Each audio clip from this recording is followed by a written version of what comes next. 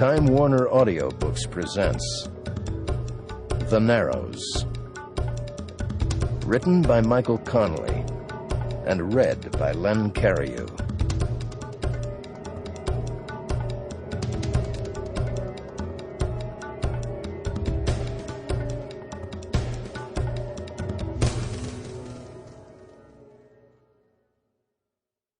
In memory of Mary McAvoy Connolly Lavelle, who kept 6 of us out of the Narrows.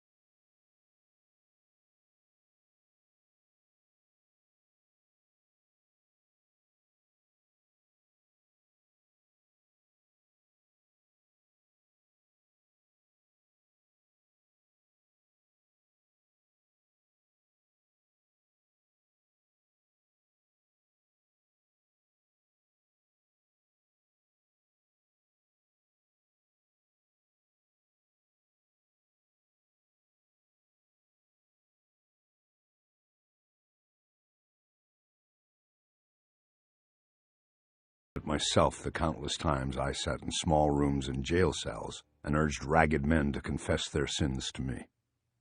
I lied to them, tricked them. The truth does not salvage you or make you whole again. It does not allow you to rise above the burden of lies and secrets and wounds to the heart. The truths I have learned hold me down like chains in a dark room, an underworld of ghosts and victims that slither around me like snakes. It is a place where the truth is not something to look at or behold. It is the place where evil waits, where it blows its breath, every breath, into your mouth and nose until you cannot escape from it. This is what I know, the only thing. I knew this going in on the day I took the case that would lead me into the Narrows. I knew that my life's mission would always take me to the places where evil waits, to the places where the truth that I might find would be an ugly and horrible thing. And still I went, without pause.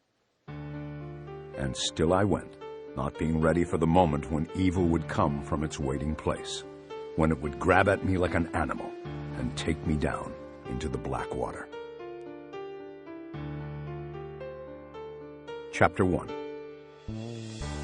She was in darkness, floating on a black sea, a starless sky above. She could hear nothing and see nothing. It was a perfect black moment, but then Rachel Walling opened her eyes from the dream. She stared up at the ceiling. She listened to the wind outside and heard the branches of the azaleas scratching against the window. She wondered if it was the scratching on glass or some other noise from within the house that had awakened her. Then her cell phone rang. She wasn't startled. She calmly reached to the bed table. She brought the phone to her ear and was fully alert when she answered, her voice showing no indication of sleep. "Agent Walling," she said. "Rachel, it's Sherry Dye." Rachel knew right away that this would not be a res call. Sherry Dye meant Quantico. It had been 4 years since the last time. Rachel had been waiting. "Where are you, Rachel?" "I'm at home. Where'd you think I'd be?" "I know you cover a lot of territory now. I thought maybe you—" "I'm in Rapid City, Sherry. What is it?" She answered after a long moment of silence. "He's resurfaced. He's back." Rachel felt an invisible fist punch into her chest and then hold there. Her mind conjured memories and images, bad ones. She closed her eyes. Sherry Dye didn't have to use a name. Rachel knew it was Bacchus. The poet had resurfaced, just as they knew he would, like a virulent infection that moves through the body, hidden from the outside for years, then breaking the skin as a reminder of its ugliness. "Tell me." 3 days ago we got something in Quantico, a package in the mail. It contained— 3 days? You sat on it for 3— We didn't sit on anything. We took our time with it. It was addressed to you at Behavioral Sciences. The mailroom brought it down to us, and we had it x-rayed, and then we opened it. Carefully. What was in it? A GPS reader. A global positioning system reader. Longitude and latitude coordinates. Rachel had encountered one on a case the previous year, an abduction out in the Badlands, where the missing camper had marked her trail with a handheld GPS. They found it in her pack and traced her steps back to a camp where she had encountered a man and he had followed her. They got there too late to save her, but they would have never gotten there at all if it hadn't been for the GPS. What was on it? Rachel sat up and swung her legs over the side of the bed. She brought her free hand to her stomach and closed it like a dead flower. She waited, and soon Sherry Dye continued. Rachel remembered her as once being so green, just an observer and learner on the Go team, assigned to her under the Bureau's mentoring program. 10 years later, and all the cases had etched deep grooves into her voice. Sherry Dye wasn't green anymore, and she needed no mentor. It had one waypoint in its record, the Mojave, just inside the California border at Nevada. We flew out yesterday and we went to the marker. We've been using thermal imaging and gas probes. Late yesterday, we found the first body, Rachel. Who is it? We don't know yet. It's old. It had been there a long time. We're just starting with it.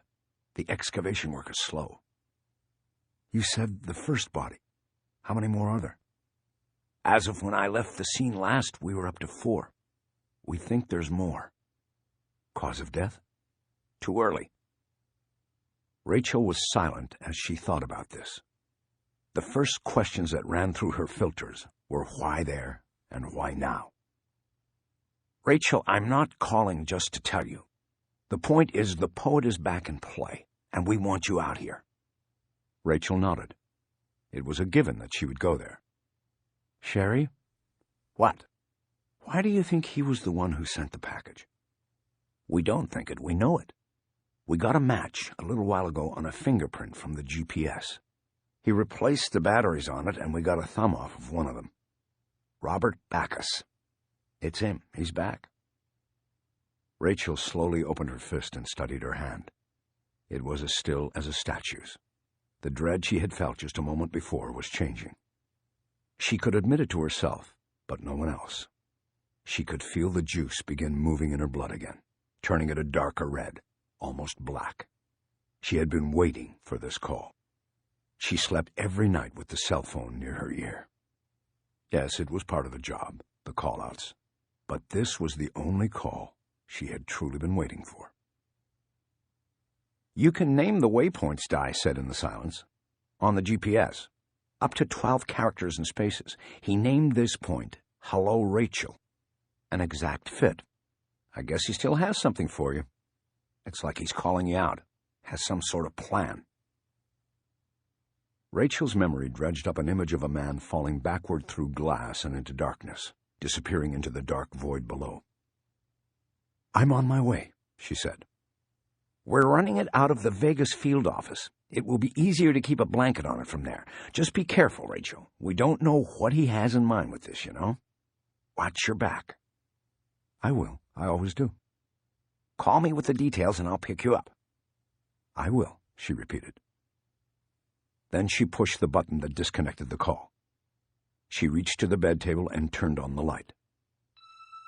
For a moment, she remembered the dream, the stillness of the black water and the sky above, like black mirrors facing each other, and her in the middle, just floating.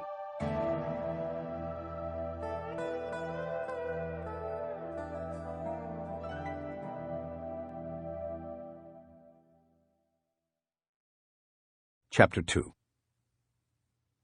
Graciela McCaleb was waiting by her car outside my house on Woodrow Wilson Drive when I got there. She had been on time for our appointment, but I had not.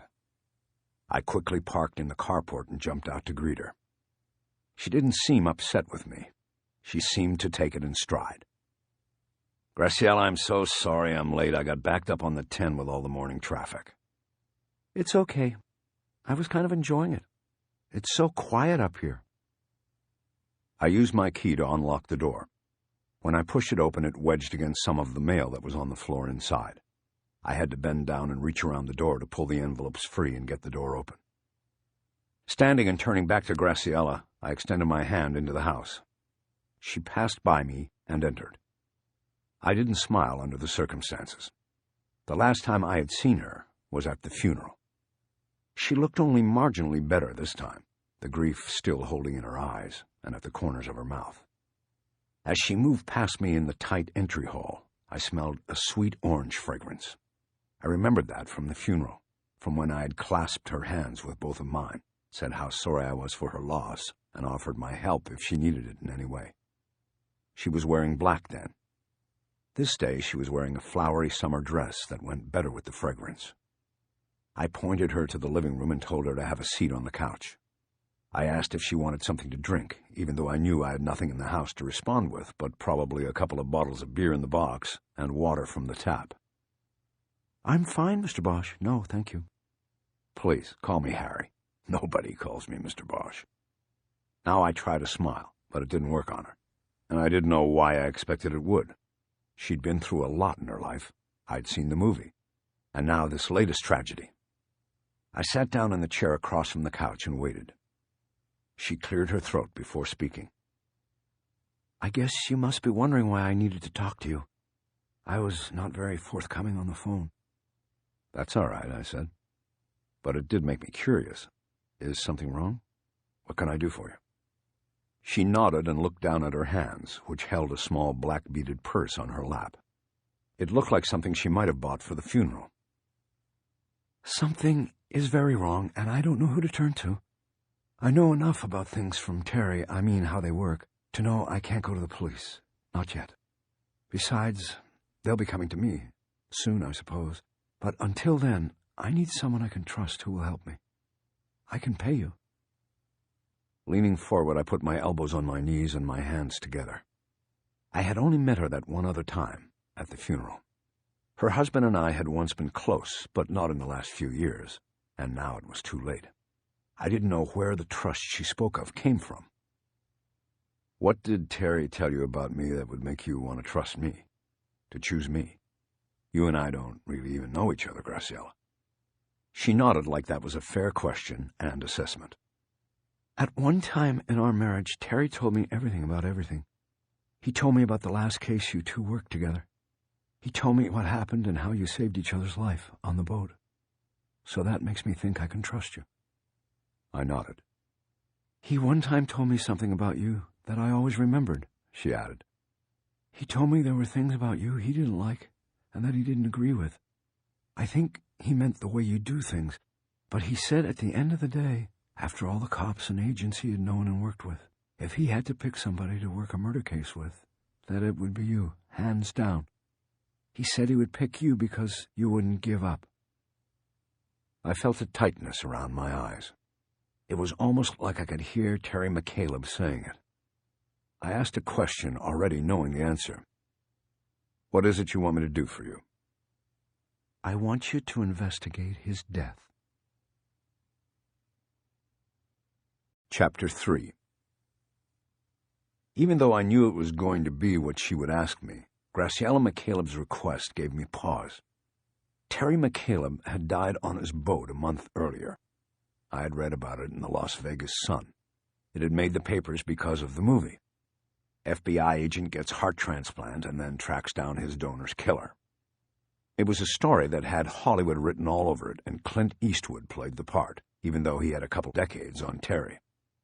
The film was a modest success at best, but it still gave Terry the kind of notoriety that guaranteed an obituary notice in papers across the country. I had just gotten back to my apartment near the Strip one morning and picked up the Sun. Terry's death was a short story in the back of the A section. A deep tremor rolled through me when I read it. I was surprised, but not that surprised. Terry had always seemed to be a man on borrowed time. But there was nothing suspicious in what I had read or what I had then heard when I went out to Catalina for the funeral service. It had been his heart, his new heart, that had failed. It had given him 6 good years, better than the national average for a heart transplant patient. But then it had succumbed to the same factors that destroyed the original. "I don't understand," I said to Graciela. "He was on the boat, a charter, and he collapsed. They said his heart." "Yes, it was his heart," she said. "But something new has come up. I want you to look into it. I know you're retired from the police, but Terry and I watched on the news last year what happened here." Her eyes moved around the room, and she gestured with her hands. She was talking about what had happened in my house a year earlier, when my first post-retirement investigation had ended so badly, and with so much blood. "I know you still look into things," she said. "You're like Terry was. He couldn't leave it behind. Some of you are like that. When we saw on the news what happened here, that's when Terry said he would want you if he had to pick someone. I think what he was telling me was that if anything ever happened to him, I should go to you." I nodded and looked at the floor. "Tell me what has come up, and I will tell you what I can do." "You have a bond with him, you know." I nodded again. "Tell me." She cleared her throat. She moved to the edge of the couch and began to tell it. "I'm a nurse. I don't know if you saw the movie, but they made me a waitress in the movie. That's not right. I'm a nurse. I know about medicine. I know about hospitals. All of it." I nodded and didn't say anything to stop her. "The coroner's office conducted an autopsy on Terry. There were no signs of anything unusual, but they decided to go ahead with the autopsy at the request of Dr. Hansen, Terry's cardio doctor, because he wanted to see if they could find out what went wrong." "Okay," I said. "What did they find?" "Nothing. I mean, nothing criminal. The heart simply stopped beating, and he died. It happens. The autopsy showed that the muscles of the heart's walls were thinning, getting narrow. Cardiomyopathy. The body was rejecting the heart. They took the normal blood samples, and that was it. They released him to me, his body. Terry didn't want to be buried. He always told me that. So he was cremated at Griffin and Reeves, and after the funeral service, Buddy took the children and me out on the boat, and we did what Terry asked. We let him go then, into the water. It was very private. It was nice." "Who's Buddy?" "Oh, he's the man Terry worked with on the charter business, his partner." "Right, I remember." I nodded and tried to retrack her story, looking for the opening, the reason she had come to see me. "The blood scan from the autopsy," I said. "What did they find in it?" She shook her head. "No, it's what they didn't find." "What?" "You have to remember that Terry took a ton of meds. Every day, pill after pill, liquid after liquid. It kept him alive, I mean until the end. So the blood scan was like a page and a half long." "They sent it to you?" "No, Dr. Hansen got it. He told me about it, and he was calling because there were things missing from the scan that should have been there, but weren't. Cellcept and Prograf. They weren't in his blood when he died." "And they're important." She nodded. "Exactly. He took 7 capsules of Prograf every day. Cellcept twice a day. These were his key meds. They kept his heart safe." "And without them he would die?" 3 or 4 days would be all it would take. Congestive heart failure would come up quickly. And that is exactly what happened." "Why did he stop taking them?" "He didn't, and that is why I need you. Someone tampered with his meds and killed him." I pushed all of her information through the grinder again. "First, how do you know he was taking his medicine?" "Because I saw him, and Buddy saw him, and even their charter, the man they were with on the last trip, said he saw him taking his meds. I asked them. Look, I told you I'm a nurse. If he wasn't taking his meds, I would have noticed." "Okay, so you were saying he was taking his pills, but they weren't really his pills. Somebody tampered with them. What makes you say that?" Her body language indicated frustration. I wasn't making the logic jumps she thought I should be making. "Let me back up," she said. "A week after the funeral, before I knew anything about all of this, I started to try to get things back to normal, and I cleared out the closet where Terry kept all his meds. You see, the meds are very, very expensive. I didn't want them to go to waste. There are people who can barely afford them. We could barely afford them. Terry's insurance had run out, and we needed Medi-Cal and Medicaid just to pay for his medicine." "So you donated the meds?" "Yes, it's a tradition with transplants. When somebody—" She looked down at her hands. "I understand," I said. "You give everything back." "Yes, to help the others. Everything is so expensive, and Terry had at least a 9-week supply. It would be worth thousands to somebody." "Okay." "So I took everything across on the ferry and up to the hospital. Everybody thanked me, and I thought that was that. I have 2 children, Mr. Bosch. As hard as it was, I had to move on, for their sake." I thought about the daughter. I had never seen her, but Terry had told me about her. He told me her name and why he had named her. I wondered if Graciela knew that story. "Did you tell Dr. Hansen this?" I asked. "If somebody tampered with them, you have to warn them that—" She shook her head. "There's an integrity procedure. All the containers are examined. You know, the seals on the bottles are checked, expiration dates checked, lot numbers checked against recall, and so on. Nothing came up. Nothing had been tampered with. Nothing I'd given them, at least." "Then what?" She moved closer to the edge of the couch. Now she would get to it. "On the boat. The open containers I didn't donate, because they don't take them. Hospital protocol." "You found tampering?" "There was 1 more day's dosage of Prograf and 2 more days of Celcept in the bottles. I put them in a plastic bag and took them to the Avalon Clinic. I used to work there. I made up a story. I told them a friend of mine found the capsules in her son's pocket while doing the laundry. She wanted to know what he was using. They ran tests, and the capsules, all of them, were dummies. They were filled with a white powder. Powdered shark cartilage, actually. They sell it in specialty shops and over the internet. It's supposed to be some sort of homeopathic cancer treatment. It's easily digestible and gentle. Contained in a capsule, it would have tasted the same to Terry. He would not have known the difference." From her small purse, she pulled out a folded envelope and handed it to me. It contained 2 capsules, both white with small pink printing running along the side. "Are these from the last dosage?" "Yes. I saved those 2 and gave 4 to my friend at the clinic." Using the envelope to catch its contents, I used my fingers to pull one of the capsules open. It came apart freely without damaging the 2 pieces of the casing. The white powder it had held poured into the envelope. I knew then that it would not be a difficult process to pour the intended content of the capsules out and to replace it with a useless powder.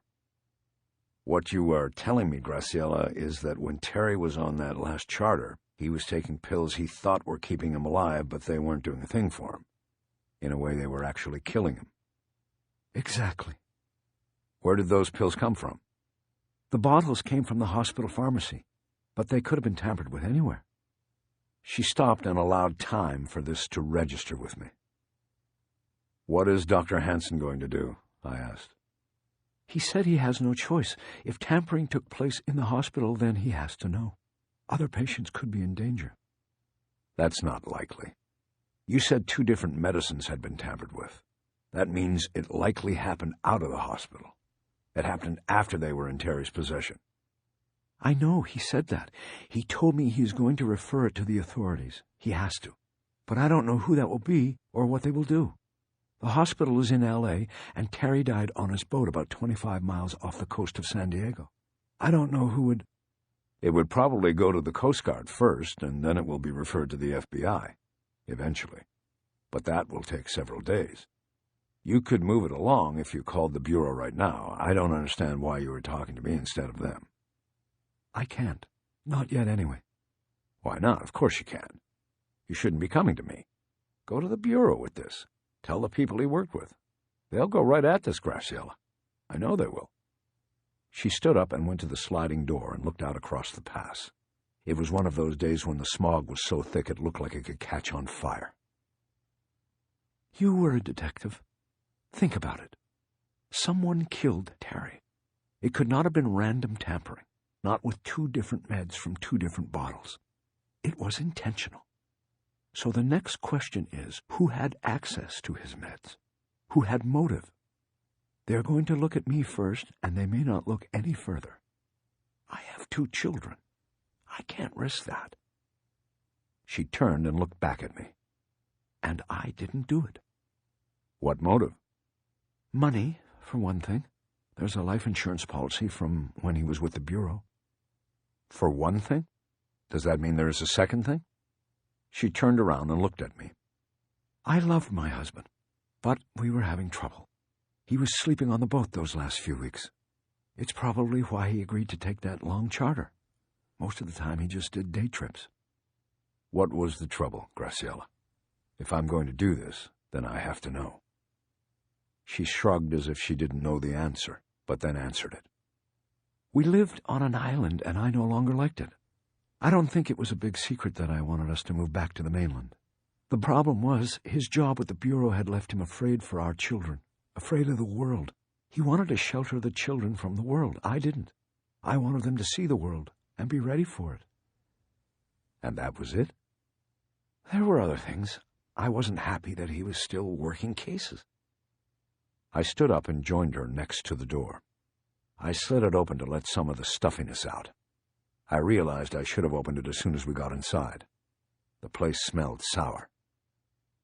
What cases? He was like you, haunted by the ones that got away. He had files, boxes of files down on that boat. I had been in the boat a long time ago.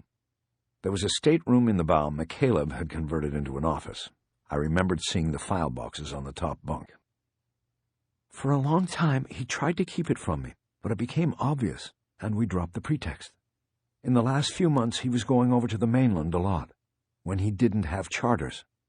We argued about it, and he just said it was something he couldn't let go of.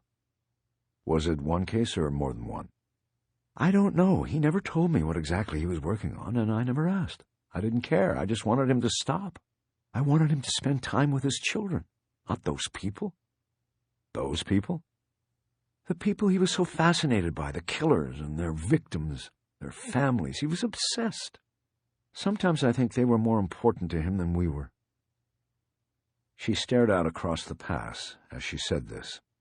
Opening the door had let the traffic noise in. The freeway down below sounded like a distant ovation in some sort of arena where the games never ended. I opened the door all the way and stepped out onto the deck. I looked down into the brush and thought about the life-and-death struggle that had taken place there the year before.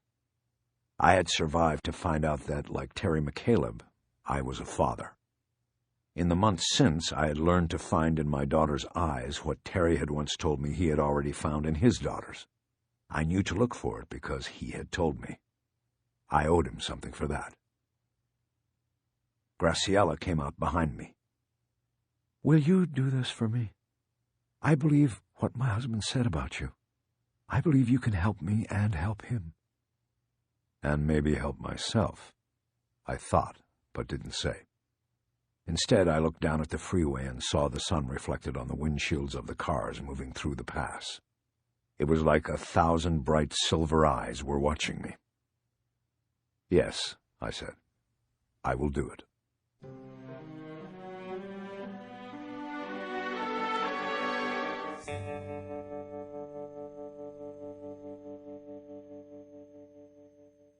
Chapter 4.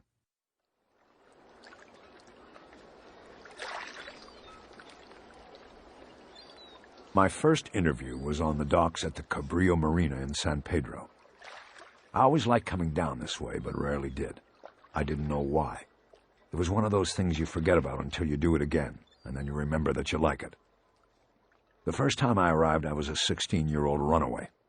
I made my way down to the Pedro docks and spent my days getting tattooed and watching the tuna boats come in. I spent my nights sleeping in an unlocked towboat called Rosebud until a harbormaster caught me and I was sent back to the foster home, the words "Hold Fast" tattooed across my knuckles. Cabrillo Marina was newer than that memory. These weren't the working docks where I had ended up so many years before. Cabrillo Marina provided dockage for pleasure craft. The masts of 100 sailboats poked up behind its locked gates, like a forest after a wildfire. Beyond these were rows of power yachts, many in the millions of dollars in value. Some not. Buddy Lockridge's boat was not a floating castle. Lockridge, who Graciela McCaleb told me was her husband's charter partner and closest friend at the end, lived on a 32-foot sailboat that looked like it had the contents of a 60-footer on its deck. It was a junker, not by virtue of the boat itself, but by how it was cared for. If Lockridge had lived in a house, it would have had cars on blocks in the yard and walls of stacked newspapers inside. He had buzzed me in at the gate and emerged from the cabin wearing shorts, sandals, and a T-shirt worn and washed so many times the inscription across the chest was unreadable. Graciela had called him ahead of time. He knew I wanted to talk to him, but not the exact reason why. "So," he said as he stepped off the boat onto the dock, "Graciela said you are looking into Terry's death. Is this like an insurance thing or something?" "Yes, you could say that." "You like a private eye or something?" "Something like that, yeah." He asked for identification, and I showed him the laminated wallet copy of my license that had been sent to me from Sacramento. He raised a quizzical eyebrow at my formal first name. "Hieronymus Bosch? Like that crazy painter, huh?" It was rare that someone recognized the name. That told me something about Buddy Lockridge. Some say he was crazy. Some think he accurately foretold the future. The license seemed to appease him, and he said we could talk in his boat or we could walk over to the chandlery to get a cup of coffee. I wanted to get a look inside his home and boat. It was basic investigative strategy, but didn't want to be obvious about it, so I told him I could use some caffeine. The chandlery was a ship store that was a 5-minute walk down the dock. We small-talked as we walked over, and I mostly listened to Buddy complain about his portrayal in the movie that had been inspired by McCaleb's heart transplant and his search for his donor's killer. "They paid you, didn't they?" I asked when he was finished. "Yes, but that's not the point." "Yes, it is. Put your money in the bank and forget about the rest. It's just a movie." There were some tables and benches outside the chandlery, and we took our coffees there. Lockridge started asking questions before I got the chance. I let him run his line out a little bit.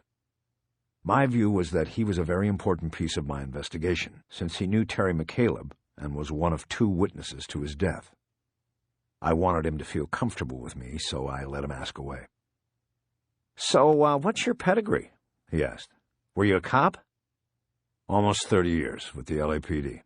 Half of the time I worked homicides." "Murders, huh? Did you know Terror?" "What?" "I mean, Terry? I called him Terror." "How come?" "I don't know. I just did. I give everyone nicknames. Terry had seen firsthand the terror of the world, you know what I mean? I called him Terror." "What about me? What's my nickname going to be?" "You?" He looked at me like a sculptor sizing up a block of granite. You were Suitcase Harry." "How come?" "Because you're sort of rumpled like you live out of a suitcase." I nodded. "Pretty good." "So, did you know Terry?" "Yes, I knew him. We worked a few cases together when he was with the Bureau, then one more after he got the new heart." He snapped his fingers and pointed at me. "Now I remember, you were the cop. You were the one who was here that night on his boat, when those 2 goons showed up to do him in. You saved him, and then he turned around and saved you." I nodded.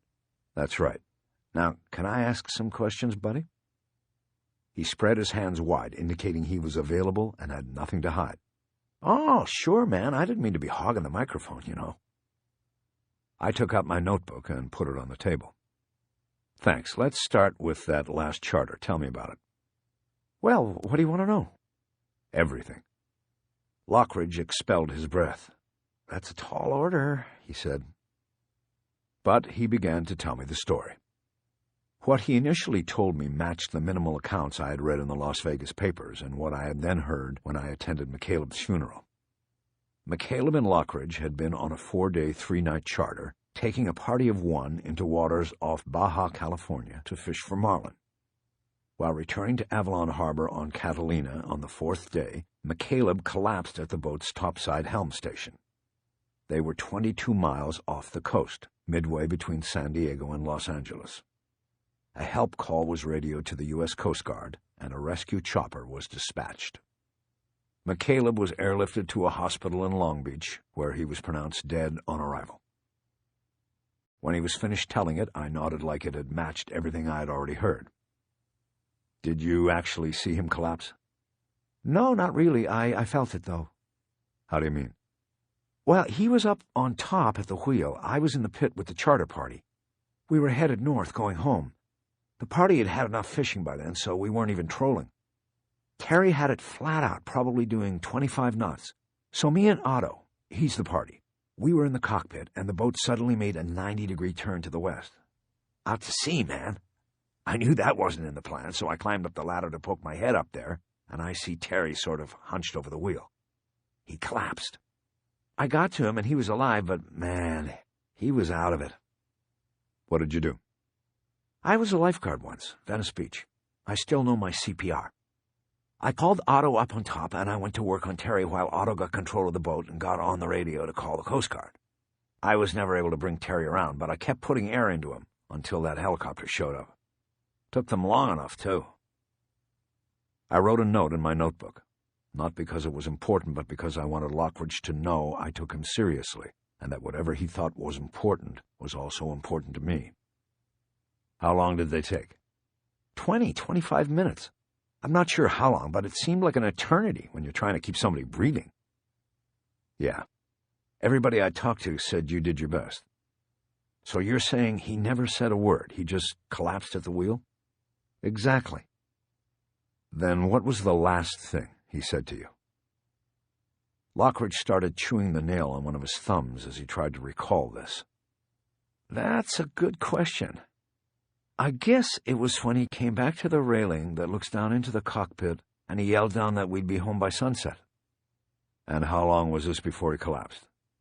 Maybe a half hour, maybe a little longer. He seemed fine then? Yeah, he seemed like the regular Terry, nobody could have guessed what was going to happen. By now you men had been on the boat for 4 straight days, right? That's right. Pretty close quarters because the party got the stateroom. Me and Terry bunked it in the forward cabin. During that time, did you see Terry take his meds every day? All the pills he had to take? Lockridge nodded emphatically. Oh, yeah, he was popping his pills right and left, every morning and every night. We'd been out on a lot of charters together. It was his ritual. He set his watch by it. He never missed. And he didn't on this trip either. I made a few more notes just to keep silent so that Lockridge might keep talking, but he didn't. Did he say anything about them tasting different, or him feeling different after taking them? Is that what this is about? You people are trying to say Terry took the wrong pills and then not have to pay the insurance? If I'd known that, I would have never agreed to talk to you. He started to get up from his bench. I reached over and gripped his arm. Sit down, buddy. That's not what this is about. I don't work for the insurance company. He dropped heavily back onto the bench and looked at his arm where I had gripped it. Then what is it about? You already know what it's about. I'm just making sure Terry's death was what it was supposed to be. Supposed to be? I realized that I had used an unfortunate choice of words. What I'm trying to say is that I want to make sure he didn't have any help. Lockridge studied me for a long moment and slowly nodded. You mean like the pills were tainted or messed with? Maybe. Lockridge set his jaw tightly with resolve. It looked genuine to me. You need any help? I might need some, yeah. I'm going over to Catalina tomorrow morning. I'm going to look at the boat. Can you meet me there? Absolutely. He seemed excited, and I knew I would eventually drop a rock on that, but for now, I wanted his full cooperation. Good. Now let me ask a few more questions. Tell me about the charter party. Did you know this guy, Otto, beforehand? Oh, yeah. We take Otto out a couple of times a year. He lives over there on the island. That's the only reason why we got the multi-day charter. See, that was the problem with the business. But Terra never cared. He just was happy to sit there in that little harbor and wait on half-days. Slow down a second, buddy. What are you talking about? I'm talking about Terry keeping the boat over there on that island. What we got over there were people who are visiting Catalina and want to go fishing for a few hours. We didn't get the big charters, the 3, 4, 5-day jobs where you make the good money. Otto was the exception because he lives over there and he wanted to go fishing off Mexico a couple of times a year and get his ashes hauled in the process. Lockridge was giving me more information and avenues of questioning than I could handle at once. I stayed on Michaela, but would definitely come back to Otto, their charter client. You're saying that Terry was content to sort of be small-time? Exactly. I kept telling him, move the charter over here to the mainland, put out some ads and get some serious work. But he didn't want to. Did you ever ask him why? Sure, he wanted to stay on the island. He didn't want to be away from the family all the time, and he wanted time to work on his files. You mean his old cases? Yeah, that and some new ones. What new ones? I don't know. He was always clipping articles out of the newspaper and sticking them in files, making phone calls, things like that. On the boat? Yeah, on the boat. Graciela wouldn't allow it in the house. He told me that she didn't like him doing it. Sometimes it got to the point he was sleeping on the boat at night, at the end. I think it was because of the files. He'd get obsessed with something, and she'd end up telling him to stay on the boat until he got over it. He told you that? He didn't have to. Any case or file you remember he was interested in lately? No, he no longer included me in that stuff. I helped him work on his heart case, and then he sort of shut me out of that stuff. Did that bother you? Not really. I mean, I was willing to help. Chasing bad guys is more interesting than chasing fish, but I knew that was his world and not mine. It sounded too much like a stock answer, like he was repeating an explanation McCaleb had once given to him. I decided to leave it at that, but I knew this was a subject I would come back to with him. Okay, let's go back to Otto. You fished with him how many times? This was our fourth trip. Always down to Mexico? Pretty much. What does he do for a living that he can afford to do this? He's retired. Thinks he's Zane Grey and wants to go sport fishing. Catch a black marlin and put it up on his wall. He can afford it. He told me he was a salesman, but I never asked what he sold. Retired? How old is he? I don't know, mid-60s. Retired from where? Just across the water, Long Beach, I think. What did you mean a minute ago when you said he liked to go fishing and get his ashes hauled? I meant exactly that.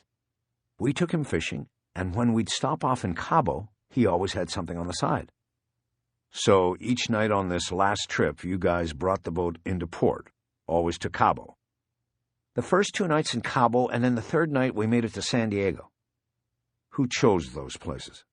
Well, Otto wanted to go to Cabo, and San Diego was just a halfway point on the trip back.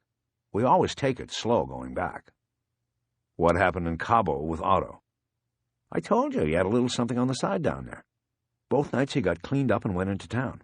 I think he was meeting a señorita there. He had made some calls on his cell phone. Is he married? Far as I know. I think that's why he liked the 4-day charters. His wife thought he was out there fishing. She probably didn't know about stopping in Cabo for a margarita. And I'm not talking about the drink. What about Terry? Did he go into town? He answered without hesitation. Nope, Terry had nothing going in that department, and he would never leave the boat. He'd never even step on the dock. How come? I don't know. He just said he didn't need to. I think he was superstitious about it. How so? You know, the captain stays with the vessel, that sort of thing. What about you? Most of the time I hung with Terry and the boat. Every now and then I'd go to town to one of the bars or something. What about on that last trip? No, I stayed with the boat. I was a little short of bread. So on that last trip, Terry never got off the boat. That's right. And nobody besides you, Otto, and him were ever on the boat, right? Well, not exactly. What do you mean, who was on the boat? On the second night going into Cabo, we got stopped by the Federales, the Mexican Coast Guard. 2 guys came on board and looked around for a few minutes. Why? It's sort of a routine. Every now and then they stop you, make you pay a little tariff, then they let you go. A bribe? A bribe, a payoff, a bite, whatever you want to call it. And that happened this time? Yeah, Terry gave them $50 when they were in the salon, and then they split. It was all pretty fast. Did they search the boat? Did they look at Terry's medicine? Nah, it didn't get to that. That's what the payoff is for, to avoid all of that. I realized I hadn't been taking notes. A lot of this information was new and worth exploring further, but I sensed that I had enough for the moment. I would digest what I had and come back to it. I had a feeling that Buddy Lockridge would give me whatever time I needed, as long as I made him feel like a player in the investigation. I asked him for the exact names and locations of the marinas where they had docked overnight on the trip with Otto, and I did write this information in my notebook. I then reconfirmed our appointment on McCaleb's boat for the next morning. I told him I was taking the first ferry across, and he told me he'd be on it as well. I left him there because he said he wanted to go back into the chandlery to pick up some supplies. As we dumped our coffee cups into the trash can, he wished me luck with the investigation. "I don't know what you're going to find. I don't know if there is anything to find. But if Terry had help with this, I want you to get whoever it was who helped him. You know what I'm saying?" Yes, buddy, I think I know what you're saying. I'll see you tomorrow on the island. I'll be there. Chapter 5.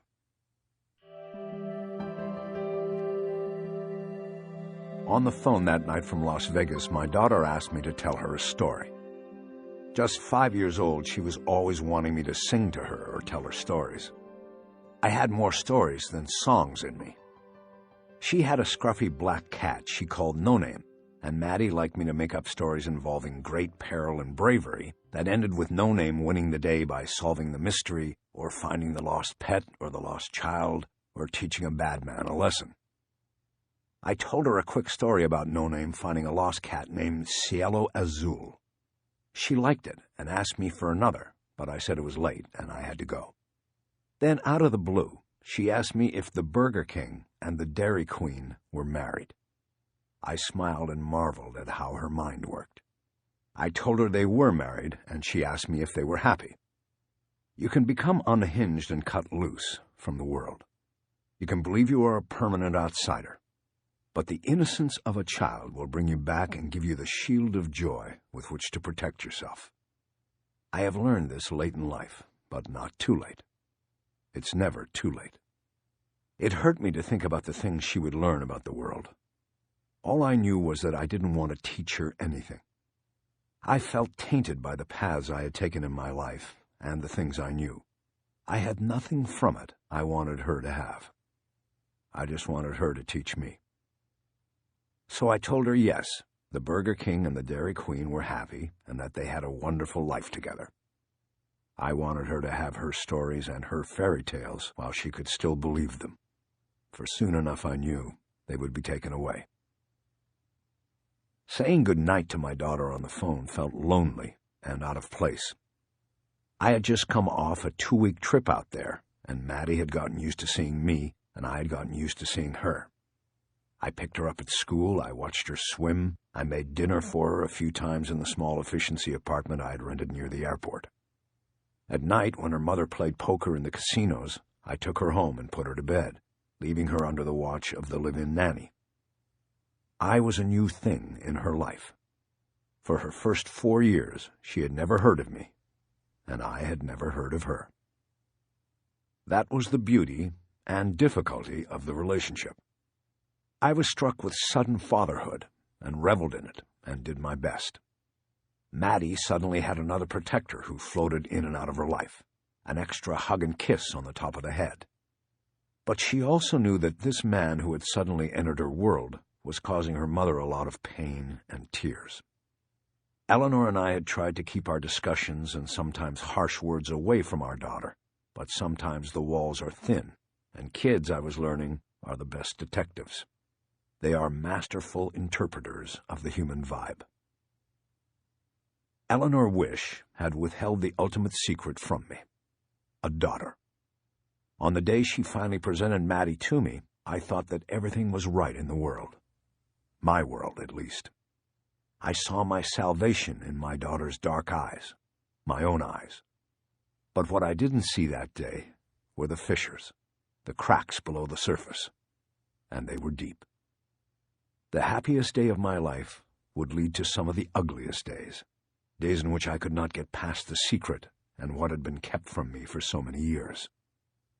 Whereas in one moment I thought I had everything I could possibly want from life, I soon learned I was too weak a man to hold it, to carry the betrayal hidden in it in exchange for what I had been given. Other, better men could do it. I could not. I left the home of Eleanor and Maddie. My Las Vegas home is a one-room efficiency across the parking lot from the place where millionaire and billionaire gamblers park their private jets and head by whispery limos to the casinos. I have one foot in Las Vegas, and one remains here in Los Angeles, a place I know I can never leave permanently. Not without dying. After saying goodnight, my daughter handed the phone to her mother, who was on a rare night at home. Our relationship was more strained than it had ever been. We were at odds over our daughter. I didn't want her to grow up with a mother who worked nights in the casinos. I didn't want her eating at Burger King for dinner, and I didn't want her to learn about life in a city that wore its sins on its sleeve. But I was in no position to change things.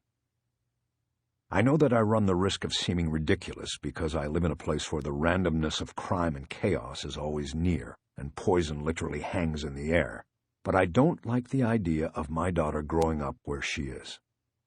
I see it as the subtle difference between hope and desire. Los Angeles is a place that operates on hope, and there is still something pure about that.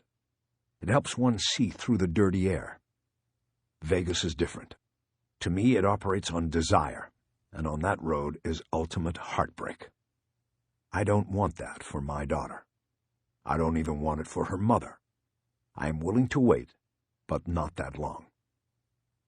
As I spend time with my daughter and know her better and love her more, my willingness frays at the middle like a rope bridge, crossing a deep chasm. When Maddie handed the phone back to her mother, neither of us had much to say, so we didn't. I just said I would check in with Maddie the next time I could, and we hung up.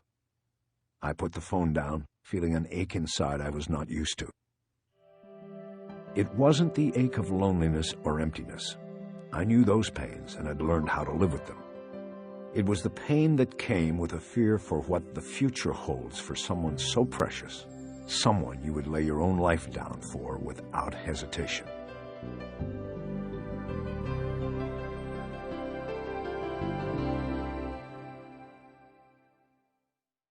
Chapter 6.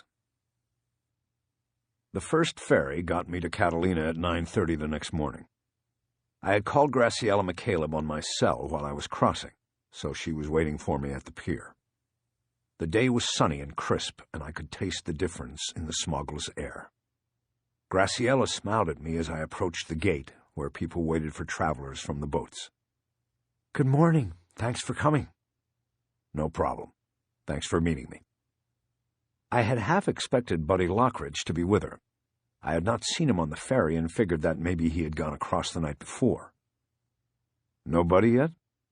"No. Is he coming?" "I wanted to go over things on the boat with him. He said he would be on the first boat, but he didn't show." "Well, they're running 2 ferries. The next will be here in 45 minutes. He's probably on that. What would you like to do first?" "I want to go to the boat. Start there." We walked over to the tender's dock and took a Zodiac with a little 1-horsepower engine on it out into the basin where the yachts were lined in rows, tied up to floating mooring balls and moving with the current in a synchronized fashion. Terry's boat, the Following Sea, was second from the end of the second row. An ominous feeling came over me as we approached, and then bumped up against the fantail. On this vessel Terry had died, my friend and Graciela's husband. It used to be one of the tricks of the trade for me to find or manufacture an emotional connection to a case. It helped stoke the fire and gave me that needed edge to go where I had to go, do what I had to do.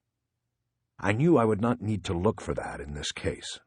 No manufacturing necessary. It was already part of the deal. The largest part.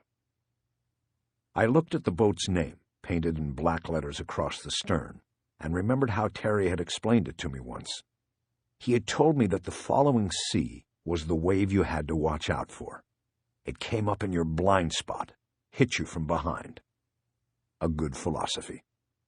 I had to wonder now why Terry hadn't seen what and who had come up behind him.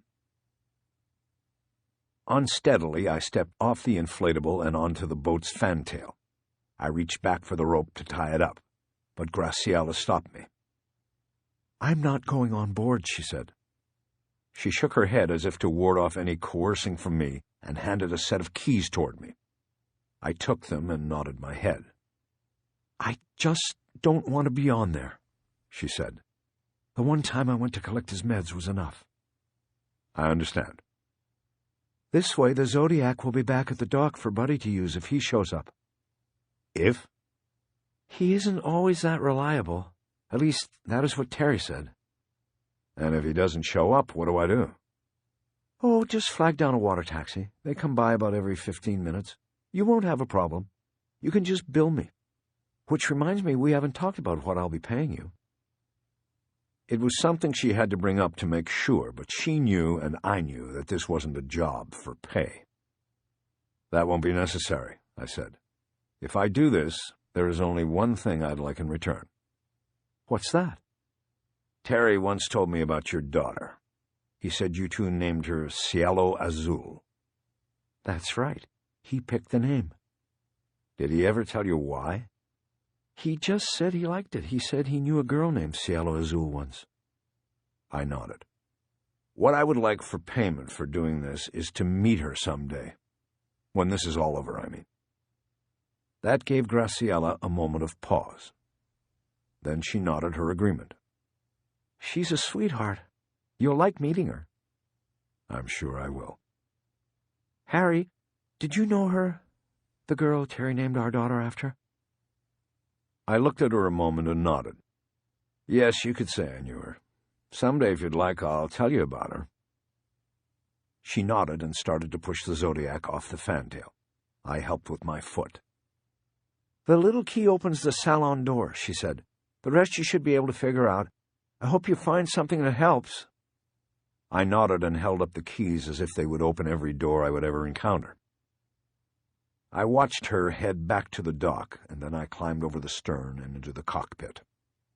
Some sort of sense of duty made me climb the ladder to the upper helm before I went inside the boat. I pulled the canvas cover off the control station and stood for a moment next to the wheel and the seat and envisioned the story Buddy Lockridge had told me of Terry collapsing here. It somehow seemed appropriate for him to collapse at the wheel, yet with what I now knew, it also seemed so wrong. I put my hand on the top of the chair as if resting it on someone's shoulder. I decided that I would find the answers to all of the questions before I finished here. The small chrome key on the ring Graciela had given me opened the mirrored sliding door that led inside the boat. I left it open to air out the interior. There was a briny, funky smell inside. I traced it to the rods and reels stored on ceiling racks, artificial baits still in place. I guessed that they had not been washed off and properly cared for after the last charter. There had not been time. There had not been a reason. I wanted to go down the steps to the stateroom in the bow where I knew Terry kept all his investigative files, but I decided to leave that place for last. I decided to begin in the salon and work my way down. The salon had a functional layout with a couch, chair, and coffee table on the right side, leading to a chart desk built behind the seat of the interior helm. On the opposite side was a restaurant-style booth with red leather padding. A television was locked down in a partition that separated the booth from the galley, and then there was a short stairway I knew led down to the forward staterooms and a bathroom. The salon was neat and clean. I stood in the middle of the space and just observed it for a half-minute before going to the chart station and opening drawers. McCaleb had kept the charter business files here. I found listings of customers and a calendar for charter reservations. There were also records dealing with his collection from Visa and MasterCard, which he evidently accepted from customers as payment. The charter business had a bank account, and there was a checkbook in the drawer, too. I checked the register and saw that just about everything that came in went back out again to cover fuel and mooring charges, as well as fishing and other charter supplies. There was no record of cash deposits, so I concluded that if the business was profitable, it was in the unrecorded cash payments from customers, depending on how many of these there were. In the bottom drawer, there was a bad check file. There were only a few, and they were spread out over time, none so large that they could seriously damage the business. I noticed that in the checkbook and with most of the business records, either Buddy Lockridge's or Graciella's name was listed as the operator of the charter business. I knew this was because, as Graciella had told me, Terry was seriously limited in what he could earn as official income. If he made over a certain level, which was shockingly low, he was not eligible to receive state and federal medical assistance. If he lost that, he would then end up paying medical expenses himself, a quick route to personal bankruptcy for a transplant recipient. In the bad check file, I also found a copy of a sheriff's report unrelated to bad paper. It was a 2-month-old incident report stemming from an apparent burglary of the following sea. The complainant was Buddy Lockridge, and the summary indicated that only one thing was taken from the boat: a handheld global positioning system reader. Its value was placed at $300, and the model was listed as a Gulliver 100. An added note said that the complainant could not provide the serial number of the missing device because he had won it in a poker game from a person he could not identify, and he had never bothered to write the tracking number down. Once I had made a quick check through all of the drawers in the chart station, I went back to the client files and started going through them more thoroughly, looking carefully at each customer McCaleb and Lockridge had taken on board in the 6 weeks before Terry's death. None of the names struck me as curious or suspicious, and there were no notations by Terry or Buddy in the file that raised any of those feelings either. Nevertheless, I took a notebook from the back pocket of my blue jeans and wrote a list that showed the name of each client, the number in the party, and the date of the charter. Once I had this, I was able to see that the charters were by no means regular. A good week for the business was 3 or 4 half-day charters. There was one week in which there were no charters at all, and another in which there was only one. I was beginning to see Buddy's point about the need to move the business to the mainland in order to increase the frequency and length of charter bookings. McCaleb was running the charter business as a hobby, and that wasn't the way to make it thrive. Of course, I knew why he was running it that way. He had another hobby, if you want to call it that, and he needed time to devote to that as well. I was putting the records back into the chart station drawer with the intention of heading down to the bow to explore Terry's other hobby when I heard the salon door roll open behind me. It was Buddy Lockridge. He had come up on the boat without my hearing the Zodiac's little engine or feeling its nudge against the fantail. I also hadn't felt Buddy's considerable weight as he climbed onto the boat. "Morning," he said. "Sorry I'm late." "That's okay. I've got a lot to look through here." "Find anything interesting yet?" "Not really. I'm about to go below, check out his files." "Cool. I'll help." "Actually, Buddy, where you can help is if maybe you called the man who was the last charter." I looked at the last name written on the page in my notebook. Otto Woodall. Could you call him and vouch for me and see if I could come by this afternoon to see him? "That's it? You wanted me to come all the way over to make a phone call?" "No, I have questions for you. I need you here. I just don't think you should be going through the files down there. Not yet, at least." I had a feeling that Buddy Lockridge had probably already perused every file in the bow, but I was playing him this way on purpose. I had to keep him close, but distant at the same time, until I had cleared him to my satisfaction. Yes, he was McCaleb's partner, and had received credit for his efforts to save his fallen friend, but I had seen stranger things in my time. At the moment, I had no suspects, and that meant I had to suspect everybody. "Make the call, and then come downstairs to see me." I left him there and headed down the short set of steps to the lower part of the boat. I had been here before and knew the layout. The 2 doors on the left side of the hallway led to the head and a storage closet. Straight ahead was a door to the small stateroom in the bow. The door on the right led to the master stateroom, the place where I would have been killed 4 years before if Terry McCaleb had not leveled a gun and fired on a man about to ambush me. This had occurred moments after I had saved McCaleb from a similar end.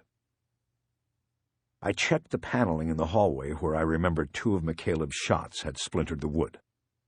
The surface was heavily varnished, but I could tell it was newer wood. The shelves in the storage closet were empty, and the bathroom was clean. The overhead vent popped open on the forward deck above.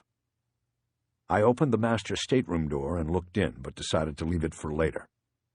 I went to the forward room and had to use a key from the ring Graciela had given me to open the door. The room was as I had remembered it, 2 sets of V-bunks on each side, following the line of the bow.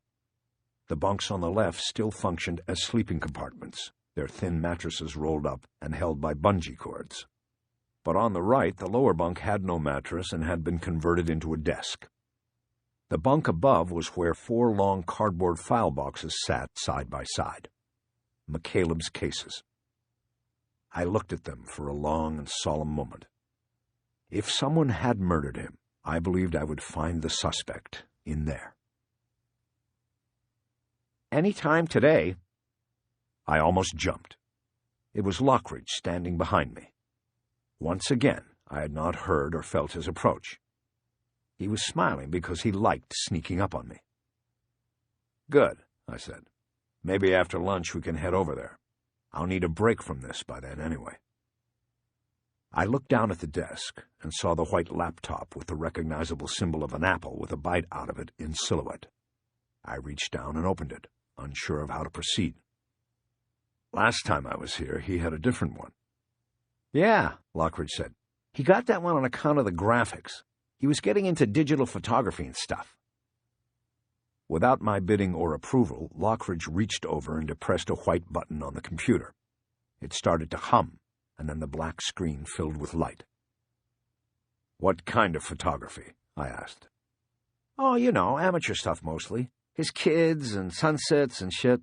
It started with the clients. We started taking their pictures with their trophy fish, and Terry could just come down here and print out 8x10 glossies on the spot. There's a box of cheap-ass frames in here someplace. The client catches a fish, he gets a framed photo, part of the deal. It worked pretty good. Our gratuities went way up with that." The computer finished booting up. The screen was a sky of light blue that made me think of McCaleb's daughter.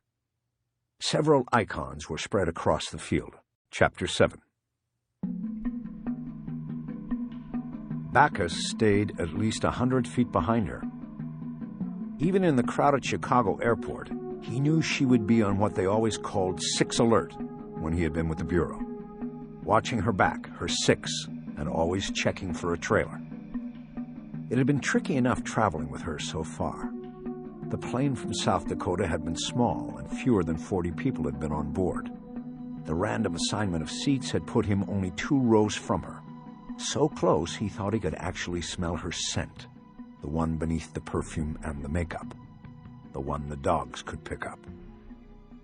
It was intoxicating to be so close and still such a long distance apart. He wanted the whole time to turn and look back at her, maybe catch a glimpse of her face between the seats, see what she was doing. But he didn't dare. He had to bide his time. He knew that good things come to those who plan carefully and then wait. That was the thing, the secret. Darkness waits. All things come to the dark. He followed her through half of the American Airlines terminal until she took a seat at gate K9. It was empty. No travelers were waiting here. No American employees were behind the gate counter waiting and ready to work the computers and check tickets. But Bacchus knew that this was only because she was early. They both were early. The flight to Las Vegas would not leave from gate K9 for another 2 hours. He knew this because he was on the Vegas flight as well. In a way, he was Rachel Walling's guardian angel, a silent escort who would be with her until she reached her final destination. He walked on by the gate, careful not to be obvious about glancing at her, but curious to see how she was going to pass the time waiting for the next flight. He hooked the strap of his large cowhide carry-on bag over his right shoulder so that if she happened to look up, her eyes might be drawn to it instead of his face. He wasn't worried about her recognizing him for who he was. All the pain and the surgeries had taken care of that. But she might recognize him from the flight from Rapid City, and he didn't want that. He didn't want her to get suspicious. His heart jumped in his chest like a baby kicking under a blanket as he made the one furtive glance while passing by. She had her head down and was reading a book. It was old and worn from many readings. There was a profusion of yellow post-its poking out from its pages, but he recognized the cover design and the title. The Poet. She was reading about him. He hurried on by before she could sense she had a watcher and look up. He went down 2 more gates and into the restroom.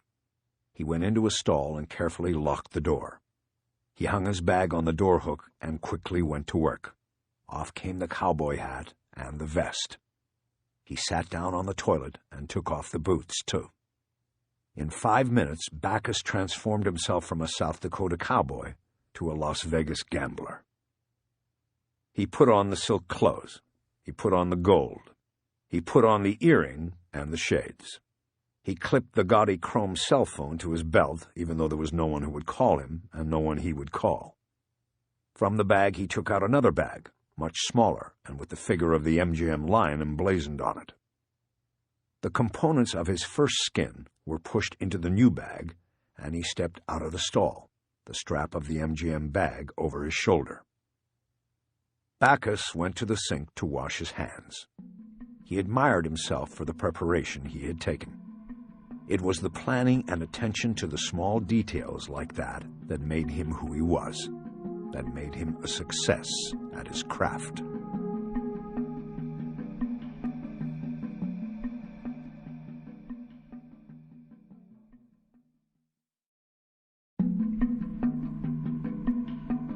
For a moment, he thought about what was waiting. He was going to take Rachel Walling on a tour. By the end of it, she would know the depths of darkness. His darkness. She would pay for what she had done to him. He felt himself getting an erection. He left the sink and stepped back into one of the stalls. He tried to change his thoughts. He listened to the fellow travelers coming and going in the restroom, relieving themselves, washing themselves. One man spoke on a cell phone while defecating in the next stall. The whole place smelled horrible, but that was okay. It smelled like the tunnel where he was reborn in blood and darkness so long ago. If they only knew who was in their presence here. He momentarily caught a vision of a dark, starless sky. He was falling backward, his arms flailing, the featherless and useless wings of a baby bird pushed out of the nest. But he had survived and had learned to fly. He started to laugh and used his foot to flush the toilet and cover his sound. "Fuck you all," he whispered. He waited for his erection to subside, pondering its cause and smiling. He knew his own profile so well. In the end, it was always about the same thing. There was only a nanometer of difference between power and sex and fulfillment when it came to the narrow spaces between the synapses in the gray folds of the mind. In those narrows, it all came down to the same thing. When he was ready, he flushed the toilet again, careful to use his shoe, and stepped out of the stall. He washed his hands again and checked his look in the mirror. He smiled. He was a new man. Rachel would not recognize him. Nobody would. Feeling confident, he unzipped the MGM bag and checked on his digital camera. It was there and ready to go. He decided he would take the risk and shoot some photos of Rachel. Just some keepsakes. A few secret shots he could admire and enjoy after everything was all over. Chapter 8. The Fish Box. Buddy's mention of it reminded me of the sheriff's report up in the chart station drawer. I meant to ask you about that. You say this guy took the GPS? Phony bastard. I'm sure it was him. He went out with us. The next thing we know, my GPS is gone, and he starts a charter over on the Isthmus. Put 2 and 2 together, and you get asshole. I've been meaning to go over there and pay him a little visit. I was having trouble following the line of his story. I asked him to explain it to me in English, as if I didn't know a fish charter from a fish chowder. "This is the deal," he said. "That little black box had all our best spots on it. Our fishing holes, man. Not only that, it had the points marked by the guy I won it from. I won it in a poker game from another fish guide. The value assigned was not for the box, but what was on it. The guy was putting his best 12 spots on the table, and I won him with a full fucking house. All right, I said. I get it now. Its value was in the coordinates of the fishing spots recorded on it, not the device itself. Exactly. Those things cost a couple of $100. But the fishing spots, those come from years of work and skill, fishing experience. I pointed at the photo on the computer screen. And this guy comes along and takes it, and then he starts out his charter business ahead of the game, using your experience as well as the guides you won it from. Way ahead. Like I said, I'm going to pay him a visit one of these days. Where's the isthmus? On the other side, where the island pinches together like a figure eight. Did you tell the sheriff's department you thought he stole it? Not at first, because we didn't know, you know. The thing turned up missing, and we thought maybe some kids came onto the boat or something at night and grabbed whatever they saw. It gets pretty fucking boring growing up on the island, from what I hear. Just ask Graciela about Raymond. The kid's going stir-crazy. So anyway, we made a report, and that was that. Then a couple of weeks later, I see this ad in Fish Tales, and it's announcing this new charter out of the isthmus, and there's a picture of the guy, and I say, "Hey, I know that guy," and I put it together. He stole my fish box. Did you call the sheriff then? Yeah, I called and told them he was the guy. They didn't act too excited. I called back the next week, and they said they talked to the guy by phone. They didn't even bother to go out there for a face-to-face. He denied it, like of course he would, and that was that as far as they were concerned. What's this guy's name? Robert Finder. His operation is called Isthmus Charters. In the ad, he calls himself Robert Fish Finder. My ass. More like Fish Stealer. I looked down at the photo on the screen and wondered if this meant anything at all to my investigation. Could the missing GPS box be at the center of Terry McCaleb's death? It seemed unlikely. The idea that someone would steal a competitor's fishing spots was understandable. But then to engage in a complicated plot to also kill the competitor seemed on the far limit of belief. It would require a hell of a plan and execution on Finder's part, that was for sure. It would require a hell of a plan on anyone's part. Lockridge seemed to read my thoughts. Hey, you think this bastard could have had something to do with terror going down? I looked up at him for a long moment, realizing that the idea of Lockridge being involved in McCaleb's death as a means of gaining control and location of the charter business and the following sea was a more believable theory. I don't know, I said, but I'll probably be checking it out. Let me know if you want somebody to go with you. Sure, but listen. I noticed on the sheriff's report that the GPS was the only thing reported stolen. Did that hold up? Nothing else ever turned up missing? That was it. That's why me and Terry thought it was so strange at first, until we figured out it was Finder. Terry thought that too, that it was him?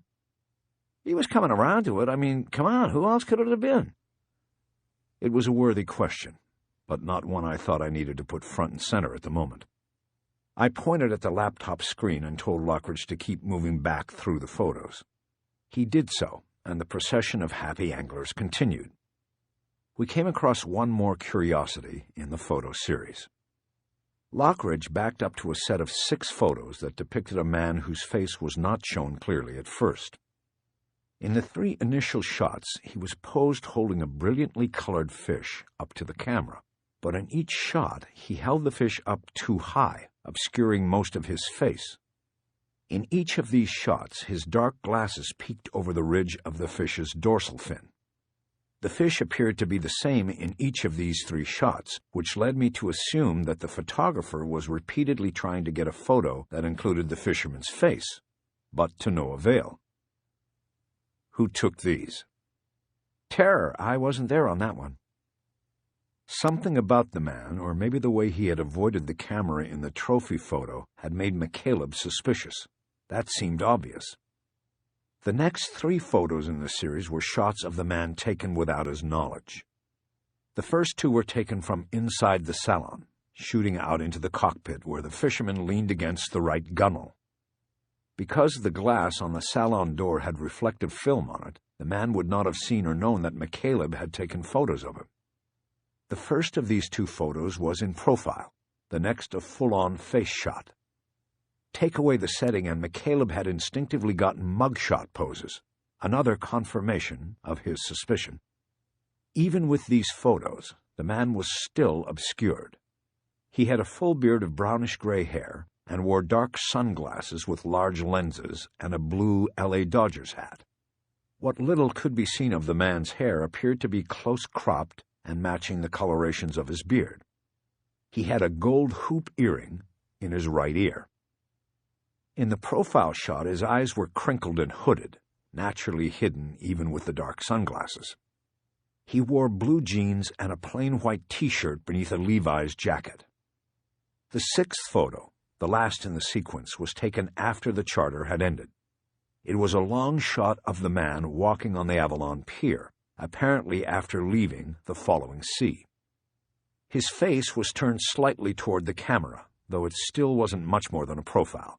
But I wondered if the man had continued to turn after the shot and perhaps had then seen McCaleb and his camera. "So, what about this guy?" I asked. "Tell me about him." "Can't," Lockridge said. "I told you I wasn't there. That was one Terry picked up on the fly. No reservation. The guy just showed up on the water taxi while Terry was on the boat and asked to go out. He paid for half a day, the minimum charter. He wanted to go out right away, and I was over on the mainland. Terry couldn't wait on me, so he took him out without me. Alone, which is a pain in the ass. But they got a nice Spanish Mac out there. Not bad." "Did he talk about the guy after?" "No, not really. He only said that the guy didn't take the full half. He wanted to pack it in after just a couple hours. So they did." Terry had an alert on. He took 6 photos, 3 while the guy wasn't looking. "You sure he didn't say anything about that?" "Like I said, not to me. But Terry kept a lot of stuff to himself." "Do you know this guy's name?" "No, but I'm sure Terry put something in the charter book. You want me to go get it?" "Yes, and I'd also like to know the exact date and how he paid. But first, can you print out these photos?" "All 6 of them? It'll take a while." "Actually, all 6, and give me one of Finder while we're at it. I have the time." "I don't suppose you want them framed, too?" "No, buddy. That won't be necessary. Just the photos." I stepped back while Buddy sat down on the cushioned stool in front of the computer. He turned on a nearby printer, loaded in photo-quality paper, and expertly went through the commands that sent the 7 pictures to the printer. Again, I noted his ease with the equipment. I had the feeling that there wasn't any content on the laptop that he was not familiar with. Probably nothing in the file boxes on the bunk above us, either. "Okay," he said as he got up. "Takes about a minute for each one. They come out a bit sticky, too. Might want to spread them out till they dry all the way. I'll go up and see what the charter book says about your mystery man." After he was gone, I sat down on the stool. I'd watched how Lockridge worked the photo files and was a quick learner. I went back to the main listing and double-clicked on the photo folder labeled Mail Call. A frame opened containing 36 small photos in a grid.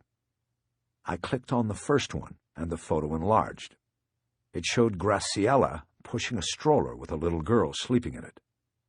Cielo Azul, Terry's daughter. The setting appeared to be a shopping mall. The photo was similar to Terry's photos of the mystery man, in that it appeared that Graciela did not know she was being photographed. I turned around and looked back through the doorway toward the steps to the salon. There was no sign of Lockridge. I got up and moved quietly into the hallway. I slipped through the open door of the bathroom. I pressed myself against the wall and waited. Soon enough, Lockridge moved across the opening in the hall, carrying the logbook. He was moving very quietly, so as to make no noise. I let him pass and then moved into the hallway behind him. I watched as he went through the door of the forward stateroom, ready to startle me with his sudden appearance again. But it was Lockridge who was startled when he realized I wasn't in the room. When he turned, I was right behind him. "You like sneaking up on people, don't you, buddy?" No, not really. I was just—" "Don't do it with me, okay? What's it say in the book?" His face took on a pink hue beneath the permanent fisherman's tan. but I'd given him an out, and he quickly took it. Terry put his name down in the book, but nothing else. It says Jordan Shandy, half-day. That's it. He opened the book and turned it to show me the entry. What about his method of payment? How much is half a day, anyway? 3 bills for a half, 5 for a full. I checked the credit card log, and there was nothing there. Also the checking deposits, nothing. That means he paid cash. When was this? I assume it is logged by date? Yeah, they went out on February 13th. Hey, that was Friday the 13th. Think that was intentional? Who knows? Was that before or after the charter with Finder? Lockridge put the logbook down on the desk so we could both look at it. He ran his finger down the list of clients and stopped it at Finder. He came a week after. He went out February 19th. And what's the date on the sheriff's report on the boat burglary? Shit, I have to go back up. He left, and I heard him bound up the stairs. I took the first photo out of the printer and put it on the desk. It was the shot of Jordan Shandy hiding his face with sunglasses and the Spanish mackerel. I stared at it until Lockridge came back into the room. He didn't try to sneak up on me this time. We made the burglary report February 22nd. I nodded. 5 weeks before McCaleb's death. I wrote all the dates we had been talking about down in my notebook. I wasn't sure if there was significance to any of it. Okay, I said. You want to do one more thing for me now, buddy? Sure, what? Go on up and take those rods down off the ceiling and go out and wash them down. I don't think anybody did it after that last trip. They're making this place smell sour, and I think I'm going to be hanging out here for a couple of days. It would help me a lot. You want me to go up and wash off the rods? He said it like a statement, a treatise of insult and disappointment. I looked from the photo to his face. Yes, that's right. It would help me a lot. I'll finish up with the photos, and then we can go visit Otto Woodall. Whatever. He left the room dejected, and I heard him trudge up the steps, equally as loud as he had been silent before. I took the second photo out of the printer and placed it down next to the first. I took a black marker out of a coffee mug on the desk and wrote in the white border beneath the photo the name Jordan Shandy. Back on the stool, I turned my attention once again to the computer and the photo of Graciela and her daughter. I clicked on the forward arrow, and the next photo came up. Again, it was a photo from inside a mall. This one was taken from a further distance, and there was a grainy quality to it. Also in this picture was a boy trailing behind Graciela. The son, I concluded. The adopted son. Everyone in the family was in the photo but Terry. Was he the photographer? If so, why at such a distance? I clicked the arrow again and then continued through the photos. Almost all of them were from inside the mall, and all were taken from a distance. In not one photo was any family member looking at or acknowledging the camera. After 28 similar shots, the venue changed, and the family was now on the ferry to Catalina. They were heading home, and the photographer was there along with them. There were only 4 photos in this sequence. In each of these, Graciela sat in the middle rear of the ferry's main cabin, the boy and girl on either side of her. The photographer had been positioned near the front of the cabin, shooting across several rows of seats. If Graciela had noticed, she probably would not have realized that she was the center of the camera's focus and would have dismissed the photographer as just another tourist going to Catalina. The last 2 photos of the 36 seemed out of place with the others, as if they were part of a completely different project. The first was of a green highway sign. I enlarged it and saw that it had been shot through the windshield of a car. I could see the frame of the windshield, part of the dashboard, and some sort of sticker in the corner of the glass. Part of the photographer's hand, resting on the steering wheel at 11 o'clock, was also in the picture. The highway sign stood against a barren desert landscape. It said, Zizek's Road, 1 mile. I knew the road, or more accurately, I knew the sign. Anybody from L.A. who made the road trip to and from Las Vegas as often as I had in the last year would have known it. At just about the halfway point on the 15 freeway was the Zysaks Road exit, recognizable by its unique name if nothing else. It was in the Mojave, and it appeared to be a road to nowhere. No gas station, no rest stop. At the end of the alphabet, at the end of the world. The last photo was equally puzzling. I enlarged it and saw that it was a strange still life. At center in the frame was an old boat, the rivets of its wooden planks sprung and its yellowed paint peeling back under the blistering sun. It sat on the rocky terrain of the desert, seemingly miles from any water on which to float. A boat adrift on a sea of sand. If there was any specific meaning at all to it, I did not readily see it. Following the procedure I had watched Lockridge use, I printed the 2 desert photos and then went back to review the other photos to choose a sampling of shots to print. I sent 2 photos from the ferry and 2 photos from the mall to the printer. While I waited, I enlarged several of the mall shots on the screen in hopes of seeing something in the background that would identify what mall Graciela and the children were in. I knew I could simply ask her, but I wasn't sure I wanted to. In the photos, I was able to identify bags carried by various shoppers as coming from Nordstrom, Saks Fifth Avenue, and Barnes & Noble. In one of the photos, the family walked through a food court that included the concession Cinnabon and hot dog on a stick.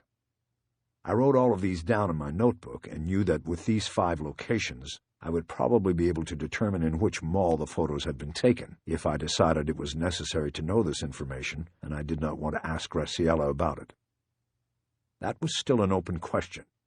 I did not want to alarm her if it was not necessary. Telling her she may have been stalked while with her family, and possibly by someone with a strange connection to her husband, might not be the best avenue to take, at least at first. That connection turned stranger and more alarming when the printer finally spit out one of the photos I had chosen from the mall sequence. In the picture, the family was walking in front of the Barnes & Noble bookstore. The shot had been taken from the other side of the mall, but the angle was almost perpendicular to the storefront. The front display window of the bookstore caught a dim reflection of the photographer. I had not seen it on the computer screen, but there it was in the print. The image of the photographer was too small and too whispery against the display behind the window, a full-size stand-up photo of a man in a kilt that was surrounded by stacks of books and a sign that said, "Ian Rankin, here tonight." I realized then that I could use the display to place the exact day that the photos of Graciela and her children were taken. All I had to do was call the store and find out when Ian Rankin had been there. But the display also helped hide the photographer from me. I went back to the computer and found the photo among the miniatures and enlarged it. I stared at it, realizing I didn't know what to do.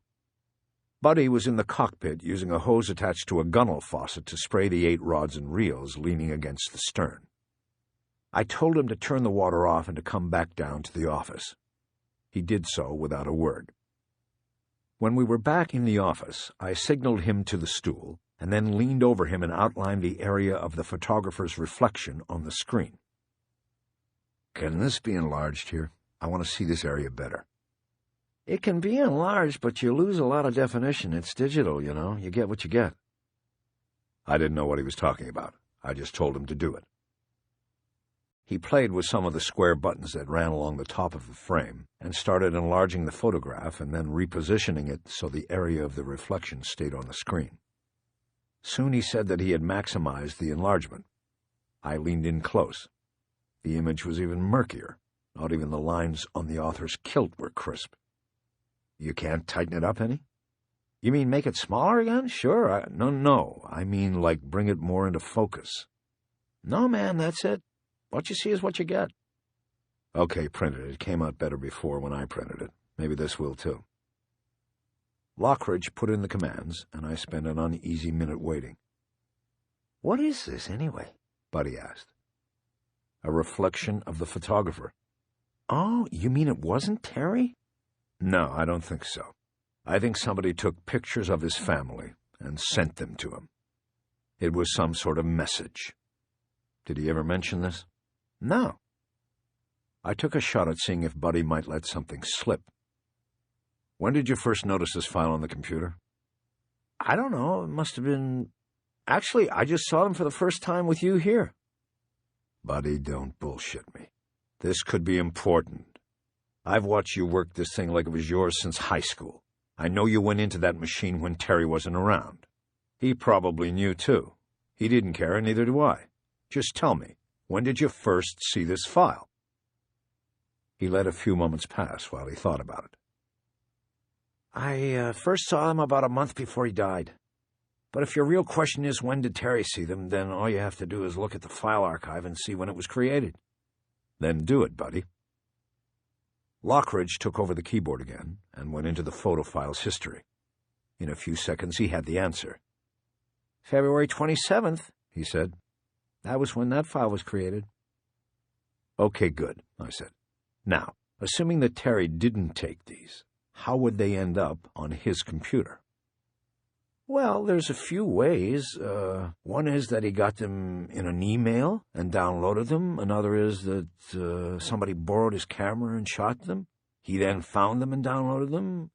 The third way is maybe somebody just sent him a photo chip right out of the camera, or a CD with the pictures already on it. That would probably be the most untraceable way. Could Terry do email from here? No, up at the house. There's no hard line on the boat. I told him he ought to get one of those cellular modems. Go wireless, like that commercial where the guy's sitting at his desk in the middle of a field. But he never got around to it. The printer kicked out the photo, and I grabbed it ahead of Buddy's reach. But then I placed it down on the desk so we could both view it.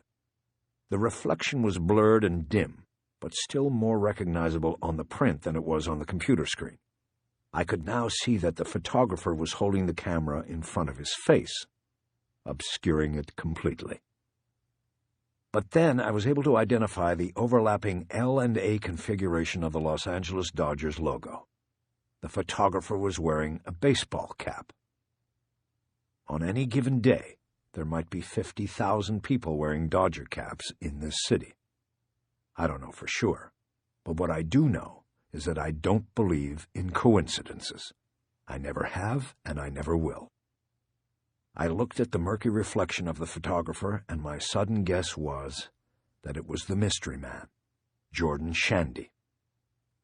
Lockridge saw it too. God damn, he said.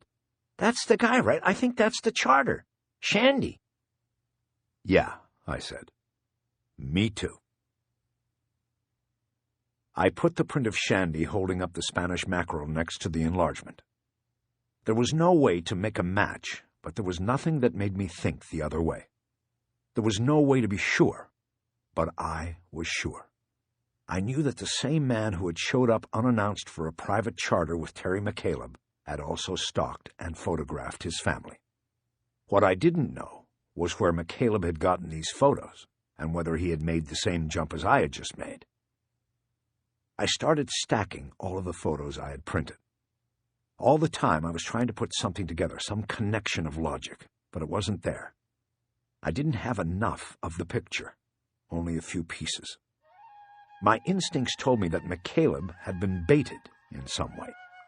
Photos of his family came to him in the form of an email or a photo chip or a CD, and the last 2 photos were the key. The first 34 were the bait. The last 2 were the hook hidden inside that bait. I believed the message was obvious. The photographer wanted to draw McCaleb out to the desert, out to Zizek's Road.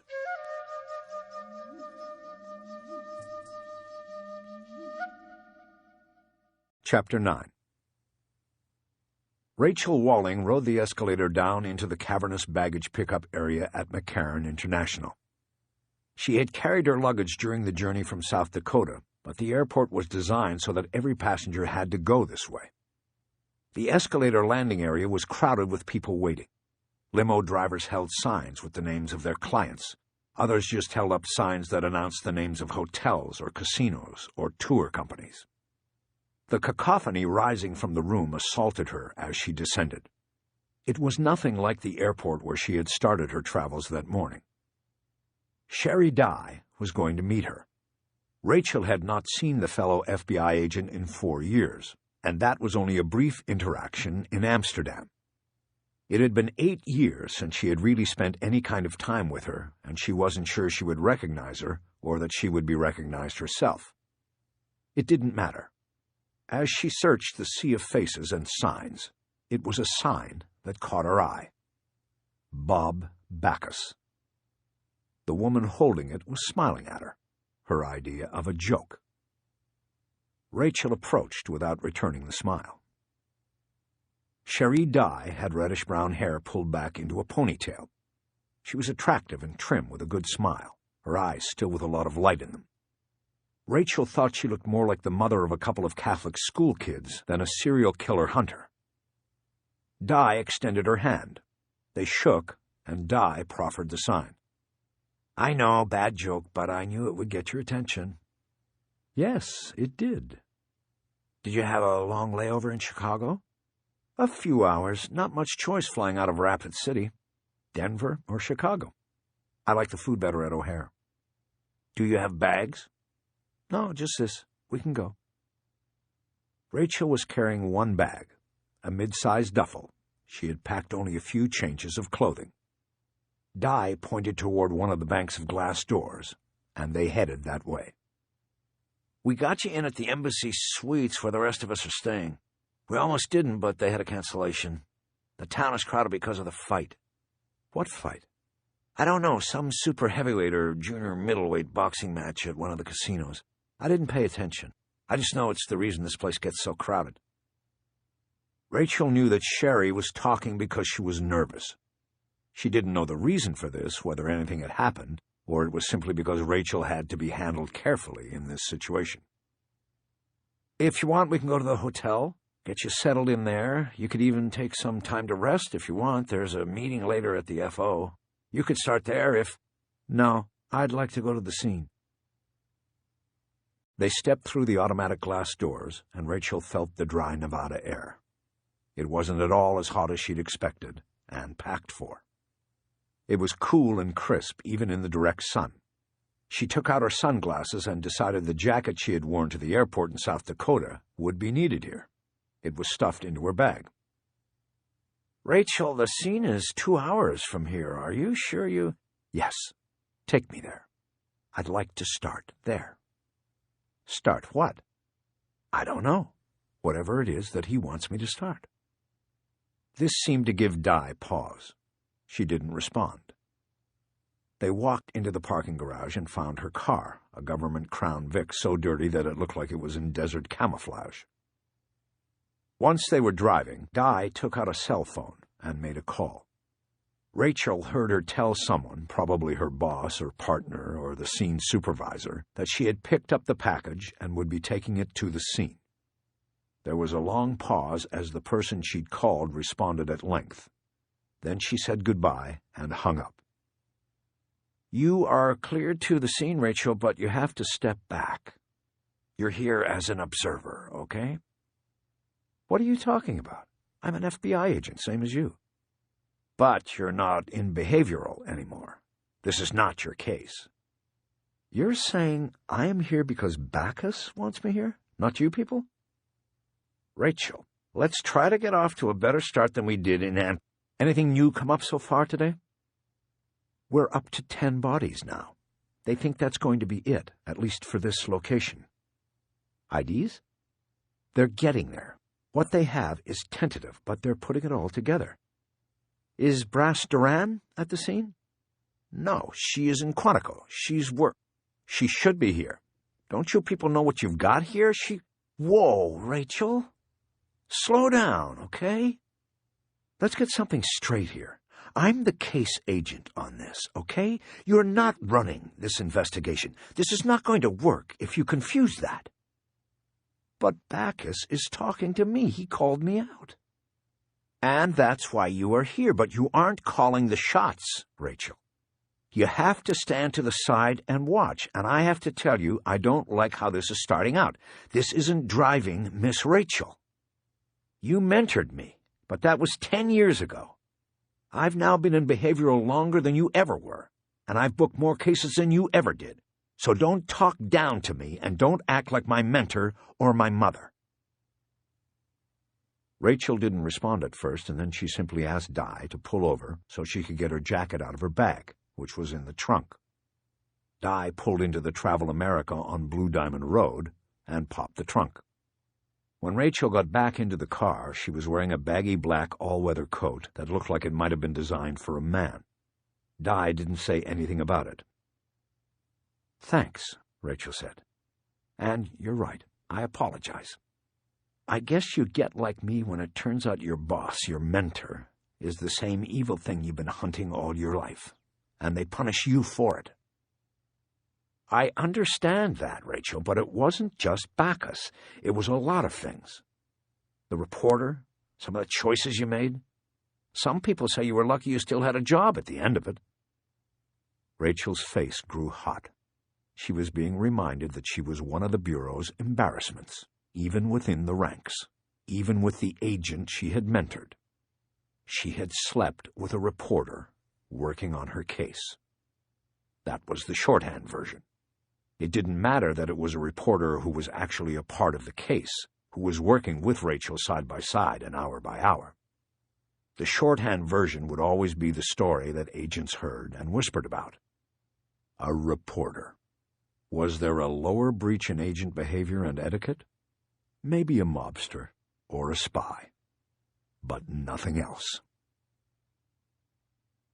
5 years in North Dakota, followed by a promotion to South Dakota, she said weakly.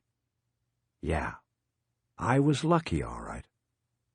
Look, I know you paid the price. My point is that you have to know your place here. Use some finesse. A lot of people are watching this case. If you play it right, it could be your ticket back in." "Got it." "Good." Rachel reached down to the side of her seat and adjusted it so she could lean back. "How long did you say?" she asked. "About 2 hours. We've been using choppers from Nellis mostly. Saves a lot of time." "Hasn't drawn attention?" She was asking about the media, whether news of the investigation in the desert had leaked yet. "We've had a few fires to put out, but so far it is holding up. The scene is in California, and we're working it out of Nevada. I think that has somehow kept the lid on. To be honest, there are some people worried about you now." Rachel thought about Jack McAvoy, the reporter, for a moment. "Nobody has to worry," she said. "I don't even know where he is."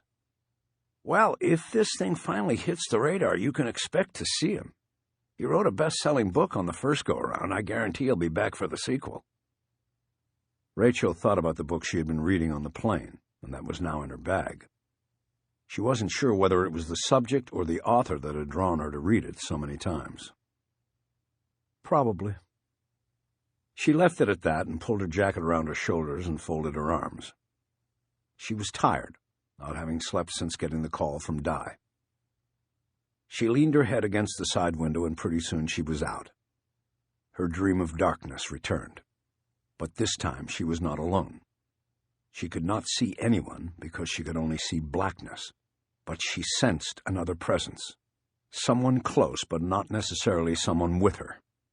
She moved and turned in the darkness, trying to see who it was. She reached out, but her hands touched nothing. She heard a moaning sound and then realized it was her own voice from deep in her throat. Then she was grabbed.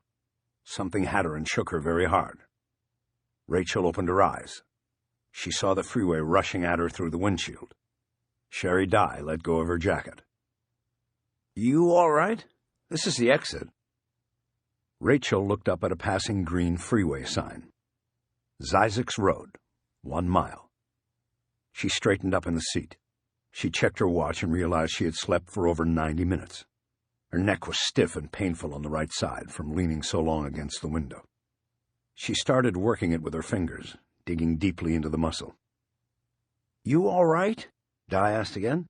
"Sounded like you were having a bad one." "I'm fine. What did I say?" Nothing, you just sort of moaned. I think you were running from something, or something had you. Di hit the blinker and turned into the exit lane. Isaac's road appeared to be in the middle of nowhere. At the top of the exit there was nothing, not even a gas station or even an abandoned structure. There was no visible reason for the exit or the road. "We're over here." Di turned left and took the overpass across the freeway. Once off the overpass, the road disintegrated into an unpaved trail that wound south and down into the flat basin of the Mojave. The landscape was stark. The white soda on the surface of the flats looked like snow in the distance. Joshua trees reached their bony fingers toward the sky, and smaller plants wedged themselves between the rocks. It was a still life. Rachel had no idea what sort of animal might be able to subsist in such a barren place. They passed a sign that said they were headed toward Soda Springs, and then the road curved and Rachel could suddenly see the white tents and RVs and vans and other vehicles ahead. She could see a military green helicopter, its blades still, parked to the left of the encampment. Further past the encampment there was a complex of small buildings set at the base of the hills. It looked like a roadside motel, but there were no signs and no road. "What is this place?" Rachel asked. "This is Isaac's," Di said. "As far as I can tell, it is the asshole of the universe. Some radio preacher named it and built it 60 years ago. He got control of the land by promising the government he would be prospecting. He paid winos from Skid Row in L.A. to do that, while he went on the radio and called on the faithful to come here to bathe in the spring waters and guzzle the mineral waters he bottled. It took the Bureau of Land Management 25 years to get rid of him. The place was then turned over to the state university system for desert studies." Why here? Why did Bacchus bury them here? "Far as we can guess is because it's federal land. He wanted to make sure we, meaning you probably, worked the case. If that's what he wanted, he got it. It's a major excavation. We've had to bring in our own power, shelter, food, water, everything." Rachel said nothing. She was studying everything from the crime scene to the distant horizon of gray mountain ridges that enclosed the basin. She didn't agree with Di's take on the place.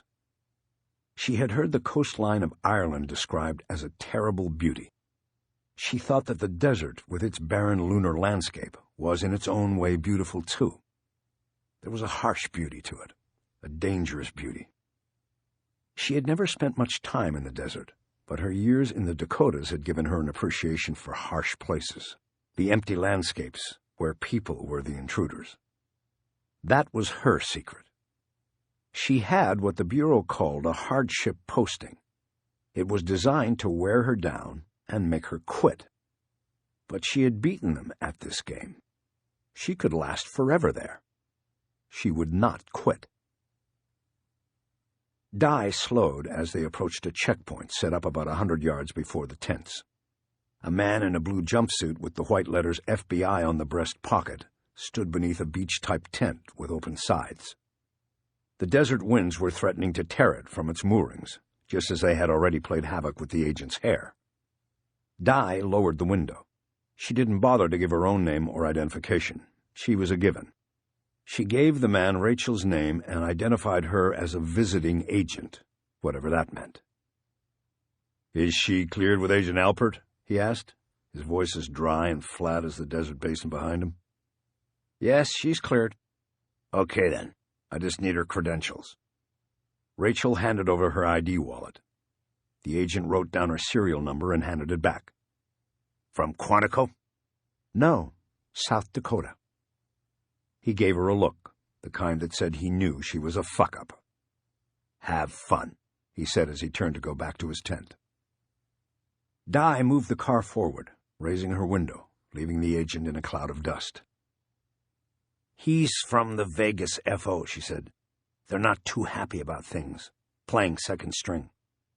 "So, what's new?" "Exactly." "Is Alpert the SAC?" "That's him." "What's he like?" Well, remember your theory about agents being either morphs or empaths? Yes? He's a morph. Rachel nodded. They came to a little cardboard sign taped to a branch of a Joshua tree. It said vehicles and had an arrow pointing to the right. Di turned and they parked last in a row of 4 equally dirty Crown Vics. "What about you?" Rachel asked. "Which did you turn out to be?" Di didn't answer. "You ready for this?" she asked Rachel instead. "Absolutely. I've been waiting 4 years for another shot at him. This is where it starts." She cracked the door and stepped out into the bright desert sun. She felt at home.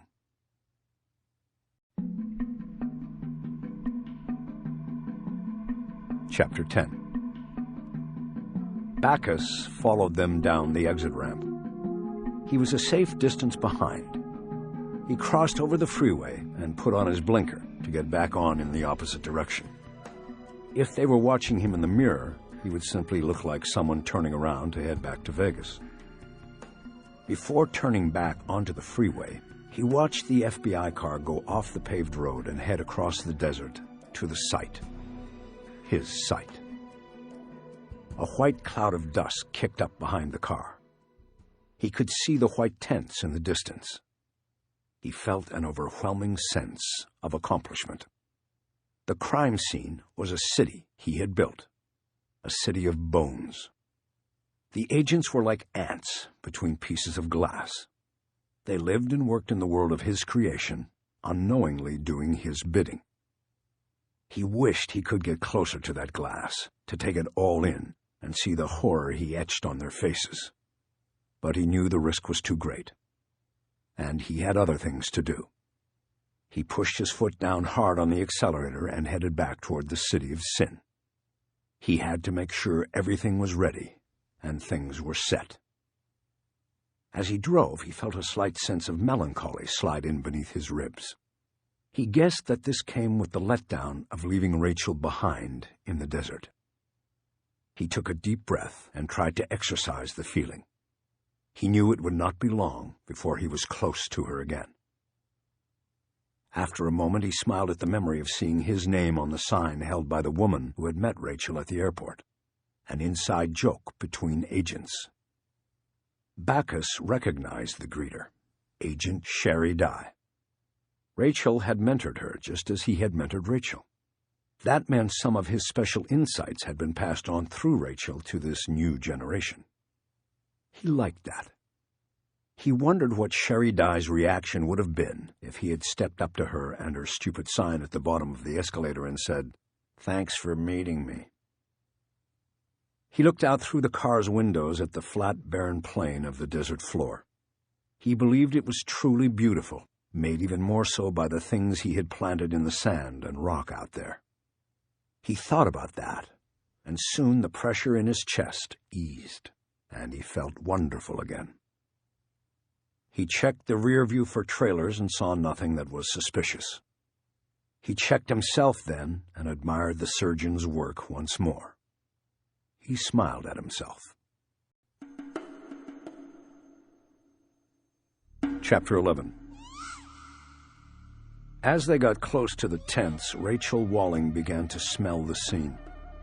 The unmistakable odor of decaying flesh was carried on the wind as it worked through the encampment, billowed the tents, and moved out again. She switched her breathing to her mouth, haunted by knowledge she wished she didn't have, that the sensation of smell occurred when tiny particles struck sensory receptors in the nasal passages.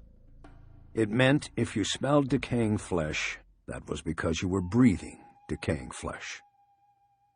There were 3 small square tents in the approach to the site. These were not the kind for camping. They were field command tents with straight sides to 8 feet. Behind these 3 was a larger rectangular tent. Rachel noticed that all of the tents had open vent flaps on top. She knew that there were body excavations taking place in each. The vents were to let some of the heat and stink escape. Overlapping everything was the noise. There were at least 2 gasoline-powered generators providing electricity to the scene. There were also 2 full-size RVs parked to the left of the tents, and their rooftop air handlers were rumbling. "Let's go in here first," Sherry Dye said, pointing to one of the RVs. "Randall is usually in here." The RV looked like any super camper Rachel had seen on the freeway. This one was called the Open Road, and it had an Arizona plate on the back. Dye knocked on the door and then pulled it open without waiting for a response. They stepped up and in.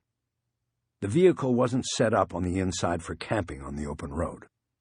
Partitions and the comforts of home had been removed.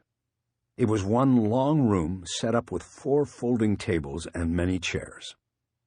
Along the rear wall was a counter with all the usual office machinery: computer, fax, copier, and coffee maker.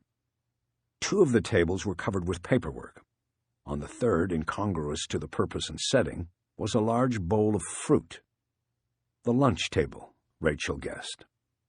Even at a mass burial site, you have to have lunch. At the 4th table was a man on a cell phone, an open laptop computer in front of him. "Have a seat," Dye said. "I'll introduce you as soon as he is off." Rachel sat at the lunch table and took a precautionary sniff of the air. The RV's air handler was on recycle. The odor from the excavation wasn't noticeable. No wonder the man in charge stayed in here. She looked at the bowl of fruit and thought about taking a handful of grapes just to keep her energy up, but decided not to. "You want some fruit? Go ahead," Dye said. "No, thanks, I'm fine." "Suit yourself." Dye reached over and picked off some grapes, and Rachel felt foolish because she had painted herself into a corner with the fruit. The man on the cell, who she assumed was Agent Alpert, was talking too low to be heard, probably by the person he was talking to as well. Rachel noticed that the long wall along the left side of the RV was covered with photographs of the excavations. She looked away. She didn't want to study the photographs until after she had been in the tents. She turned and looked out the window next to the table. This RV had the premier view of the desert. She could see down into the basin and the entire ridgeline. She wondered for a moment if the view meant anything, if Bacchus had chosen the spot because of the view, and if so, what was the significance of it? When Dye turned her back, Rachel grabbed some grapes and put 3 in her mouth at once. At the same moment, the man snapped his phone closed and got up from his table and approached her with his hand out. "Randall Alpert, Special Agent in Charge. We're glad you were here." Rachel shook his hand, but had to wait to get the grapes down before speaking. "Nice to meet you. Not such nice circumstances." "Yeah, but look at that view. Sure beats the brick wall I've got back in Quantico. And at least we're out here the end of April, and not August. That would have been a killer." He was the new Bob Bacchus, running the shop at Quantico, coming out on the big ones, and of course, this was a big one. Rachel decided she didn't like him, and that Sherry Dye was right about him being a morph. Rachel had always found that agents in behavioral were of 2 kinds. The first type she called morphs.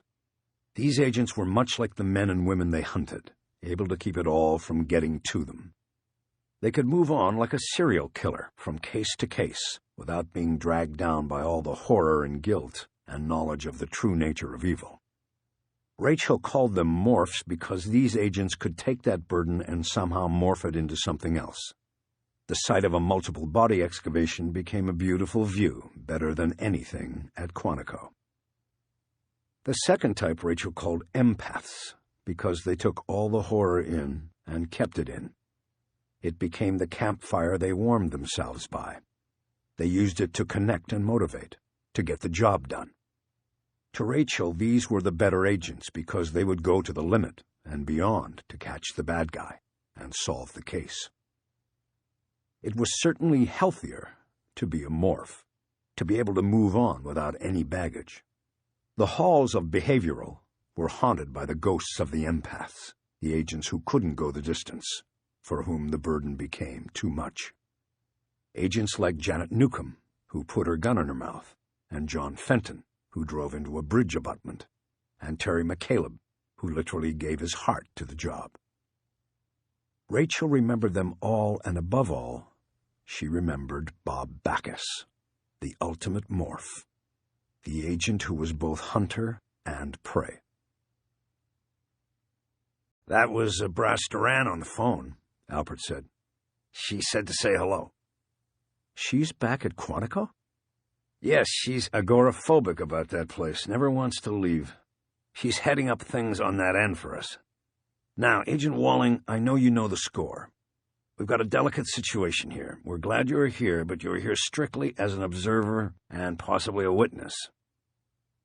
She didn't like him being so formal with her. It was a way of keeping her outside the circle. "A witness?" she asked. "You might be able to give us some ideas. You knew this guy. Most of us were on the street chasing bank robbers when the whole thing with Backus went down. I came into the unit right after your thing went down, after OPR went through the place. Sherry here is one of the few still around from then." "My thing?" "You know what I mean. You and Backus going at it." "Can I go look at the excavation now? I'd like to see what you've got." "Well, Sherry will take you out in a second. We don't have a lot to look at but today's carcass." Spoken like a true morph, Rachel thought.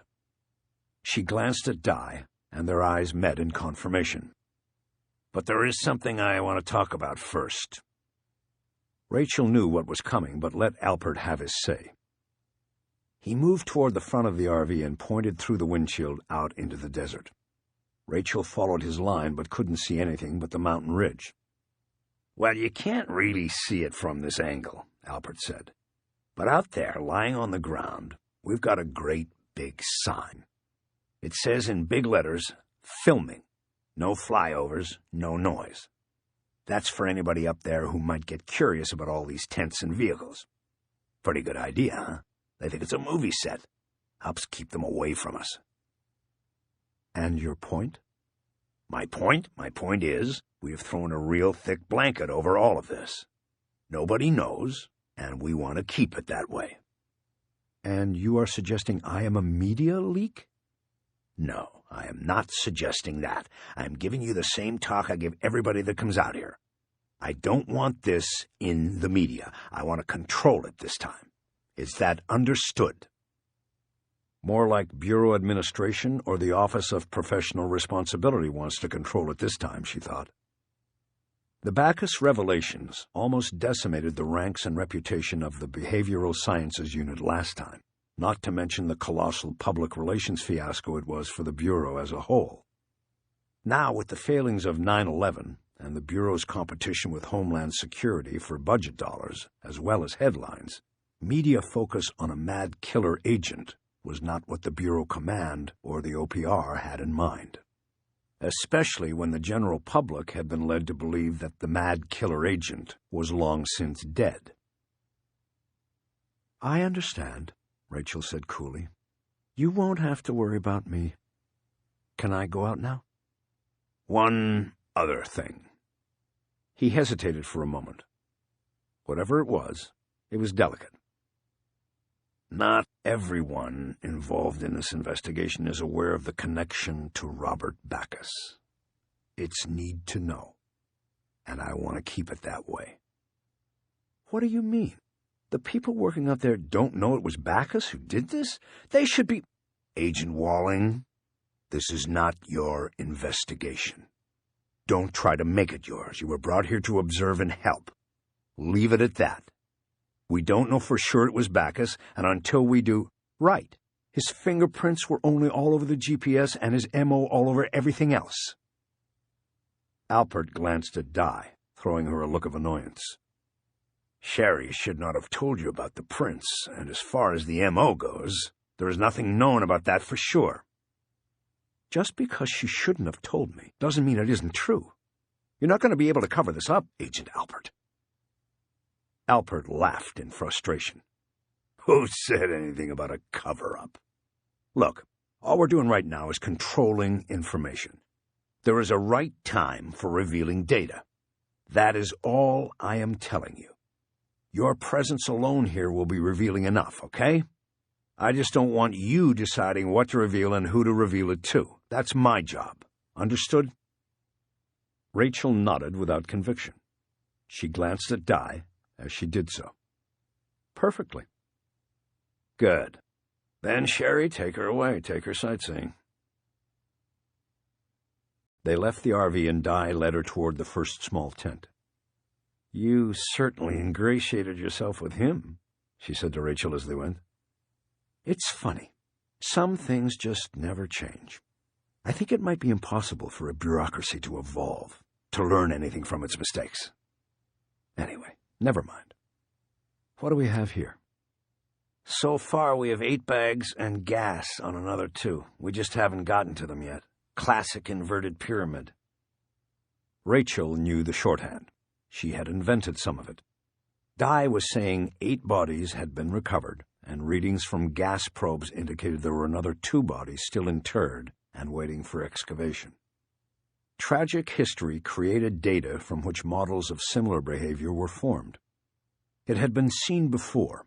A killer who returns with victims to the same burial spot follows a pattern, the newer burials radiating out from the original in an inverted pyramid, or V pattern. So was the case here, with Bacchus either unintentionally or consciously following a pattern based on data he helped accumulate as an agent. Let me ask you one thing, Rachel said. He was talking to Brass Duran on the phone in there. She's got to know about the Bacchus connection, right? Yes, she knows. She found the prints on the package. Rachel nodded. At least she had one confederate she could trust, and who was in the know. They reached the tent, and Di pulled back the entry flap. Rachel went in first. Because the overhead venting flap was open, it was not dark in the tent. It was only dim. Rachel's eyes adjusted immediately, and she saw a large rectangular hole in the center of the tent. There was no fill pile. She assumed the dirt and rock and sand removed from the grave had been shipped to Quantico, or the field office lab for sifting and analysis. This first site is where the anomalies are, Di said. The others are straight burials. Very clean. What are the anomalies? The reading on the GPS came back to this spot. Sitting here when they got here was a boat. It was a boat? Here in the desert? You remember that preacher I told you started this place? He dug a canal for the spring water to fill. We figured the boat came from back then. It had been sitting here for decades. Anyway, we moved it, sank a probe, and started digging. Anomaly number 2 is that the grave contained the first 2 victims.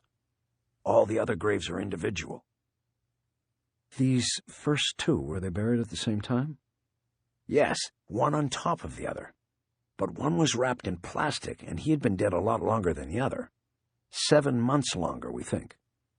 So he sat on one body for a while, wrapped it for safekeeping. And when he had the second, he realized he had to do something, and so he came out to the desert to bury them. He used the boat as a marker, as a sort of gravestone, and for himself, because he knew he'd be back with more. Maybe. But why'd he need the boat if he had the GPS? Rachel nodded and felt a little buzz of adrenaline start to tick in her blood. The brainstorming had always been the best part of the job. The GPS came later, recently. That was just for us. Us? You, the Bureau, me. Rachel moved to the edge and looked down into the hole. It had not been deep, especially for 2 bodies. She stopped breathing through her mouth and took the fetid air in through her nose. She wanted to remember this. IDs yet? Nothing official. No contact with kin yet, but we know who some of them were. 5 of them, at least. The first one was 3 years ago. The second, 7 months after that. Have you built a cycle? Yes, we have it. About an 8% reduction. We think the last 2 will bring us up to November. Meaning that the intervals between the killings were decreasing by 8% from the initial 7-month period between killings 1 and 2. Again, it was familiar. The decreasing interval was common in case history. a symptom of the killer's diminishing control of his urges. At the same time, his belief in his invincibility grows. You get away with the first one, and the second one comes easier and sooner, and so on. I guess that makes him overdue, Rachel said.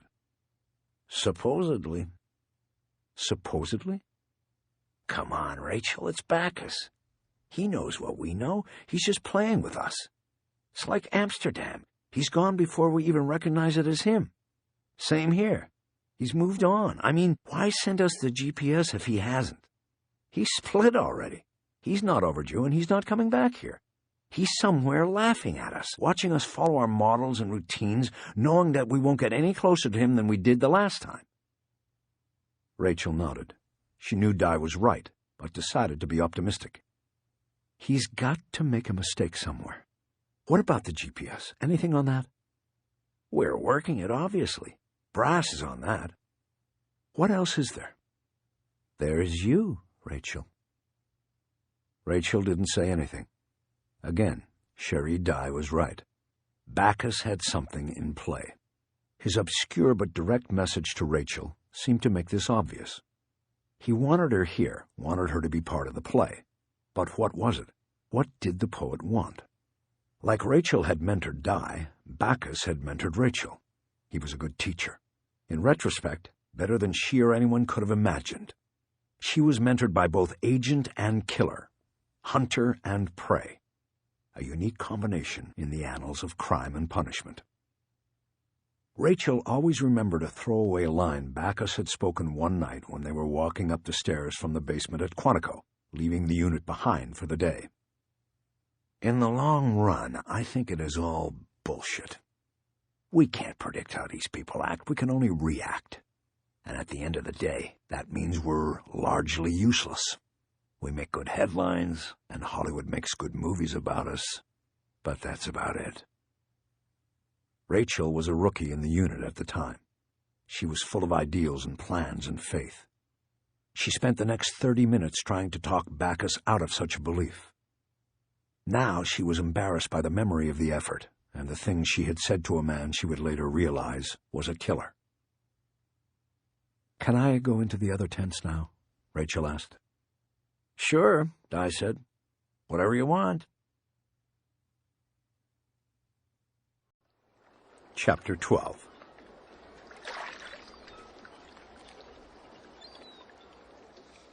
It was late, and the batteries in the boat were beginning to run low. The lights in the forward berth were steadily dimming, or at least it seemed so to me. Maybe it was my eyes that were dimming.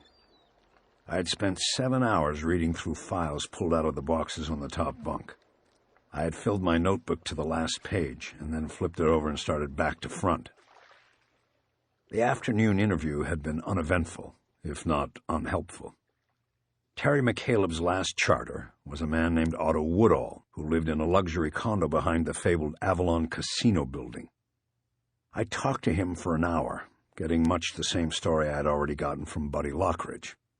Woodall, who was 66 years old, confirmed all aspects of the trip that were of interest to me. He said he did leave the boat during their dockage in Mexico and spent time with women he knew there. He was unembarrassed and unashamed. His wife was over on the mainland shopping for the day, and he apparently didn't mind opening up. He told me he was retired from his job, but not from life. He said he still had a man's needs. I let that line of questioning go at that point and focused on the last moments of McCaleb's life. Woodall's observations and recollections mirrored Buddy's in all important details.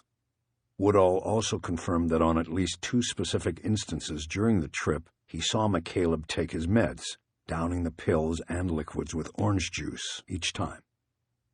I took notes but knew they wouldn't be needed. After an hour, I thanked Woodall for his time and left him to his view of the Santa Monica Bay and the bloom of smog that rose beyond it on the mainland. Buddy Lockridge was waiting for me out front in a golf cart I had rented.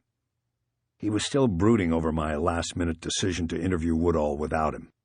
He'd accused me of using him to get the interview with Woodall. He was right about that, but his complaints and concerns weren't even on my radar. We drove silently back to the pier, and I turned in the cart. I told Buddy he could head home because I was going to be busy reading files the rest of the day and into the night. He meekly offered to help, but I told him he already had helped enough. I watched him walk off toward the ferry docks with his head down. I still wasn't sure about Buddy Lockridge. I knew I had some thinking to do about him. Not wanting to fool around with the Zodiac, I took a water taxi back to the following sea. I conducted a quick search of the master stateroom, finding nothing of note, and moved into the forward cabin. I noticed that Terry had a compact disc player in the converted office. His small collection of music was mostly blues and 1970s rock and roll. I plugged in a more recent Lucinda Williams CD called World Without Tears, and liked it so much I ended up letting it play over and over during the next 6 hours. The woman had long journeys in her voice, and I liked that.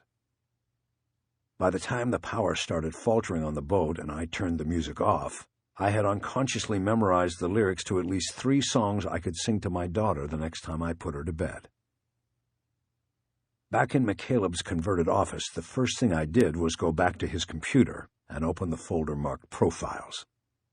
It gave me a listing of 6 different files, all titled by dates in the previous 2 years.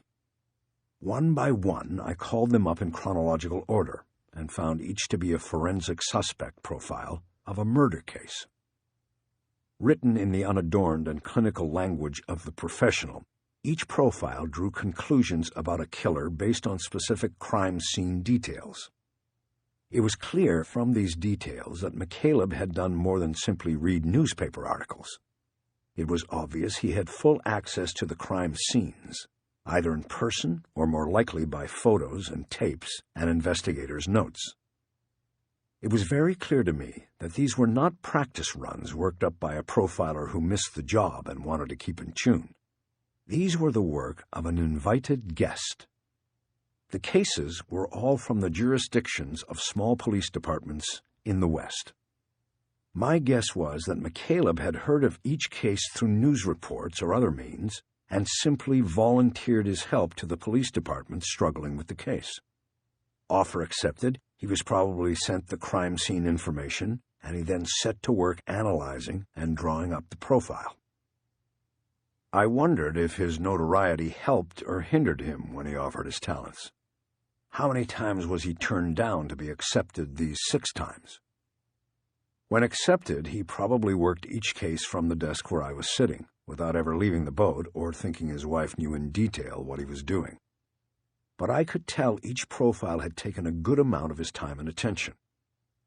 I was beginning to understand more and more what Graciela had said had become a problem in their marriage.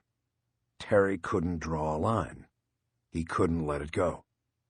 This profile work was a testament not only to his dedication to his mission as an investigator, but also to his blind spot as a husband and father. The 6 profiles came from cases in Scottsdale, Arizona, Henderson, Nevada, and the 4 California cities of La Jolla, Laguna Beach, Salinas, and San Mateo. 2 were child murders, and the other 4 were sex slayings, involving 3 women and 1 male victim. McCaleb drew no links between them. It was clear they were simply separate cases that had drawn his attention in the last 2 years. There was no indication in any of the files that Terry's work had been helpful or if any of the cases had been cleared. I wrote down the basics from each in my notebook with the idea that I would follow up with the departments to check the status of each investigation. It was a long shot, but it was still possible that one of these profiles could have triggered McCaleb's death. It wasn't a priority, but I would need to check it out. Finished with the computer for the time being, I directed my attention to the file boxes stored on the top bunk. One by one, I pulled them down until there was no room on the floor of the forward room. I found that they contained a mix of files from both solved and unsolved cases. I spent the first hour just sorting them and pulling out the open unsolveds, thinking that it was more likely than not that if Terry's death was related to a case, then it was one with a suspect still at large. There was no reason for him to be working or reworking a close case. The reading was fascinating. Many of the files were on cases I was familiar with or had even had a part in. They were not files that had gathered dust. I got the distinct impression that the open cases were in endless rotation. From time to time, McCaleb pulled them out and rethought the investigations, the suspects, the crime scenes, the possibilities. He made calls to investigators and lab people and even witnesses. All of this was clear because McCaleb's practice was to use the inside front flap of the file to write notes on the moves he made, meticulously dating these entries as well.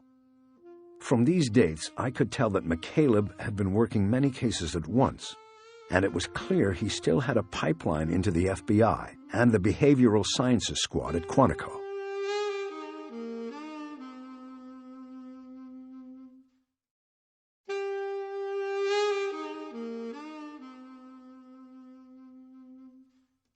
I spent a whole hour reading the fat file he had accumulated on the Poet, one of the more notorious, if not embarrassing, serial killer cases in the FBI annals.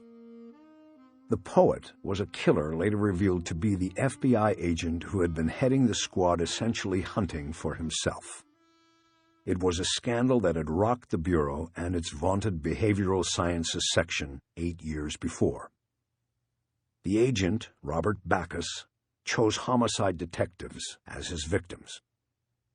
He staged the killing scenes as suicides, leaving behind suicide notes containing verses from the poems of Edgar Allan Poe. He killed 8 men across the country in a period of 3 years before a reporter discovered the false suicides and the manhunt began. Backus was revealed and shot by another agent in Los Angeles. At the time, he was supposedly targeting a detective from the homicide table in the LAPD's Hollywood division. That was my table. The target, Ed Thomas, was my colleague, and that was my connection. I remember taking a very high personal interest in the Poet. Now I was reading the inside story. Officially, the case was closed by the Bureau, but the unofficial word had always been that Backus had gotten away. After being shot, Backus initially escaped into the stormwater tunnel system that ranged beneath Los Angeles. 6 weeks later, a body was found with a bullet hole in the right place, but decomposition made a physical identification and fingerprint comparison impossible. Foraging animals, it was reported, had made off with parts of the body, including the lower mandible and the only teeth that could have been used for identification through dental records. Backus had also conveniently disappeared without leaving DNA exemplars behind. So they had the body with the bullet hole, but nothing to compare it to. Or so they said. The Bureau quickly announced that Backus was presumed dead, and the file was closed, if only to bring a speedy end to the agency's humiliation at the hands of one of its own. But the records McCaleb had accumulated since then confirmed that the folklore was true. Backus was still alive and out there somewhere. 4 years earlier, he had surfaced in Holland. According to confidential FBI bulletins provided by Bureau sources to McCaleb, a killer took the lives of 5 men over a 2-year period in Amsterdam. All the victims were foreign visitors who had disappeared after venturing into the city's red light district. Each man was found strangled and floating in the Amstel River. What connected the killings to Backus were notes sent to local authorities in which the writer took credit for the killings and asked that the FBI be called into the case. The writer, according to the confidential reports, asked specifically for Agent Rachel Walling, the agent who had shot Robert Backus 4 years earlier. The police in Holland invited the FBI to take an unofficial look at the case. The sender had signed each letter as simply the Poet. FBI handwriting analysis of the letter indicated, not conclusively, that the writer was not a killer trying to ride the notorious coattails of Robert Backus, but Backus himself. Of course, by the time the Bureau, local authorities, and even Rachel Walling mobilized in Amsterdam, the killer was long gone, and Robert Backus had not been heard from again. at least as far as Terry McCaleb's sources knew. I replaced the thick file in one of the boxes and moved on. I soon learned that McCaleb was working not just old cases. In fact, anything that caught his attention was subject to his focus and skills. There were dozens of files that contained only a single newspaper story, and some notes jotted on the file flap. Some cases were high-profile, others obscure. He put together a file of newspaper clips on the Lacey Peterson case, the disappearance of a pregnant woman from Central California on Christmas Eve 2 years before. The case had garnered long-term media and public attention, particularly after her dismembered body was found in the bay where her husband had earlier told investigators he had been fishing when she disappeared. An entry on the file flap dated before the woman's body was found said, "Definitely dead in the water." Another note dated before her husband's arrest said, "There's another woman." There was also a file with seemingly prescient notes on Elizabeth Smart, a child kidnapped in Utah who was found and returned after nearly a year. He correctly wrote "alive" under one of the newspaper photos of the young girl. McCaleb also made an unofficial study of the Robert Blake case. The former film and television star was accused of murdering his wife in another headlining case. The notes in the file were intuitive and on point, ultimately borne out as correct as the case entered the courts. I had to ask myself if it was possible that McCaleb had entered the notes in his files and predated them, using information from media accounts and making it appear that he was predicting case aspects or suspect traits from his own work when he wasn't. While anything was possible, it seemed entirely unrealistic to me to think McCaleb had done this. I could see no reason for him to commit such a quiet and self-defeating crime. I believed the work was real and was his. One file that I found contained newspaper stories on the LAPD's new cold case squad. Noted on the flap were the names and cell numbers of 4 detectives assigned to the unit. Terry had obviously been able to cross the gulf between the LAPD and the FBI if he had their cell numbers. I knew detectives' cell numbers were not handed out to just anyone. One of the 4 detectives I knew. Tim Marcia had spent time in Hollywood Division, including the homicide table. I knew it was late, but cops expect to get late calls. I knew Marcia wouldn't mind. I took up my cell and called the number McCaleb had written next to his name on the file. Marcia answered immediately. I identified myself, got through the long-time no-see pleasantries, and explained that I was calling about Terry McCaleb. I didn't lie, but I didn't say I was working a murder investigation. I said I was sorting through his files for his wife and came across Marcia's name and number. I was simply curious about what their relationship had been. "Harry, you worked some cold cases in your time, right? That thing up at your house last year came out of a cold case, didn't it?" "Right." "Then you know how it goes. Sometimes you grasp at straws, you take any help you can get. Terry called me up one day and offered his services. Not on a specific case. I think he had seen a story in the Times about the unit, and he basically said if I ever needed him to work a profile, he was there for me. He was one of the good ones. I was really sorry to hear what happened. I wanted to get over to Catalina for the service, but things sort of came up. Like they always do. Did you ever take him up on the offer to do a profile?" "Yeah, sort of. I know I did, and a couple other of the guys here did too. You know how it is. The department has no profiling to speak of, and sometimes waiting on the Bureau in Quantico can take months. Here was this guy who knew what he was doing, and he didn't want anything back. He just wanted to work. So we used him. We bounced a few things off him." "And how did you do?" "He did good. We're working this one case now that's interesting. When the new chief put the squad together, we started going back through the open unsolveds. We linked 6 cases, body dumps up in the valley. They had some similar aspects, but were never connected before. We copied the files to Terry, and he confirmed. He connected them through what he called psychological commonalities. We're still working it, but at least we know what we have now. We're on the track, is what I mean. I'm not sure we would be where we are if Terry hadn't helped us out." Good, I'm glad to hear he helped with it. I'll tell his wife, and I'm sure it will help her to know that. Good. So, Harry, you coming back in? I was expecting him to ask what I was really doing with McCaleb's files, not whether I was coming back to the department. What are you talking about? You heard about the 3-year ticket the chief instituted? No, what's that? He knows we lost a lot of talent in recent years, all the scandals and whatnot. Good people saying, what the hell, I'm out of here. So he's opening the door for people to come back. If you reapply within 3 years of retirement and are accepted, you can get back in without having to go to the academy. That's perfect for old guys like you. I heard the smile in his voice. 3 years, huh? Yeah. What's it been for you, 2.5? Just about. Well, there you go. Think about it. We could use you here in cold cases. We've got 7,000 open unsolveds. Take your pick, man. I didn't say anything. Out of the blue, I was struck with the idea of going back. In that moment, I was blind to the negatives.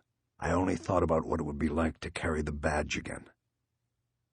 Then again, maybe you're having too much fun being retired. You need anything else, Harry? No, that was it. Thanks, man. I appreciate it. Anytime. And think about the 3-year plan. We could sure use you, whether it's here or back in Hollywood or wherever.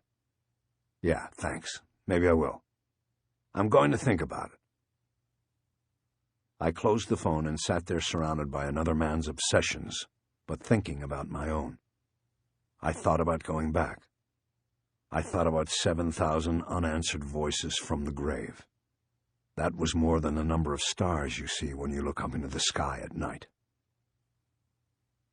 My phone buzzed while it was still in my hand. It pulled me out of the reverie, and I opened it expecting it to be Tim Marcia calling back and saying that 3-year thing had just been a gag. But it was Graciela calling. I can see lights on in the boat, she said. Are you still there? Yeah, I'm here. Why so late, Harry? You missed the last ferry. I wasn't going to go back tonight. I was going to stay over and finish up here. Maybe head back tomorrow. I might want to come up and talk to you, too. That's fine. I'm not working tomorrow. I'll be here packing. Packing? We're going to move back to the mainland. We'll live in Northridge. I got my old job back in the ER at Holy Cross. Is Raymond one of the reasons you're moving back? Raymond? What do you mean? I was wondering if there were any troubles with the boy. I heard he didn't like living on the island. Raymond doesn't have a lot of friends. He doesn't fit in so well. But the move is not just because of Raymond. I want to go back. I wanted to before Terry was gone. I told you that. Yes, I know. She changed the subject. Is there anything you need? Did you get something to eat? I found some stuff in the boat's kitchen. I'm fine.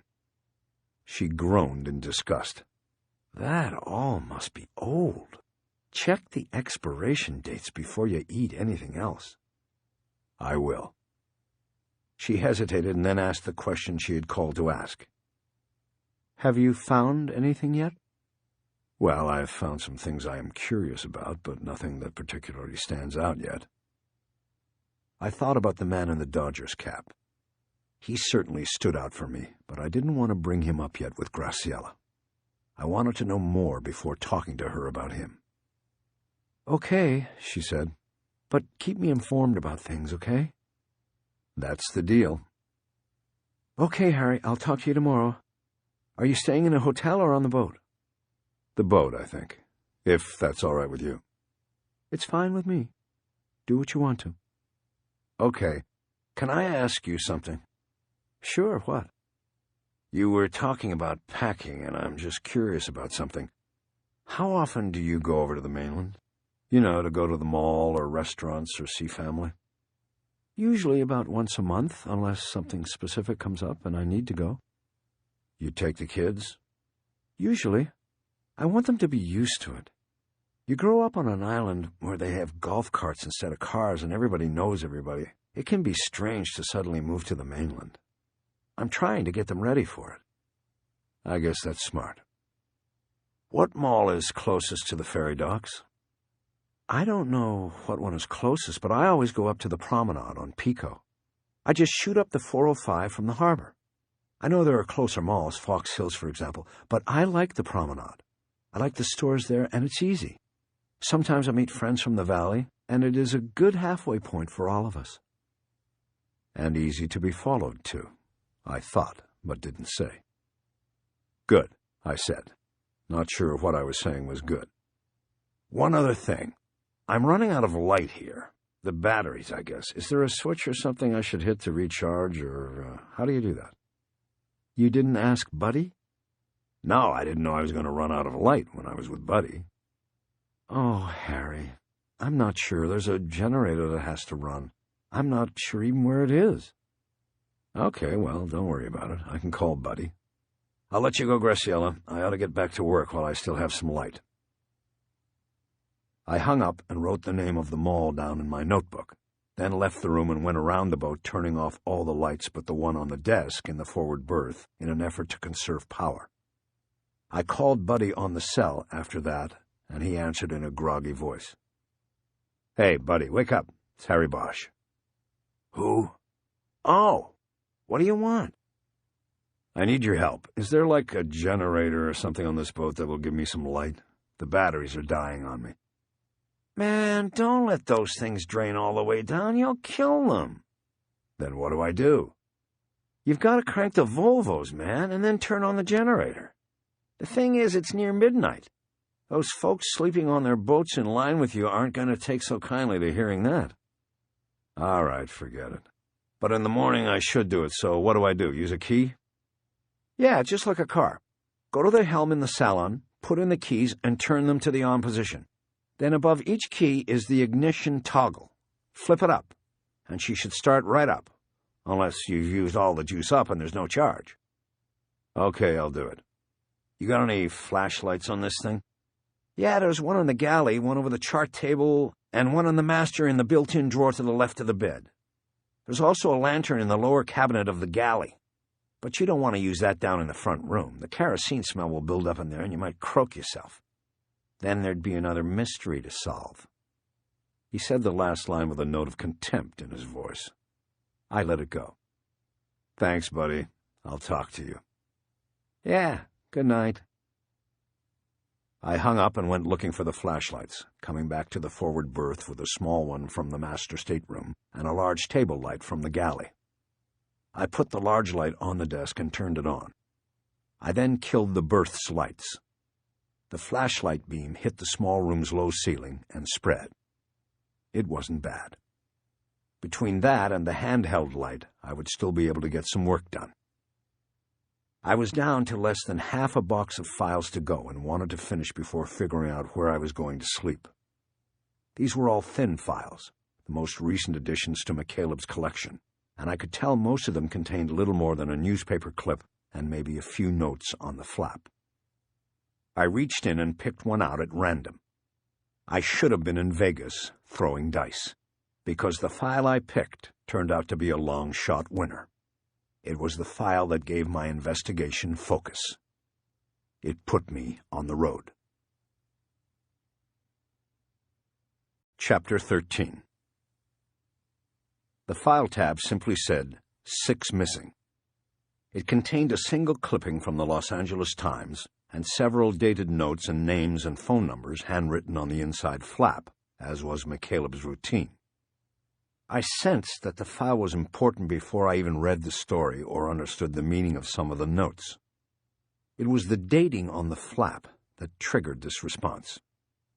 McCaleb had jotted his thoughts down on the file 4 different times, beginning on January 7th and ending on February 28th of this year. He would be dead exactly a month later, on March 31st. Those notes and those dates were the most recent found in any of the files I had reviewed. I knew I was looking at what might have been Terry's last work, his last case and obsession. There were still files to look at, but this one gave me the vibe, and I went with it. A reporter I knew wrote the story. Keisha Russell had been working the cop beat at the Times at least 10 years and was good at it. She was also accurate and fair. she had lived up to every deal I had ever made with her in the years I was on the job, and she had gone out of her way to play fair with me the year before, when I was no longer on the job and things turned bad on my first private case. The bottom line was that I felt comfortable taking anything she wrote as fact. I started to read. Search for a missing link. Are Nevada disappearances of 2 LA men, 4 others connected? By Keisha Russell, Times staff writer. The mysterious disappearances of at least 6 men, including 2 from Los Angeles, from gambling centers in Nevada, have got investigators searching for a missing link among the men. Detectives with the Las Vegas Metro Police said Tuesday that while the men did not know each other and came from widely disparate hometowns and backgrounds, there still may be a commonality among them that could be the key to the mystery. The men, ranging in age from 29 to 61, were reported missing by their families during the past 3 years. 4 were last known to be in Las Vegas, where police are heading the investigation, and 2 disappeared while on trips to Laughlin and Primm. None of the men left any indication in their hotel rooms or vehicles or homes as to where they were going or what became of them. At this point, it is a stone-cold mystery, said Detective Todd Ritz of Vegas Metro's Missing Persons Unit. People disappear from here or anywhere all the time, but they usually show up later, dead or alive, and there's usually an explanation. With these guys, there's nothing. It's a thin-air case. But Ritz and other detectives are sure there is an explanation, and they are enlisting the public's help in finding it. Last week, detectives from Las Vegas, Laughlin, and Primm gathered at the Vegas Metro offices to compare notes and set an investigative strategy. They also went public with the case, hoping photographs of the men and their stories would spark new information from the public. On Tuesday, a week later, Ritz reported that not much in the way of usable information had come in. There has got to be someone who knows something or saw something or heard something, said Ritz in a telephone interview. 6 guys just don't get up and disappear without somebody knowing something. We need that somebody to come forward. As Ritz said, missing persons cases are numerous. The fact that these 6 men came to Nevada for business or pleasure and never went home is what makes this case different. The publicity comes at a time Las Vegas is once again redefining its image. Gone is the marketing strategy that billed the Neon City as a family destination. Sin is back in. In the past 3 years, numerous clubs featuring nude or partially nude dancers have been licensed, and many of the casinos on the fabled Strip have produced shows featuring nudity and strictly adult subject matter. Billboards featuring nudity in their advertisements have been erected and drawn the ire of some community activists. It has all helped change the complexion of the city. Once again, it is being marketed as a leave-the-kids-at-home adult playground. As the recent billboard skirmishes suggest, the change hasn't played well with everyone, and many speculate that the disappearances of these 6 travelers may in some indirect way be linked to the region's return to an anything-goes atmosphere. Let's face it, said Ernie Gelson, a columnist for the Las Vegas Sun. They tried the family fun thing and it didn't play. The town is going back to what plays, and what plays is what pays. Now, is that the missing link that connects these 6 guys? I don't know. Maybe we never will. Still, Gelson is uneasy about jumping to any conclusions that would link the missing men to the changing image of Las Vegas. First of all, remember, they didn't all disappear from Las Vegas, he said. And second to that, there are not enough facts to substantiate any theory at the moment. I think we have to sit back and let the mystery resolve itself before we jump on any bandwagons. The missing men are Gordon Stansley, 41, of Los Angeles, missing since May 17, 2001. He checked into the Mandalay Bay Resort and Casino in Las Vegas, but his bed was never slept in and his suitcase never unpacked. He is married and has 2 children. John Edward Dunn, 39, of Ottawa, Canada, who was driving from his home to Los Angeles on a vacation. He never made it to his intended destination. his brother's home in Granada Hills. Dunn's 30-foot recreational vehicle was found December 29, 2001, at an RV park in Laughlin. That was 20 days after his expected arrival in Granada Hills. Lloyd Rockland, 61, disappeared from Las Vegas on June 17, 2002. His plane from Atlanta arrived at 11 a.m. at McCarran International Airport. He picked up a Hertz rental car, but he never checked in to the MGM Grand, where he had a reservation. His car was returned to the Hertz Rental Car Center at the airport at 2 p.m. the next day, but nobody seems to remember the father of 4 and grandfather of 3 being the one who returned it. Fenton Weeks, 29, of Dallas, Texas, was reported missing January 25, 2003, after he did not return from a business trip to Las Vegas. Police determined he had checked into the Golden Nugget in downtown Las Vegas and attended the first day of an electronics exposition held at the Las Vegas Convention Center, but was not in attendance on the second and third days. His wife reported him missing. He has no children. Joseph O'Leary, 55, of Berwyn, Pennsylvania, disappeared May 15th of last year from the Bellagio, where he was staying with his wife. Alice O'Leary left her husband in the casino playing blackjack while she went to spend the day at the resort's spa. Several hours later, her husband failed to return to their suite. O'Leary, a stockbroker, was reported missing the next day. Rogers Eberly, 40, of Los Angeles, disappeared November 1st while on a day off from his work as a graphic designer at the Disney Studios in Burbank. His car was found parked in the lot outside the Buffalo Bills Casino in Primm, Nevada, just across the California border on the Interstate 15 freeway. Investigators say there are few leads in the investigation. They point to Rockland's rental car as possibly being the best clue they have. The car was returned 27 hours after it was picked up by Rockland. It had been driven 328 miles during that period, according to Hertz records. Whoever returned it to the Hertz Airport Center dropped it off without waiting for a receipt or to speak to a Hertz clerk. They just pulled in, got out of the car, and walked away, Ritz said. Nobody remembers anything. They process about 1,000 cars a day in that center. There are no cameras, and there is no record but the rental record. And it is those 328 miles that Ritz and the other detectives wonder about. That is a lot of miles, said Detective Peter Eckert, Ritz's partner. That car could have gone a lot of places. You figure 164 out and 164 back in, and you've got a hell of a big circle to cover.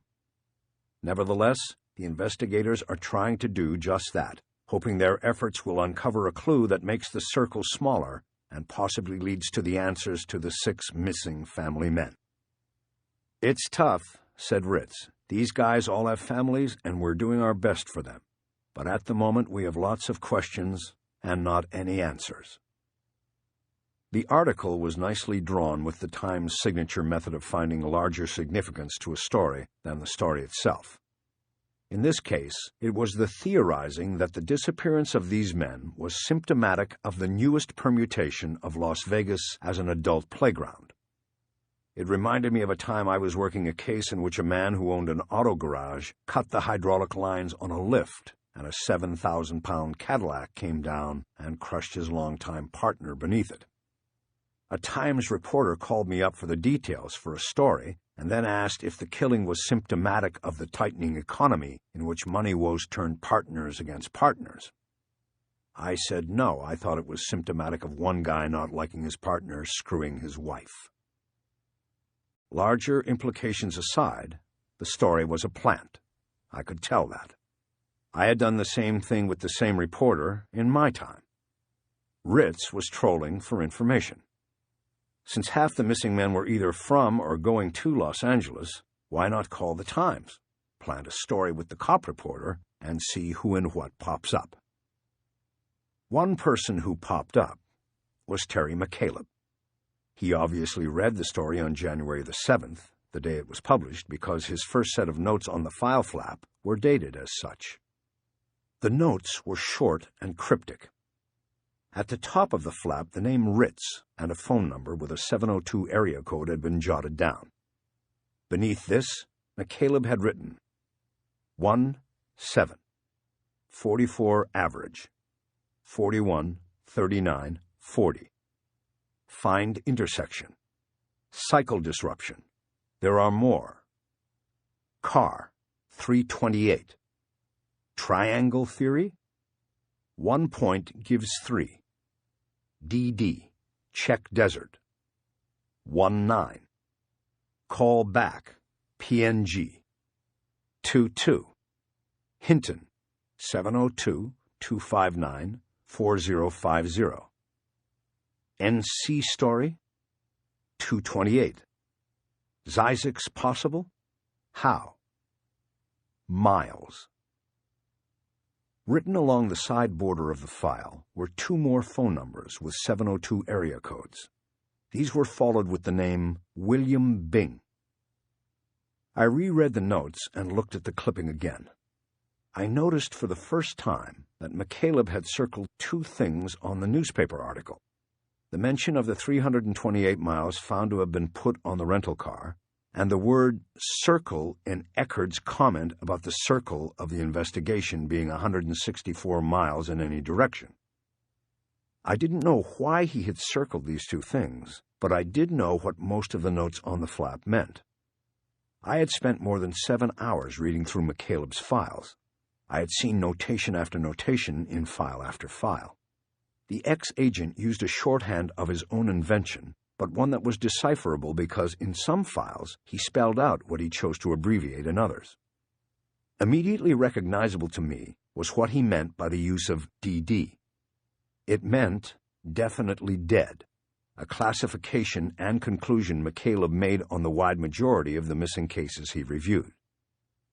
Also easy to decipher was PNG, which meant persona non grata, meaning McCaleb's offer to help with the investigation was not received well or not received at all. McCaleb had also found some significance in the age of the missing men.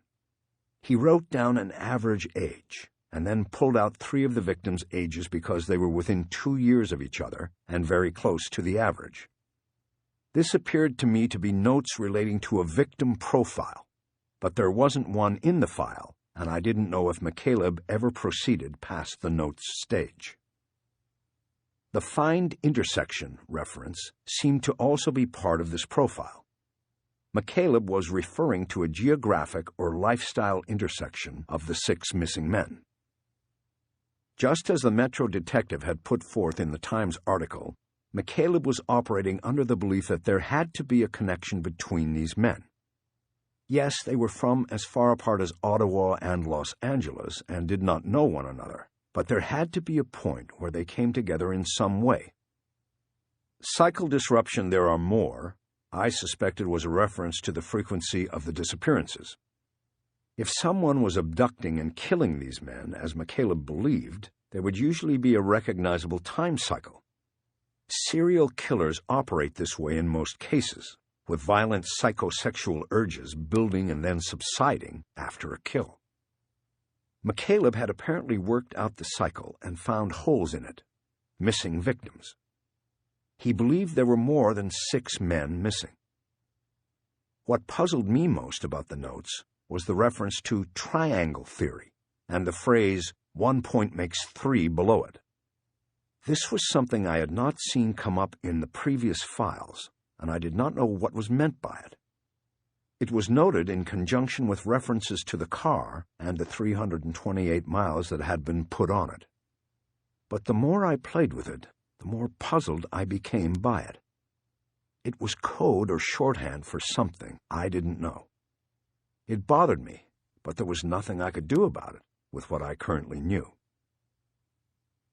The January 9th reference was to a callback from Ritz. McCaleb had probably called and left a message, and the Vegas detective had called back, listened to his pitch and maybe his profile, and had said not interested. This was not surprising. The FBI was often unwanted by the locals. The clash of egos between feds and locals was a routine part of the job. A retired bureau man would likely be treated no differently. Terry McCaleb was persona non grata. That might have been it for this file in this case, but then came the February 2nd notation, a name and a number. I opened my cell phone and called the number, not caring about how late it was, or early, depending on how you looked at it. I got a recording of a female voice. "This is Cindy Hinton at the Las Vegas Sun. I can't take your call right now, but it is important to me. Please leave your name and number, and I will call you back as soon as I can. Thank you." There was a beep, and I hesitated, not sure I wanted to make contact yet. But I went ahead anyway.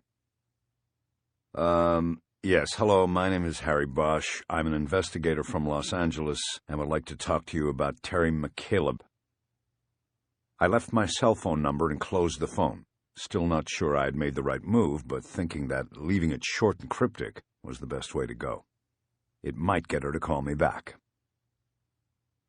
The last reference in the notes was the most intriguing of all. McCaleb had written Zysix and then asked if it was possible, and if so, how. This had to be a reference to Zysix Road. This was a leap, a giant leap. McCaleb had received photos from someone who had watched and photographed his family.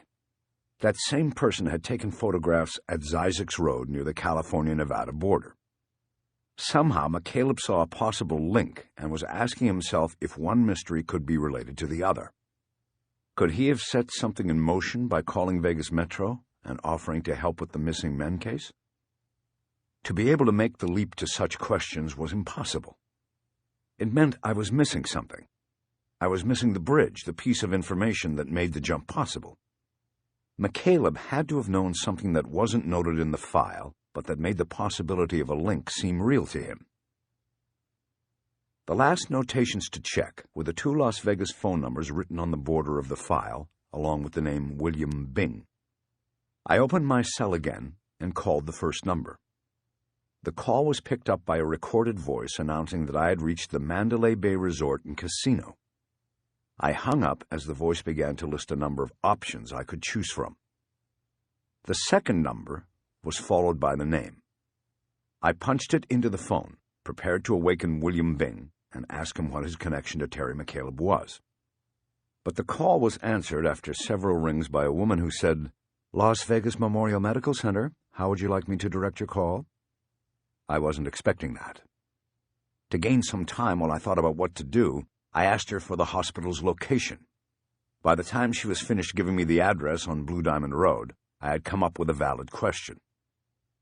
"Do you have a doctor on staff named William Bing?" After a moment, the answer came back negative. "Do you have any employee named William Bing?" "No, we don't, sir." "How about a patient?" There was another pause as she consulted a computer. "Not currently, no." "Did you formerly have a patient there named William Bing?" "I don't have access to that kind of information, sir." I thanked her and closed the phone. I thought about the last 2 numbers in McCaleb's notes for a long moment. My conclusions were simple. Terry McCaleb was a heart transplant recipient. If he were to travel to another city, he would need to know where to go and who to ask for if there was an emergency or any medical problem. My guess was that McCaleb had called information to get the 2 numbers noted on the file. He then made a reservation at the Mandalay Bay and checked in with a local hospital as a precaution.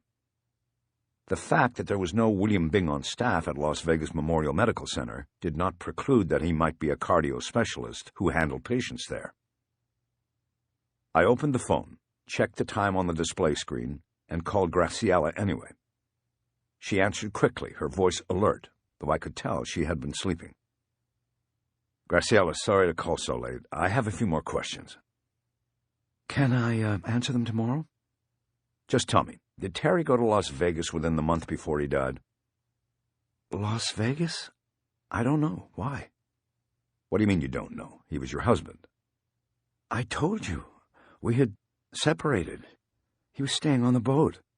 I know he went over to the mainland a few times, but if he went to Vegas from there, I wouldn't have any way of knowing, unless he told me, and he didn't tell me."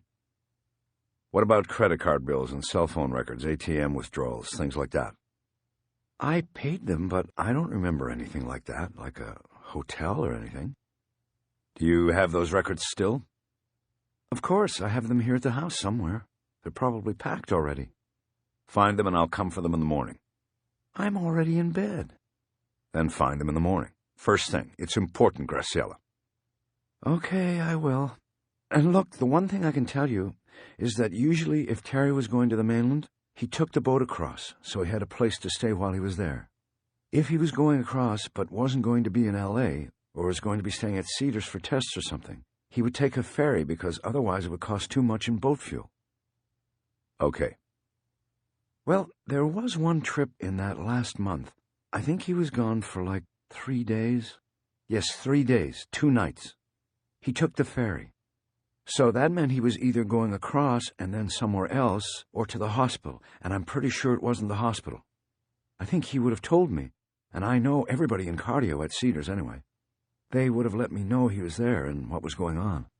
I had that place wired. Okay, Graciela, that's good. That helps. Do you remember exactly when that was? Not exactly. It was the end of February, I think. Maybe the first couple of days of March. I remember it was bill time. I called him on his cell to talk about money, and he said he was on the mainland. He didn't say where. He just said he was over there, and he'd be back in a couple of days. I could tell he was driving when we talked, and I knew he hadn't taken the boat because I was on the balcony looking at it in the harbor when we talked. Why were you calling him, do you remember? Yes, we had bills to pay, and I didn't know what, if anything, he had taken in on the boat in February. The credit card payouts were sent directly here, but Terry had a bad habit of walking around with personal checks and cash from customers in his wallet.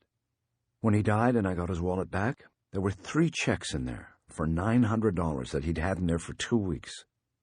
He wasn't very good at business. She said it as though it was one of her husband's endearing and humorous qualities, though I was pretty sure that during his life she didn't smile at these oversights. A couple more things, I said. Do you know if it would be his routine to check in with a hospital in a city he was going to? In other words, if he was going to Las Vegas, would he set things up at a local hospital in case he needed anything? There was a pause before she answered. No, that doesn't sound like anything he would do. Are you saying he did that? I don't know. I found a phone number in one of the files, and a name. The number was for Vegas Memorial, and I'm trying to figure out why he would call there. Vegas Memorial has a transplant program, I know that, but I don't know why he would call there. What about the name William Bing? Does that mean anything? Could it be a doctor he was recommended to? I don't know that. Something about that name is familiar, but I can't place it. It could be a doctor. Maybe that's where I heard it. I waited a moment to see if it came to her, but it didn't. I pressed on. Okay, one last thing. Where's Terry's car? It should be over there at Cabrillo at the marina. It's an old Jeep Cherokee. There's a key on the ring I gave you. Buddy also has a key because he uses it sometimes. He basically takes care of it for us. I mean, me now. Okay, I'm going to check that out in the morning, so I'll need to keep the key. Do you know when the first ferry goes back across? Not till 9:15. Then can we meet at 7:30 or 8 at your house? I want to get those records and also show you a few things. It won't take too long, and then I'll grab the first ferry. Can we make it 8? I should be back by then. I usually walk Raymond to school and take Cece to daycare. No problem. I'll see you at 8. We ended the conversation, and I immediately called Buddy Lockridge again, one more time rousing him from sleep. Buddy, it's me again. He groaned. Did Terry go to Las Vegas the month before he died? Like maybe around March 1st? I don't know, man, he said in a tired, annoyed voice. How would I know that? I can't remember what I did March 1st. Think, Buddy. He made a road trip around then. He didn't bring the boat across. Where did he go? Did he tell you anything about it? He didn't tell me jack. But I remember that trip now because the Jeep came back dirtier than shit. Had salt or some shit all over it, and I was the one who was left to wash it. Did you ask him about it? Yeah, I said, where have you been? Out off-roading? And he said, yeah, something like that. And that was it? That's all he said. I washed the car. What about the inside? Did you clean that out? No, I'm just talking about the outside. I took it over to the drive-thru in Pedro and power sprayed the thing. That's all I did. I nodded as I concluded I had gotten everything I needed from Lockridge, for the time being. You going to be around tomorrow?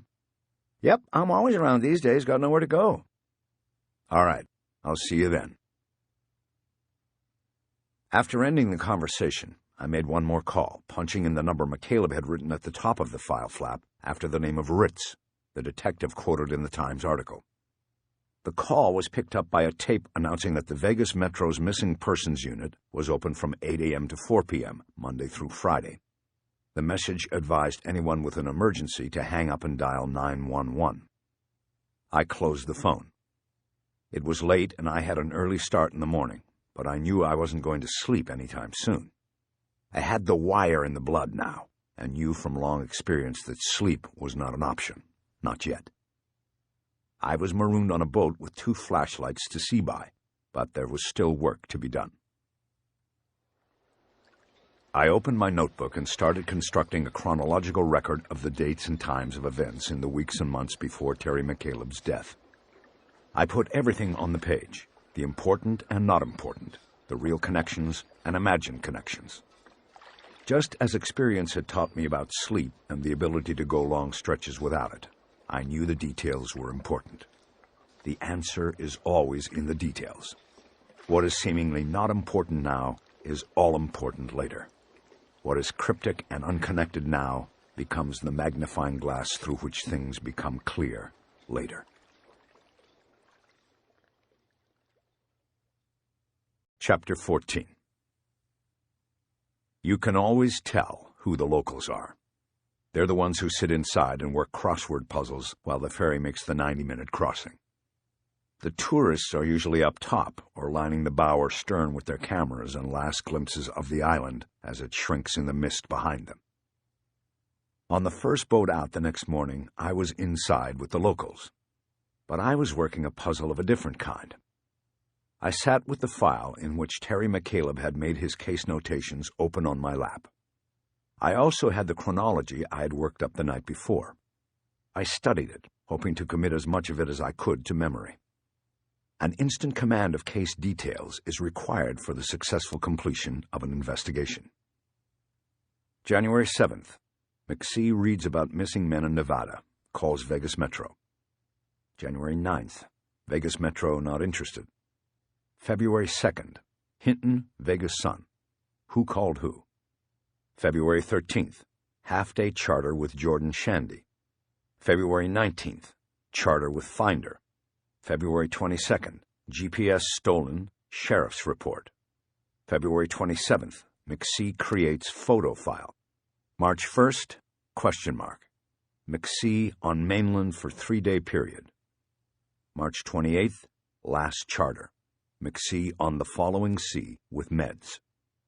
March 31st, McC dies. I now added what I had learned an hour earlier from Graciela. The same credit card records I had asked her to gather in regard to her husband's movements contained her purchases as well. There was a Visa charge attributed to a Nordstrom department store on February 21st. When I asked about it, she said she had made the purchase at the Promenade. I asked if she had been back since then, and she said no. As I added the date into the chronology, I noted that it was the day before the GPS device was reported stolen from the following sea. This meant it was likely the same day it was stolen. The photo stalker had been on the ferry with Graciela on the way back to the island. Could he have been the one who snuck on board the following sea that night and took the GPS device? If so, why? And if so, could this also have been the night that Terry McCaleb's medicine was tampered with? Real capsules exchanged for dummies? I circled the letters GPS on the chronology. What was the significance of this device and this theft? I wondered if I was putting too much emphasis on this. Perhaps Buddy Lockridge's theory was the correct one. The device had simply been stolen by Finder, a competitor. Perhaps that was all it was. But the proximity to the mall stalking of Graciela made me think otherwise. My instincts told me there was a connection. I just didn't have it yet. Despite that, I felt as though I was getting close to something. The chronology was very helpful in allowing me to see connections and the timeliness of things. There was more still to add, and I remembered I had intended to follow up with phone calls to Las Vegas this morning. I opened my cell phone and checked the battery. I had been unable to recharge it on the following sea. Now I was running out of juice. I had maybe one last call on it before it died. I punched in the number for the missing persons unit at Vegas Metro. The call went through, and I asked for Detective Ritz. I was put on hold for nearly 3 minutes, during which time the phone started to beep every minute, warning me it was running low on power. "This is Detective Ritz. How can I help you?" "Detective, my name is Bosch. I'm LAPD retired, homicide mostly. I'm doing a favor for a friend. Her husband passed away last month, and I'm sort of putting his things in order. I came across a file of his that had your name and number in it and a newspaper article about one of your cases." "What case?" "The 6 missing men." "And what was your friend's husband's name?" "Terry McCaleb. He was FBI retired. He worked—" "Oh, him. You knew him?" "I talked to him on the phone once. That doesn't qualify as knowing him." "You talked about the missing men?" "Look, what did you say your name is?" "Harry Bosch." "Well, listen, Harry Bosch. I don't know you, and I don't know what you're doing, but it's usually not my practice to talk about open cases over the phone with strangers." "I could come see you." "That wouldn't change things." "You know he's dead, don't you?" "McCaleb? I heard he had a heart attack and he was out on his boat and nobody could get to him in time." It sounded stupid. What's a guy with a heart transplant doing 25 miles out in the middle of nowhere? "Making a living, I guess." "Look, some things have come up about that, and I'm checking into what Terry was into at the time, to sort of see if he might have drawn somebody's eye, if you know what I mean. All I want— Actually, I don't know what you mean. You talking voodoo? Somebody put the hex on him and gave him a heart attack? I'm kind of busy here, Bosch. Too busy for that bullshit. You retired guys think us working stiffs have all the time in the world for you and your long-shot voodoo theories. Well, guess what? We don't." "Is that what you said to him when he called? You didn't want to listen to his theory or his profile of the case? You called it voodoo?" "Look, man, what good is a profile? Those things don't narrow down shit. They're bullshit. And that's what I told him. And that was—" His last word was cut off by my phone's warning beep. "What was that?" he asked. "Are you recording this?" "No, it's my phone's low battery warning." "Terry didn't come over there to talk to you about this?" "Nope. I think he ran to the newspaper with it instead. Typical Fed move." "There was a story about his take on this in the Sun?" "I wouldn't call it that. I think they pretty much thought he was full of shit, too." That line revealed an untruth. If Ritz thought McCaleb and his theory were full of shit, he had to have listened to it in order to make such a determination. I believe that it revealed that Ritz had discussed the case with McCaleb, possibly at length. "Let me ask you one last thing, and then I'll leave you alone.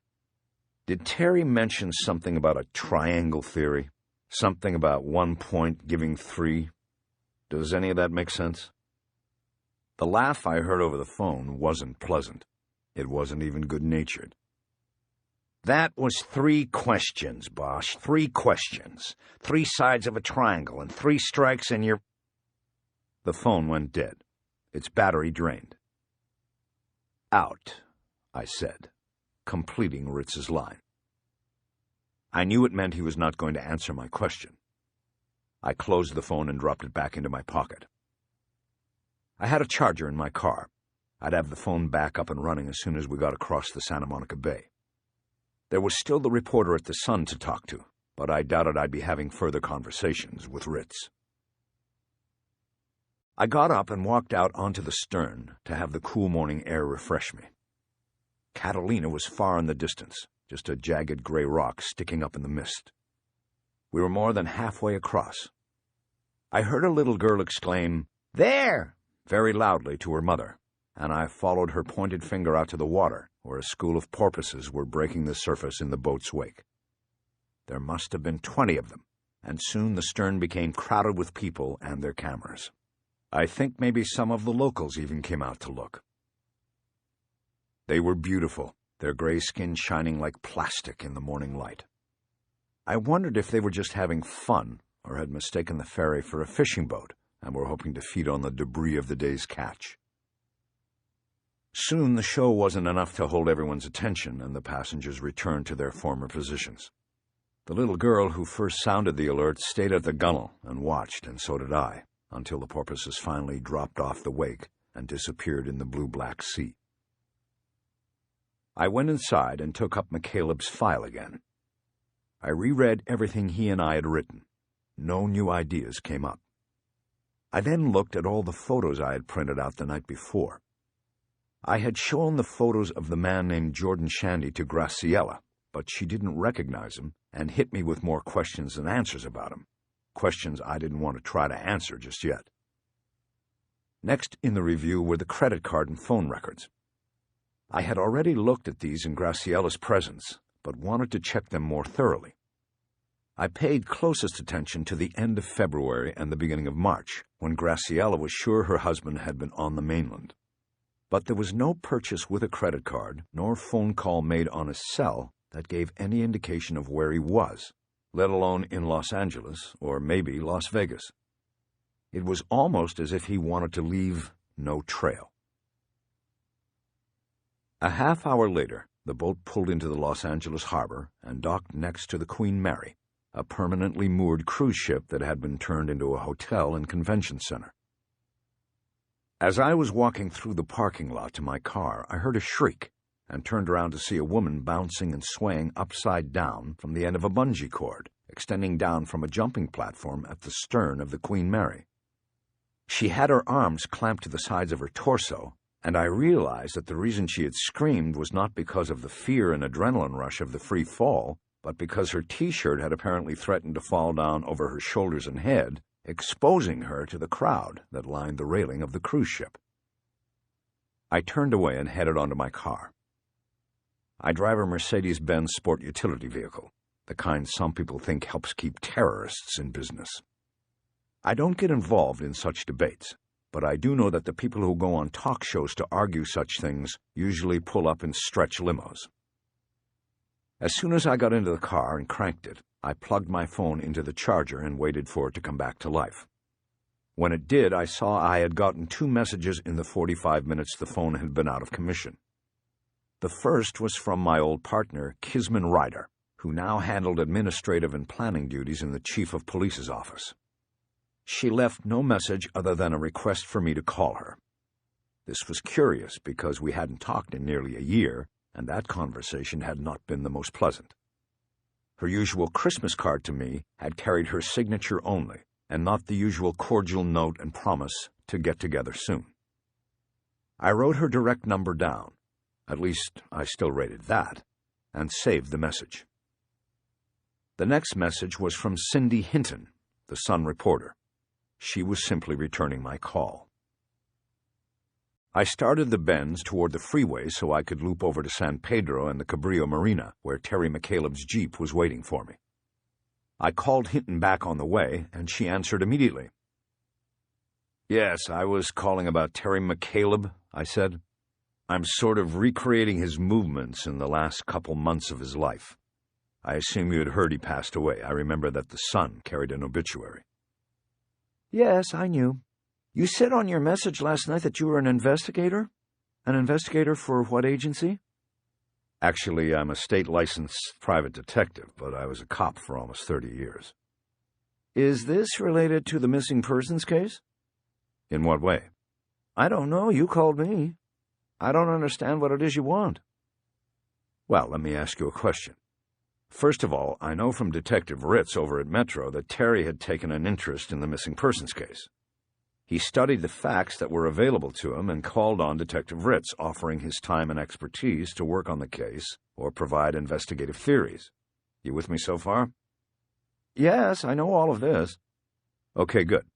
Terry's offer to Ritz and Vegas Metro was rejected. What my question is what happened next? Did he call you? Did you call him? Did you write a story that said he was investigating this case? And why is it that you want to know these things? Sorry, hold on a second. I had realized I should not have made the call while driving. I should have expected Hinton to be cagey with me, and should have known the call would need my undivided attention. I glanced at the mirrors and cut across 2 lanes to go down an exit. I didn't even see the sign and didn't know where I was going. I found myself in an industrial area where trucking depots and warehouses lined the street. I pulled to a stop behind a tractor-trailer parked in front of the open garage doors of a warehouse. Okay, sorry, I'm back. You asked why I wanted to know the answers to these questions. Well, Terry McCaleb was my friend, and I'm picking up some of the things he was working on. I want to finish his work. There sounds like there's something else, something you're not telling me. I thought for a moment of how to handle this. Giving a reporter information, especially a reporter you didn't know, was risky business. It could snap back on you in bad ways. I had to figure out a way to give her what she needed in order to help me, but then I needed to take it all back. Hello, are you still there? Yeah. Tell you what, can we go off the record here? Off the record? We're not even talking about anything here. I know. I'm going to tell you something if I can tell it to you off the record, meaning you can't use it. Sure, fine, whatever. We're off the record. Could you please get to the point or whatever this important information is, because I need to write a story this morning. Terry McCaleb was murdered. No, actually he wasn't. I read the story. He had a heart attack. He had a heart transplant like 6 years before. I know what was put out in the press, and I'm telling you it is wrong. And it will come out that it is wrong. And I'm trying to find out who killed him. Now, can you tell me whether or not you put out a story that had his name in it? She seemed exasperated when she answered. Yes, I wrote one story that he was in, for like a paragraph or 2, okay? Just a paragraph? What did it say? It was a follow-up to my story on the missing men. I did a follow-up to see what had come in. You know, what new leads, if any. McCaleb was mentioned, that's all. I said he came forward and offered his help and a theory, but Metro said no thanks. It was worth throwing in because the story was dry as a bone, and he was sort of famous because of the movie and Clint Eastwood and all of that. Does that answer your question? So he didn't call you? Technically, yes, he did.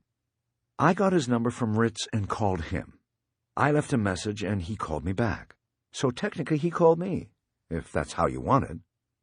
What is it you think happened to him, anyway? Did he tell you what his theory was? The one Ritz wasn't interested in? No, he said he didn't want to comment at all, and he asked me to keep his name out of the paper. I talked to my editor, and we decided to keep it in. Like I said, he was famous. Did Terry know you put his name in the story? I don't know. I never spoke to him again. In that one conversation you had, did he say anything about the triangle theory? Triangle theory? No, he didn't. Now, I answered your questions, you answer mine. Who says he was murdered? Is that official? Now it was time to back out. I needed to stop her in her tracks, make sure she wouldn't hang up and immediately start making calls to check me or my story out. Well, not really. Not really? Are you... Well, what exactly makes you say this? Well, because he was in perfect shape and he had a young person's heart in him. So, what about organ rejection and infection? 1,000 different things could have... Do you have any official finding about this or confirmation? Is there an official investigation? No, that would be like asking the CIA to investigate the Kennedy assassination. The third one. It would just be a cover-up. What are you talking about? The third what? The third Kennedy, the son, John. You think his plane just dove into the water like they said? There were 3 witnesses in New Jersey who saw men carrying their bodies onto that plane before it took off. The witnesses have disappeared, too. It was part of the triangle theory, and then... Okay, mister, thanks a lot for your call, but I'm on a deadline right now and need to... She hung up before finishing her own sentence. I smiled. I thought I was safe and was particularly proud of my creativity. I reached over to the passenger seat and lifted the file. I opened it and looked at the chronology. Terry had noted the conversation with Hinton on February 2nd. The story probably ran in the next day or two.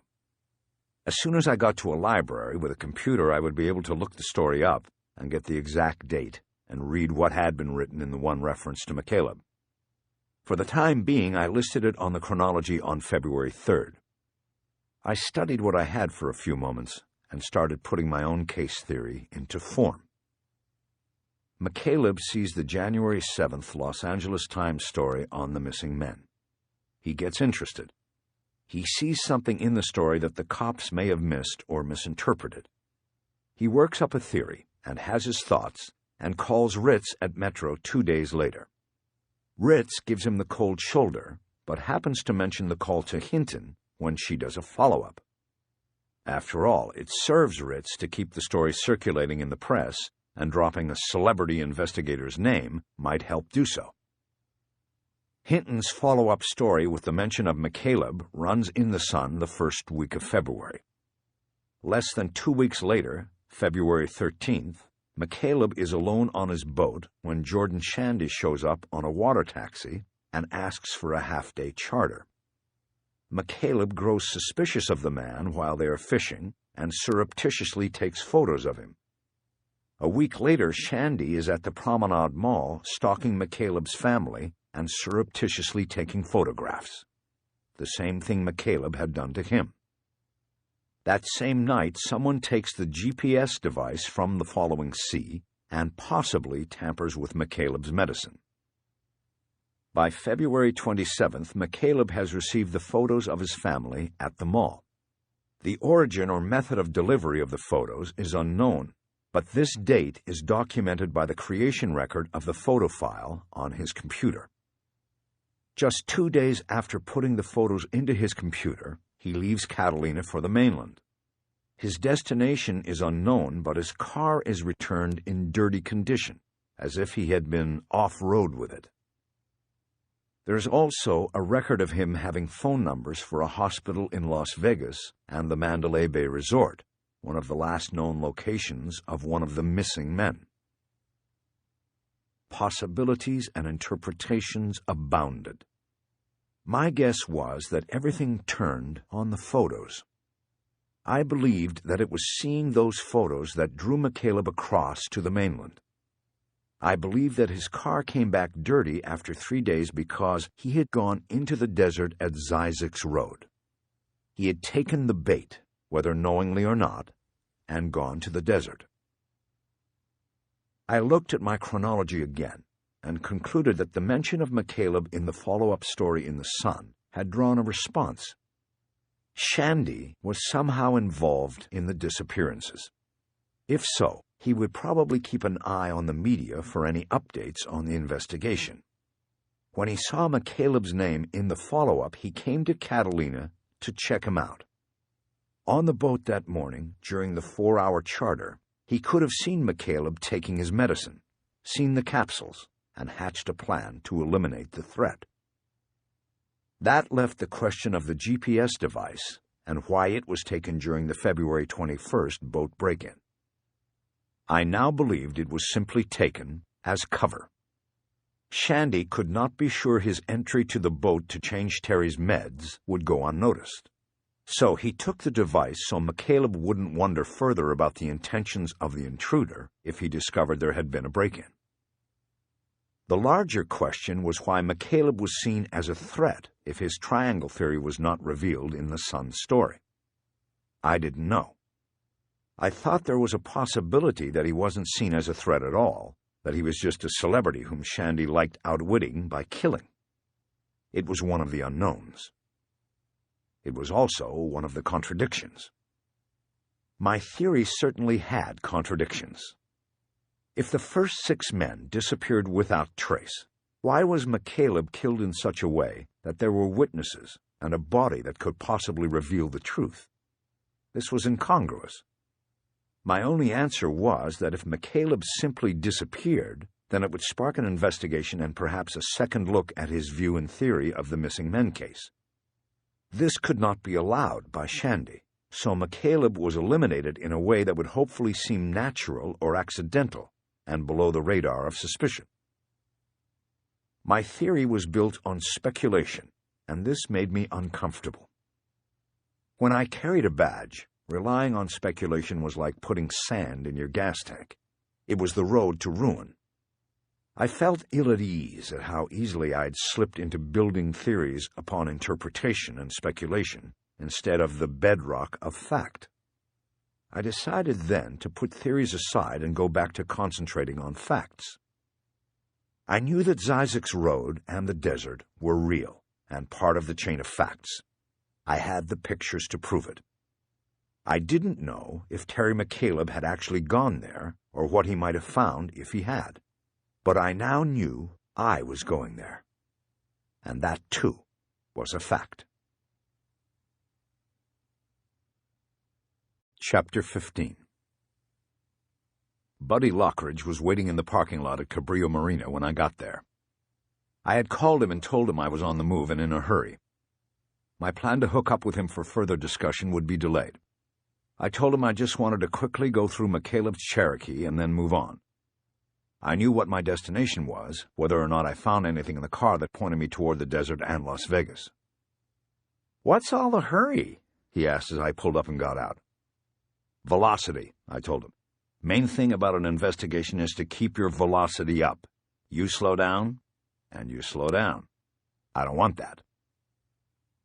Before returning the boat keys to Graciela, I had taken the Cherokee's key off the ring. I now used it to unlock the driver's door. I leaned in and began a general observation of the car before getting in. "Where are you headed?" Lockridge said from behind me. "San Francisco." I lied, just to see if I'd get a reaction. "San Francisco? What's up there?" "I don't know, but I think that's where he went on that last trip." "Must have taken the dirt roadway." "Maybe." There was nothing readily apparent in the Cherokee that gave me a second thought. The car was in clean condition. There was a faintly sour odor. It smelled like the windows had been left open during a rainstorm at some point. I opened the compartment between the two front seats and found 2 pairs of sunglasses, a pack of breath-freshening gum, and a small plastic action figure toy. I handed it out the door behind me to Lockridge. "You left your superhero in here, buddy." He didn't take it. "Funny. That's from McDonald's. There ain't one over there on the island, so the first thing they do when they get over here is take the kids to Mickey D's. It's like crack, man. They get the kids hooked on those French fries and shit early, and then they're hooked for life." There are probably worse things. I put the plastic hero back into the compartment and closed it. I leaned further in so I could reach across to open the glove box. "Hey, you want me to come with you? Maybe I could help." "No, that's okay, buddy. I'm leaving right from here." "Hell, I could be ready in 5 minutes. I'll just put some clothes in a bag." The glove box contained another plastic figure and operating manuals for the car. There was also a box containing a book on tape called The Tin Collectors. There was nothing else. This stop was turning into a bust. All I was getting out of it was Buddy pushing to be my partner. I pulled back out of the car and straightened up. I looked at Lockridge. "No, thanks, Buddy. I'm working this alone." "Hey, I helped Terry, man. It wasn't like in the movie where I was made out to be the creep who—" Yeah, I know, Buddy. You told me all of that. This has got nothing to do with that. I just work alone. Even with the cops. That's the way I was. That's the way I am." I thought of something and leaned back into the car, checking the windshield on the passenger side for a sticker, like the one seen in the photo of the Zizek's road sign on McCaleb's computer. There was no sticker or anything else in the lower corner of the windshield. It was another confirmation that McCaleb had not taken the photo. I backed out of the car, walked around, and opened the rear hatch. The storage compartment was empty except for a pillow shaped like a cartoon character named SpongeBob SquarePants. I recognized it because my daughter was a SpongeBob fan, and I, too, enjoyed watching the show with her. I guessed he was a favorite in the McCaleb home, too. I then went to one of the rear doors and looked into the passenger compartment. Clean again. But I noticed in the pocket behind the front passenger seat there was a map book that could be reached from the driver's seat. I pulled it out and paged through it, careful not to let Buddy see what I was looking at. On the page for southern Nevada, I noticed that the map included parts of contiguous states. In California, near the southwest corner of Nevada, someone had drawn a circle around the Mojave Preservation Area, and on the right border of the map, someone had jotted down several numbers in ink, one above the other, and then added them together. The sum was 86. Below this was written, Actual 92.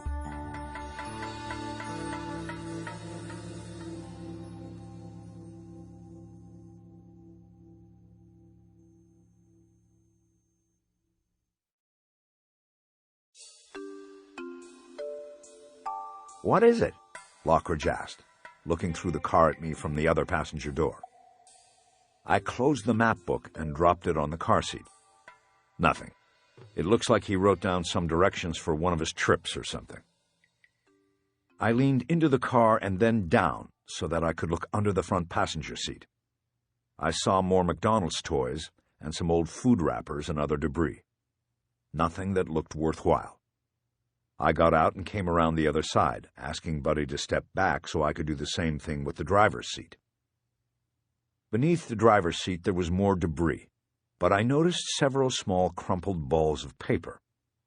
I reached under and swept these out so I could see them. I opened one up and smoothed it out and saw that it was a credit card receipt for a purchase of gas in Long Beach. It was dated almost a year earlier. You don't check under the seats when you clean the car, do you, Buddy? They never asked me to, he said defensively. Besides, I really just take care of the outside. Oh, I see. I started unraveling the rest of the paper balls. I didn't expect anything that would help me. I had already reviewed the credit card receipts and knew there were no purchases I could use to pinpoint McCaleb's location on his 3-day trip. But the rule was always to be thorough.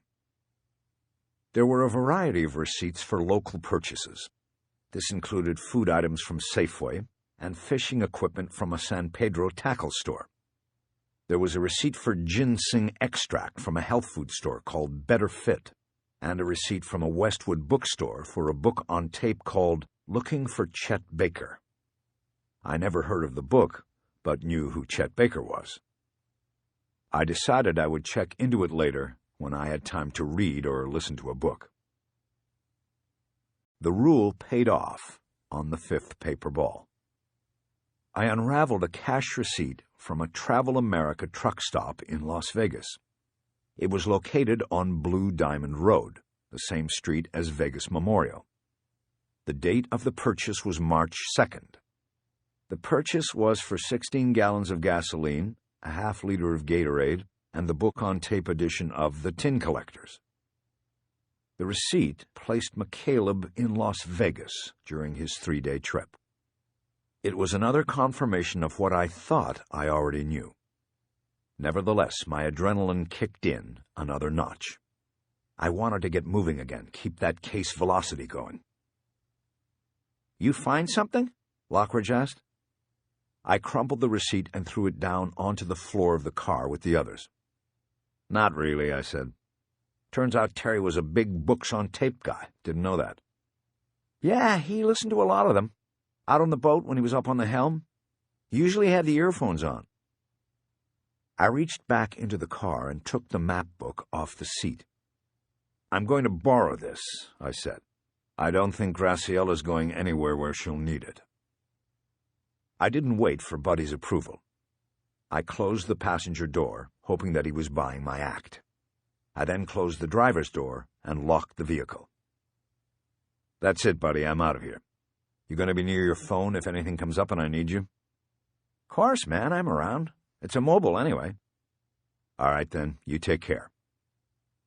I shook his hand and headed to my black Benz, half expecting to find him following me. But he let me go. As I drove out of the lot, I checked the mirror and saw him still standing next to the Cherokee, watching me go. I took the 710 up to the 10 and rode that out to the 15 freeway. After that, it would be a straight shot out of the smog and into the Mojave and then on to Las Vegas. I had been making this trip 2 or 3 times a month for the past year. I always enjoyed the drive. I liked the starkness of the desert. Maybe I drew from it what Terry McCaleb drew from living on an island, a sense of distance from all the nastiness. As I drove it, I felt the constrictions lift, as if the molecules of my body expanded and got a little more space between each other. Maybe it was no more than a nanometer, but that little narrow space was enough to make a difference. But this time I felt different. I felt as though this time the nastiness was ahead of me, that it was waiting for me in the desert. I was settling into the drive, letting the case facts rotate in my mind, when my cell buzzed. My guess was that it would be Buddy Lockridge making a final plea to be included. But it was Kiz Ryder. I had forgotten to call her back. "So, Harry, I guess I don't even rate a call back from you?" "Sorry, Kiz, I was going to call you. I had a busy morning and sort of forgot." "Busy morning? You're supposed to be retired. You're not running around on another case, are you?" "Actually, I'm driving to Vegas, and I'm probably about to lose my signal in the dead zone. What's going on?" "Well, I saw Tim Marcia this morning when I was getting my coffee. He told me you two had talked recently." "Yeah, yesterday. Is this about that 3-year deal he told me about?" "It certainly is, Harry. Have you thought about it?" "I just heard about it yesterday. I haven't had time to think about it." "I think you should, Harry. We need you back here." "That's nice to hear, especially from you, Kiz. I thought I was PNG with you." "What does that mean?" "Persona non grata." "Come on now. It was nothing a cooling-off period couldn't cure. Seriously, though, we could use you back here. You could probably work with Tim's unit if you wanted." "If I wanted?" "Kiz, you make it sound like all I have to do is waltz in there and sign on the dotted line. What do you think, everybody in that building is going to be there to welcome me back? Are they going to be lined up in the hallway on the 6th floor throwing rice or something while I walk to the chief's office?" "You talking about Irving? Irving got downsized. He's running the Department of Future Planning. I'm calling to tell you, Harry, that if you want to come back, then you are back. It's that simple. After I talked to Tim, I went up to 6 and had my usual 9 a.m. with the chief. He knows of you. He knows your work." "I wonder how that could be, since I was gone before he was brought over from New York or Boston or wherever it was they got him from." "He knows because I told him, Harry. Look, let's not get into an argument over this, okay? Everything is cool. All I'm saying is that you should think about it. The clock is ticking on it, and you ought to think about it. You could help us and the city, and maybe even help yourself, depending on where you're at in the world." That last part raised a good question. Where was I in the world?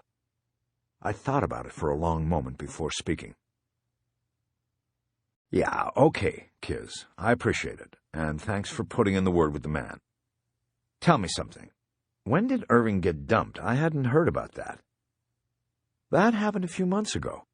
I think the chief thought he had his finger in too many pies. He put him to the side." I couldn't help but smile.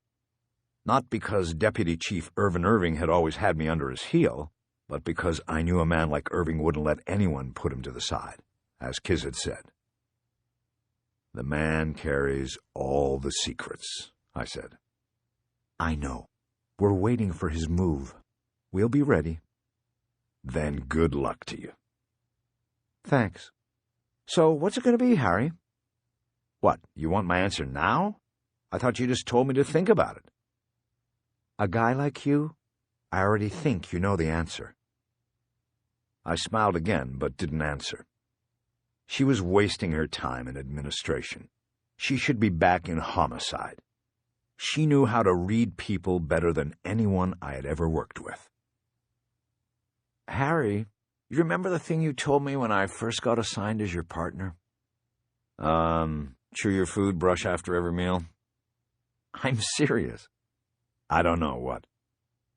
Everybody counts, or nobody counts. I nodded and was quiet for a moment.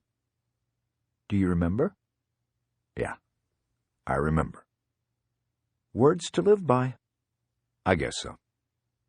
Well, think about that while you're thinking about coming back. If I come back, I'm going to need a partner. What, Harry? You're breaking up. I'm going to need a partner. There was a pause, and I think now she was smiling too. That's a possibility. She cut out on me. I think I knew what she was going to say. I bet you miss it as much as me. Harry, you're going into the dead zone. Call me back when... Don't take too long. Okay, Kiz, I'll let you know. I was still smiling after closing the phone. There is nothing like being wanted or being welcomed, being valued. But also the idea of having a badge again in order to do what I had to do. I thought about Ritz at Metro and how he had treated me, how I had to fight just to get the attention and help of some people. I knew a lot of that would go away with the badge again.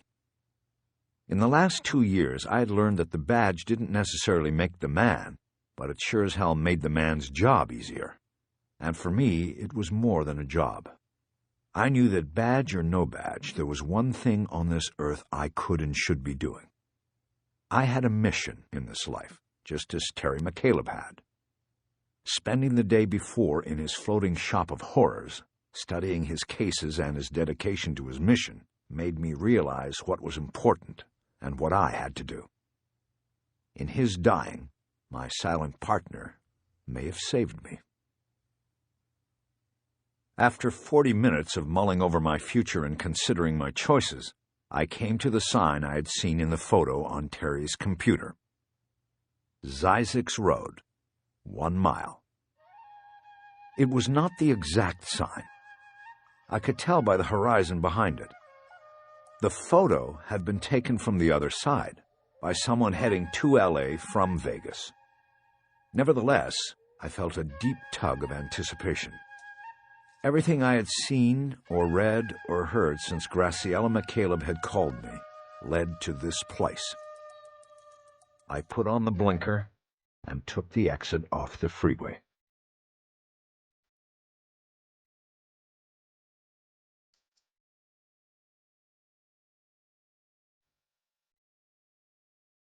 Chapter 16.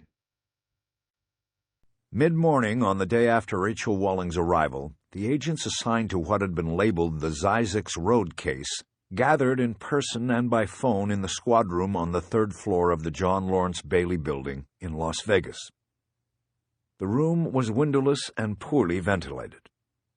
A photograph of Bailey, an agent killed during a bank robbery 20 years earlier, looked upon the proceedings.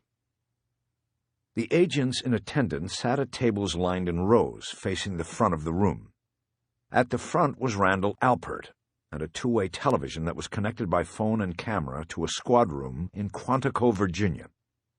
On the screen was Agent Brasilia Doran, waiting to provide her report. Rachel was at the second row of tables, sitting off by herself. She knew her place here and outwardly tried to show it. Alpert convened the meeting by graciously introducing those present. Rachel thought that this was a nicety allowed for her, but soon realized that not everyone in attendance in person or by audiovisual hookup knew everyone else. Alpert first identified Doran, also known as Brass, on the line from Quantico, where she was handling the collating of information and acting as liaison to the National Lab. He then asked each person seated in the room to identify themselves and their specialty or position. First was Sherry Dye, who said she was the case agent. Next to her was her partner, Tom Zygo. Next was John Cates, a representative agent from the local FO and the only non-white person in attendance. The next 4 people were from the science side, and Rachel had seen and met 2 of them at the site the day before. They included a forensic anthropologist named Greta Cox, who was in charge of the excavations, 2 medical examiners named Harvey Richards and Douglas Sundin, and a crime scene specialist named Mary Pond. Ed Gunning, another agent from behavioral sciences in Quantico, brought the introductions around to Rachel, who was last. "Agent Rachel Walling," she said, "Rapid City Field Office, formerly with Behavioral. I have some familiarity with a case like this." "Okay, thanks, Rachel," Alpert said quickly, as though he thought Rachel was going to mention Robert Backus by name. This told Rachel that there were people in the room who had not been informed of the major fact of the case. She guessed that would be Cates, the token agent from the FO. She wondered if some of the science team, or all of it, was in the dark as well. "Let's start with the science side," Alpert continued. "First of all, Brass, anything from out there?" "Not on science. I think your crime scene people have all of that." "Hello, Rachel. Long time." "Hello, Brass," Rachel said quietly. "Too long." She looked at the screen and their eyes met. Rachel realized that it had probably been 8 years since she had actually seen Duran.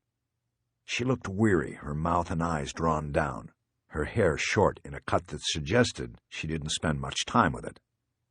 She was an empath, Rachel knew, and the years were taking their toll. "You look good," Duran said. "I guess all that fresh air and open country agrees with you." Alpert stepped in and saved Rachel from delivering a false compliment in return. "Greta, Harvey, who wants to go first?" he asked, stepping all over the electronic reunion. "I guess I will, since everything starts with the dig," Greta Cox said. "As of 7 p.m. yesterday, we have fully excavated 8 bodies, and they are at Nellis. This afternoon, when we get back there, we will begin with number 9. What we saw with the first excavations is holding true with the latter. The plastic bags in each incident and the—" "Greta, we have a tape going here," Alpert interrupted. "Let's be fully descriptive, as if speaking to an uninformed audience. Don't hold back."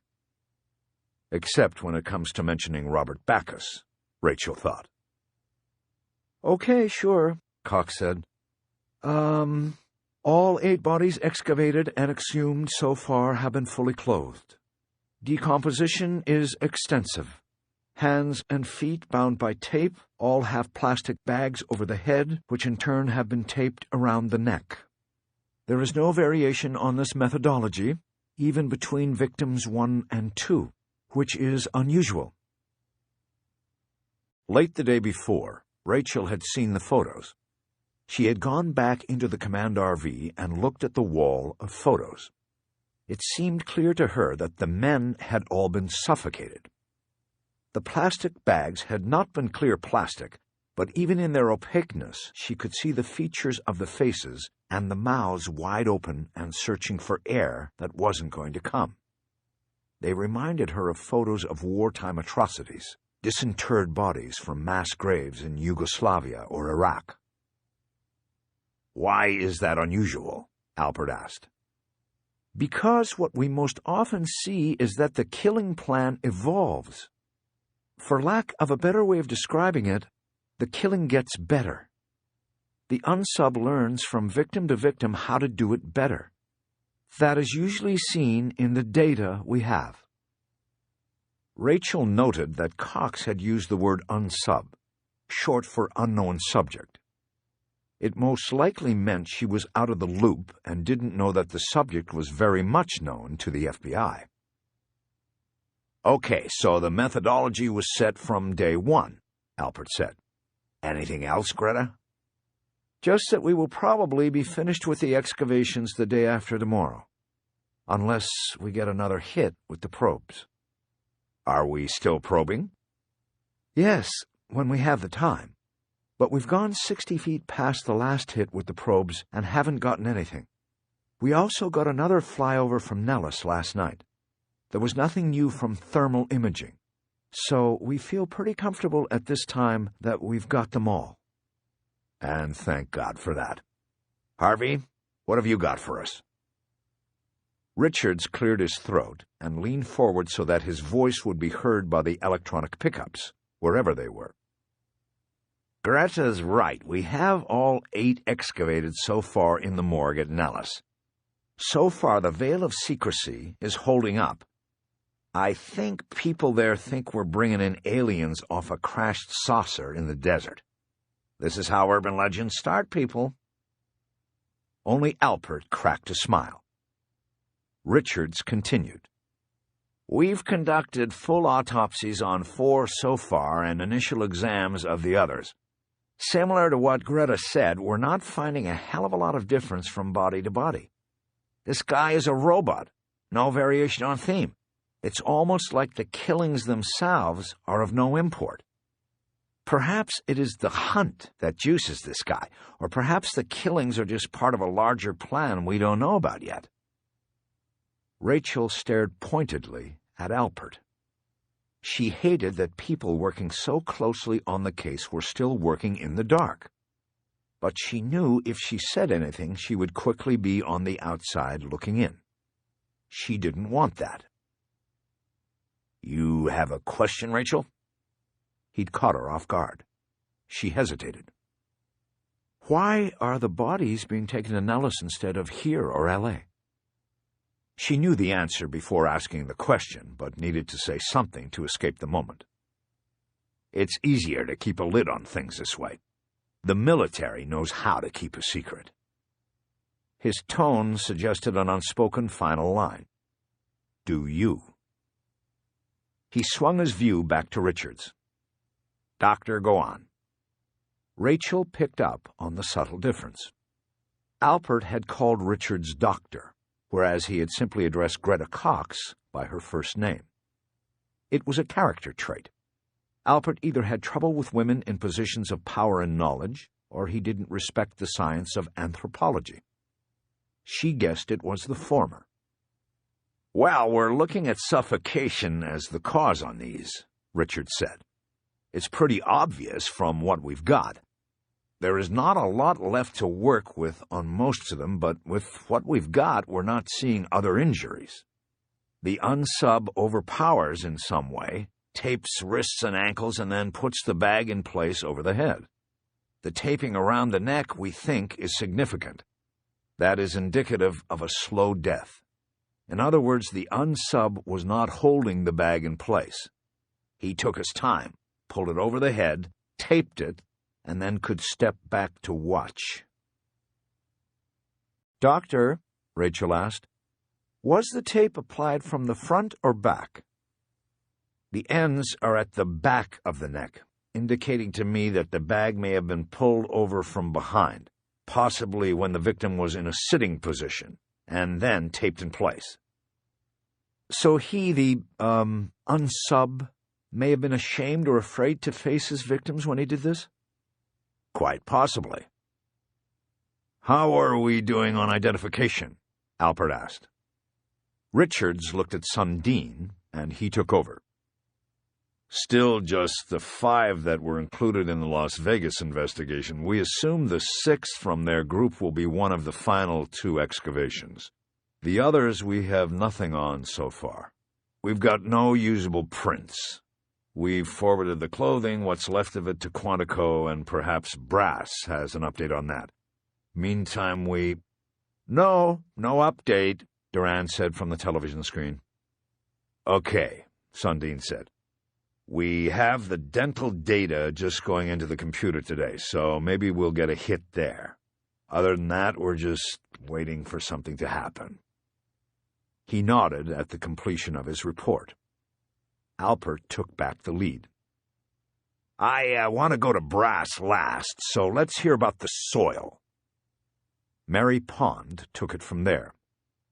We've sifted all of the sites, and it's all come up clean except for one piece we got yesterday that is exciting. In excavation 7, we found a wad of gum in a wrapper. Juicy fruit, according to the wrapper. It was between 24 and 30 inches down in a 3-foot grave. So we really feel it is related and could be a good break for us. Dental? Alpert asked. Yes, we have dental. I can't tell you what yet, but it looked like 3 good impressions. I boxed it and sent it to Brass." "Yes, it's here," Duran said from the television.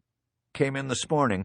I put it in motion, but I don't have anything on it yet either. Maybe late today. I agree, though. From what I saw, we'll get at least 3 teeth out of it. Maybe even DNA. Could be all we need," Alpert added excitedly. Even though she distinctly remembered that Bob Backus had a habit of chewing juicy fruit gum, Rachel was not excited. The gum in the grave was too good to be true. She thought there was no way that Backus would allow himself to leave such important evidence behind. He was too good as both a killer and agent for that. She could not properly express this doubt in the meeting, however, because of her agreement with Alpert not to bring up Backus in front of other agents.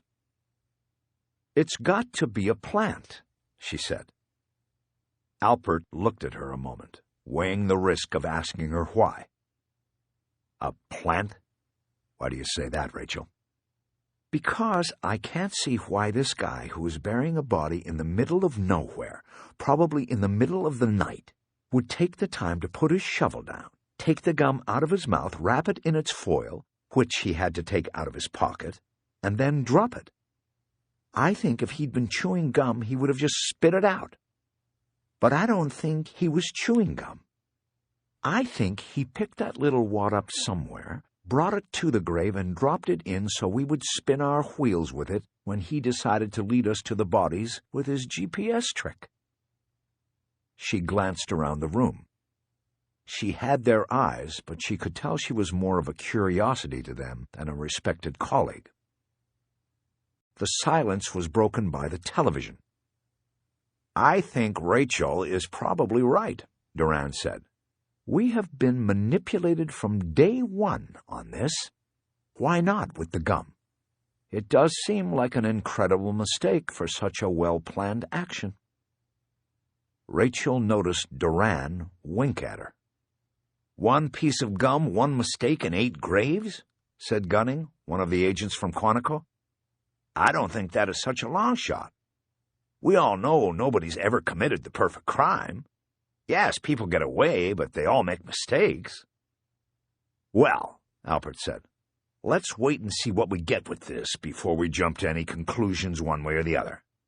Mary, anything else?" "Not at this time." "Then let's go to Agent Cates to see how the locals are doing with the IDs." Cates opened a leather-bound folder on the table in front of him. It contained a legal pad with notes on it. That he had such a nice and expensive holder for a basic legal pad told Rachel that he was very proud of his work and what he did. Either that or the person who gave him the folder had those feelings. Either way, it made Rachel like him right away. It also made her feel like she was missing something. She no longer carried that kind of pride in the Bureau or what she did. "Okay, we started sniffing around Vegas Metro on their missing persons case. We're handicapped by the need for secrecy, so we're not going in there like gangbusters. We've just made contact and said we're interested because of the state line thing.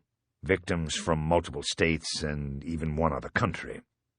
That gives us an in, but we don't want to show our hand by blasting in there, so we're supposed to have a sit-down with them later today. Once we reach the beach, so to speak, we'll start back tracing those individuals and looking for the common denominator.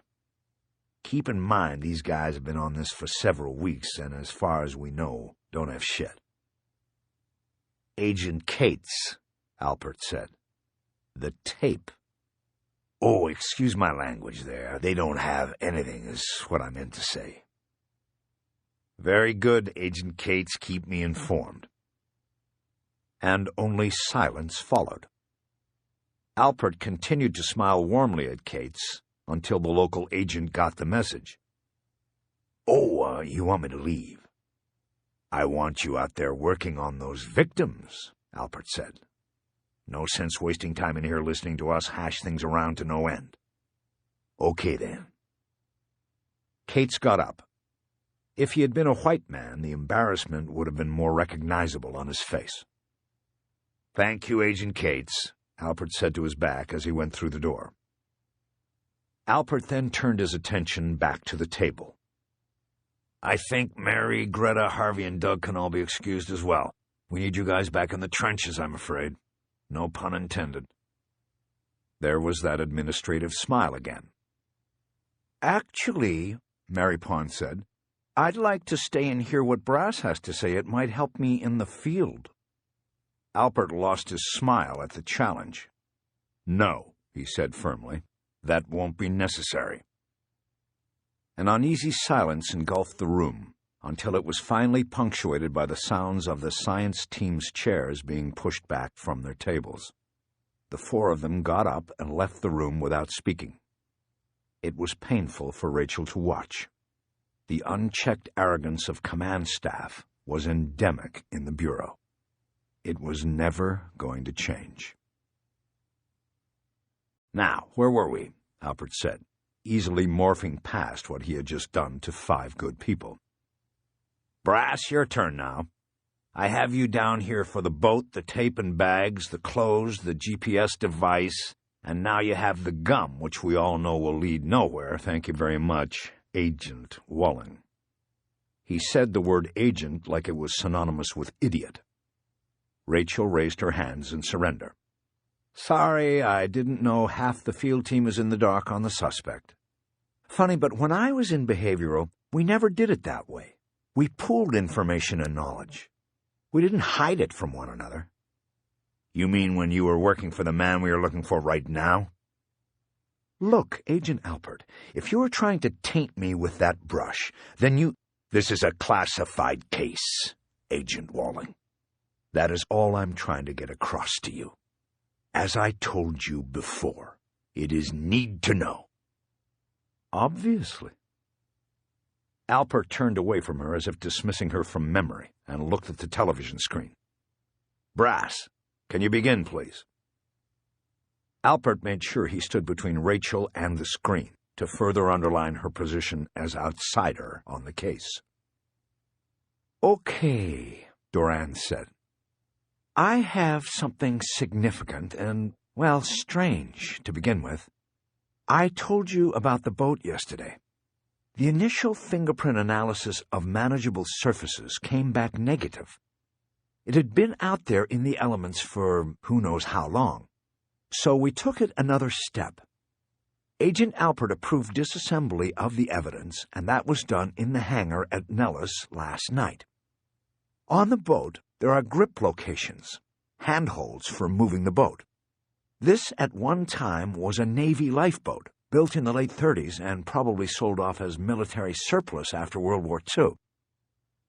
As Doran continued, Di opened a file and pulled out a photo of the boat. She held it for Rachel to see, since Rachel had never actually seen the boat. It was already at Nellis by the time she had gotten to the excavation site. She thought it was amazing and typical that the Bureau could amass so much information about a boat set adrift in the desert, but so little about the crime it was attached to. We could not get into the interior of the grip holes with our first analysis. When we disassembled the piece, we were able to get in there. This is where we got lucky, because this little hollow was protected from the elements for the most part. And, Alpert asked impatiently. He obviously wasn't interested in the journey, he just wanted the destination. And we got 2 prints out of the port side grip on the bow. This morning we ran them through the data banks and got a hit almost right away. This is going to sound strange, but the prints came from Terry McCaleb. How can that be? Asked Di. Alpert didn't say anything. His eyes stared down at the table in front of him. Rachel sat quiet as well, her mind racing to catch up with and understand this latest piece of information. At some point, he put his hand into the grip hole on the boat. That's the only way it can be, Doran said. But he's dead, Alpert said. What? Rachel exclaimed. Everyone in the room turned and looked at her. Di slowly nodded. He died about a month ago. Heart attack. I guess the news didn't get to South Dakota. Duran's voice came from the speaker. Rachel, I am so sorry. I should have gotten word to you, but I was too upset about it and went out to California right away. I'm sorry. I should have told you. Rachel looked down at her hands. Terry McCaleb had been her friend and colleague. He was one of the empaths. She felt a sudden and deep sense of loss, despite the fact that she had not spoken to him in years. Their shared experiences had left them bonded for life, and now that life, for him, was gone. Okay, people, let's take a break here, Albert said. 15 minutes and then back in here. Brass, can you call back? I will. I've got more to report. Talk to you then. They all filed out to get coffee or use the restrooms, to leave Rachel alone. Are you all right, Agent Walling? Albert asked. She looked up at him. The last thing she would take would be comfort from him. I'm fine, she said, moving her eyes back to the blank TV screen. Chapter 17. Rachel remained in the conference room by herself. Her initial shock gave way to a wave of guilt coming up behind her like a following sea. Terry McCaleb had attempted to contact her over the years. She had gotten the message, but had never responded. She had sent him a card and a note when he was in the hospital recovering from the transplant. That had been 5 or 6 years ago. She couldn't remember. She did remember specifically deciding not to put a personal return address on the envelope. At the time, she told herself it was because she wasn't going to be stuck in Minot for very long. But she knew then, as she knew now, that the real reason was she didn't want the connection. She didn't want the questions about the choices she had made. She didn't want that link to the past. Now she didn't have to worry. The link was forever gone. The door opened and Sherry Dye looked in. Rachel, do you want a bottle of water? Sure, that would be nice, thank you. Tissues? No, that's all right, I'm not crying. Be right back. Dye closed the door. I don't cry, Rachel said to no one. She put her elbows on the table and held her hands over her face. In the darkness, she saw a memory. She and Terry on a case. They weren't partners, but Bacchus had put them together on this one. It was a crime scene analysis, a bad one. A mother and daughter tied up and thrown into the water, the girl squeezing so hard on a crucifix it left its full impression on her hand. The mark was still there when the bodies were found. Terry was working with the photos, and Rachel went to the cafeteria to get coffee. When she came back, she could tell he had been crying. That was when she knew he was an empath, that he was her kind. Dye came back into the room and put a bottle of spring water and a plastic cup down in front of her. You okay? Yes, fine. Thanks for the water. It was quite a shock. I didn't really know him, and it bowled me over when the word spread. Rachel just nodded. She didn't want to talk about it. The speakerphone rang, and Rachel reached for it ahead of Dye. She picked up the handset rather than push the teleconference button. This way she could speak privately at first to Duran. At least Duran's side of it would not be overheard. Brass? Rachel, hi. I am so sorry I didn't... It's all right. It isn't your job to keep me informed of everything. I know, but this I should have told you about. It was probably in one of the bulletins, and I just missed it. It's just strange finding out about it this way. I know. I'm sorry. So, you went to the funeral? The service, yes. It was out on the island where he lived. Catalina. It was really beautiful there, and really sad. Were there many agents? No, not too many. It was kind of hard to get to. You have to take a ferry. But there were a few, and there were some cops and family and friends. Clint Eastwood was there. I think he took his own helicopter out. The door opened and Alpert came in. He seemed renewed, as if he had been sucking on pure oxygen during the break. The other two agents, Zygo and Gunning, followed him in and sat down. "We're ready to start," Rachel said to Duran. "I've got to put you on the screen now." "Okay, Rachel. We'll talk later." Rachel handed the phone to Alpert, who set up the teleconference. Duran appeared on the screen, looking more tired than before. "Okay," Alpert said. "We ready to continue?" After no one said a word, he continued. "All right, then. What do these prints on the boat mean?" "It means we've got to find out when and why McCaleb was out in the desert before he died," Di said. "And it means we've got to go over to L.A. and take a look at his death," Gunning said. "Just to be sure a heart attack was a heart attack." "I agree with that, but there is a problem," Duran said. "He was cremated." "That sucks," said Gunning. "Was there an autopsy?" Albert asked. "Blood and tissue taken?" "I don't know about that," Duran said. "All I know is that he was cremated. I flew out for the service. The family let his ashes go over the side of his boat." Alpert looked at the faces around the room and stopped at Gunning's. "Ed, you're on it. Go over there and see what you can come up with. Do it quick. I'll call over to the FO over there and tell him to give you the people you need. And for God's sake, keep it out of the press. McCaleb was a minor celebrity because of the movie thing. If the press gets a whiff of this, they'll be on us like the jacket on a book." "Got it." "Other ideas, suggestions?" Nobody said anything at first. Then Rachel cleared her throat and spoke quietly. "You know, Bacchus was Terry's mentor, too." There was a pause of silence, and then Duran said, "That's right." When they started the mentoring program, Terry was the first one Bacchus picked. I was next after that. "And what is the significance of that to us now?" Alpert asked. Rachel shrugged. "Who knows? But Bacchus called me out with the GPS.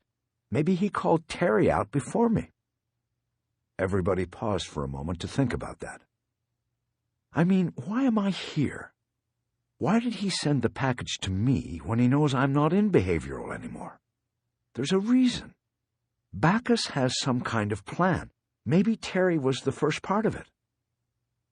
Alpert slowly nodded his head. "I think it is an angle we need to be aware of." "He could be watching Rachel," Duran said. "Well, let's not jump ahead of ourselves here," Alpert said. "Let's stay with the facts. Agent Walling, I want you to exercise all caution, of course, but let's check out the McCaleb situation and see what we've got before we start jumping. Meantime, Brass, what else have you got?" They waited as Duran looked down and off camera at some paperwork and apparently shifted gears from McCaleb back to the rest of the evidence. "We've got something that might tie in with McCaleb, but let me go down my list and get this other stuff out of the way first. First, we're just starting now with the tape and the bags recovered with the bodies. Give us another day on that and I'll have a report. Let's see, on the clothes, they're probably going to be in the drying room another week before they're ready for analysis, so nothing there.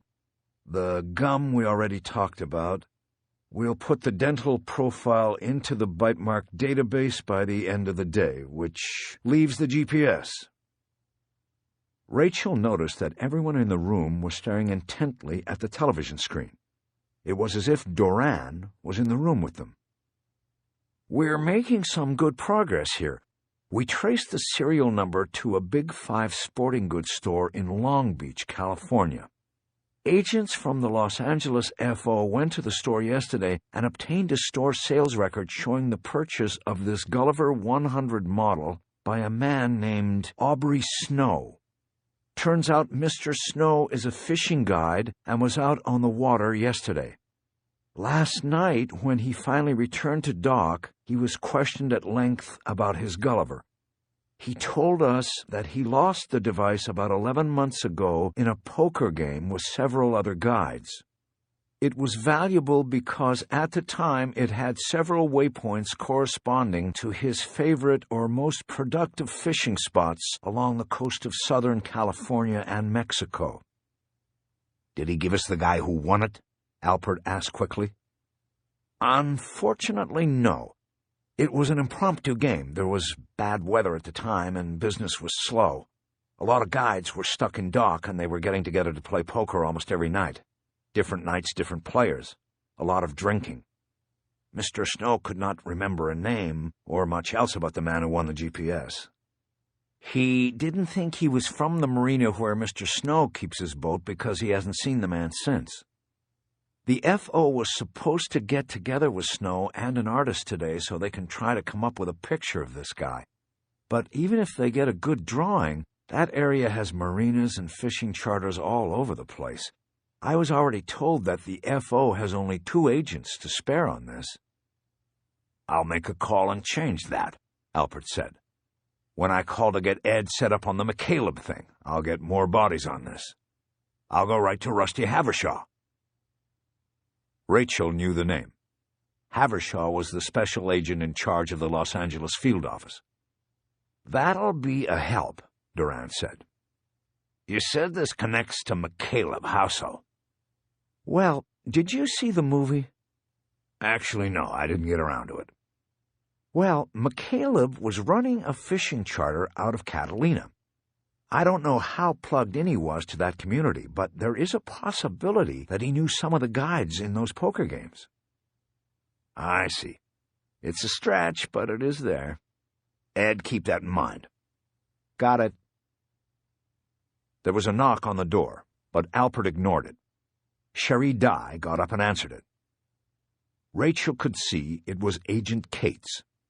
He whispered something to Dye. Anything else, Brass? Alpert asked. Not at the moment. I think we need to shift emphasis to L.A. and find... Excuse me, Dye said, bringing Cates back into the room. Listen to this. Cates flicked his hands up like he was signaling that this was no big deal. I just got a call from the checkpoint out at the site. They're holding a man there who just drove up.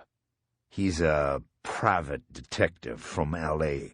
His name is Hieronymus Bosch. You mean Hieronymus Bosch? Rachel asked. Like the painter? Yeah, that's it. I don't know about any painter, but that is how my guy said it. Anyway, this is the deal. They put him in one of the RVs and took a look in his car without him knowing. He had a file on the front seat. There are notes and stuff, but there also are photos. One of the photos is of the boat. You mean the boat from out there? Alpert asked. Yeah, the one that marked the first grave. There also was a news article on the 6 missing men. Alpert looked at the others in the room for a moment before speaking.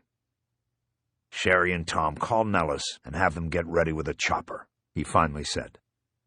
Get out and take Agent Walling with you.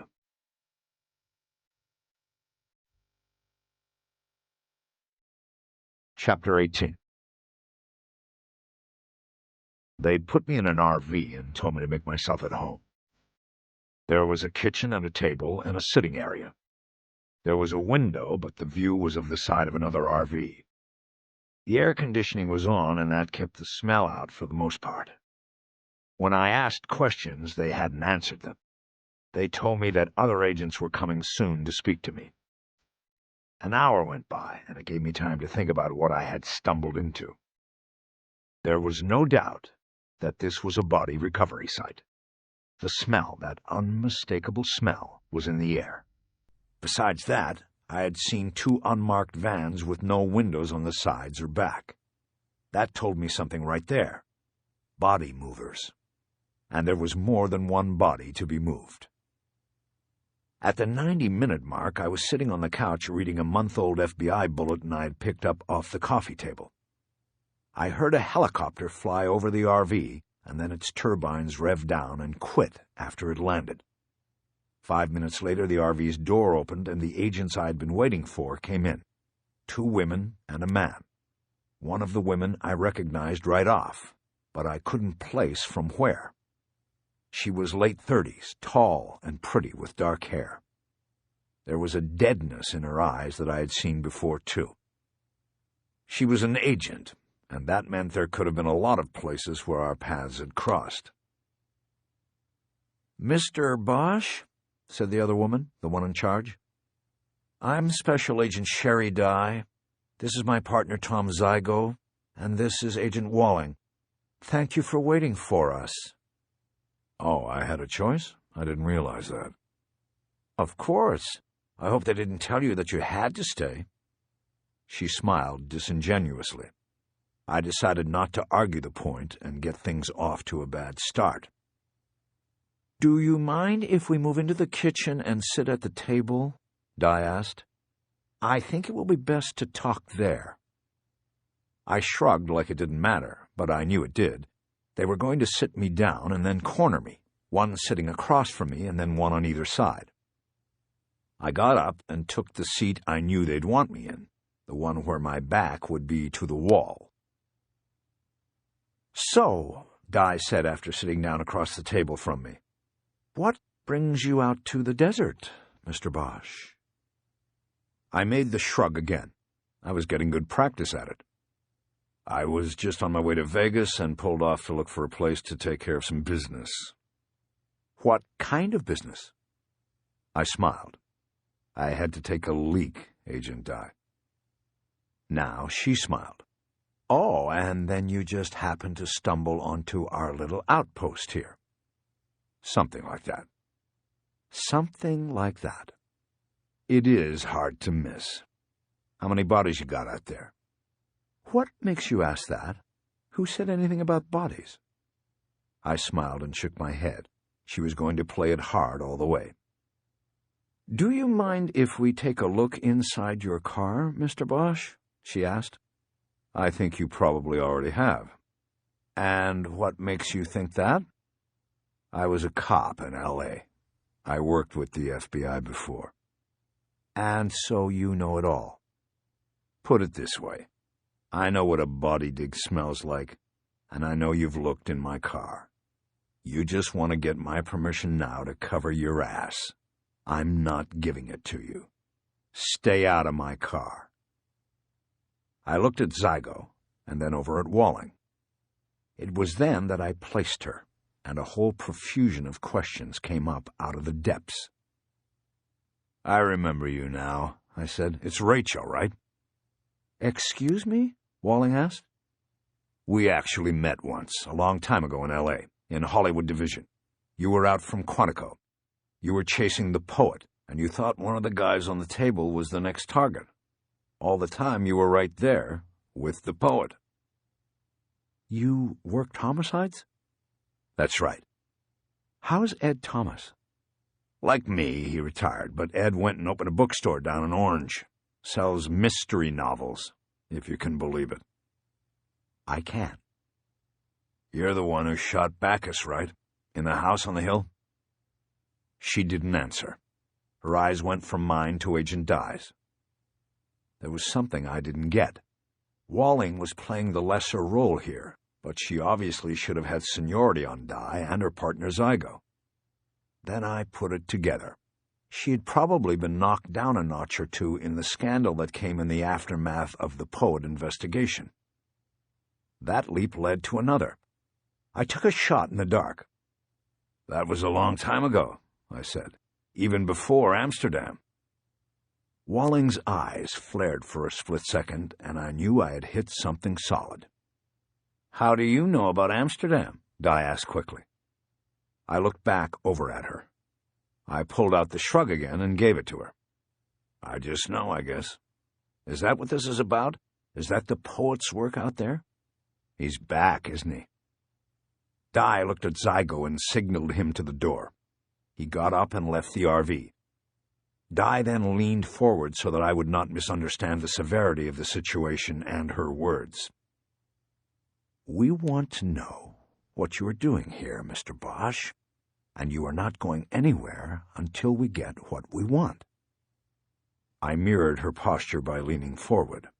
Our faces were 2 feet apart. "Your guy at the checkpoint took my license. I'm sure you took a look at it and know what I do. I'm working a case, and it's confidential." Zygo came back in. He was short and squat, must have just made it in over bureau regs. His hair was cut short like a military man's.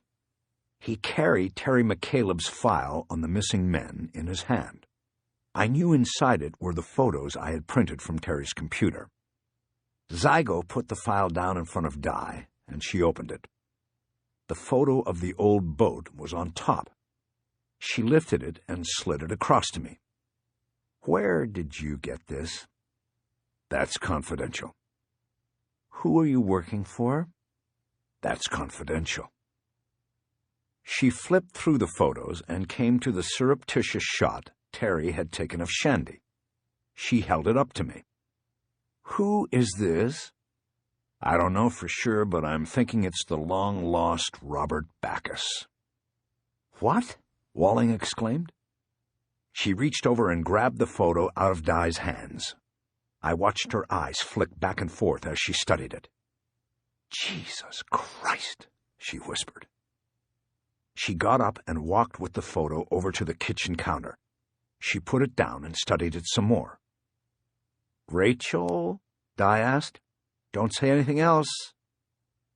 Di turned back to the file. She spread the other photos of Shandy out on the table.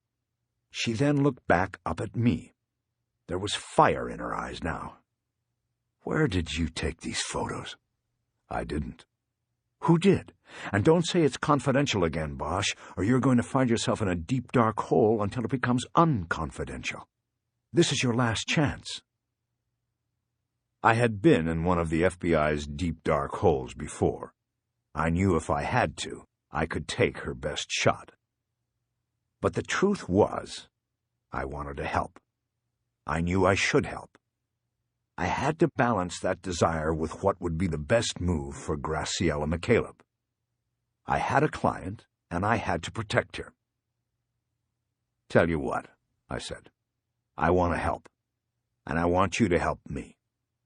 Let me make a phone call and see if I can't get released from confidentiality. How does that sound?" "You need a phone?" "I have one. I just don't know if it works out here." "It will. We put up a repeater." "That's nice. You guys think of everything." "Make your call." "I need to do it in private." "Then we'll leave you here. 5 minutes, Mr. Bosch." I was back to Mr. Bosch with her. That was an improvement. "Actually, I would rather you wait here while I took a walk out in the desert. More private that way." "Suit yourself. Just do it." I left Rachel standing at the counter staring at the photo, and Di at the table, looking at the file. I was escorted out of the RV and out to the open desert near the makeshift helicopter landing pad. Zygo stopped and let me walk on out by myself. He lit a smoke and kept his eyes on me. I pulled out my phone and checked the screen showing my last 10 calls. I chose Buddy Lockridge's number and called it. I knew I had a good shot at reaching him because his phone was a cell. "Yeah." It didn't sound like him. "Buddy?" "Yeah, who is this?" "It's Bosch. Where are you?" "I'm in bed, man. You always call me in bed." I looked at my watch. It was past noon. "Well, get up. I'm putting you to work." His voice immediately took on an alertness. "I'm up. What do you want me to do?" I tried to quickly put together a plan. On the one hand, I was annoyed with myself for not bringing McCaleb's computer with me, but on the other hand, I knew that if I had brought it, then it would be in the Bureau's hands now and not much use to me. "I need you to get to the following sea as fast as you can. In fact, take a helicopter and I'll pay you back. Just get over there and get on the boat." "Not a problem. Then what? Go on Terry's computer and into the photos. Print out the front and side shots of Shandy. Can you do that? Yeah, but I thought you had already printed. I know, buddy. I need you to do it again. Print those out. Then go up into the file boxes on top. I forgot which box, but one of them has a file on a guy named Robert Backus. It's the poet. Yeah, I know which one. Of course you do, I almost said. Okay, good. Take the file and the photos and bring them to Las Vegas. Vegas? I thought you were in San Francisco. For a moment that confused me, but then I remembered how I had lied to him to throw him off my track. Change my mind. Bring it all to Las Vegas, check into a hotel, and wait for my call. Make sure your phone is charged. But don't call me. I'll call you. How come I can't call you when I get in? Because in another 20 minutes I may not have this phone. Get moving now, buddy. You're going to pay for all of this, right? I'll pay. I'll also pay you for your time. You're on the clock, buddy, so get moving. All right, I'm on it. You know, there's a ferry in 20 minutes. I could take that and save you a bunch of money, you know. Take a chopper. You'll beat the ferry by an hour. I need that hour. Okay, man, I'm gone. And, buddy, don't tell anybody where you're going and what you're doing. Right? He hung up, and I checked Zygo before disconnecting. The agent had on dark glasses now, but it appeared he was watching me. I faked like I had lost the signal and yelled hello a few times into the phone. I then closed it and reopened it and called Graciella's number. My luck was holding. She was home and answered. Graciella, it's Harry. Some things are happening, and I need your permission to talk with the FBI about Terry's death and my investigation. The FBI? Harry, I told you I couldn't go to them first, not until I didn't go to them. They came to me. I'm out in the middle of the desert, Graciella.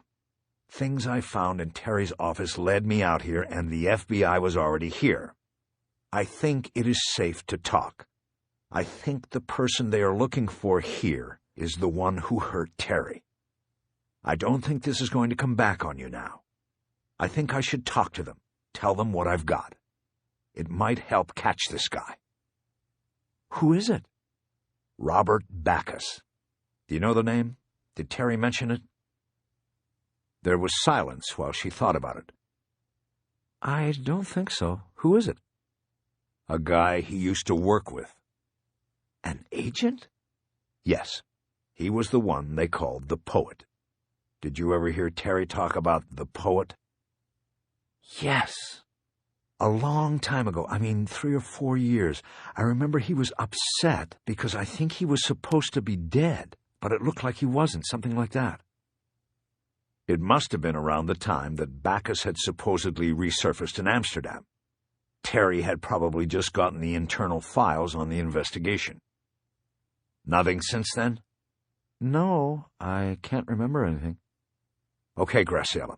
So what do you think? I cannot talk to them unless you allow it. I think it is okay. Then go ahead if you think it will help. It means they'll be coming out there soon.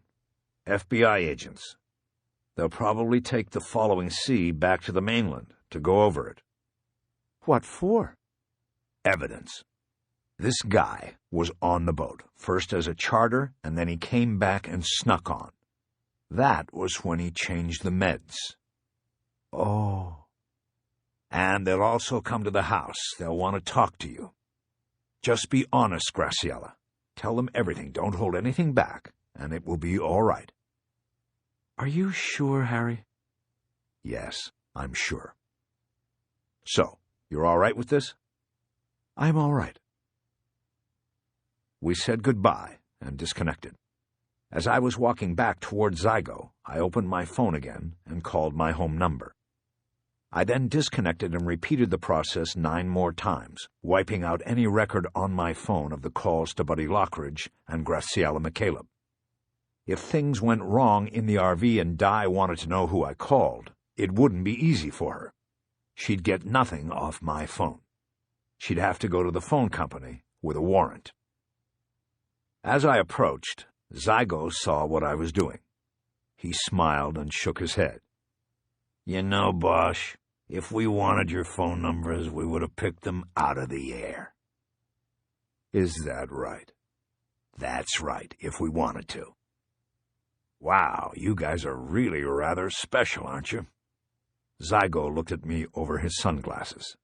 Don't be an asshole, Bosch. It gets tiring after a while. You should know. Chapter 19. Zygo escorted me back in without another word. Agent Dye was waiting at the table. Rachel Walling still stood by the counter. I calmly sat down and looked at Dye. "How'd it go?" she asked in a pleasant tone. "It went fine. My client says I can talk to you. But it's not going to be a one-way street. We trade. I answer your questions, you answer mine." She shook her head. That's not how it works. This is an FBI investigation. We don't trade information with amateurs." "You're saying I'm an amateur? I bring you a photo of the long-lost Robert Backus, and I'm the amateur?" I saw movement and looked over to Rachel. She had brought her hand up to her face to hide a smile. When she saw me looking at her, she turned toward the counter and acted like she was studying the photo of Backus again. "We don't even know if that is Backus," Dye said. "You've got a guy with a beard, a hat, and dark glasses. It could be anybody." "And it could be the guy that is supposedly dead but somehow managed to kill 5 men in Amsterdam a few years ago, and now, what, 6 men here? Or is it more than the 6 listed in that newspaper story?" Dye gave me a tight, unpleasant smile. "Look, you may be impressing yourself with all of this, but we're still not impressed. It still comes down to one thing. You want to get out of here? Then start talking to us. Now you have your client's permission. I suggest you start by telling us who this client is." I leaned back. She was a fortress I didn't think I could break through.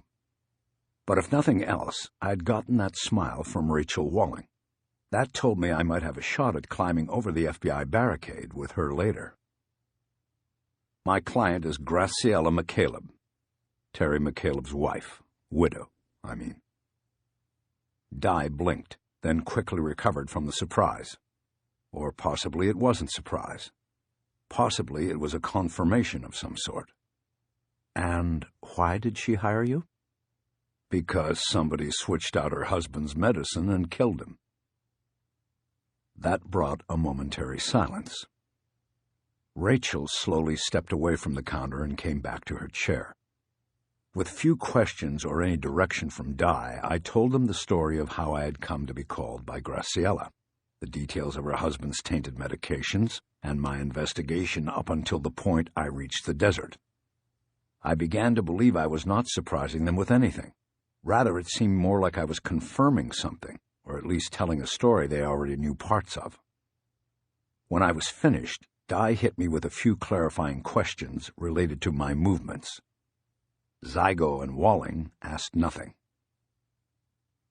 "So," Dye said after the story was finished, "that's an interesting story. A lot of information. Why don't you put it into context for us now? What does it all mean to you?" "You're asking me that? I thought that's what Quantico does, puts it all into the blender and pours out a case profile and all of the answers." "Don't worry, we will. But I'd like your view of it." "Well," I said, but then didn't continue. I was trying to put it all together and into my own blender, adding Robert Backus in as the newest ingredient. "Well, what?" "Sorry, I was just trying to put it together." "Just tell us what you were thinking." "Did anybody here know Terry McCaleb?" "We all did. What does that have to do with—" "I mean, really know him." "I did once," Rachel said. "We worked cases, but I hadn't been in touch. I didn't even know he was dead until today." "Well, you should know, and will know once you go over there and check his house and his boat and everything else, that he was still working cases. He couldn't let it go. He worked some of his own old unsolveds, and he worked new cases. He read the papers and watched TV. He made calls to cops on cases that interested him and offered to help out. "And this got him killed?" Di asked. I nodded. "Eventually, I think so. In January, the LA Times ran that story in the file you have there. Terry read it and got interested. He called over to Vegas Metro to offer his services. They shined him on, not interested. But they weren't above dropping his name in the local paper when it ran a follow-up story on the missing men." "When was that?" "Beginning of February. I'm sure you can check. Anyway, that story, his name in that story, drew the poet to him." "Look, we're not confirming anything about the poet. Do you understand that?" "Sure, whatever you want. You can take this whole thing as a hypothetical if you want." "Go on with it." "Somebody was abducting those men, and we now know burying them in the desert. Like all good serial killers, he kept his eye on the media to see if anybody was putting two and two together and getting close. He sees the follow-up story, and he sees McCaleb's name. It's an old colleague. My guess is he knew McCaleb back in the day, at Quantico, before Terry came out to set up the behavioral sciences outpost in L.A., before he went down with the bad heart." "Actually, Terry was the first agent Bacchus mentored in the unit," Walling said. Di looked at her like she had betrayed some trust. Walling ignored her, and I liked that about her. "There you go," I said. "They had that connection. Bacchus sees the name in the paper, and one of two things happened. He took it as a challenge, or he knew McCaleb was relentless and was going to keep coming, despite the apparent lack of interest in him from Metro." "So he went after McCaleb?" Di said. "Right. And he had to eliminate him in a way that would not raise questions," Rachel added. "Right." I looked at Zygo. It was time for him to chime in, but he said nothing. "So he went over there and checked him out," I continued. "He had the beard, the hat, the glasses, probably a little plastic surgery to go with it. He hired Terry to take him fishing." "And Terry didn't know it was him," Rachel said. "Terry got suspicious of something, but I'm not sure of what. Those photos were part of a series. Terry knew something was up with the guy and took extra photos. But I think that if he knew then that the guy was Bacchus, he would have done something about it. He didn't, and that makes me think he wasn't sure what he had or who the guy was." I looked at Rachel. "You looked at the photo. Can you tell? Is it him? I mean, in a hypothetical sort of way." "I can't say hypothetically or not. I can't see his eyes or enough of his face. If it's him, he was cut. His nose is different, so are his cheeks." "Easily changeable," I said. "Come to L.A. sometime. I'll take you to a guy I know in Hollywood who does work for the escort trade. He's got some before and after photos that will make you praise the wonders of medical science." "I'm sure," Di said, even though I was talking to Rachel. "Then what? When's he switch McCaleb's meds?" I wanted to consult my chronology, but my notebook was in my coat pocket. They hadn't searched me yet, so I wanted to keep the notebook out of it, maybe get out of there with it. About 2 weeks after the charter, Terry's boat was broken into. Whoever it was took a GPS device, but I think that was just as a cover, in case Terry realized somebody had... What is it? I had watched the reactions. The GPS meant something. "What kind of GPS was it?" Rachel asked. "Rachel," Di cut in quickly. "You're an observer, remember?" "A Gulliver," I said. "I don't remember the exact model. The sheriff's report is on the boat. It actually wasn't Terry's. It was his partner's." "Do you know the partner's name?" Di asked. "Yeah, Buddy Lockridge. Don't you remember him from the movie?" "I didn't see it. Do you know anything more about the history of this GPS device?" "Buddy told me he won it in a poker game. It had a lot of good fishing spots marked on it. He was pissed off when it got stolen, thought it was another fishing guide who took it." I could tell by their reactions that I was hitting every pitch. The GPS was important. It had not been taken simply as a cover. I was wrong about that. It took me a minute, but then I put it together. I get it, I said. That's how you found this place, isn't it? Bacchus sent you people the GPS with this place marked. He led you here like he did with Terry. This is not about us, Di said. It's about you. But I glanced at Rachel and saw the confirmation in her eyes. I took the next jump and figured it had been sent to her. That was why she was here as an observer. Bacchus called her out, just as he had called out Terry.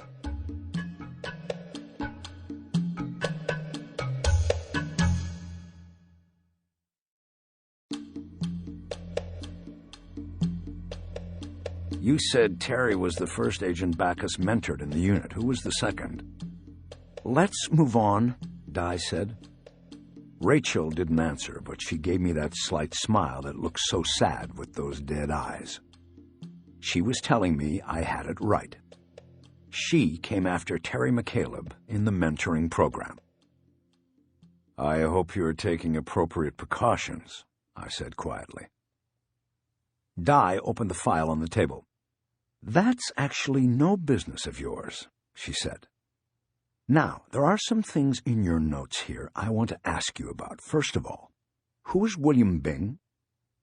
I looked at Di. She thought that it was my file and my notes. I don't know. Just a name I came across. Where? I think Terry had written it down.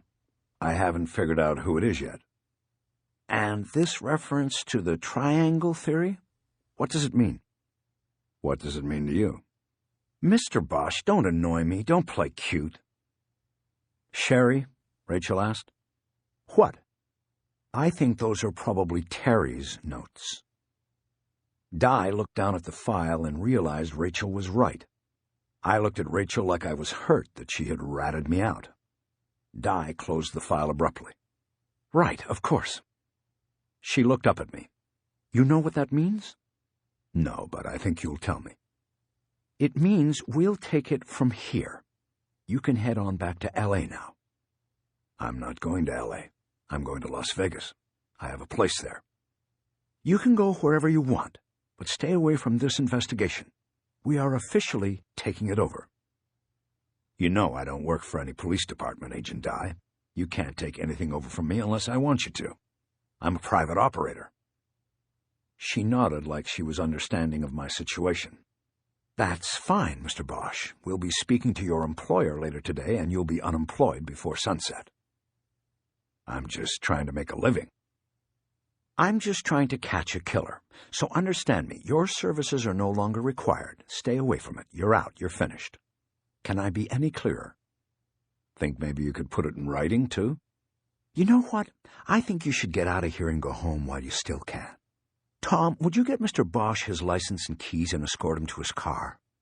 Gladly, Zygo said, his first words uttered in the motorhome. I reached for the file, but she snatched it away from my grasp. And we'll be keeping this. Sure. Happy hunting, Agent Di. Thank you. I followed Zygo toward the door.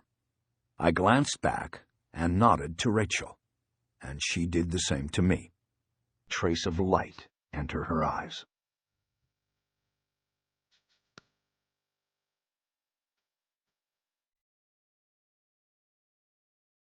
Chapter 20.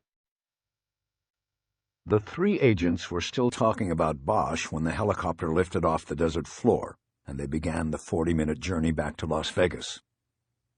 The three agents wore headphones so they could communicate with each other despite the noise of the rotor wash. Di clearly remained annoyed with the private detective, and Rachel thought that maybe Sherry felt that somehow Bosch had gotten something over on her. Rachel remained amused. She knew they hadn't seen the last of Bosch. He had seen it all twice eyes, and that nod at the end told her he wasn't going to just fold up his tent and go home.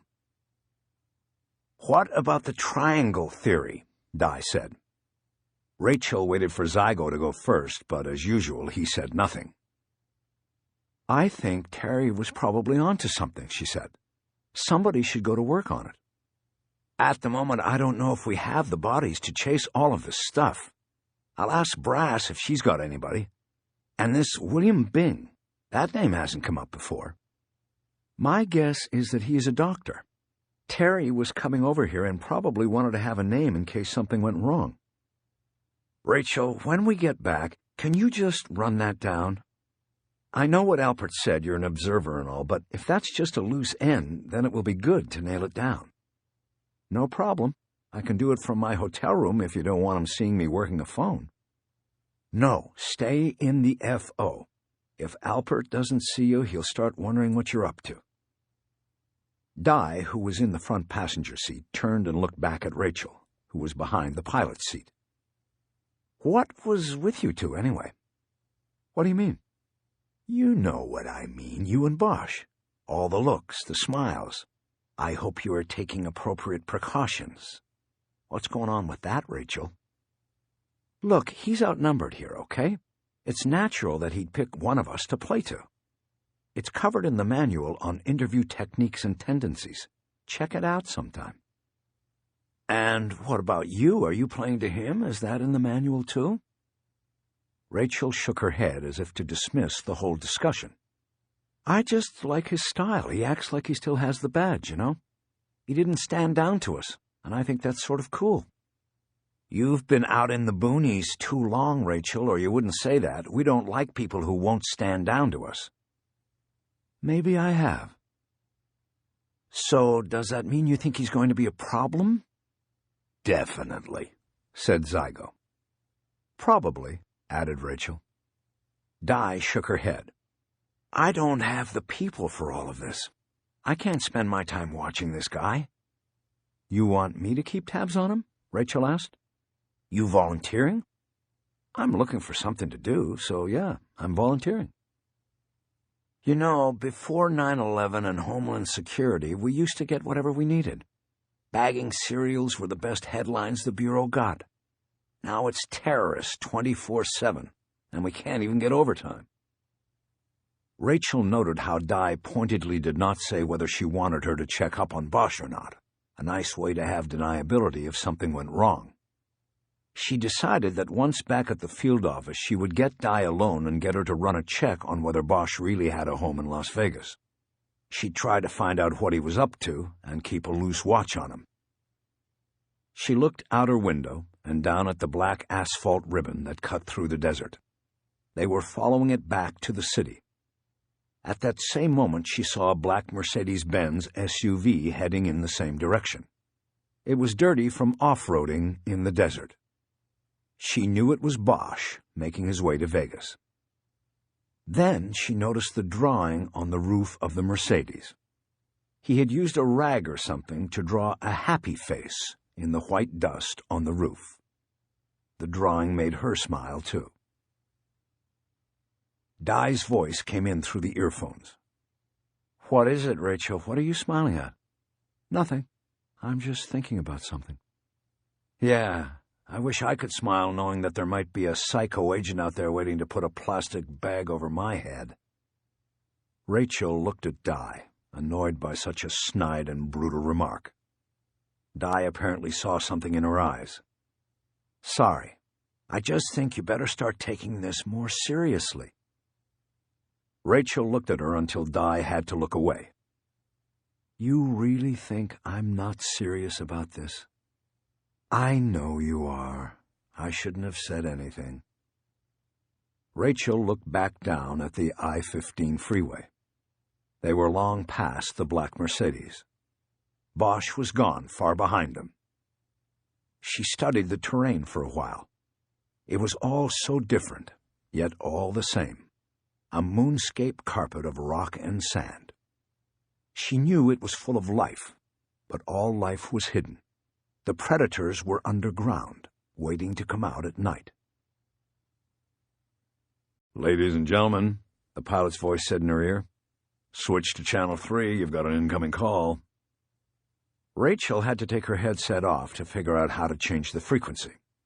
She thought that the headset had a stupid design. When she put the set back on, she heard Brass Duran's voice. She was talking rapid fire, the way Rachel remembered she always did whenever something big came up. Scent integrity. It definitely came from him. What? Rachel said. I didn't hear any of that. Brass, Di said. Start again. I said we got a match from the bite mark database, with the gum. It's got 95% integrity, which is one of the highest matches I've ever seen. Who? Rachel asked. Rach, you're going to love this. Ted Bundy. That gum was chewed by Ted Bundy. That's impossible, Di said. First of all, Bundy's been dead for years, long before any of these men went missing. And he was never known to have gotten to Nevada or California or to have targeted men. Something's wrong with the data, Brass. It's a bad read or... We ran it twice. Both times it came up Bundy. No, Rachel said. It's right. Di turned and looked back at her.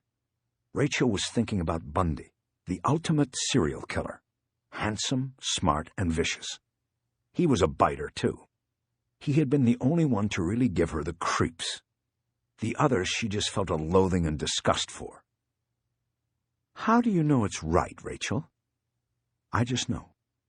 25 years ago, Bacchus helped set up the VICAP database. Brass remembers. Over the next 8 years, the data was collected. Agents from the unit were sent out to interview every serial killer and rapist who was incarcerated in the country. That was before I was there, but even later, when I was there, we kept doing interviews and adding to the base. Bundy was interviewed several times, mostly by Bob. Right before his execution, he called Bob down to Rayford, and Bob took me with him. We spent 3 days interviewing him. I remember that Ted kept borrowing gum from Bob. It was juicy fruit.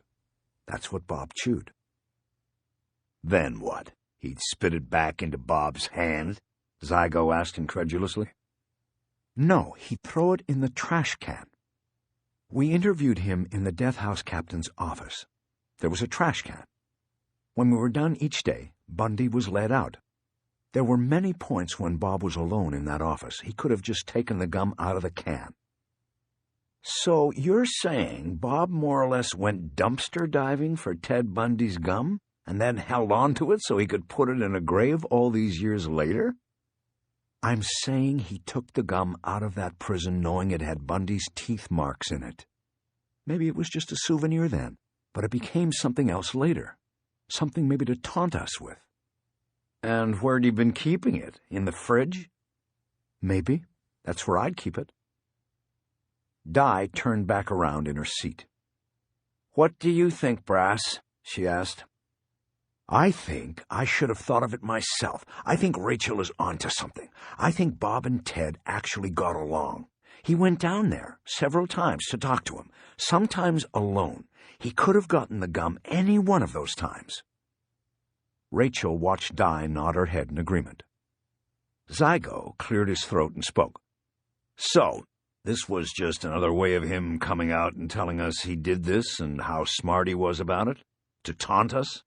First the GPS with the prints, and now the gum? That's what I would say, Duran agreed. It wasn't that simple, Rachel knew. She unconsciously shook her head, and Zygo, sitting next to her, picked up on it. You disagree, Agent Walling? She noted that Zygo must have attended the Randall Alpert School of Building Relations among fellow colleagues.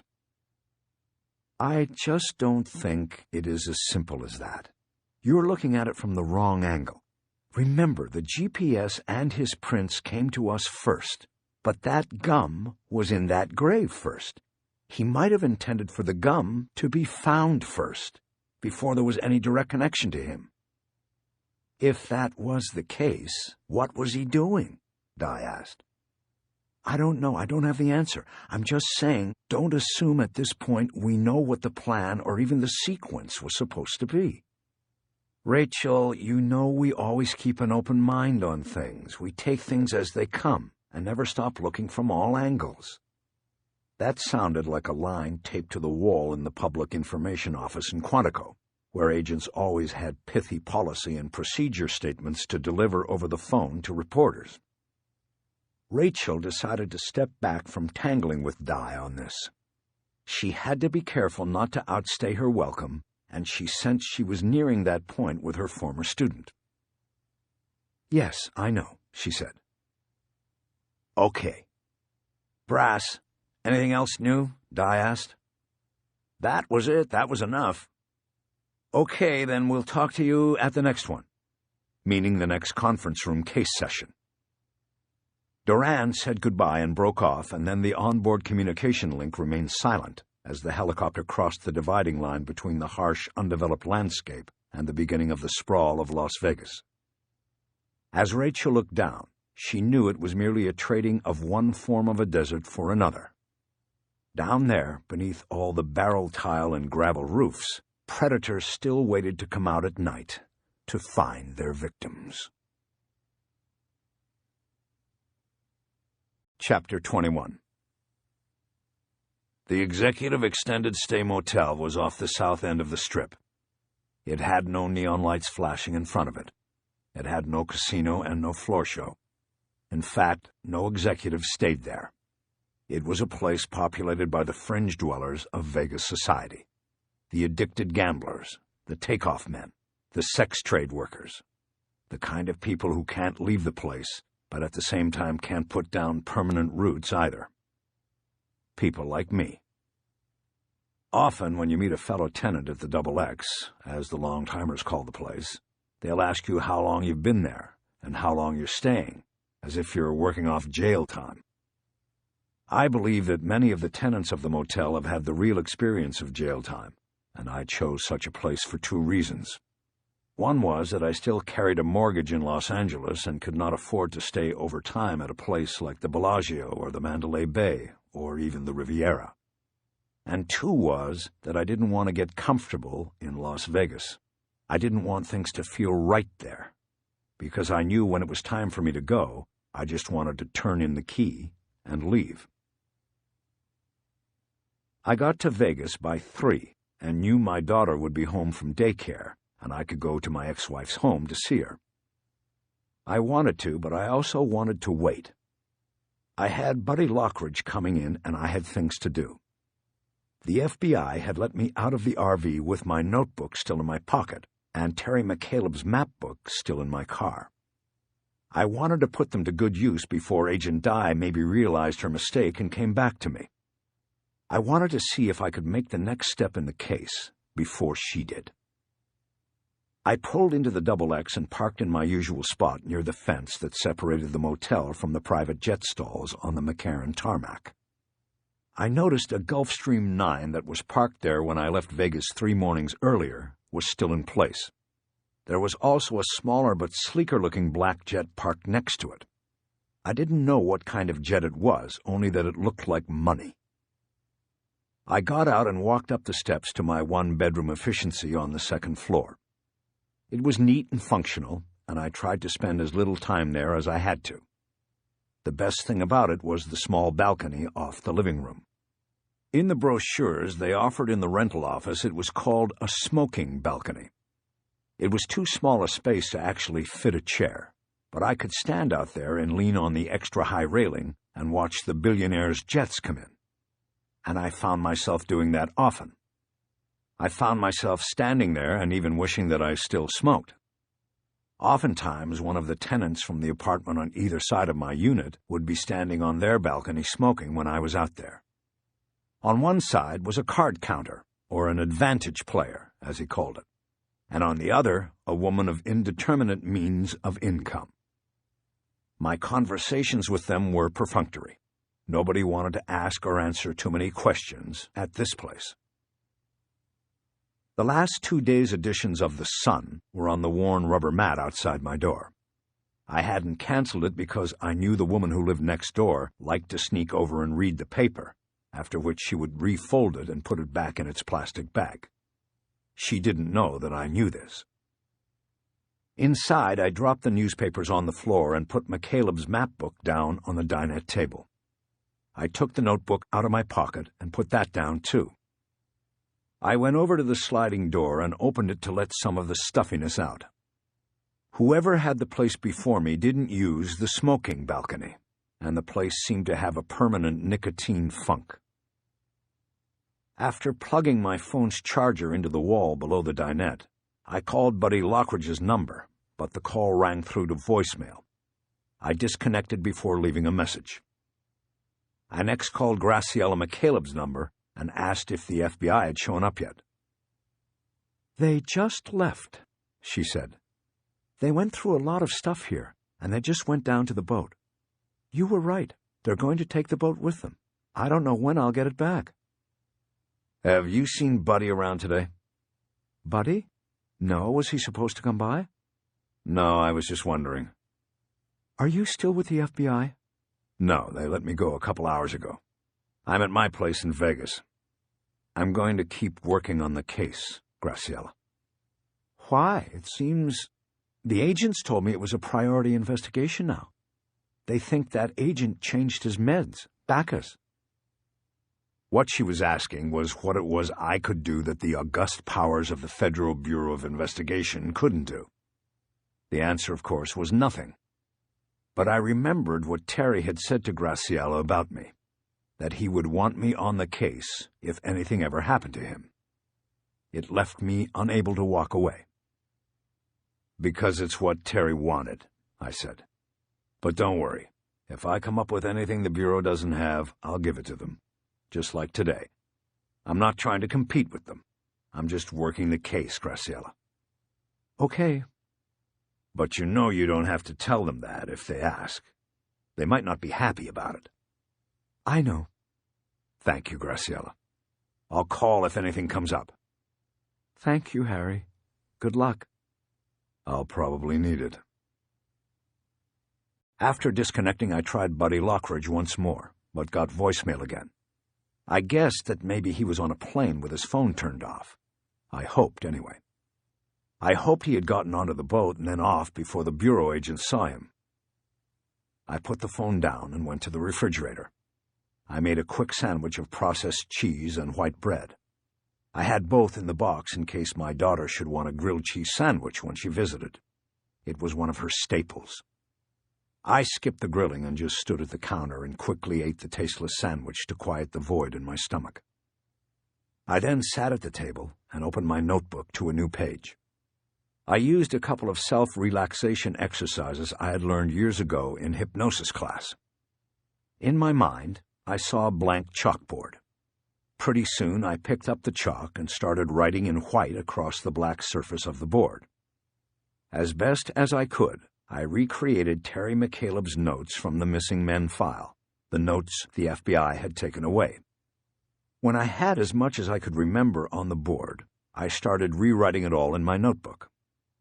I thought that I got most of it except for the phone numbers, and I didn't care so much about them because I could recover them by simply dialing information. Through the open balcony door, I heard the high-pitched whine of jet engines. Another plane was parking out there. I heard the engines quit, and it got peaceful again. I opened McCaleb's map book. I checked every page and found no handwritten notations other than those on the page illustrating southern Nevada and the contiguous sections of California and Arizona. Again, I looked at what McCaleb had done. He had circled the Mojave Preservation Area, which I knew included the Zysix Road exit and the location of the FBI's body excavation scene. On the outside margin of the map, he had written a column of numbers and added them up to 86. Beneath this, he had drawn a line and written, "Actual 92." My guess was that these numbers corresponded to miles. I looked at the map and found that it noted mile counts between distances on all significant roadways. In a matter of seconds, I found numbers that matched the column McCaleb had written on the side of the page. He had added up the mileage counts between Las Vegas and a point on I-15 in the middle of the Mojave. Zysix Road was too small and inconsequential to be listed on the map by name, but my guess was that it was the unnamed point on the 15 from which McCaleb had started to add up the mileage. In my notebook, I wrote and added the numbers myself. McCaleb got it right, 86 miles according to the map. But then he had disagreed or charted a different route, coming up with 92 miles. My guess was that he had driven the route himself and gotten a different count from the map on his car's odometer. This conflict would have occurred because in Las Vegas he would have had a specific destination. The map's mileage counts would have used a different endpoint in the city. McCaleb's destination was unknown to me. I had no idea when the markings on the map page had been made or whether they were in any way connected to the case. But I thought they were because he began his count at Zizek's Road. That could not be a coincidence. There are no coincidences. From the balcony I heard a cough. I knew it was the woman next door, smoking on her balcony. I found her very curious and kept somewhat of a watch on her whenever I was staying at the XX. She wasn't much of a smoker, and she seemed to go out on the balcony only when a private jet was coming into a parking stall. Sure, some people like to watch planes, but I thought she was up to something, and that made me all the more curious. I thought maybe she was spotting marks for the casinos, or maybe other gamblers. I got up and walked out through the door. As I stepped out, I looked to my right and saw my neighbor throw something backward into her apartment. Something she didn't want me to see. "Jane, how you doing?" "Fine, Harry. Haven't seen you around lately." "I've been gone a couple days. What do we have out here?" I looked across the parking lot to the tarmac. Another sleek black jet had parked next to its twin. A matching black limo was waiting near the jet's stairs. A man wearing a suit, sunglasses, and a maroon turban was coming out of the plane. I realized I was ruining Jane's surveillance if that was a camera or set of binoculars she tossed back into her place when she saw me.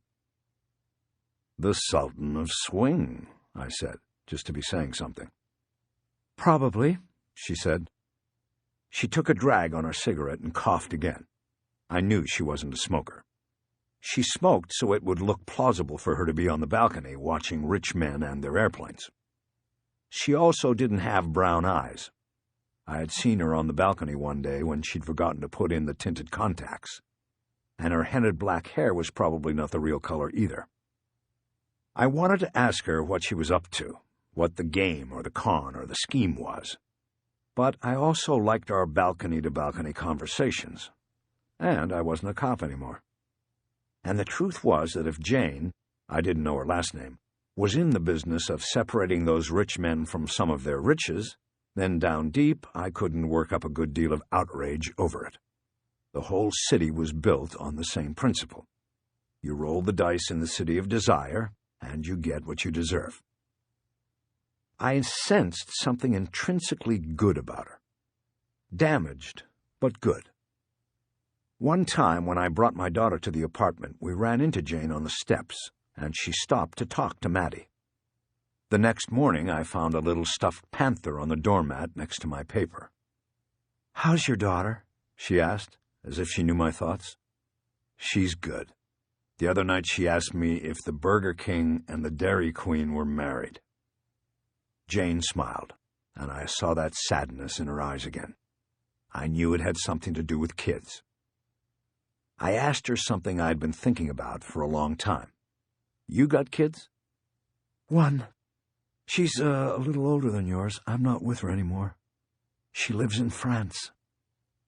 That was all she said, and I left it at that, feeling guilty because of what I had in my life, and because I knew before I asked the question that I was tempting the grief in her. But my question prompted her to ask one she had probably been holding on to for a while, too. "Are you a cop, Harry?" I shook my head. Was. In L.A. How'd you know that? "Just a guess. I think it was the way I saw you walking with your daughter out to your car, like you were ready to jump on anything that moved, anything bad." I shrugged. She had pegged me. "I thought that was kind of nice," she added. "What do you do now?" "Nothing, really. I'm thinking about it, you know." "Yes." We were suddenly becoming more than neighbors, exchanging superficial conversation. What about you? I asked. Me? I'm just waiting on something. So much for that. I knew that was the end of the line in that direction. I turned from her and watched another sultan or sheik start his way down the jet steps. The limo driver was waiting with the door open. It looked to me like the driver had something under his jacket, something he could pull out if the going got tough. I looked back at Jane. I'll see you, Jane. Okay, Harry. Say hi to her for me. I will. You be careful. You too. Back at the dinette, I tried Buddy Lockridge once more and got the same result. Nothing. I picked up the pen and drummed it impatiently on my notepad. He should have answered by now. I wasn't getting concerned, I was getting annoyed. The reports on Buddy were that he was unreliable. That was not something I had time for. I got up and went to the kitchenette and took a beer out of the under-the-counter refrigerator. There was a bottle opener on the door jamb. I cranked the bottle open and took a long draw. The beer cut through the desert dust and tasted good going down. I figured I deserved it. I went back to the balcony door but didn't step out. I didn't want to spook Jane again. Staying inside, I glanced out and saw that the limousine was gone and the new jet was buttoned up tight. I leaned out and checked Jane's balcony. She was gone. I noticed that in the ashtray perched on top of the railing, she had butted out her smoke after only a quarter burn. Somebody ought to tell her that was a giveaway. A few minutes later, the beer was gone, and I was back at the dinette looking at my notes and McCaleb's map book. I knew I was missing something. I just couldn't touch it. It was there. It was close. But I just couldn't reach out to it yet. My cell phone rang. Finally, it was Buddy Lockridge. Did you just call me? Yeah, I did, but I told you not to call me at this number. I know, but you just called me. I thought that meant it was safe. What if it hadn't been me? I've got caller ID. I knew it was you. Yeah, but how did you know it was me? What if it was someone else with my phone? Oh. Yeah, is right, buddy. Look, if you're going to work for me, you got to listen to what I tell you. All right, I understand. Good, where are you? Vegas, man, like you told me. You get the stuff off the boat?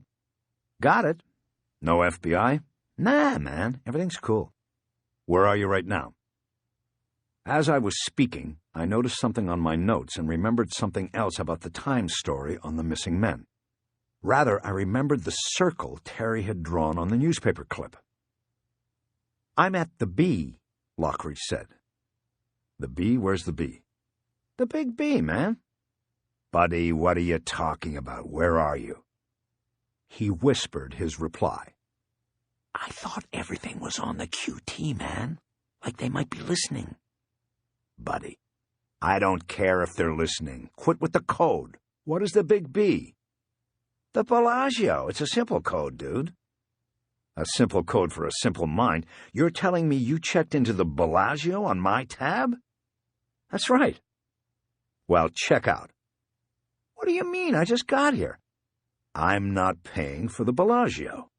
Check out and come here and get a room where I'm at. If I could afford to put you in the Bellagio, I'd be staying there myself. No expense account, huh? None. All right. Where are you at? I gave him the name and address of the XX, and right away he knew I was in a fringe location. They got pay-per-view there? They don't have shit. Just get over here. Well, look, I already checked in here. They're not going to give me my money back. They already charged my card, and besides, I already crapped in the toilet. That's like implied ownership of the room, you know? I'll stay one night here, and then I'll come stay over there tomorrow. There's only going to be one night, I thought, but didn't say. Then everything above what this dump costs is coming out of your pay, man. I didn't tell you to check into the most expensive place on the strip. All right, dock my pay if you want. Be that way, I don't care. All right, I will. You got a car? No, I took a cab. Okay, go down the elevator and get another one, and bring that stuff over here to me. Can I get a massage first? Buddy, Jesus Christ, if you don't... I'm kidding. Can't you take a joke, Harry? I'm on my way. Good. I'm waiting. I disconnected without saying goodbye and immediately dropped the conversation from my radar screen. I was excited. I moved on. I thought I had inexplicably solved one of the mysteries. I looked at my recreation of McCaleb's file notes, and at 2 lines in particular. Triangle theory? 1 point gives 3? On the newspaper story, he had also circled the word circle in the Metro detective's quote about the mileage on the rental car of one of the missing men, giving the investigators a large circle in which to look for clues as to what happened to the missing man. I now believe that McCaleb may have circled the word because he thought it was wrong. The searched zone was not a circle, it was a triangle, meaning that the miles on the rental car formed the 3 sides of a triangle. Point 1 was the airport, the origin. The renter picked up the car and drove to point 2. Point 2 was the place where he crossed paths with the abductor. And point 3 was the place where the abductor took his victim. Afterward, the car was returned to point 1, completing the triangle. When McCaleb had written his notes, he didn't know about Zizek's Road. He had 1 point, the airport car rental return. So he wrote, 1 point means 3, because he knew that if 1 more point on the triangle was identified, it would lead to the remaining point as well. 1 more point of the triangle means we can figure out all 3, I said out loud, translating McCaleb's note from shorthand. I got up and started pacing. I was jazzed and thought I was getting close. It was true that the abductor could have made any number of stops with the rental car, thereby leaving the triangle theory worthless. But if he didn't, if he avoided distractions and single-mindedly took care of the business at hand, then the triangle theory would hold. His weakness might contain his weakness.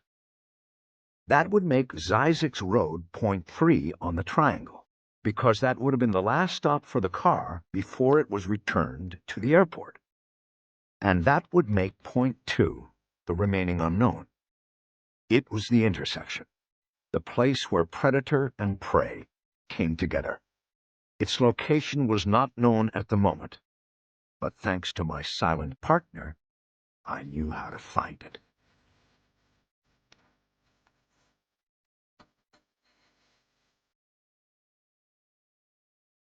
Chapter 22.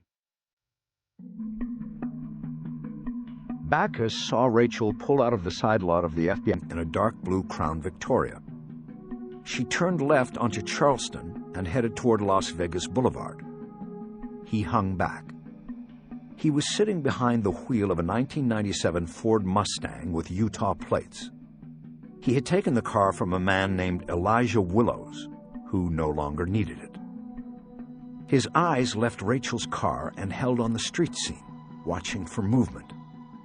A Grand Am with 2 men in it pulled out into traffic from the office building next to the FBI building. It went in the same direction as Rachel's car. "There's one," Bacchus said to himself. He waited, and then he watched a dark blue SUV with triple antennas pull out of the FBI lot and turn right onto Charleston, going in the opposite direction as Rachel. Another Grand Am pulled up behind it and followed. "There's 2 and 3. Bacchus knew it was what was called a skybird surveillance. 1 car to maintain a loose visual surveillance while the subject was tracked by satellite. Rachel, whether she knew it or not, had been given a car with a GPS transponder on it. All of this was okay with Bacchus. He knew he could still track her. All he needed to do was follow the follow car, and he would get there just the same. He started the Mustang. Before pulling out onto Charleston to catch up to the Grand Am following Rachel, he reached over and opened the glove compartment. He was wearing rubber surgeon's gloves, size small so they could stretch across his hands and be almost unnoticeable from a distance. Bacchus smiled. Sitting in the glove box was a little 2-shot vest gun that would nicely complement his own remaining weapon. He knew he had sized Elijah Willows up perfectly when he had first seen him leaving the Slots of Fun on the downside of the Strip. Yes, he was what Bacchus had been looking for physically. Same size and build, but he had also sensed a detachment about the man. He was someone who dwelled alone and on the edge. The gun in the glove box seemed to prove that. It gave Bacchus confidence in his choice. He hit the gas and pulled loudly out onto Charleston. He did this purposely. He knew that on the off chance there was a fourth car, a trailer, the car they would find the least suspicious would be the one with the driver boldly drawing attention to himself.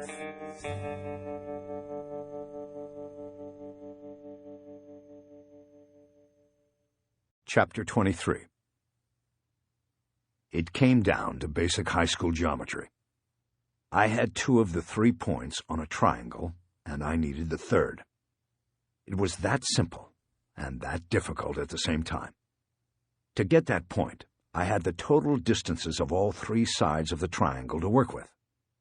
I sat down, opened my notebook to a new page, and went to work with McCaleb's map. I recalled from the Times article that the mileage recorded on the rental car of one of the missing men was 328 miles. Under what I believed McCaleb's theory to be, that mileage count would equal the total of all 3 sides of the triangle. I knew, thanks to the notations on the map page, that one side of the triangle, Zzyzx to the airport in Vegas, was 92 miles. That left 236 miles for the remaining 2 sides. That number could be divided in a variety of ways, putting the missing point of the triangle in a myriad of possible positions on the map. What I needed was a charting compass to accurately plot the triangle, but I made do with what I had. According to the map's legend, 1 inch equaled 50 miles of terrain. I took out my wallet and removed my driver's license. Holding one of its short edges to the legend, I was able to determine that the side of the license equaled 100 miles on the map. Working with that, I composed a number of triangles that approximated the remaining 236 miles of roadway. I plotted points both north and south of the baseline I had drawn from Zzyzx Road to Las Vegas. I spent 20 minutes working the possibilities, my plotting taking the third possible point of the triangle down into Arizona and as far as the Grand Canyon, and then north into the bombing and gunnery ranges under the command and restriction of Nellis Air Force Base. I soon grew frustrated, realizing the possibilities were endless, and that I could have already identified the missing point of the triangle and not even know it. I got up and went to the half-fridge for another beer.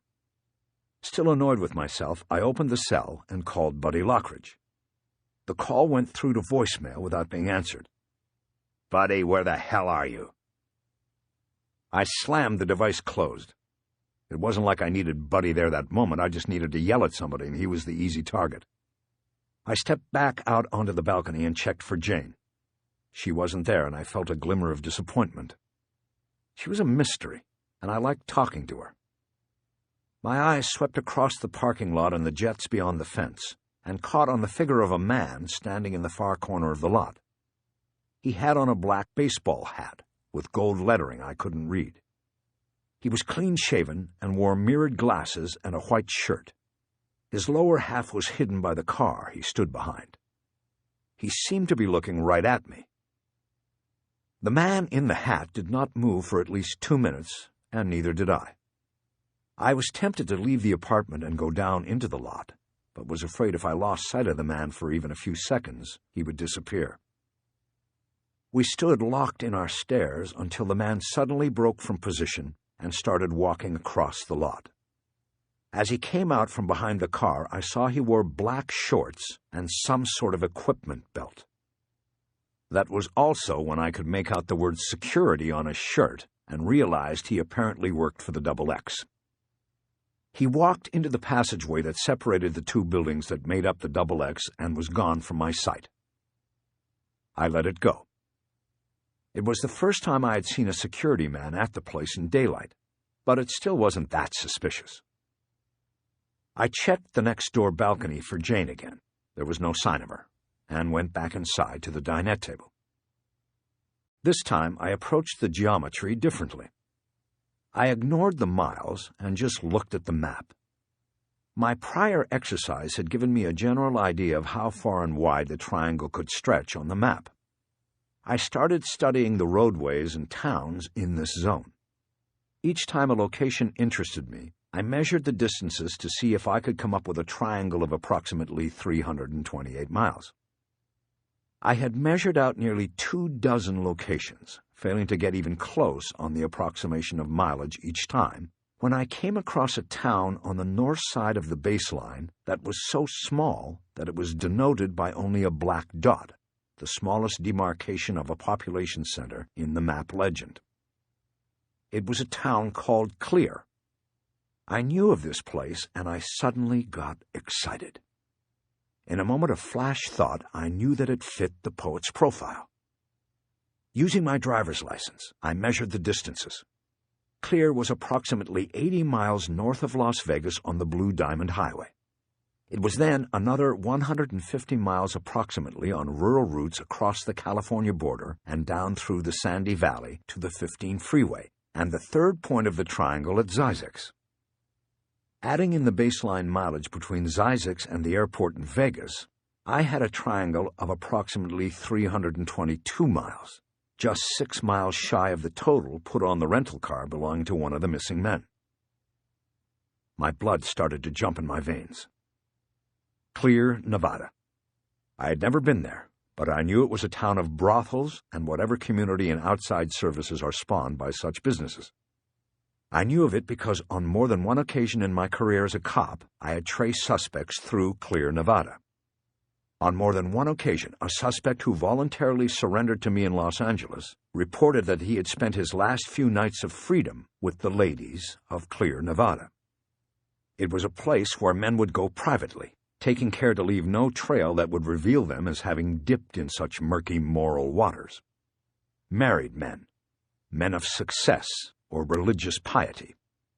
In a strong way, it was much like the red light district in Amsterdam, a place where the poet had previously found his victims. So much of cop work is pursuing gut instinct and hunches. You live and die by the hard facts and evidence. There is no denying that. But it is your instinct that often brings those crucial things to you and then holds them together like glue. And I was following instinct now. I had a hunch about Clear. I knew I could sit at the dinette table and plot triangles and map points for hours if I wanted to. But the triangle I had drawn with the town of Clear at the top was the one that held me still at the same time the adrenaline was jangling in my blood. I believed I had drawn McCaleb's triangle. No, more than believed it, I knew it. My silent partner, using his cryptic notes as direction, I now knew where I was going. Using my license as a straight edge, I added 2 lines to the map, completing the triangle. I tapped each point on the map and stood up. The clock on the wall in the kitchenette said it was almost 5.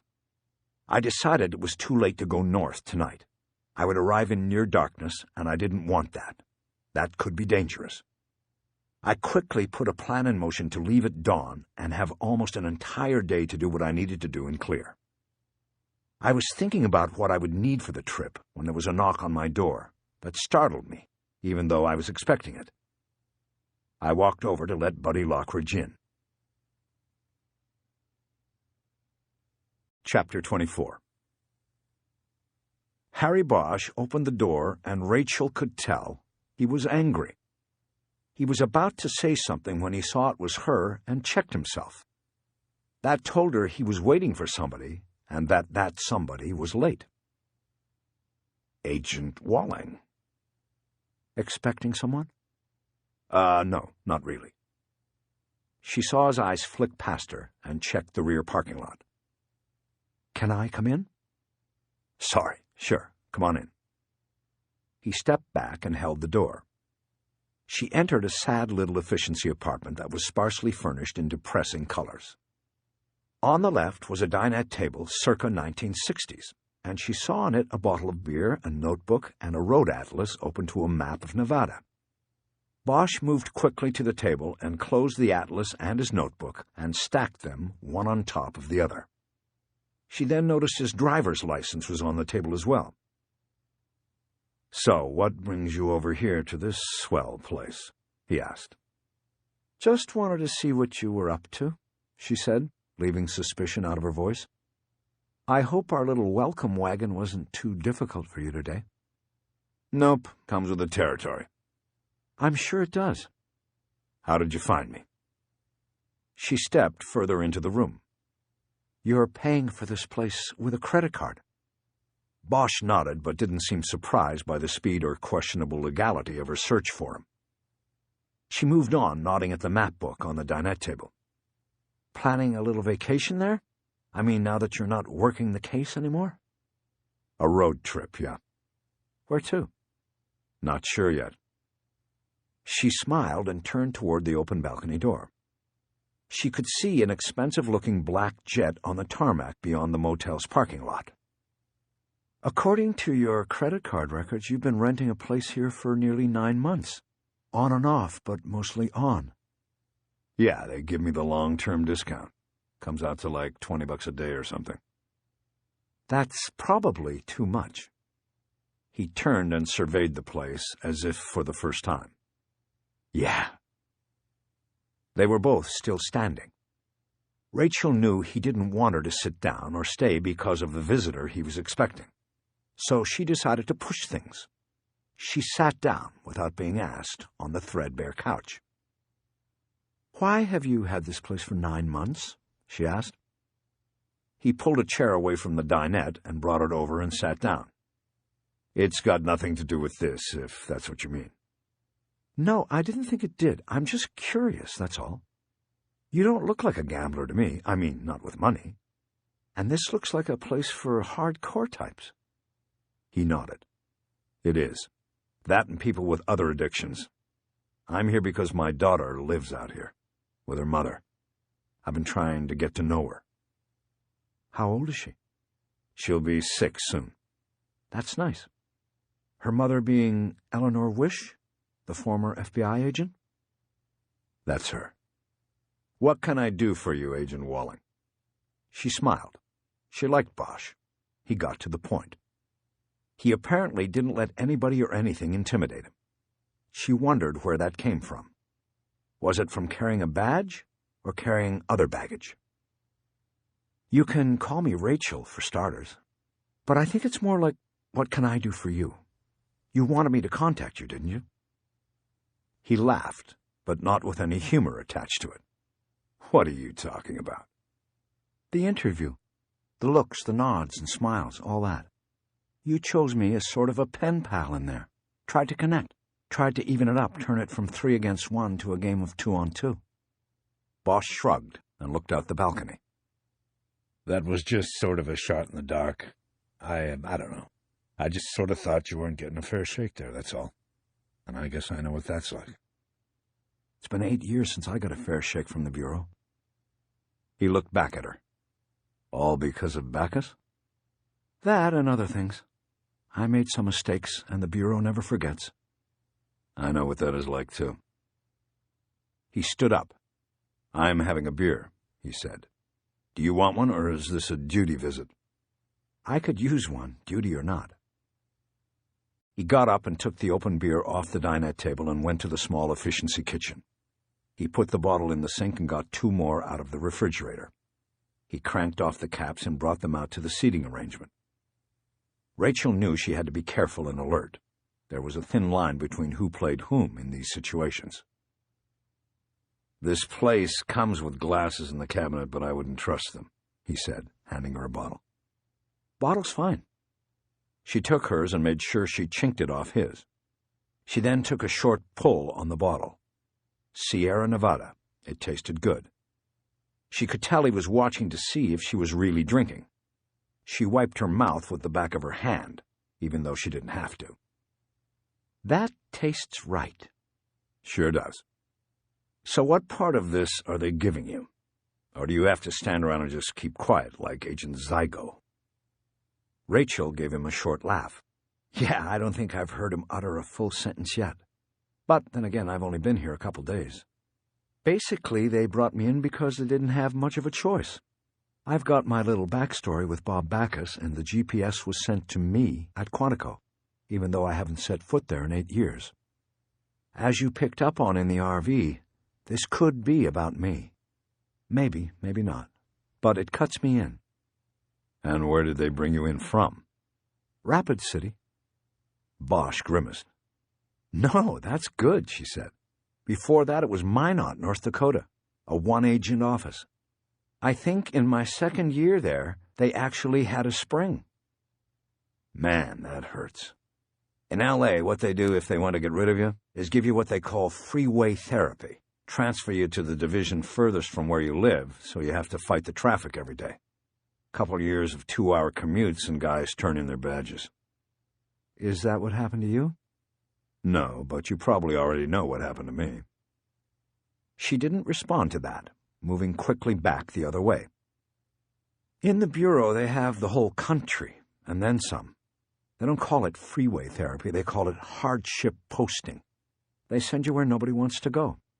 And there are a lot of places like that, places they can bury an agent if they want to. In Minot, it was all Indian stuff, and those Indians don't take so kindly to those of us of the FBI persuasion. Rapid City is only a small improvement. At least there are other agents in the office.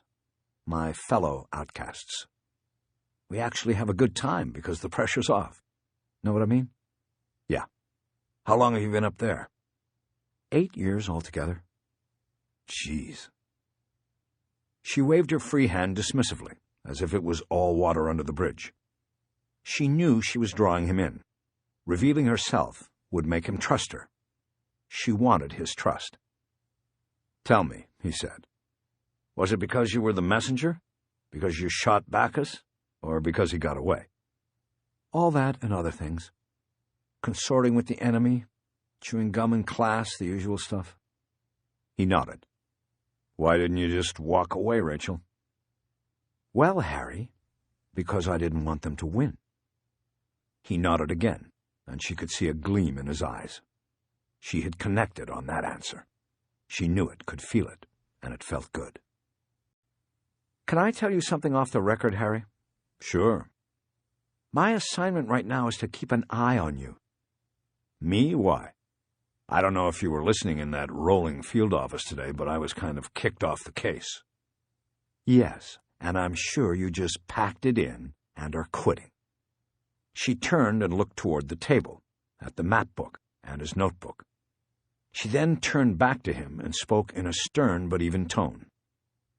My assignment is to watch you, and to shut you down hard if you come anywhere near this investigation. Look, Agent Walling, I don't think... Don't suddenly go formal on me here. Okay, Rachel, then. If this is some kind of threat, then all right, message received, I get it. But I don't think you... I'm not threatening you. I'm here to tell you I don't plan to carry out my assignment. He paused and studied her for a long moment. What do you mean? I mean I've checked you out. You were right about that. I know about you, and I know about what kind of a cop you were. I know what has happened with you and the Bureau in the past. I know all of that, and I know you're more than meets the eye. And my guess is that you're onto something. That you told us just enough today to get out of that RV in one piece. She stopped and waited, and finally he responded. Hey, look, if all that is a compliment, then I'll take it, but what's your point? My point is that I have a history, too, and I'm not going to sit on the sideline while they go after Bacchus and leave me back in the FO making coffee. Not on this one. I want to get there first, and since this is a betting town, I'm betting on you. Bosch didn't move, and he didn't say anything for a long moment. She watched his dark eyes as he churned through everything she'd said. She knew she was taking an incredible risk with him, but 8 years in the Badlands had made her look at risks much differently than she had when she was in Quantico. Let me ask you something, he finally said. Why is it they don't have you in a hotel room with 2 guards on the door? You know, in case Bacchus shows up. Like you said, this could be all about you. First Terry McCaleb, then you." She shook her head, dismissing the idea. "Because maybe they're using me. Maybe I'm bait." "Are they?" She shrugged. "I don't know. I'm not privy to everything about this investigation. Either way, it doesn't matter. If he is coming at me, let him come.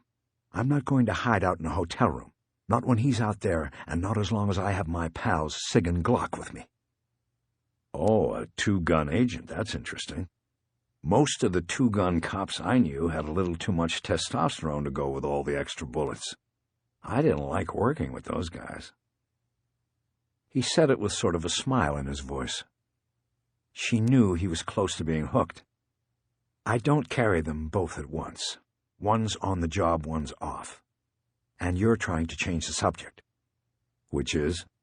"Your next move. Look, you know how they say it in the movies? We can do this the hard way, or we can—" "Hit you in the face with a phone book." "Exactly. You're working alone against the grain, but you obviously have good instincts and probably know things about this we don't know yet. Why not work together?"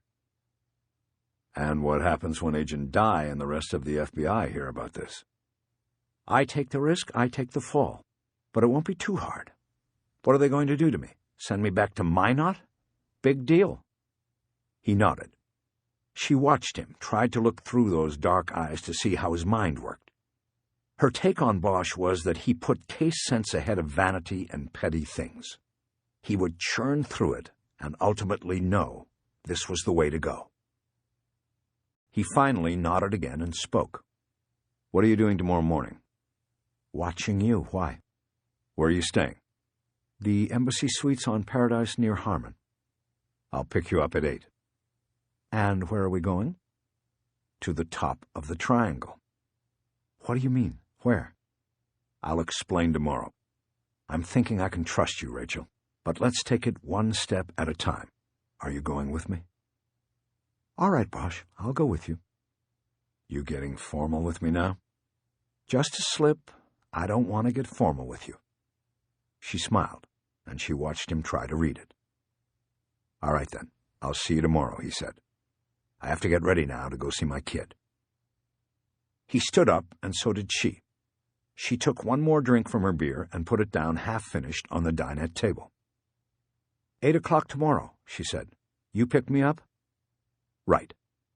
"You sure you don't want me to drive? Uncle Sugar pay for the gas." "That's all right. Can you get the photos of the missing men? I had them on the newspaper clip, but Agent Dye took it from me." "I'll see what I can do. There's probably a 6-pack that won't be missed at the FO. And one other thing. Bring both your friends." "What friends?" "Sig and Glock." She smiled and shook her head at him. "You can't carry a weapon now, can you? Legally, anyway." "No, I can't. I don't." "Must feel naked." "Yeah, you could say that." She gave him another smile. "Well, I'm not giving you a weapon, Harry. No way." He shrugged. Had to ask. He opened the door and she walked out. After he closed it, she walked down the steps to the parking lot and looked back up at the door. She wondered if he was watching her through the peephole. She got into the Crown Vic she had signed out of the carpool. She knew she was close to the edge of trouble. What she had revealed to Bosch and agreed to do the next day with him guaranteed the final stage of the destruction of her career if things went sideways. But she didn't care. It was a gambling town. She trusted Bosch, and she trusted herself. She would not let them win. As she backed the Crown Vic out, she noticed a cab pull to a stop in the parking lot. A chubby man with sun-bleached hair and a loud Hawaiian shirt got out and studied the numbers on the doors of the rooms. He was carrying a thick envelope, or a file folder that looked yellowed and old. Rachel watched as he bounded up the steps and walked to number 22, Bosch's door. The door was open before he had to knock. Rachel backed out and drove out of the lot onto Koval. She drove around the block and parked in a spot that gave her a good view of both of the parking lot exits of Bosch's sorry motel. She was sure Bosch was up to something, and she was going to find out what it was. Chapter 25. Bacchus had caught only a glimpse of the man who answered the motel room door when Rachel Walling knocked, but he thought he recognized him from a time many years before. He felt his pulse quicken. If he was right about the man she was meeting in room 22, then the stakes had grown considerably higher. He studied the motel and his situation. He had located the 3 bureau surveillance cars. The agents were hanging back. One agent had deployed and was sitting across Koval on a bus bench. He looked out of place, wearing a gray suit and supposedly waiting for a bus. But that was the FBI style. That left the motel clear for Bacchus to move about. It was L-shaped with parking on all sides. He realized that if he was on the other side of the building, he might catch another glimpse of the man Rachel was with through a rear window or balcony. He decided not to risk moving the car from the front parking lot to the rear. It might draw the attention of the benchwarmer across the street. Instead, he cracked the door and slipped out of his car. He had the interior lights switched off, so there was no threat of exposure. He crab-walked between 2 other cars and straightened up, pulling a baseball cap over his head and yanking the brim down as he emerged. The hat said UNLV on it. Bacchus walked through the breezeway on the bottom floor of the 2-story motel. He passed the soda and candy machines and came out on the other side and started walking through the rear parking lot as if looking for his car. He glanced up at the lighted balcony that he believed corresponded with the door to room 22, where he had seen Rachel enter. He could see the sliding door was open. Glancing around as if looking for his lost car, Bacchus saw that the agent on the bench did not have a visual angle on the rear lot. No one was watching him here. He casually moved to a position directly below the balcony of room 22. He tried to listen for any verbal morsel that would spill through the open slider. He heard Rachel's voice, but could not make out the words until he very clearly heard her say, "Must feel naked." This confused and intrigued him. He was thinking about the possibility of climbing up to the 2nd level so that he could hear the conversation in room 22. The sound of a door shutting ended that idea. He guessed Rachel had just left. Bacchus returned to the breezeway and hid behind a Coke machine when he heard a car's ignition fire. He waited and listened. He detected the sound of another car entering the lot. He moved from the Coke machine to the corner and glanced out. A man was getting out of a taxi, and Bacchus recognized him, too. It was Terry McCaleb's charter partner. There was no doubt. Bacchus felt like he had just tripped across a treasure of intrigue and mystery. What was Rachel up to? How had she connected with the charter partner so quickly? And what was the LAPD doing here? He looked past the taxi and saw Rachel's Crown Victoria pull out onto the street and drive away. He waited a moment and saw one of the Grand Ams stop and pick up the man on the bus bench, and then take off. Bacchus yanked the brim of his hat down again and stepped out of the breezeway. He walked toward his car. Chapter 26.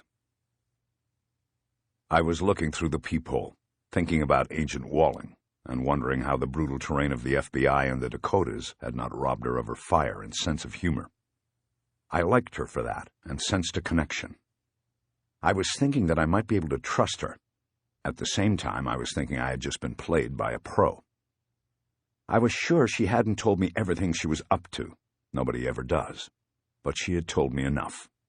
We wanted the same thing, maybe for different reasons. But I wasn't second-guessing my decision to take on the extra rider in the morning. The view through the peephole was suddenly filled with the concave image of Buddy Lockridge. I opened the door before he could knock and quickly pulled him inside. I wondered if Walling had seen him on her way out. Perfect timing, Buddy. Did anybody talk to you or stop you out there? Where, here? Yeah, here. No, I just got out of the cab. Okay, then where have you been? He explained his lateness by saying there were no cabs at the Bellagio, a story I didn't believe. I saw one of the pockets of his jeans bulging when I took from him the 2 files he carried. That's bullshit, buddy. Cabs can be hard to find in this town, but not at the Bellagio. There are always cabs there.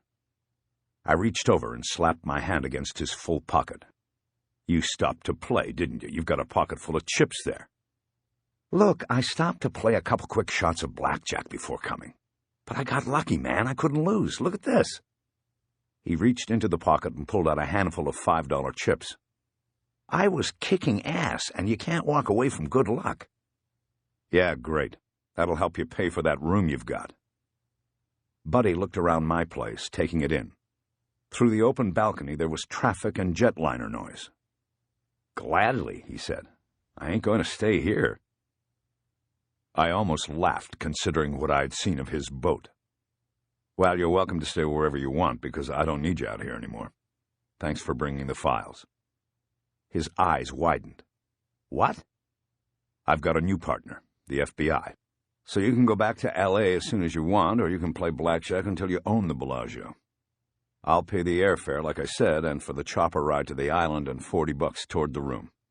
That's the daily rate at this place. I held up the files. I'll throw in a couple $100 for your time getting these and getting here.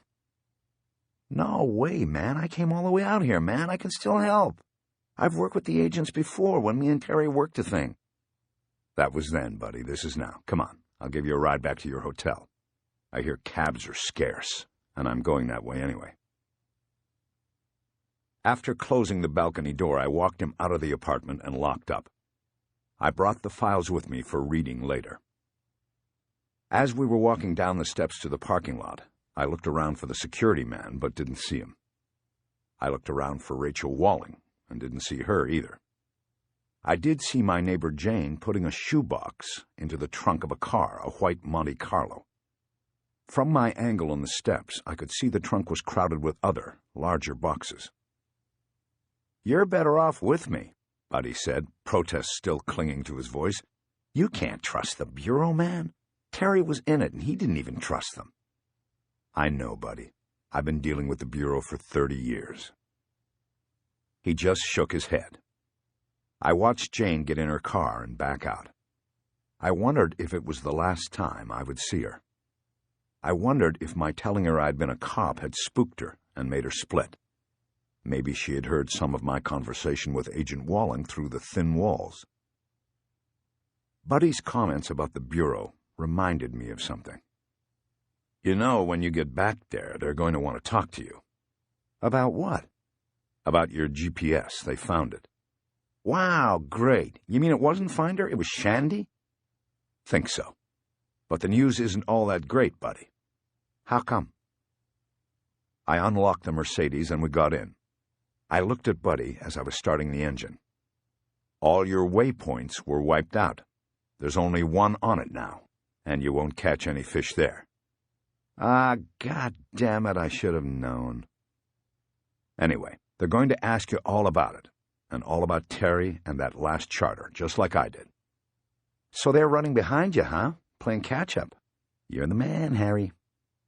Not really. I knew what was coming. Buddy turned in his seat and leaned toward me. Take me with you, Harry. I'm telling you, I can help. I'm smart. I can figure things out. Put your seatbelt on, Buddy. I jumped into reverse before he got a chance, and he almost went into the dashboard. We headed over to the Strip and slowly made our way down to the Bellagio. It was early evening and the sidewalks were cooling off and getting crowded. I saw that the overhead trams and walkways were becoming full. The neon from every facade on the street was lighting dusk up like a brilliant sunset. Almost. Buddy continued to lobby me for a part in the investigation, but I fended him off at every turn. After we pulled in around the huge front fountain and under the casino's giant entry portico, I told the valet man that we were just picking somebody up, and he directed me to a curb, telling me not to leave the car unattended. Who we picking up? Buddy asked. new life in his voice. "No, buddy, I just said that. Tell you what, you want to work with me, buddy? Then stay here in the car for a few minutes so they won't tow it away. I need to run in here real quick." "What for?" "To see if somebody's here." "Who?" I jumped out of the car and closed the door without answering his question, because I knew with Buddy that every answer led to another question, and then another, and I didn't have time for that.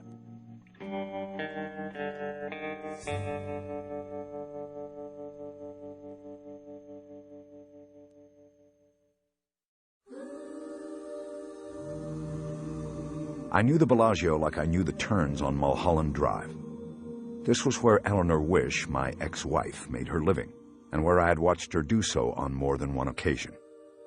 I quickly made my way through the plush casino, around the orchard of slot machines, and to the poker room. There were only 2 poker tables working.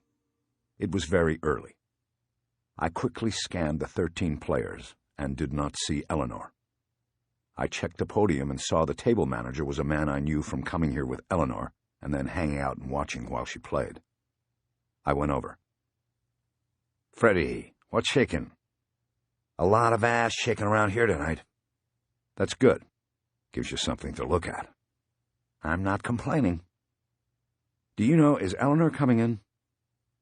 It was Eleanor's habit to let the table managers know if she intended to come in and play on a particular night. Sometimes they would save places at tables of high rollers or higher skilled players. Sometimes they would set up private games. In a way, my ex was a secret Vegas attraction. She was an attractive woman who was damn good at poker. That presented a challenge to men of a certain kind. The smart casinos knew this and played to it. Eleanor was always treated well at the Bellagio. If she needed anything, from a drink to a sweet to a rude player removed from a table, she got it. No questions asked. And that was why she usually played here on the nights she played. "Yeah, she's coming in," Freddie told me. "I don't have anything for her right now, but she'll be coming along." I waited before hitting him with another question. I had to finesse this. I leaned on the railing and casually watched the dealer at the Hold'em table put down the final deal of the hand, the cards scraping on the blue felt like quiet little whispers. 5 people had stayed in for the whole ride. I watched a couple of their faces when they brought the last card up and peeked at it. I was watching for tells, but didn't see any. Eleanor had told me once that the real players call the last card in Hold'em the river, because it gives you life or takes it away with it. If you've played the hand through to the 7th card, everything rides on it. 3 of the 5 players folded right away. The remaining 2 went back and forth to a call, and one of the men I had watched took the pot with 3 sevens. "What time did she say she was coming in?" I asked Freddie. She said the usual time, around 8. Despite my attempt at being casual about it, I could tell Freddie was getting hesitant, realizing his allegiance should be to Eleanor and not her ex-husband. I had what I needed, so I thanked him and walked away. Eleanor was planning on putting our daughter to bed and then coming into work. Maddie would be left with the live-in nanny watching over her. When I got back to the casino entrance, my car was empty. I looked around for Buddy and spotted him talking to one of the valet men. I called to him and waved goodbye, but he came running over and caught me at the door of the Mercedes. "You taking off?" "Yeah, I told you I was just going in for a couple minutes. Thanks for staying with the car, like I asked." He didn't get it. "No problem," he said. "You find him?" "Find who?" "Whoever you were going in there to see." "Yeah, buddy, I found him. I'll see you." "Come on, man, let's do this thing together. Terry was my friend, too." That gave me pause. "Buddy, I understand, but the best thing you can do right now, if you want to do something for Terry, is go back home.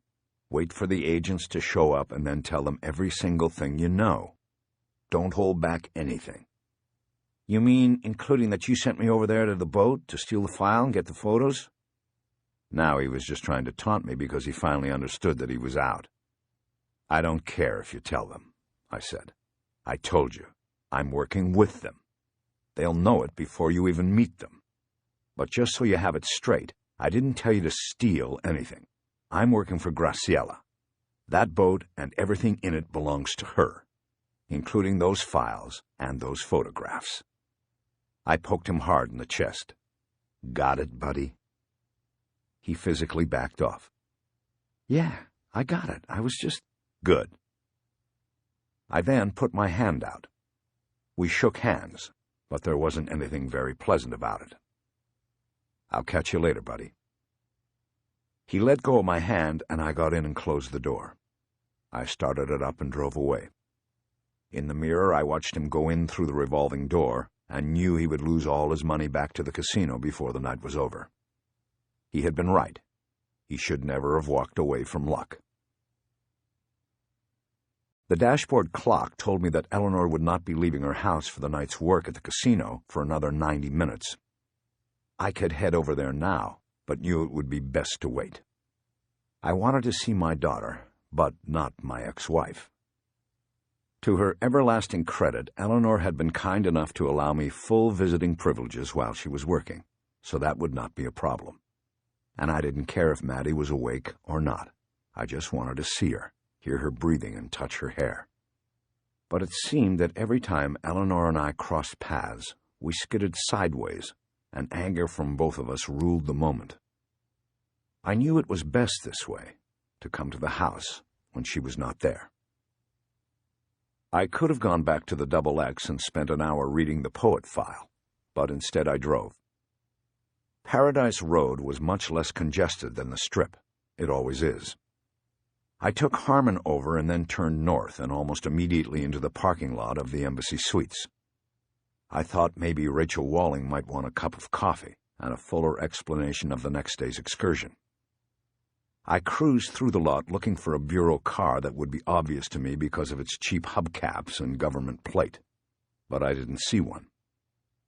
I pulled out my cell, called information, and got the number for the Embassy Suites. I called and asked for Rachel Walling's room and was put through. The phone rang repeatedly but was not answered. I hung up and thought for a moment. I then reopened my phone and called the cell number she had given me. She answered right away. "Hey, it's Bosch. What are you up to?" I said as casually as I could. "Nothing, just hanging out." "You at the hotel?" "Yeah, why? What's up?" "Nothing. I just thought you might want a cup of coffee or something. I'm out and about and have some time to kill. I could be at your hotel in a couple of minutes." "Oh, well, thanks, but I think I'm going to stay in tonight." "Of course you can't come out," I thought. "You're not even there." "I'm kind of jet-lagged, to tell you the truth. It always hits me the second day. Plus, tomorrow we've got the early start." "I understand." "No, it's not that I don't want to. Maybe tomorrow, okay?" "Okay. Are we still on for 8? "I'll be out front." We hung up, and I felt the first weight of doubt in my stomach. She was up to something, playing me in some way. But then I tried to dismiss it. Her assignment was to keep tabs on me. She'd been up front about that. Maybe I had this latest thing all wrong. I made another circuit around the parking lot looking for a Crown Vic or an LTD, but didn't see one. I quickly drove out of the lot then and back onto Paradise Road. At Flamingo, I turned west and went back across the Strip and over the freeway.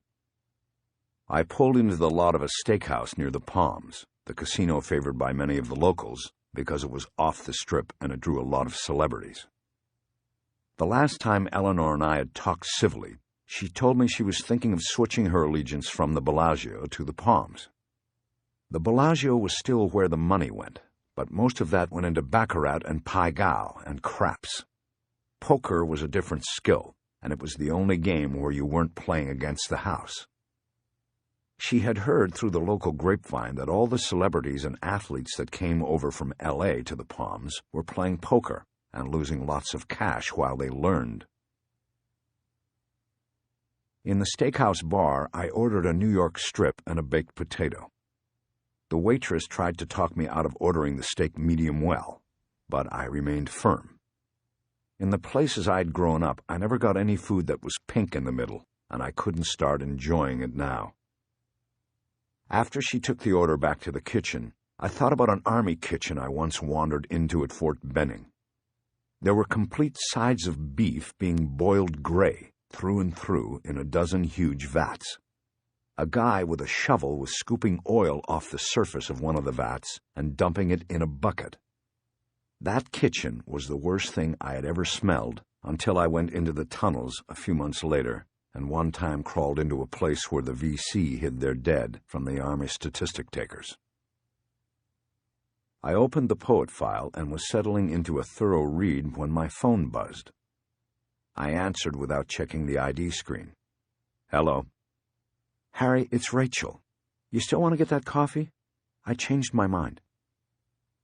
My guess was that she had hurried to the embassy suites so she could be there and not be caught in a lie. I just ordered dinner on the other side of town." "Shit, I'm sorry. Well, that'll teach me. You by yourself?" "Yeah, I've got some stuff to work on here." "Well, I know what that's like. I pretty much eat by myself every night." "Yeah, me too, if I eat." "Really? What about your kid?"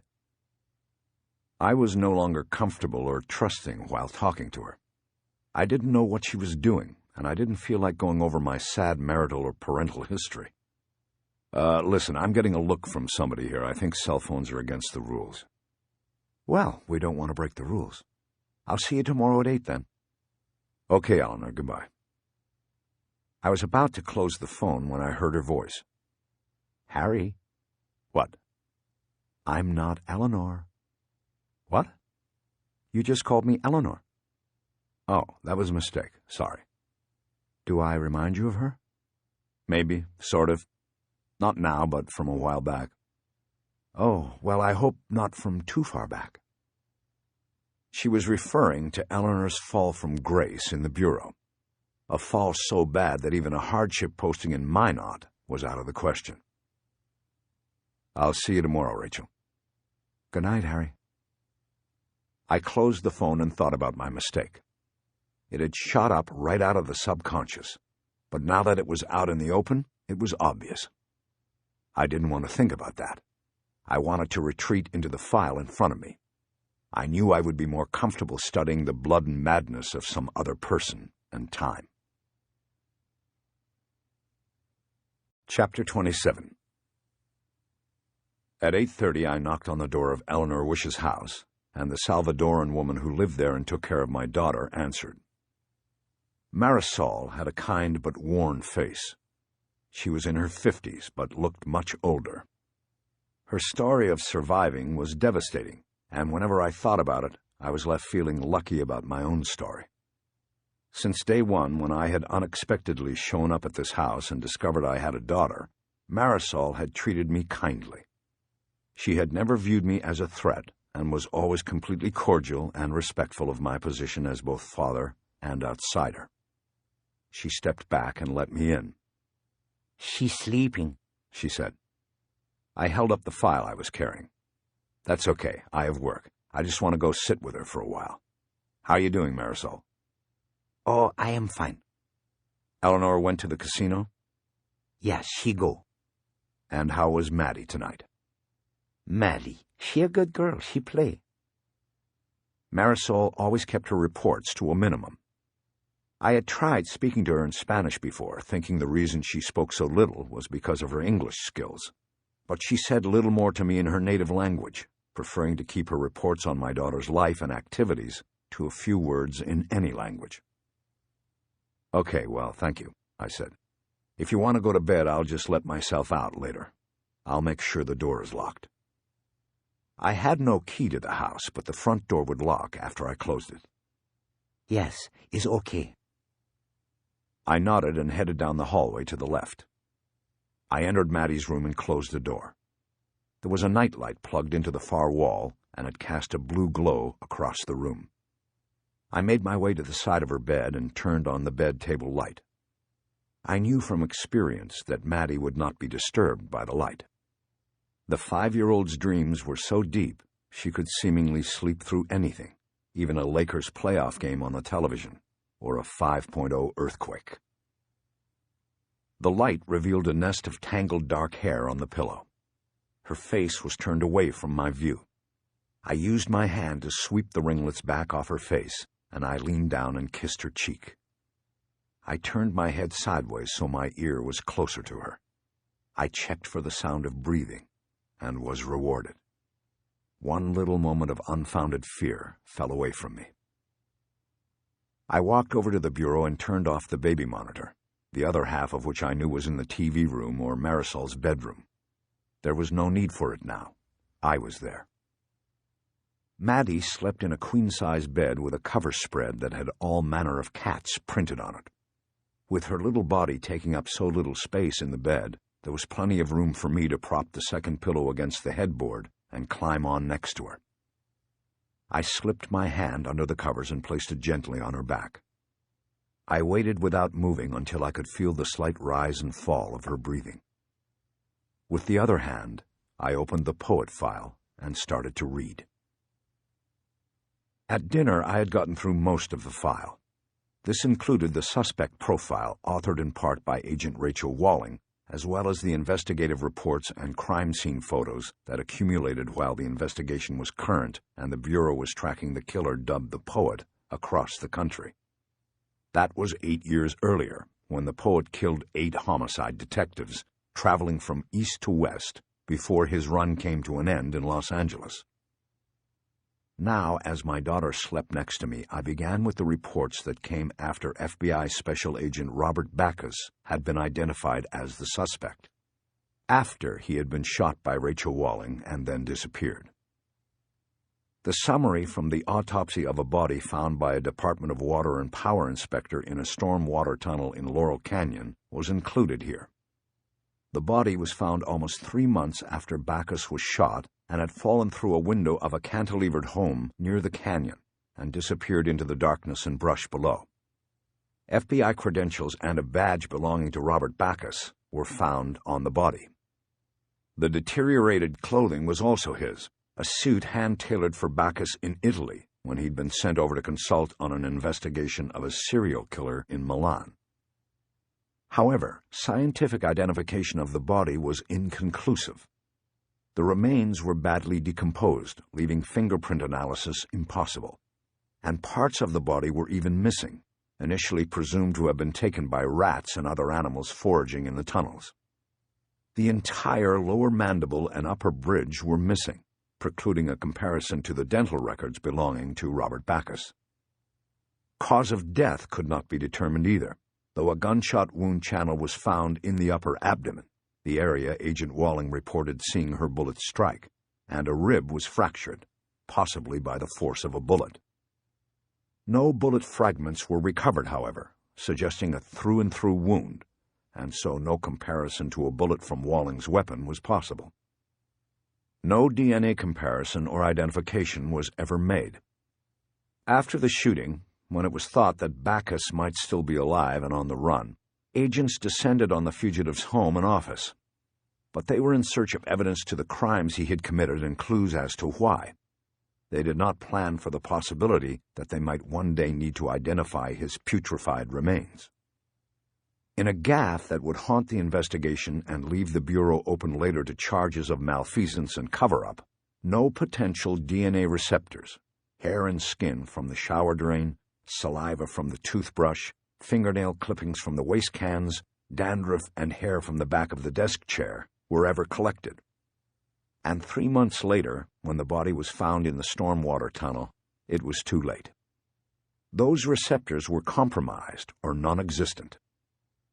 The building where Backus had owned a condo mysteriously burned to the ground 3 weeks after the Bureau had finished with it, and Backus's office had been taken over and completely renovated and redecorated by an agent named Randall Alpert, who took his place in the Behavioral Sciences Unit. A search for a blood sample from Backus proved futile and once again embarrassing for the Bureau. When Agent Walling shot Backus in the house in Los Angeles, a small amount of blood had spattered the floor. A sample was collected, but then inadvertently destroyed in the lab in Los Angeles when medical waste was disposed of.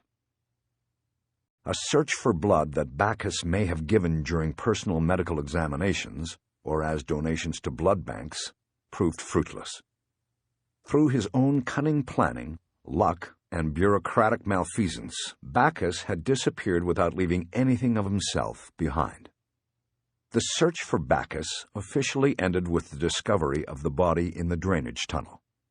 Even though scientific confirmation of identity was never made, the credentials, badge, and Italian suit were enough for Bureau Command to act swiftly in announcing closure to a case that had held wide sway in the media and had severely undercut the Bureau's already tarnished image.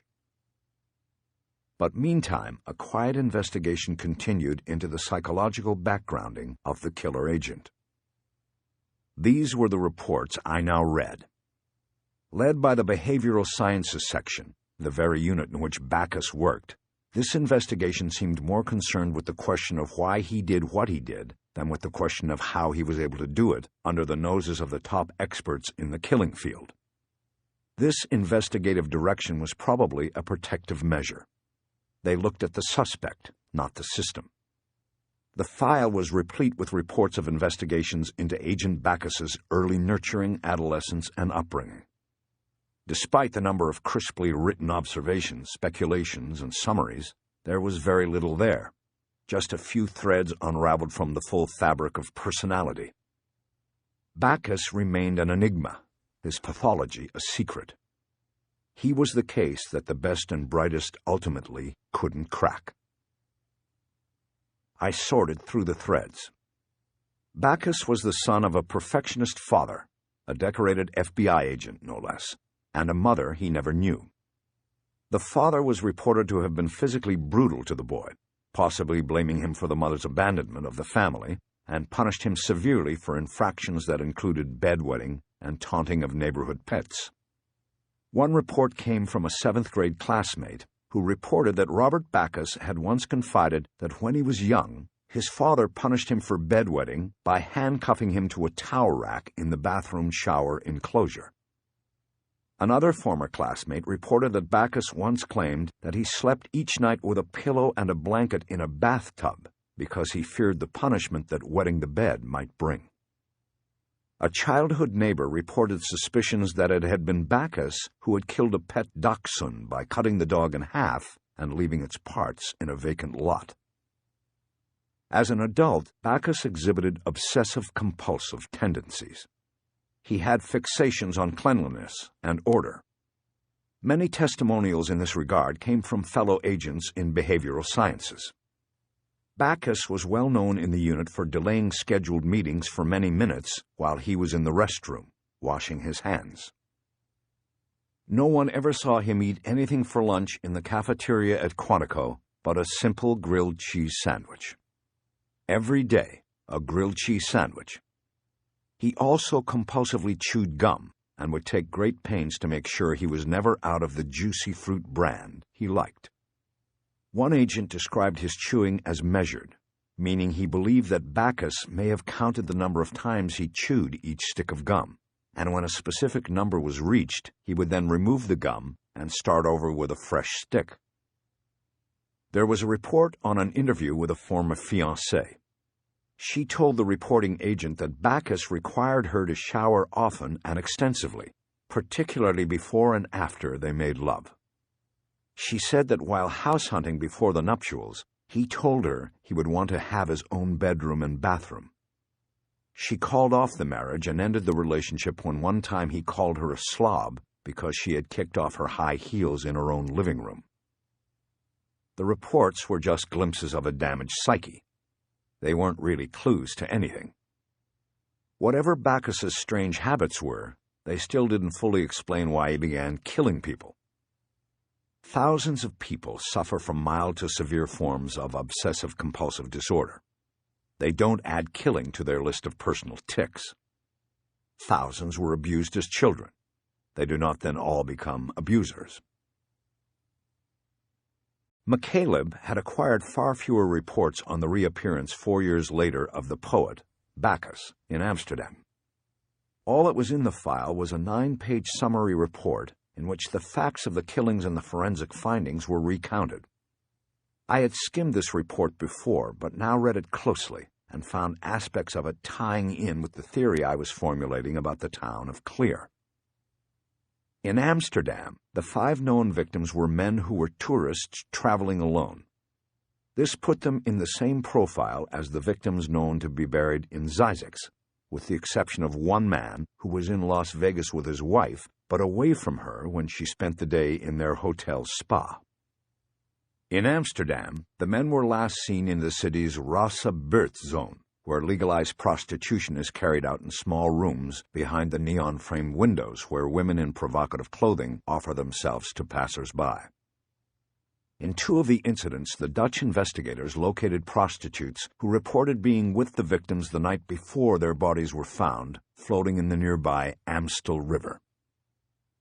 Though the bodies were found in different locations in the river, the reports indicated that the point of entry into the water for all 5 victims was believed to have been the area around the Six House. This location was a property owned by an important family in Amsterdam history. I found this of interest, partly because Six House and Zizix sounded a bit alike to me, but also because of the question of whether the killer had chosen the Six House randomly or in some attempt to flaunt his crimes at authority by choosing a structure that symbolized it. The Dutch detectives never got much further with the investigation.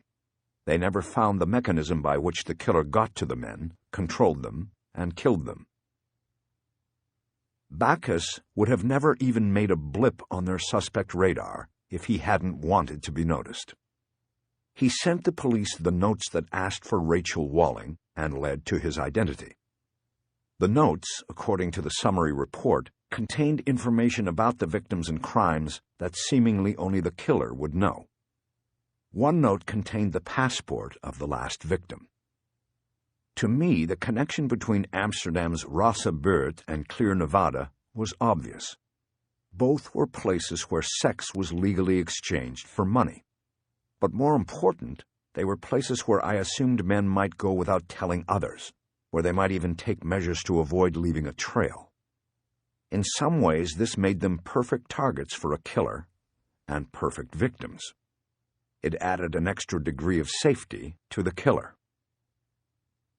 I finished my survey of McCaleb's file on the poet and started through it once more, hoping that I had missed something, maybe just one detail that would bring the whole picture into focus. Sometimes it happens that way. A missed or misunderstood detail becomes the key to the whole puzzle. But I didn't find that detail on the second go-round, and soon the reports just seemed repetitive and tedious. I grew tired, and somehow I ended up thinking about that kid handcuffed in the shower. I kept picturing that scene, and I felt bad for the kid and angry for the father who did it and the mother who never cared to know about it. Did this mean I felt sympathy for a killer? I didn't think so. Bacchus had taken his own tortures and turned them into something else, and then turned it on the world. I had an understanding of that process, and I felt sympathy for the boy he had been. But I felt nothing for Bacchus the man, but a cold resolve to hunt him down and make him pay for what he did.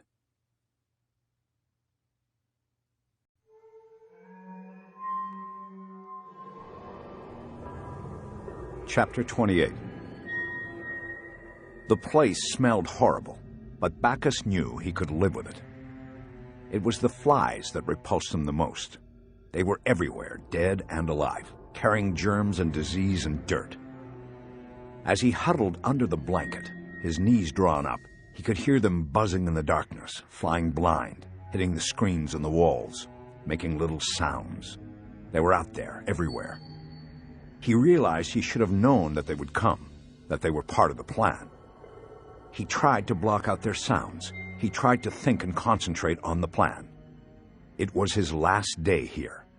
Time to move. Time to show them. He wished he could stay to watch, to bear witness to the event, but he knew that there was much work to do. He stopped breathing. He could feel them now. The flies had found him and were crawling on the blanket, looking for a way in, a way to get to him. He had given them life, but now they wanted to get to him and eat him. His laugh broke sharply from beneath the blanket, and the flies that had alighted on it scattered. He realized he was no different from the flies. He too had turned against the giver of life. He laughed again, and he felt something go down his throat. Ah! He retched. He coughed. He tried to get it out. A fly had gone down his throat. Bacchus jumped up and almost tripped as he climbed out. He ran to the door and out into the night. He shoved his finger down his throat until everything came up and came out. He dropped to his knees, gagged, and spit it all out. He then pulled the flashlight from his pocket and studied his effluent with the beam. He saw the fly in the greenish-yellow bile. It was still alive, its wings and legs mired in the swamp of human discharge. Bacchus stood up. He stepped on the fly and then nodded to himself. He wiped the bottom of his shoe on the red dirt. He looked up at the silhouette of the rock outcropping that rose 100 feet above him. It was blocking the moon at this hour. But that was all right. That just made the stars all the brighter. Chapter 29. I put the thick file aside and studied my daughter's face. I wondered what she could be dreaming about. She had experienced so little in her life. What inspired her dreams? I was sure there were only good things waiting for her in that secret world, and I wished it would always stay that way. I grew tired myself and soon closed my eyes to rest for a few minutes. And soon I, too, dreamed. But in my dream there were shadow figures and angry voices. There were sudden and sharp movements in the darkness. I didn't know where I was or where I was going. And then I was grabbed by unseen hands and pulled up out of it, back to the light. "Harry, what are you doing?" I opened my eyes, and Eleanor was pulling the collar of my jacket. "Hey, Eleanor, what is it?" For some reason I tried to smile at her, but I was still too disoriented to know why. "What are you doing? Look at this all over the floor." I was beginning to register that she was angry. I pulled myself forward and looked over the edge of the bed. The poet file had slid off the bed and spilled on the floor. The crime scene photos were spread everywhere. Prominently displayed were 3 photos of a Denver police detective who had been shot by Bacchus in a car. The back of his head was obliterated, blood and brain matter all over the seat. There were other photos of bodies floating in canals, photos of another detective whose head was taken off with a shotgun. "Oh, shit." "You can't do this," Eleanor said loudly. "What if she woke up and saw this? She'd have nightmares the rest of her life." "She's going to wake up if you don't keep your voice down, Eleanor. I'm sorry, okay? I didn't mean to fall asleep." I slid off the bed and knelt on the floor, quickly gathering the file together. As I did so, I checked my watch and saw it was almost 5 a.m. I had slept for hours. No wonder I was so groggy. Seeing the time also told me that Eleanor was home late. She usually didn't play this long. It probably meant she'd had a bad night and had tried to chase her losses, a bad gambling strategy. I quickly gathered the photos and reports and slid them back into the file. Then I stood up. "Sorry," I said again. "God damn it! It's not what I need to come home and find." I didn't say anything. I knew it was a no-win situation for me. I turned and looked back at the bed. Maddie was still sleeping, with her brown ringlets across her face again. If she could sleep through anything, then I hoped she could sleep right through the roaring silence of her parents' anger toward each other. Eleanor walked quickly out of the room, and in a few moments I followed her. I found her in the kitchen leaning against a counter with her arms folded tightly in front of her. "Bad night?" "Don't blame my reaction to this on what kind of night I had." I raised my hands in surrender. "I'm not. I blame it on me. I messed up. I just wanted to sit with her for a little while, and I fell asleep." "Maybe you shouldn't do that anymore." "What, come visit her at night?" "I don't know." She moved to the refrigerator and took out a bottle of spring water. She poured a glass and then held the bottle up for me. I told her I didn't want any. "What is that file, anyway?" she asked. "Are you working a case here?" "Yes, a murder. It started in L.A. and came over this way. I have to go up into the desert tomorrow." "What a nice convenience for you. Along the way you get to drop in here and scare your daughter." "Come on, Eleanor. It was stupid and I'm an idiot, but at least she didn't see anything." "She could have. Maybe she did. Maybe she woke up and saw those dreadful pictures and then went back to sleep. She's probably having a horrible nightmare." "Look, she hasn't moved all night. I can tell. She's been down for the count. It won't happen again. So can we just leave it at that?" "Sure, fine." "Look, Eleanor, why don't you tell me about your night?" "No, I don't want to talk about it. I just want to go to bed." "I'll tell you something then." "What?" I hadn't planned on bringing this up, but it all sort of snowballed, and I knew I needed to tell her. I'm thinking about going back to my job. "What do you mean, the case?" No, the cops. The LAPD has a new program. Old guys like me can come back in. They're looking for experience. If I do it now, I won't even have to go back to the academy. She took a long drink of water and didn't respond. "What do you think about that, Eleanor?" She shrugged like she didn't care. "Whatever you want to do, Harry, but you won't see your daughter as much. You'll get involved in cases and you know how that goes." I nodded. "Maybe." "And maybe it won't matter. She hasn't had you around for most of her life." "And whose fault is that?" "Look, let's not open that can of worms again." "If I had known about her, I would have been here. I didn't know." I know. I'm the one. It's all my fault." "I'm not saying that. I know what you're saying. You don't even have to say it." We were both quiet for a moment, letting the anger ebb. I looked down at the floor.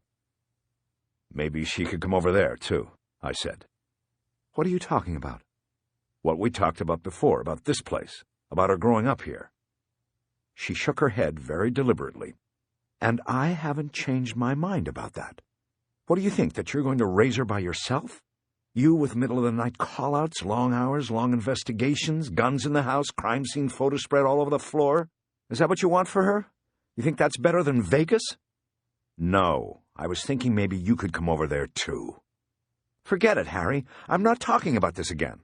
I'm staying here, and so is Madeline. You make whatever decision is best for you, but you don't make it for me and Maddie."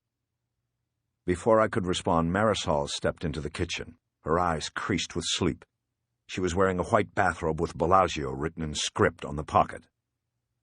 "Very loud," she said.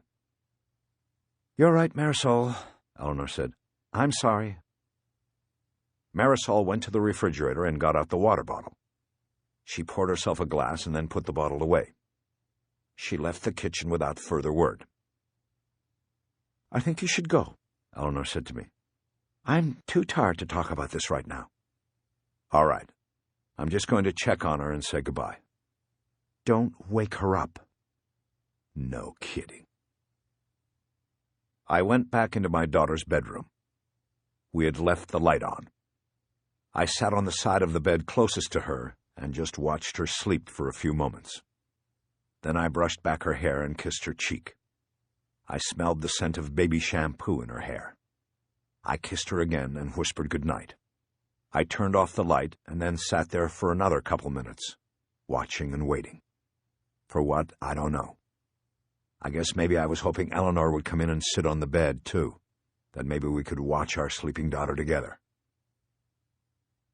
After a while, I got up and turned the monitor on again. I left the room to head out.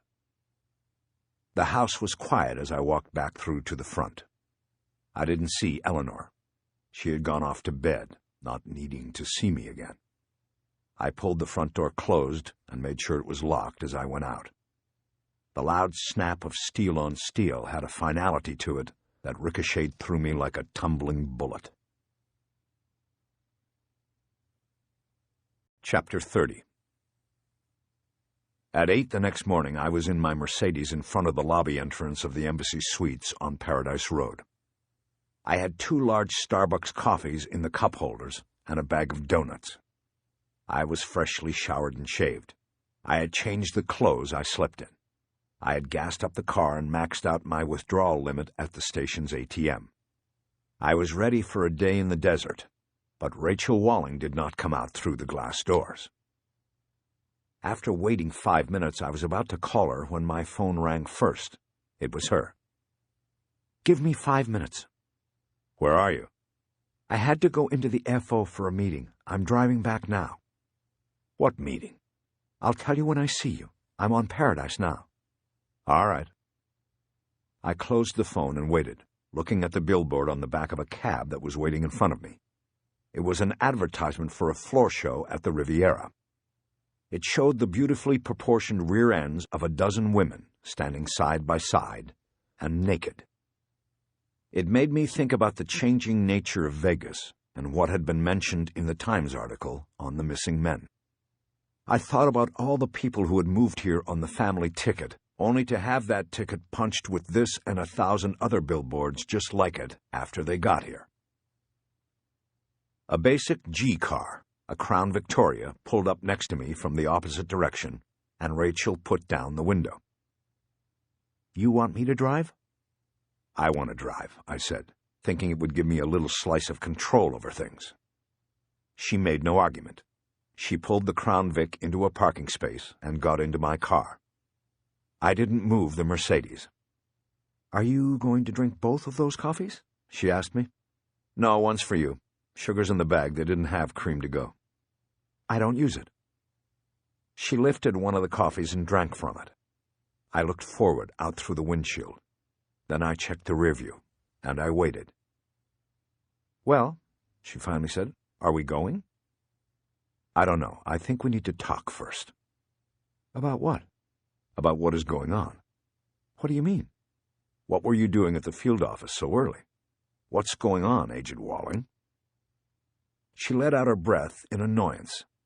"Look, Harry, you're forgetting something here. This investigation is of high importance to the Bureau. You could say the director is directly involved." "And so when he wants a 10 a.m. briefing, that means us agents in Quantico and out in the field get together at 9 a.m. to make sure we know what we're telling him and that there's not going to be blowback on anybody." I nodded. Now I got it. "And 9 a.m. in Quantico is 6 a.m. in Vegas." "You got it." "So what happened at the 10? What did you all tell the director?" "That's FBI business." I looked at her, and she was waiting with a smile. "But I will tell you because you're about to tell me all of your secrets, too. The director is going to go public. It's too risky not to. It will look like a cover-up if this comes out later in uncontrolled fashion. It's all about managing the moment, Harry." I put the car in drive and headed toward the parking lot exit. I had already plotted my route. I'd take Flamingo to the 15 and then a quick jog over to the Blue Diamond Highway. Then it would be a straight shot north to Clear.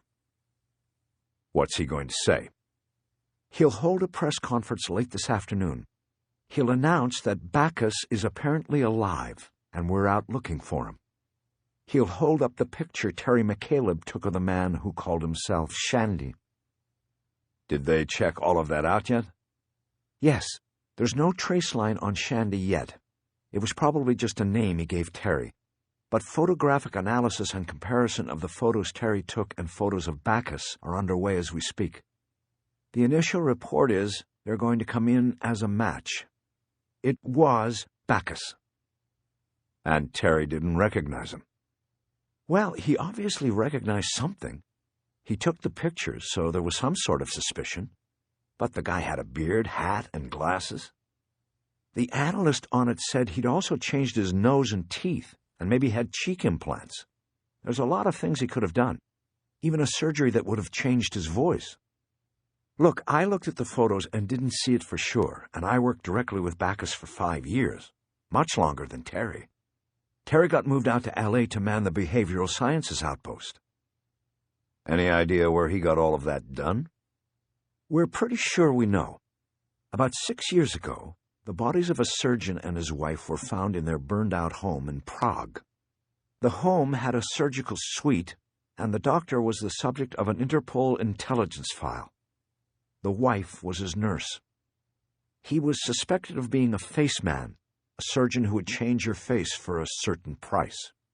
The theory was that someone he changed murdered him and his wife to cover the trail. All records he might have kept on the faces he changed were lost in the fire. It was ruled an arson. What connected Bacchus to him?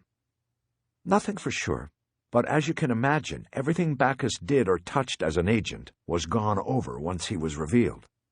His entire case history was audited as much as possible.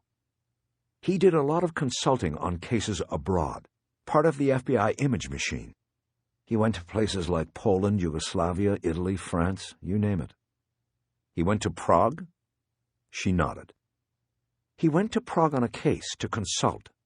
Young women disappearing and ending up in the river. Prostitutes. The doctor, the face man, was questioned in the investigation because he did the breast augmentations on 3 of the victims. Bacchus was there. He helped question the doctor. And he could have been told about the doctor's suspected sideline. Exactly. We think he knew, and we think he went there to change his face.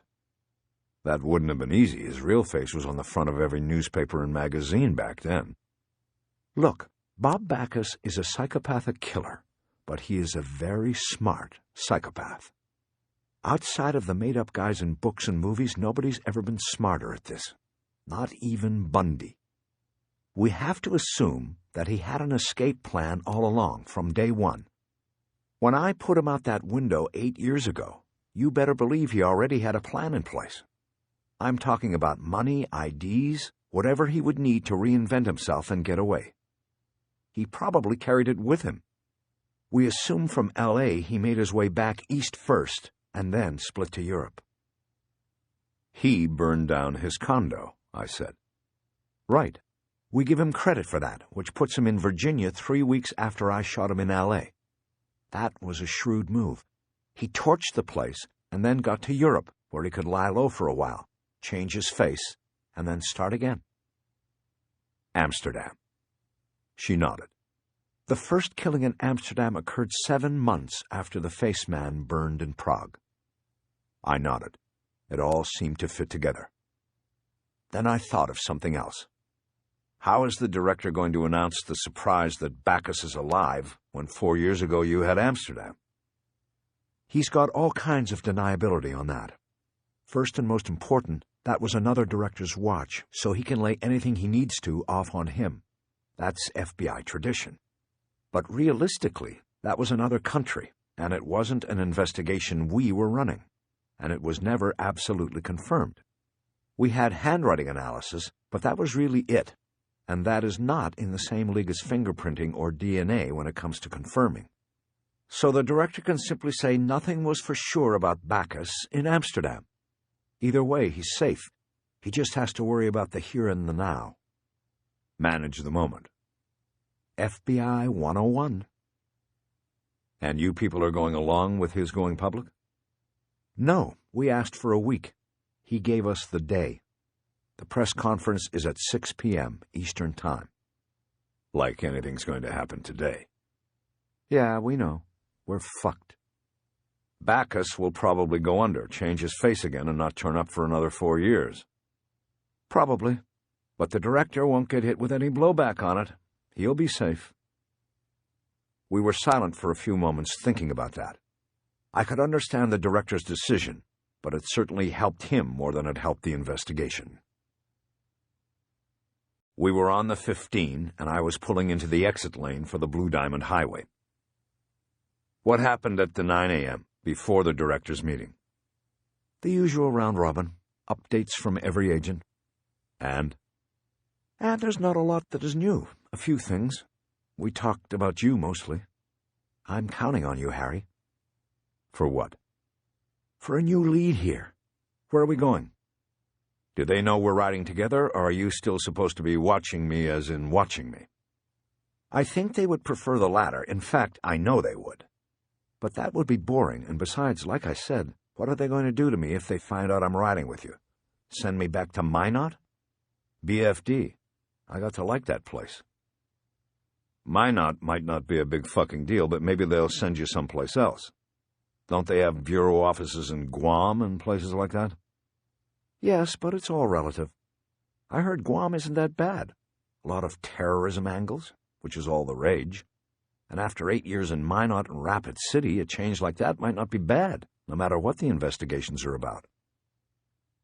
What was said about me at the meeting? It was mostly me, since you were my assignment. I told them I ran a check through the LA field office and got your pedigree. I gave them that and told them you went behind the wall last year. What do you mean, that I retired? No, Homeland Security. You ran afoul of them, went behind the wall and came back out again. That impressed Sherry Dye, made her more willing to let you run a little. I had been wondering about that. Actually, I'd been wondering why Agent Dye had not simply put the clamps on me. What about Terry McCaleb's notes? I asked. What about them? Better minds than mine must have gone to work on them. What did they come up with? What was their take on the triangle theory? It is an established pattern with serials that they commit what we call triangle crimes. We see it often. That is, the victim can be traced through 3 points of a triangle. There is their point of origin or entry, their home, or in this case, the airport. Then there is what we call the point of prey, the place where killer and victim come into contact, where they crisscross. And then there is the point of disposal. With serials, the 3 points are never the same, because it is the best way for them to avoid detection. That is what Terry saw when he read that newspaper story. He circled it because the Metro guy was going the wrong way with it. He wasn't thinking triangle, he was thinking circle. So, is the Bureau working on the triangle now? Of course they are. But some things take time. Right now, there is a higher emphasis on crime scene analysis. But we've got somebody in Quantico working the triangle. The FBI is effective, but sometimes slow, Harry. I am sure you know this. Sure. It's a tortoise and hare race. We're the tortoise, you're the hare. What are you talking about? You're moving faster than us, Harry. Something tells me you figured out the triangle theory and are taking a shot at the missing point, the point of prey. I nodded. Whether I was being used or not didn't matter. They were allowing me to stay in the hunt, and that was what was important to me. You start with the airport and you end with Zizek's. That leaves one more point. The intersection of predator and prey, and I think I've got it. We're going there. Then tell me. First, tell me one more thing about McCaleb's notes. I think I already told you everything. They're still being analyzed. William Bing, who's that? She hesitated, but only for a moment. That's a no-go, a dead end. How so? William Bing is a heart transplant patient who was in Vegas Memorial getting a checkup and some tests. We think Terry knew him, and when he was over here, he visited him in the hospital. Did you people talk to Bing yet? Not yet. We're trying to track him. Seems odd. What? That he would visit a guy?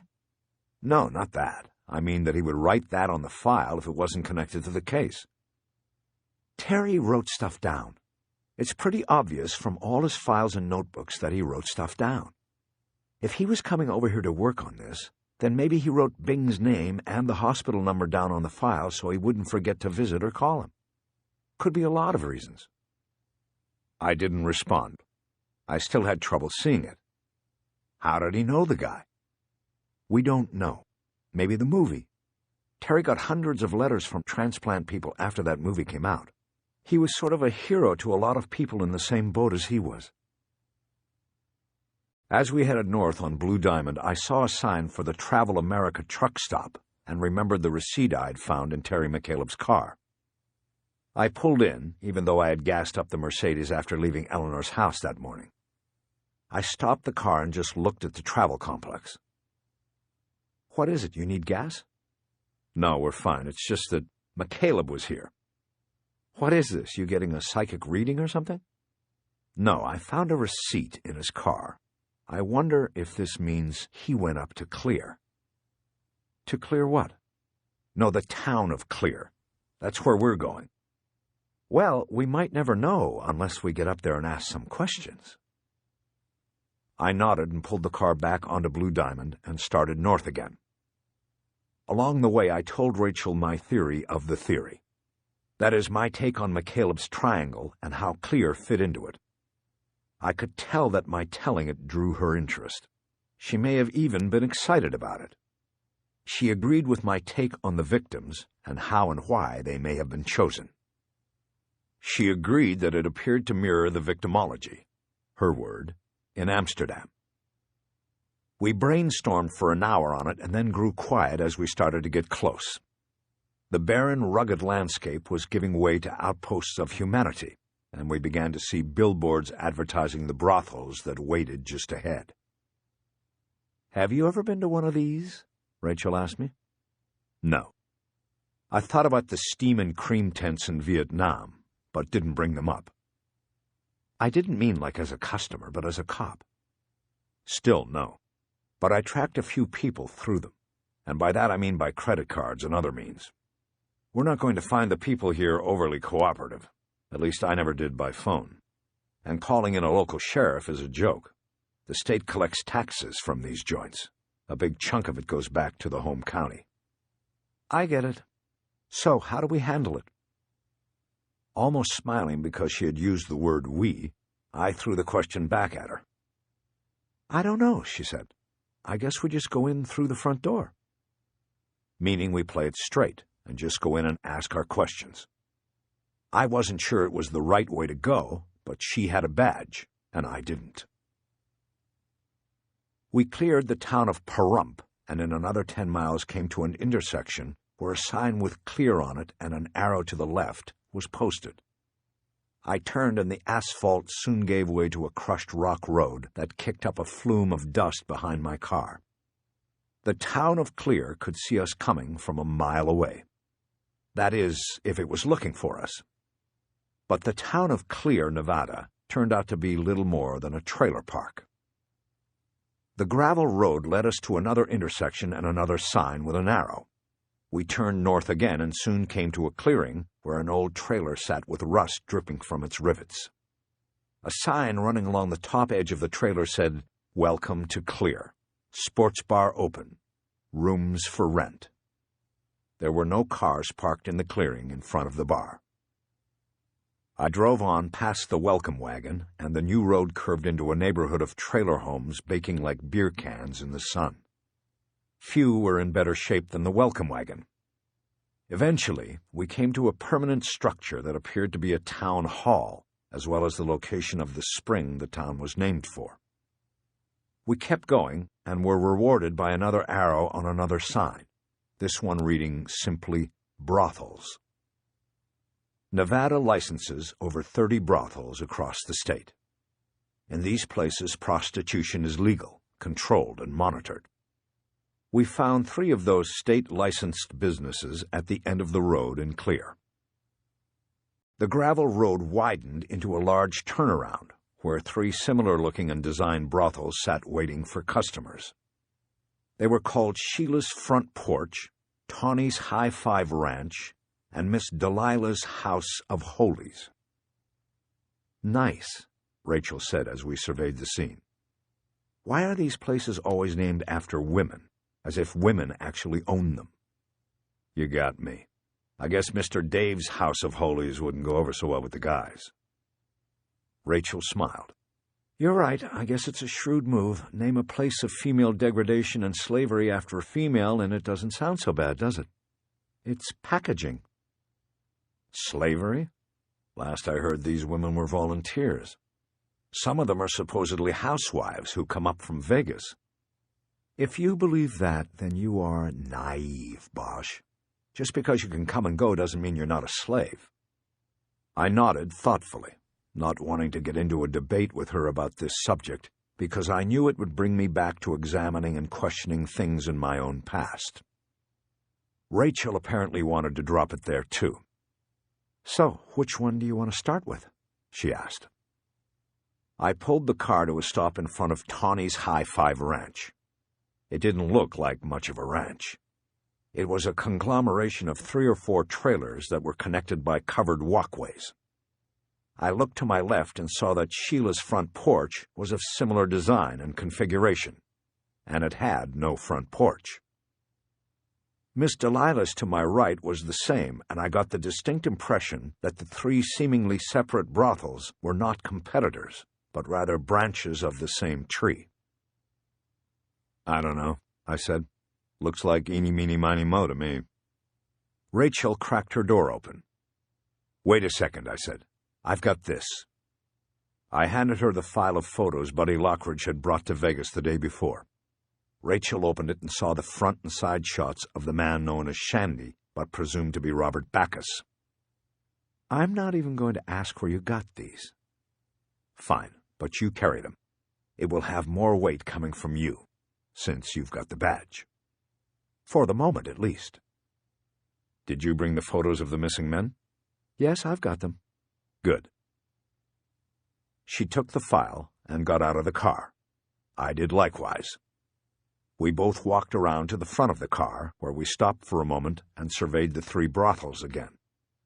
There were a few cars parked in front of each. There were also 4 flathead Harleys lined up like a row of mean chrome in front of Miss Delilah's House of Holies. Airbrushed on the gas tank of one of the bikes was a skull smoking a joint with a smoke ring forming a halo above it. "Let's take Delilah's last," I said. "Maybe we'll get lucky before we need to go there." "The bikes?" "Yeah, the bikes. They're road saints. I say let sleeping dogs lie." "Good enough for me." Leading the way, Rachel marched toward the front door of Sheila's. She didn't wait for me because she knew I would be following in her wake. Chapter 31. Inside Sheila's, we were greeted by the sickly sweet smell of perfume mixed with too much incense. We were also greeted by a smiling woman in a purple kimono, who did not seem the least bit surprised or put out by the idea of a couple coming into the brothel. Her mouth drew into an edge as straight and sharp as a guillotine's when she saw the FBI credentials Rachel flipped open. "That's nice," she said with a falsely pleasant note in her voice. "Now let me see the warrant." "No warrant today," Rachel replied evenly. "We would just like to ask a few questions." "I don't have to speak with you unless you have a court order telling me to. I run a legal and fully licensed business here." I noticed 2 women dressed in a page from Victoria's Secret sitting on a couch nearby. They were watching a television soap opera and seemingly uninterested in the verbal skirmish brewing at the front door. They were both attractive in a certain way, but worn down around the eyes and mouths. The scene suddenly reminded me of my mother and some of her friends, the way they looked to me when I was a boy and I watched them getting ready to go out at night and work. I suddenly felt completely ill at ease in this place and wanted to go. I even hoped the woman in the kimono would succeed in sending us out. "No one is doubting the legality of your operation," Rachel said. "We simply need to ask a few questions of you and your staff, and then we'll be gone. Get the court order, and we'll be happy to oblige." "Are you Sheila?" "You can call me that. You can call me anything you want as long as you're saying goodbye when you do it." Rachel raised the ante by going to her "don't fuck with me" voice. "If I go for that court order, I'm going to first call for a sheriff's unit, and I will have that car sit out in front of this trailer until I get back. You might run a legal operation here, Sheila, but which one of these places are all the guys going to pick when they see the sheriff sitting on this one? I figure 2 hours back to Vegas, a few hours waiting to get in to see the judge, and then 2 hours back. I'm off at 5, so I probably won't be back till tomorrow. That okay with you?" Sheila came back hard and swift. "If you call the sheriff, ask him to send out Dennis or Tommy. They know the place real well, and they're also customers." She smirked at Rachel and held firm. She'd called her bluff, and Rachel had nothing left. They just stared at each other as the moments went by. I was about to step in and say something when one of the women on the couch beat me to the punch. "She," the one closest to us offered, Let's just get it over with. Sheila broke her stare from Rachel and looked at the woman at the couch. She then backed down, but her anger remained barely below the surface. I'm not sure there was any other way to handle it once Sheila jumped on us like that, but it was clear to me that all the posturing and threatening was going to end up getting us nothing. We set up in Sheila's small office and interviewed the women one by one, starting with Sheila and ending with two women who were working when we first entered the establishment. Rachel never introduced me to anyone, so the problem of my standing in the investigation never came up.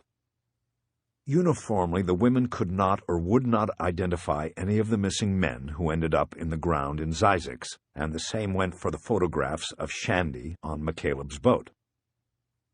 At the end of a half hour, we were out of there, with nothing to show for it but an incense intoxication headache for me and stress fractures in Rachel's outlook.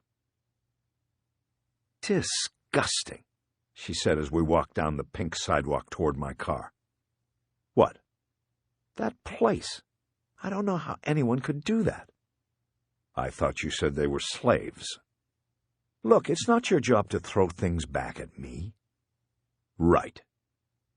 What are you so upset about? I didn't see you in there saying anything to her. You were a big help. That's because I wouldn't have done it that way.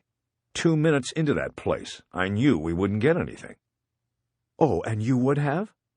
No, I'm not saying that. I told you, these places are like rocks. It's hard to get water, and bringing up the sheriff was definitely the wrong way to go. I told you, half his pay probably comes from the brothels in his territory. So you just want to criticize and not offer any solution. Look, Rachel, point your gun at somebody else. I'm not the one you're angry with, all right? If you want to try something different in this next place, I'll give it a shot. Go right ahead. All right, then. Give me the photos and you wait in the car. What are you talking about? I'm going in. This is not the place for the pomp and circumstance, Rachel. I should have realized that when I invited you, but I didn't think you'd be shoving your badge down people's throats as soon as you walked in. So you're going to go in there and finesse it? I'm not sure I'd call it finesse. I'm just going to do it the old-fashioned way. Does that mean taking off your clothes? No. It means taking out my wallet. The FBI doesn't buy information from potential witnesses. That's right. I'm not the FBI. If I find a witness this way, the FBI won't have to pay a thing. I put my hand on her back and gently directed her to the Mercedes. I opened the door for her and ushered her in. I gave her the keys. Turn on the air conditioner.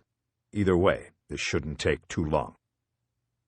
I rolled the file up with the photos and put it into my back pocket under my jacket. The sidewalk leading to the door of Tawny's High Five was also made of pink cement, and I was beginning to see the appropriateness of that. The women we had encountered in Sheila's were hard cases with pink lining. And so was Rachel. I was beginning to feel like my feet were in buckets of pink cement. I buzzed the door and was let in by a woman who was dressed in cut-off blue jeans and a halter top that barely contained her apparently surgically enhanced breasts. Come on in. I'm Tammy. Thanks. I stepped into the front room of the trailer, where there were two couches facing each other on opposite walls. 3 women sat on the couches and looked at me with practiced smiles. This is Georgette and Gloria and Mecca, Tammy said. And I'm Tammy. You can choose one of us now or wait for Tawny. She's in the back with a customer. I looked at Tammy. She seemed the most eager. She was very small and top-heavy and had short brown hair. She would be considered attractive to some men, but not to me.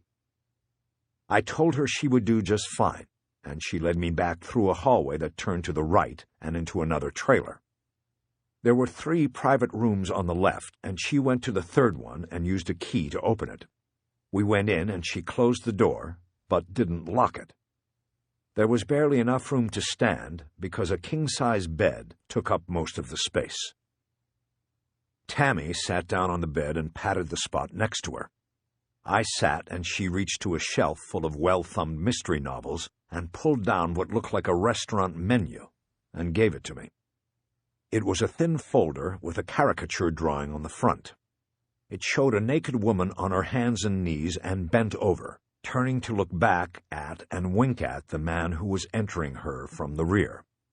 The man was naked too, except for a cowboy hat and the holstered 6 shooters on his hips.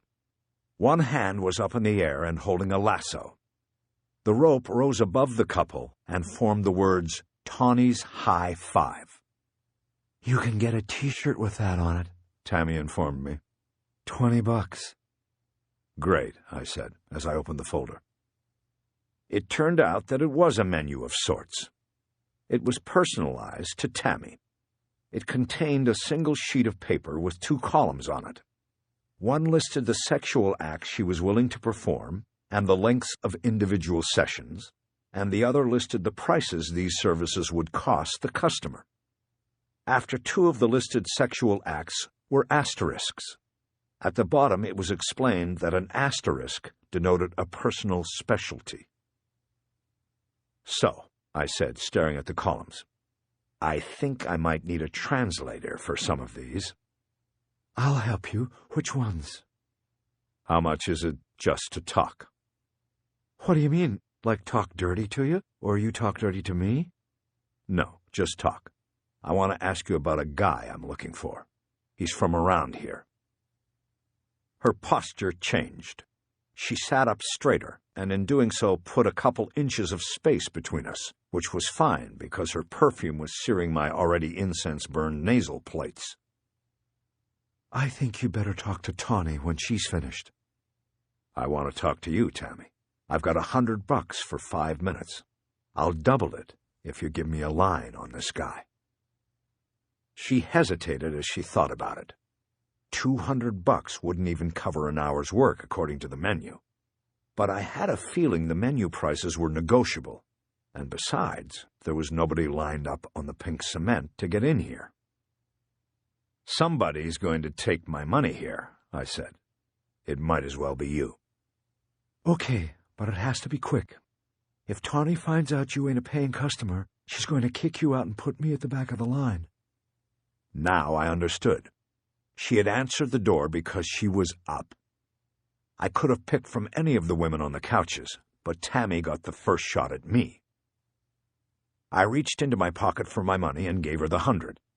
I kept the rest in my hand as I pulled out the file and opened it. Rachel had made a mistake asking the women at Sheila's if they recognized any of the men in the photos. That was because she didn't have the confidence I had. I was more certain of my theory, and I didn't make that mistake with Tammy. The first photo I showed her was the front shot of Shandy on Terry McCaleb's boat. "When was the last time you saw him around here?" I asked. Tammy looked at the photo for a long moment. She didn't take it from me, though I would have given it to her to hold. After what seemed like an interminable moment, when I thought the door would swing open and the woman named Tawny would order me out, she finally spoke. "I don't know. At least a month, maybe more. He hasn't been around." I felt like climbing on the bed and bouncing, but I kept my cool. I wanted her to believe I knew everything she was telling me. She would feel more comfortable that way and be more forthcoming. "Do you remember where it was you saw him?" "Just out front. I walked a customer out and Tom was there waiting." "Uh-huh. Did he say anything to you?" "No, he never does. He doesn't even know me, really." "Then what happened?" "Nothing happened. My guy got in the car and they drove away." I was beginning to get a picture. Tom had a car. He was a driver. Who called him? Was it you, or had the client already done that? "It was Tawny, probably. I don't really remember." Because it happened all the time? "Yeah." "But he hasn't been around in, what, a month?" "Yeah, maybe more. Is that enough of a lead? I mean, what do you want?" She was looking at the second 100 in my hand. "2 things. You know Tom's last name?" "No." "Okay. How does somebody get a hold of him if they need a ride. Call him, I guess. Can you get me the number? Just go over to the sports bar. That's where we call him. I don't know the number offhand. I didn't give her the money. One last thing. You keep saying that.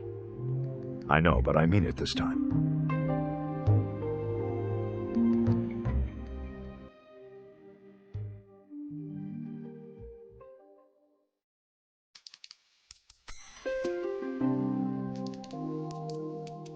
I showed her the 6-pack of photos Rachel had brought of the missing men. These were better and much clearer than the photos that had run with the newspaper article. These were full-color candids given to Vegas Metro by their families and then turned over as a courtesy to the FBI. Any of these guys your customers? Look, mister, we don't talk about customers. We're very discreet and don't give out that kind of information. They're dead, Tammy. It doesn't matter. Her eyes widened and then lowered to the photos in my hand. These she took, and she looked through them like they made up a hand of cards. I could tell by the way her eyes flared that she'd been dealt an ace. What? Well, this one guy looks like a guy that was here. He was with Mecca, I think. You could ask her. I heard a horn honk twice. I knew it was from my car. Rachel was getting impatient. Go get Mecca and bring her back here. I'll give you the rest of the money then. Tell her I've got some money for her, too. Don't tell her what I want. Tell her I just want 2 girls at once. All right, but that's it. You pay me. I will. She left the room, and I sat on the bed looking around while I waited. The walls were paneled with fake cherry wood. There was one window with a frilly curtain. I leaned across the bed and pulled the curtain open. The view was of nothing but barren desert. The bed and the trailer might as well be sitting on the moon. The door opened and I turned back, ready to give Tammy the rest of her money and to dive into my pocket for Mecca's share. But there weren't 2 women in the doorway. There were 2 men. They were big, one larger than the other, and their arms below their black T-shirts were completely carved up with jailhouse ink. On the bigger man's bulging bicep was a skull with a halo above it, and that told me who they were. "What's up, Doc?" said the bigger one. "You must be Tawny," I said. Without a word, he reached down and grabbed 2 fists full of my jacket. He pulled me up off the bed and tossed me out into the hallway to the waiting arms of his partner. The new one shoved me down the hallway in the opposite direction I had come into the trailer from. I realized that the horn honk from Rachel had been a warning, not a sign of impatience. I was wishing I had read that right when Big and Little Steroid shoved me through a back door and onto the rocky terrain of the desert. I went down to my hands and knees and was gathering myself and getting up when one of them put his boot on my hip and shoved me down again. I tried to get up again, and this time they let me. "I said, what's up, Doc? You got business here?" I was just asking questions, and I was willing to pay for the answers. I didn't think that was a problem. "Well, pal, that is a problem." They were advancing on me, the big man first. He was so big I couldn't even see his little brother behind him. I was taking a step backward for every one they took forward, and I had a bad feeling that that was what they wanted. They were backing me towards something, maybe a hole in the ground out there in the sand and rock. "Who are you, boy?" "I'm a private detective from L.A. I'm just looking for a missing man, that's all."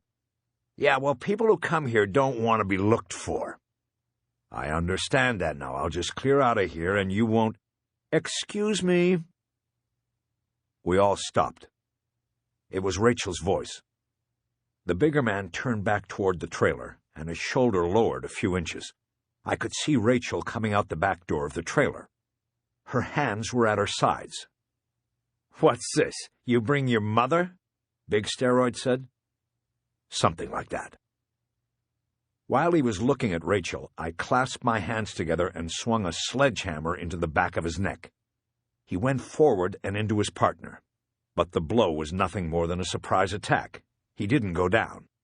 He wheeled on me and started coming at me, balling his fists into twin sledgehammers. I saw Rachel move her arm under her blazer and flip it back to get her gun, but her hand caught momentarily in the material and she was late getting to her weapon. "Hold it!" she yelled. But the steroid boys didn't stop. I ducked under the bigger man's first punch, but when I came up behind him, I was right in front of little brother. He grabbed me in a bear hug and lifted me off the ground. For some reason, at this point, I noticed that there were women watching from the 3 back windows of the rear trailer. I had drawn an audience to my own destruction. My arms were trapped inside of my attacker's embrace, and I was feeling severe pressure building on my spine at the same time the air was crushed out of my lungs. Just then, Rachel finally freed her weapon and fired 2 shots into the air. I was dropped to the ground, and I watched as Rachel crab-walked away from the trailer to make sure no one could get up behind her. "FBI!" she shouted. "On the ground, both of you, on the ground!" The big men complied. As soon as I got some air back into my lungs, I got back up. I tried to dust some of the dirt off my clothes, but all that did was spread it around. I looked at Rachel and nodded. She kept her distance from the men on the ground and signaled me over with her finger. "What happened?" I was interviewing one of the women and asked her to bring in another, but then these guys showed up and dragged me out here. Thanks for the warning. "I did try to warn you. I honked." "I know, Rachel. Take it easy. That's what I'm thanking you for. I just misread it." "So, what do we do?" "I don't care about these guys. Cut them loose. But there are 2 women inside, Tammy and Mecca. We need to take them. One knows Shandy, and the other I think can ID one of the missing men as being a customer." Rachel computed this and slowly nodded. "Good. Is Shandy a customer?" "No, he's some sort of driver. We need to get over to the sports bar and ask around there." "Then we can't just cut these 2 loose. They might just come meet us again over there. Besides, there were 4 bikes out front. Where are the other 2? "I don't know." "Hey, come on," Big Steroid yelled. "We're breathing sand over here." Rachel approached the 2 men on the ground. "Okay, get up." She waited until they were up and staring at her with malevolent eyes. She dropped her gun down to her side and spoke calmly to them, as if this was the way she normally got to know people. "Where are you guys from?" "Why?" "Why? Because I'm trying to get to know you. I'm deciding whether to arrest you." "For what? He started it." "Not what I saw. I saw 2 big men assaulting a smaller man."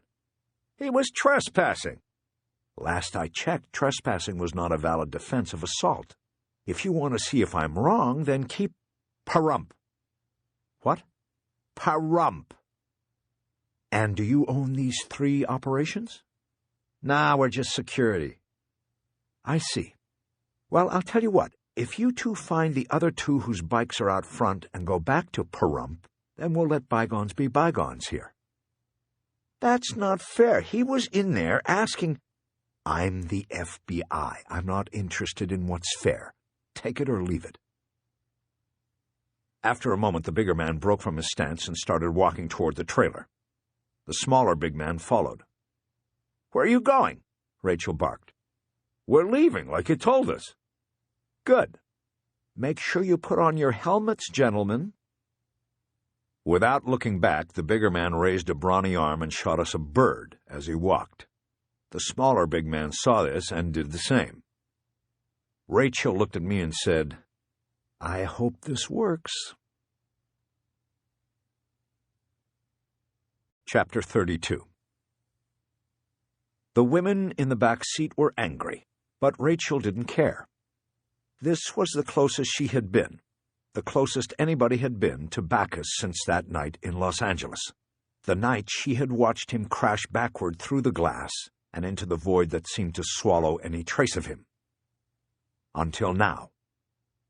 And the last thing she was going to let bother her were the protests of the 2 prostitutes in the back seat of Bosch's car. The only thing that bothered her was her decision to let Bosch drive. They now had 2 custodies and were transporting them in a private car. It was a security issue, and she wasn't sure yet how they were going to handle the stop at the sports bar. "I know what we'll do," Bosch said as he drove away from the 3 brothels at the end of the road. So do I, Rachel said. You'll stay with them while I go in. No, that won't work. You'll need backup. We just proved that we shouldn't split up.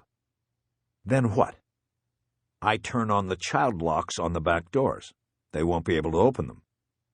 And what's to stop them from climbing over to the front seat and getting out? Look, where are they going to go? They have no choice. Right, ladies? He looked up into the rearview mirror. Fuck you, answered the one named Mecca. You can't just do this. We're not the ones who committed any crimes. Actually, as I explained before, we can, Rachel said in a bored tone. You have been taken into federal custody as material witnesses in a criminal investigation. You will be formally interviewed and then released. Well, just do it now and get it over with. Rachel had been surprised to learn when she looked at the woman's driver's license that her name really was Mecca. Mecca McIntyre. What a name. Well, Mecca, we can't. I already explained that, too. Bosch pulled into the gravel lot in front of the sports bar. There were no other cars. He lowered all the windows a couple of inches and turned off the car. I'm going to put the alarm on, he said. If you climb over and open the door, it will set off the alarm. We'll then come out and chase you down, so don't bother, okay? We won't be gone long. Rachel got out and closed the door. She checked her cell phone again and was still not getting service. She saw Bosch check his and shake his head. She decided she would commandeer the phone in the sports bar, if there was one, and call the Vegas FO to report what she had. She expected Sherry Dye to be very angry and pleased. By the way, Bosch said as they came to the ramp leading up to the door of the trailer, do you carry an extra magazine for your cig? Of course. Where, on your belt? That's right, why? Nothing. I just saw back there behind the trailer that your hand sort of got caught in your jacket. I didn't get caught. What's your point? Nothing. I was just going to say that I always carried my extra in my jacket pocket. It gave it some weight, you know? So when you had to flip it back, the extra weight carried it all the way back and out of the way. Thanks for the tip, she said evenly. Can we concentrate on this now? Sure, Rachel. You going to take the lead here? If you don't mind. Not at all. He followed her up the ramp. She thought she saw a smile on his face in the reflection on the glass of the trailer's door. She opened it, engaging an overhead bell that announced their arrival. They stepped into a small and empty barroom. To their right was a pool table, its green felt faded by time and stained by drink spills. It was a small table, but still did not have enough clearance in the small space. Even breaking a rack would probably require holding a cue at a 40-degree angle. To the left of the door was a 6-stool bar with 3 shelves of glasses and take-your-pick poison behind it. There was no one in the bar, but before Rachel or Bosch could call out a hello, a set of black curtains to the left of the bar split and a man stepped out, his eyes creased with sleep, even though it was almost noon. Can I help you? Kinda early, isn't it? Rachel hit him with the credentials, and that seemed to crack his eyes open a little wider. He was in his early 60s, she guessed, though his unkempt bed hair and the unshaven white stubble on his cheeks may have skewed her estimate. He nodded as though he had just solved some sort of internal mystery. So, you're the sister, right? He asked. Excuse me? You're Tom's sister, right? He said you might come. Tom who? Tom Walling. Who do you think? We're looking for a man named Tom who drives customers from the brothels. Is that Tom Walling? That's what I'm telling you. Tom Walling was my driver. He told me that one day his sister might come here looking for him. He never said she was no FBI agent. Rachel nodded, trying to cover the jolt. It wasn't necessarily the surprise that buzzed her. It was the audacity and the deeper meaning, the magnitude of Bacchus's plan. What is your name, sir? Billings Rhett. I own this place, and I'm also the mayor around here." "The mayor of Clear?" "That's right." Rachel felt something tap her arm and looked down to see the file containing the photos. Bosch was giving it to her, but staying back. He seemed to know things had suddenly swung. This was now more about her than Terry McCaleb, or even Bosch. She took the file and removed one of the photographs McCaleb had taken of the fishing client known to him as Jordan Shandy. She showed it to Billings Red. "Is that the man you knew of as Tom Walling?" Rhett spent only a few seconds looking at the photo. "That's it, right down to that Dodgers hat. We get all the games here on the dish, and Tom was Dodger blue through and through." "He drove a car for you?" "The only car. I'm not that big of an operation." "And he told you his sister would come here?" "No, he said she might.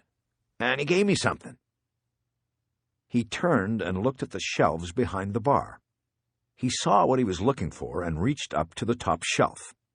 He pulled down an envelope and handed it to Rachel.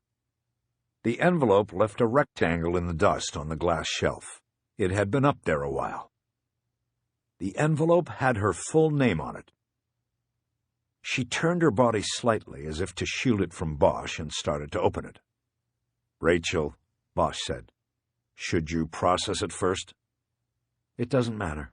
I know it's from him." She tore the envelope open and pulled out a 3x5 card. She started to read the handwritten note on it. "Dear Rachel, if, as I hope you are the first to read this, then I have taught you well. I hope this finds you in good health and spirits. Most of all, I hope this means you have survived your interment within the Bureau and are back on top. I hope he who taketh away can also giveth back. It was never my intention, Rachel, to doom you. It is my intention now, with my last act, to save you. Goodbye, Rachel.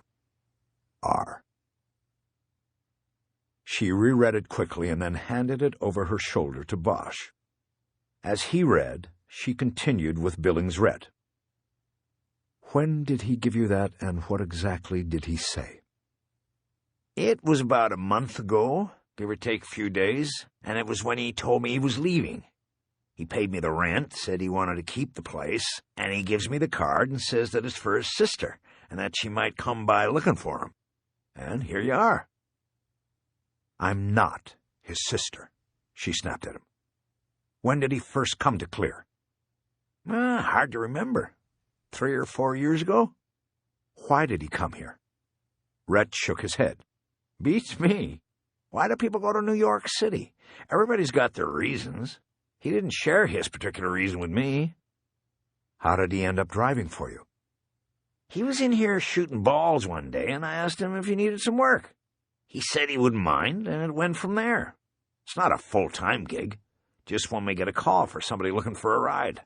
Most people drive themselves up here."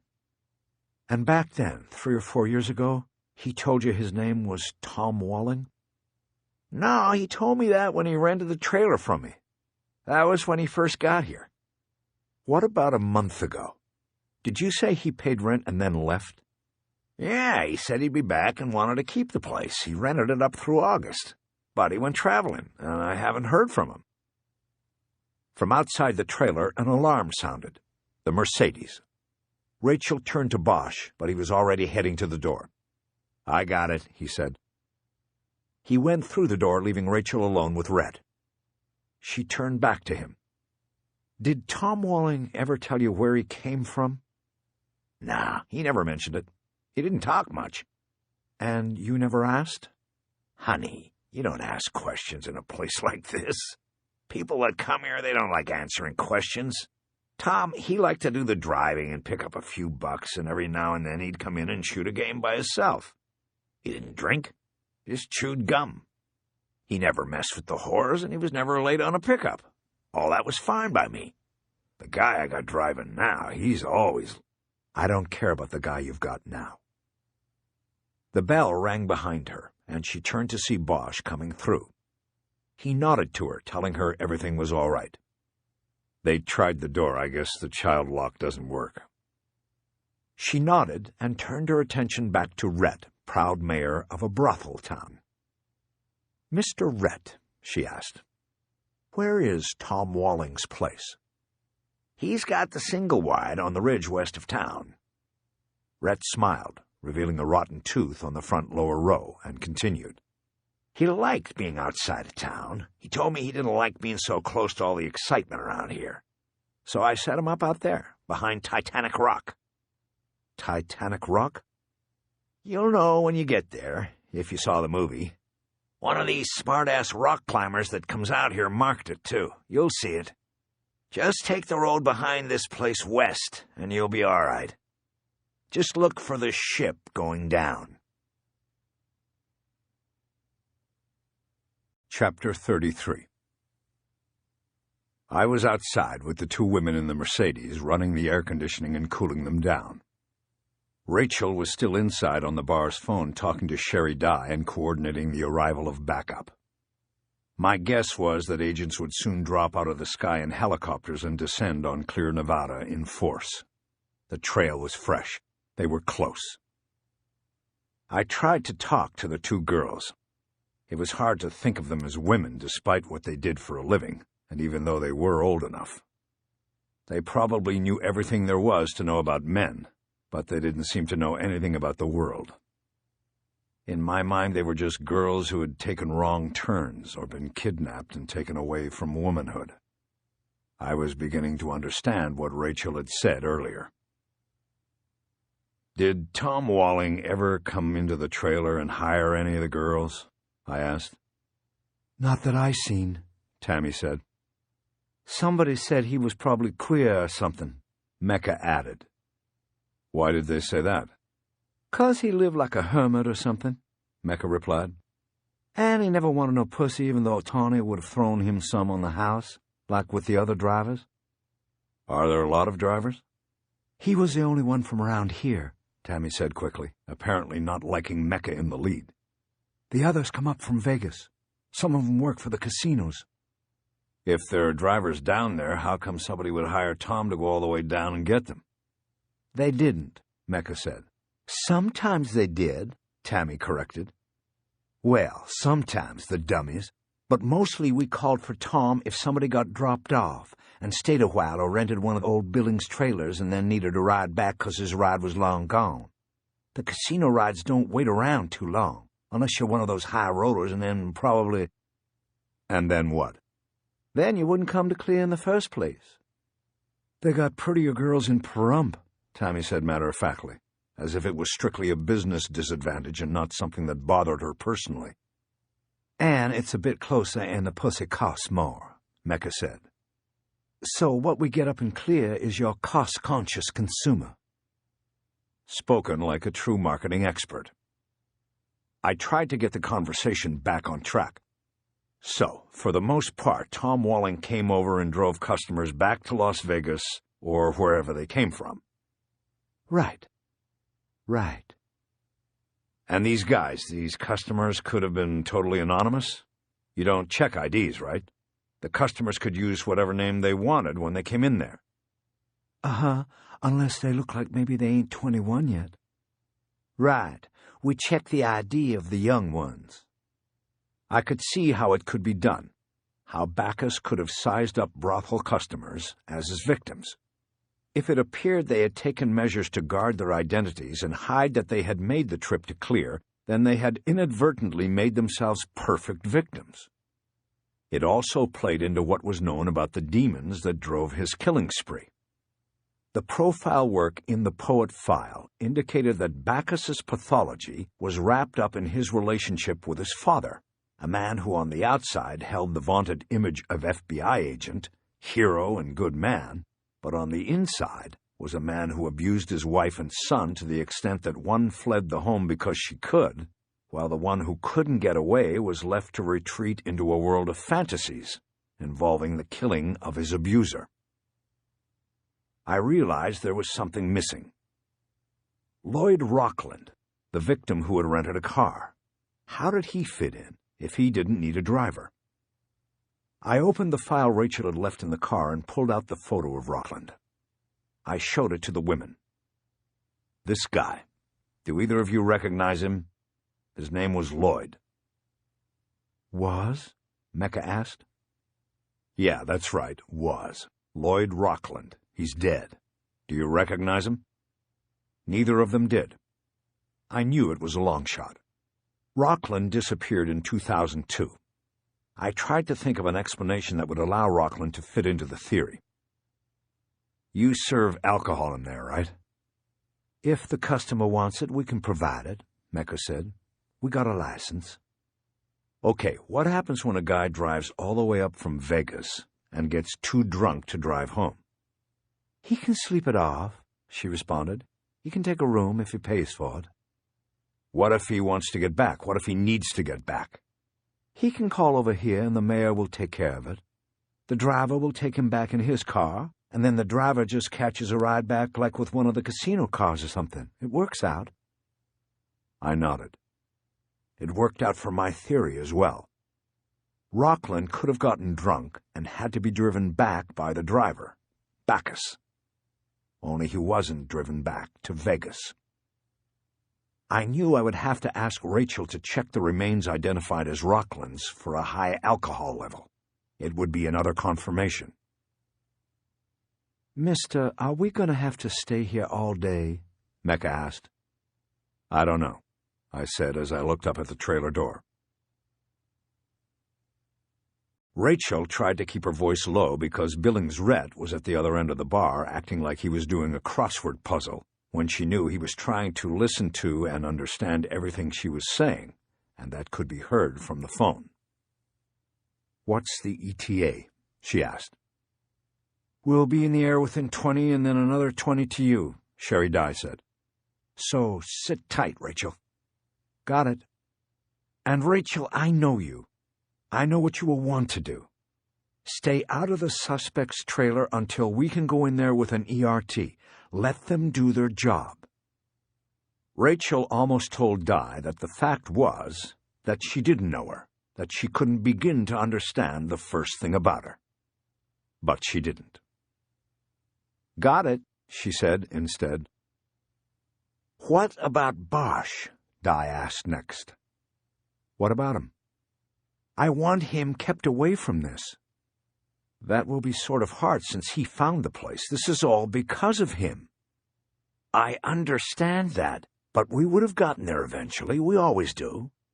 We'll thank him, but we have to brush him aside after that. Well, you get to tell him that. I will. So are we set? I've got to get over to Nellis. All set. See you inside the hour. Rachel, one last thing. Why didn't you drive up there? It was Bosch's hunch. He wanted to drive. What's the difference?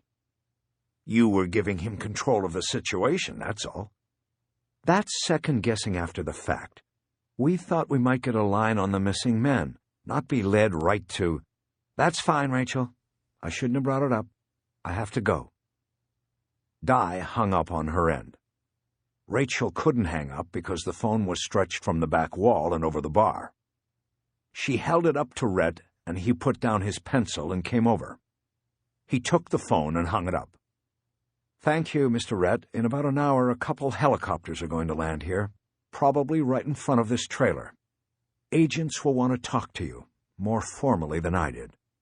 They will probably talk to a lot of people in your town." Not good for business. Probably not, but the faster people cooperate, the faster they'll take off and be out of here.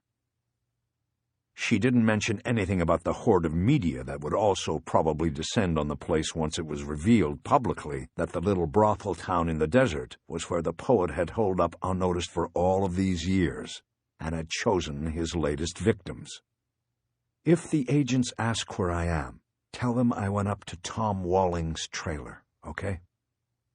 Sounded like you were getting told not to go up there. Mr. Rhett, just tell them what I asked you to tell them. Will do. By the way, have you been up there since he came in here and told you he was leaving for a while? No, I haven't managed to get up there. He paid the rent on the place, so I didn't think it was my business to snoop around his things. That's not the way we are here in Clear. Rachel nodded. Okay, Mr. Rhett. Thanks for your cooperation." He shrugged as if to say he either had no choice or his cooperation was minimal. Rachel turned from the bar and headed for the door, but just as she got there, she hesitated.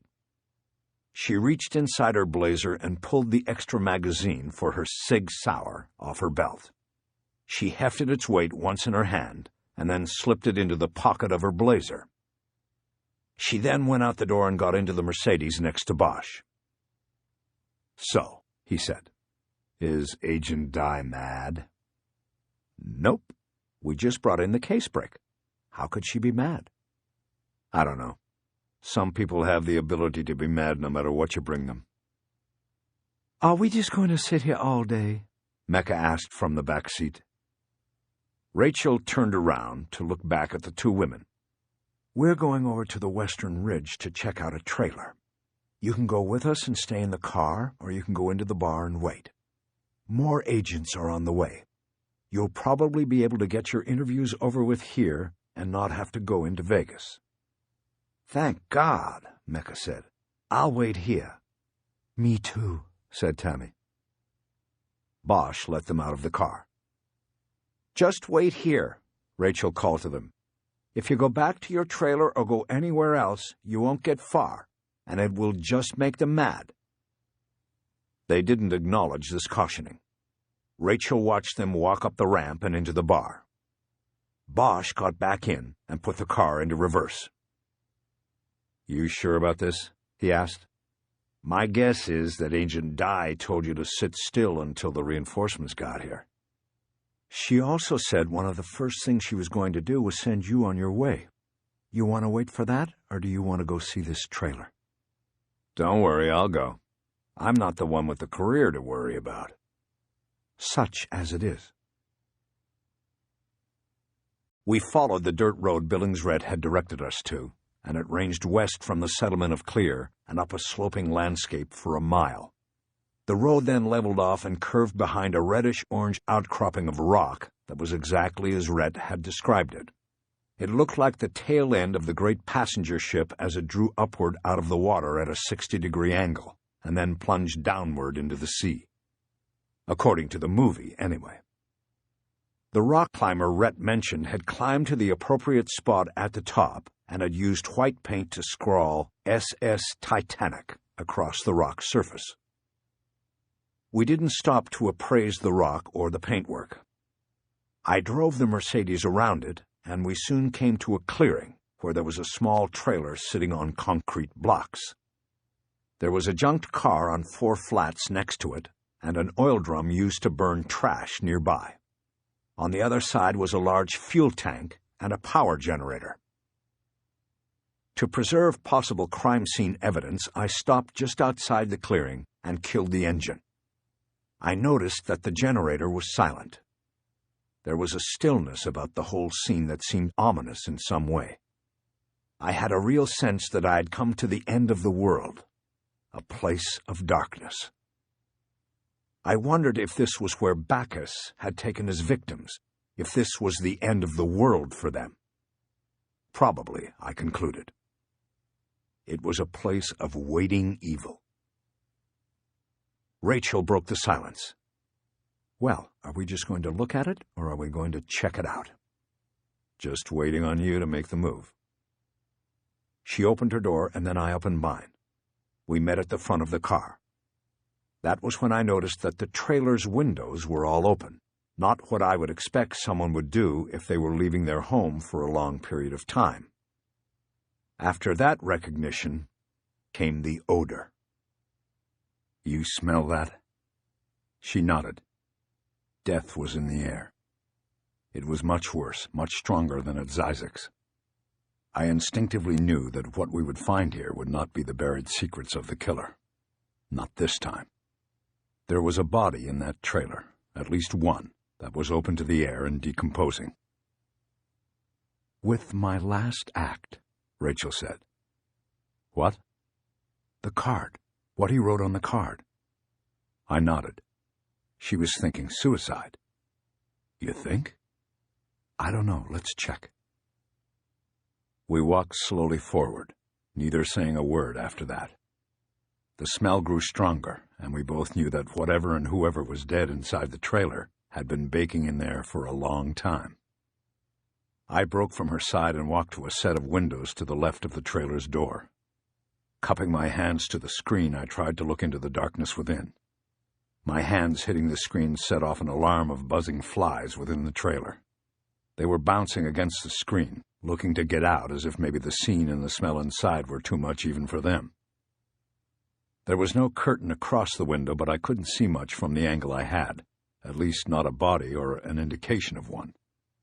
It looked like a small sitting area with a couch and a chair. There was a table with 2 stacks of hardback books on it. Behind the chair was a bookcase with its shelves full of books. "Nothing," I said. I stepped back from the window and looked up the length of the trailer. I saw Rachel's eyes focused on the door, and then the doorknob. Something came to me then, something that didn't fit. "Rachel, why did he leave the note for you at the bar?" "What?" "The note. He left it at the bar. Why there? Why not here?" "I guess he wanted to make sure I got it." "If he hadn't left it there, you would have still come up here. You would have still found it here." She shook her head. "What are you saying? I don't get—" "Don't try the door, Rachel. Let's wait." "What are you talking about?" "I don't like this." "Why don't you look around the back, see if there's another window you can see in or something?" "Okay, I will. You just wait." She didn't answer me. I walked around the left side of the trailer, stepped over the hitch, and headed toward the other side. But then I stopped and walked out to the trash barrel. The barrel was 1/3 full with the charred remains of burned refuse. There was a broom handle on the ground that was charred on one end. I picked it up and dug around in the ashes in the barrel, as I was sure Bacchus had done while the fire was burning. He had wanted to make sure everything got burned. It appeared to be mostly paperwork and books that had been burned. There was nothing recognizable until I came across a blackened and melted credit card. There was nothing I recognized on it, but I guessed that the forensics experts might be able to connect it to one of the victims. I dug around further and saw pieces of melted black plastic. Then I noticed one book that was burned beyond recognition on the outside, but still had some partially intact pages on the inside. With my fingers, I lifted it out and gingerly opened it. It looked like it was poetry, though it was hard to be sure, since all the pages were partially burned away. Between 2 of these pages, I found a half-burned receipt for the book. At the top, it said Book Car, but the rest was burned away. "Bosch, where are you?" It was Rachel. I was out of her sight. I placed the book back into the barrel and stuck the broom handle in as well. I headed toward the back side of the trailer. I saw another open window. "Hold on a second." Rachel waited. She was growing impatient. She was listening for the distant sound of helicopters crossing the desert. She knew as soon as she heard them that her chance would be over. She would be pushed back, possibly even punished for how she had handled Bosch. She looked back down at the doorknob. She thought about Bacchus and whether this could be his last play. Was 4 years here in the desert enough? Did he kill Terry McCaleb and send her the GPS only to lead her eventually to this? She thought about the note he had left, his telling her he had taught her well. An anger welled up inside her, an anger that wanted her to throw open the door and... "We've got a body." It was Bosch, calling from the other side of the trailer. "What? Where?" "Come around, I've got a view. There's a bed and I see one body. 2, 3 days old. I can't see the face." "Okay, anything else?" She waited. He didn't say anything. She put her hand on the knob. It turned. "The door's not locked." "Rachel, don't open it," Bosch called. I think there is gas. I smell something besides the body. Something besides the obvious. Something underneath." Rachel hesitated, but then turned the knob fully and opened the door an inch. Nothing happened. She slowly pulled the door all the way open. Nothing happened. Flies saw the opening and buzzed by her and into the light. She waved them away from her eyes. "Bosch, I'm going in." She stepped up into the trailer. More flies. They were everywhere. The smell hit her fully then, invading her and tightening her stomach. Her eyes adjusted to the dimness after the brightness outside, and she saw the photos. They were stacked on tables and taped to the walls and refrigerator. Photos of the victims, alive and dead, tearful, pleading, pitiful. The table in the trailer's kitchen had been turned into a workstation. There was a laptop connected to a printer on one side and 3 separate stacks of photos.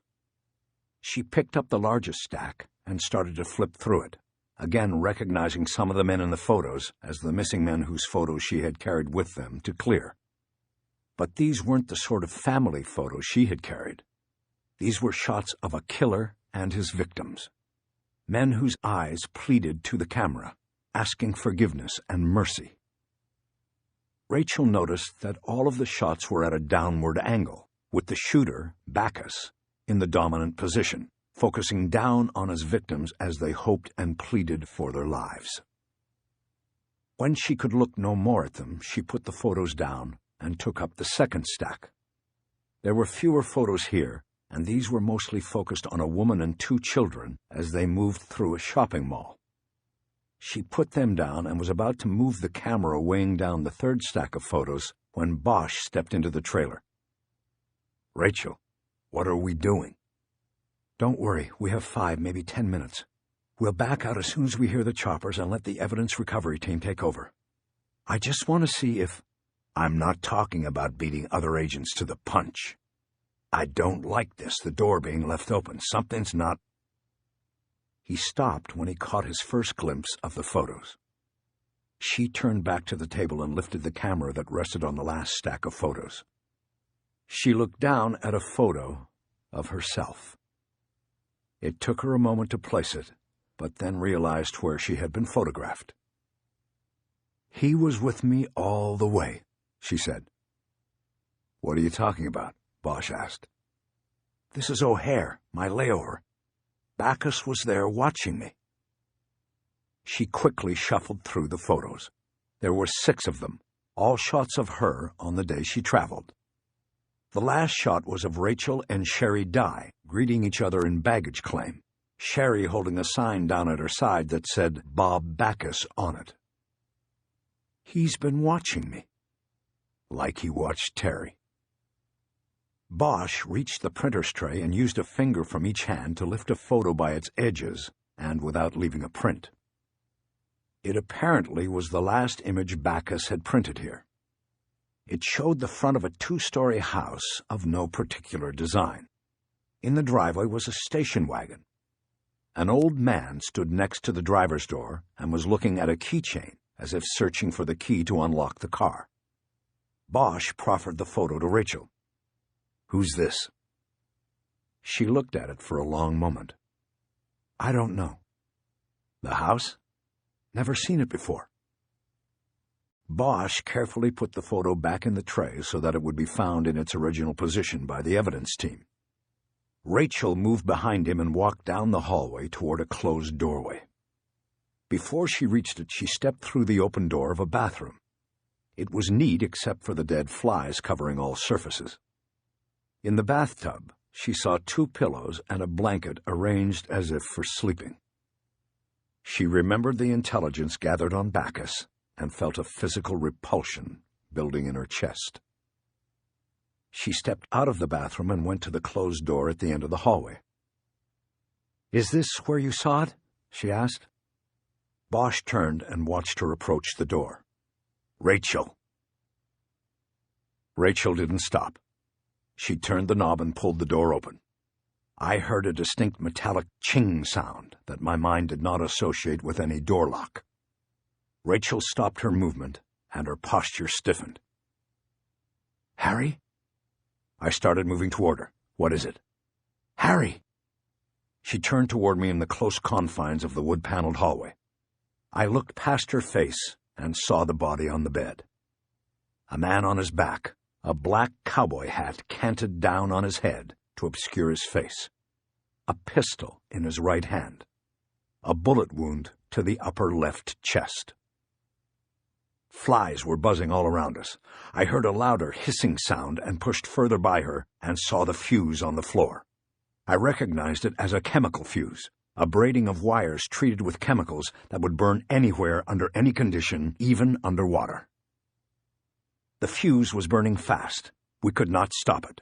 There were maybe 4 feet of it coiled on the floor, and then it disappeared under the bed. Rachel bent down and reached for it to pull it. "No, don't. That could set it off. There's nothing. We have to get out of here." "No, we can't lose this scene. We need Rachel. No time. Go, run, now!" I pushed her back up the hallway and turned my body to block any attempt by her to return. I started moving backward, my eyes fixed on the figure on the bed. When I thought Rachel had given up, I turned and she was waiting. She shoved by me. "We need DNA," she yelled. I watched her move into the room and leap onto the bed. Her hand came up and grabbed the hat off the dead man's head, revealing a face that was distorted and gray with decomposition. She then backed off the bed and headed toward the doorway. Even in the moment, I admired her thinking and what she had just done. The hat brim would most definitely contain skin cells that would hold the body's DNA. She carried the hat past me and started running for the door. I looked down to see the burn point on the fuse line disappear under the bed. I started to run behind her. "Was it him?" she yelled over her shoulder. I knew what she meant. Was the cadaver on the bed the man who showed up on Terry McCaleb's boat? Was it Bacchus? "I don't know. Just go, go, go!" I hit the door 2 seconds behind Rachel. She was already on the ground, heading directly away, in the direction of Titanic Rock. I followed her lead.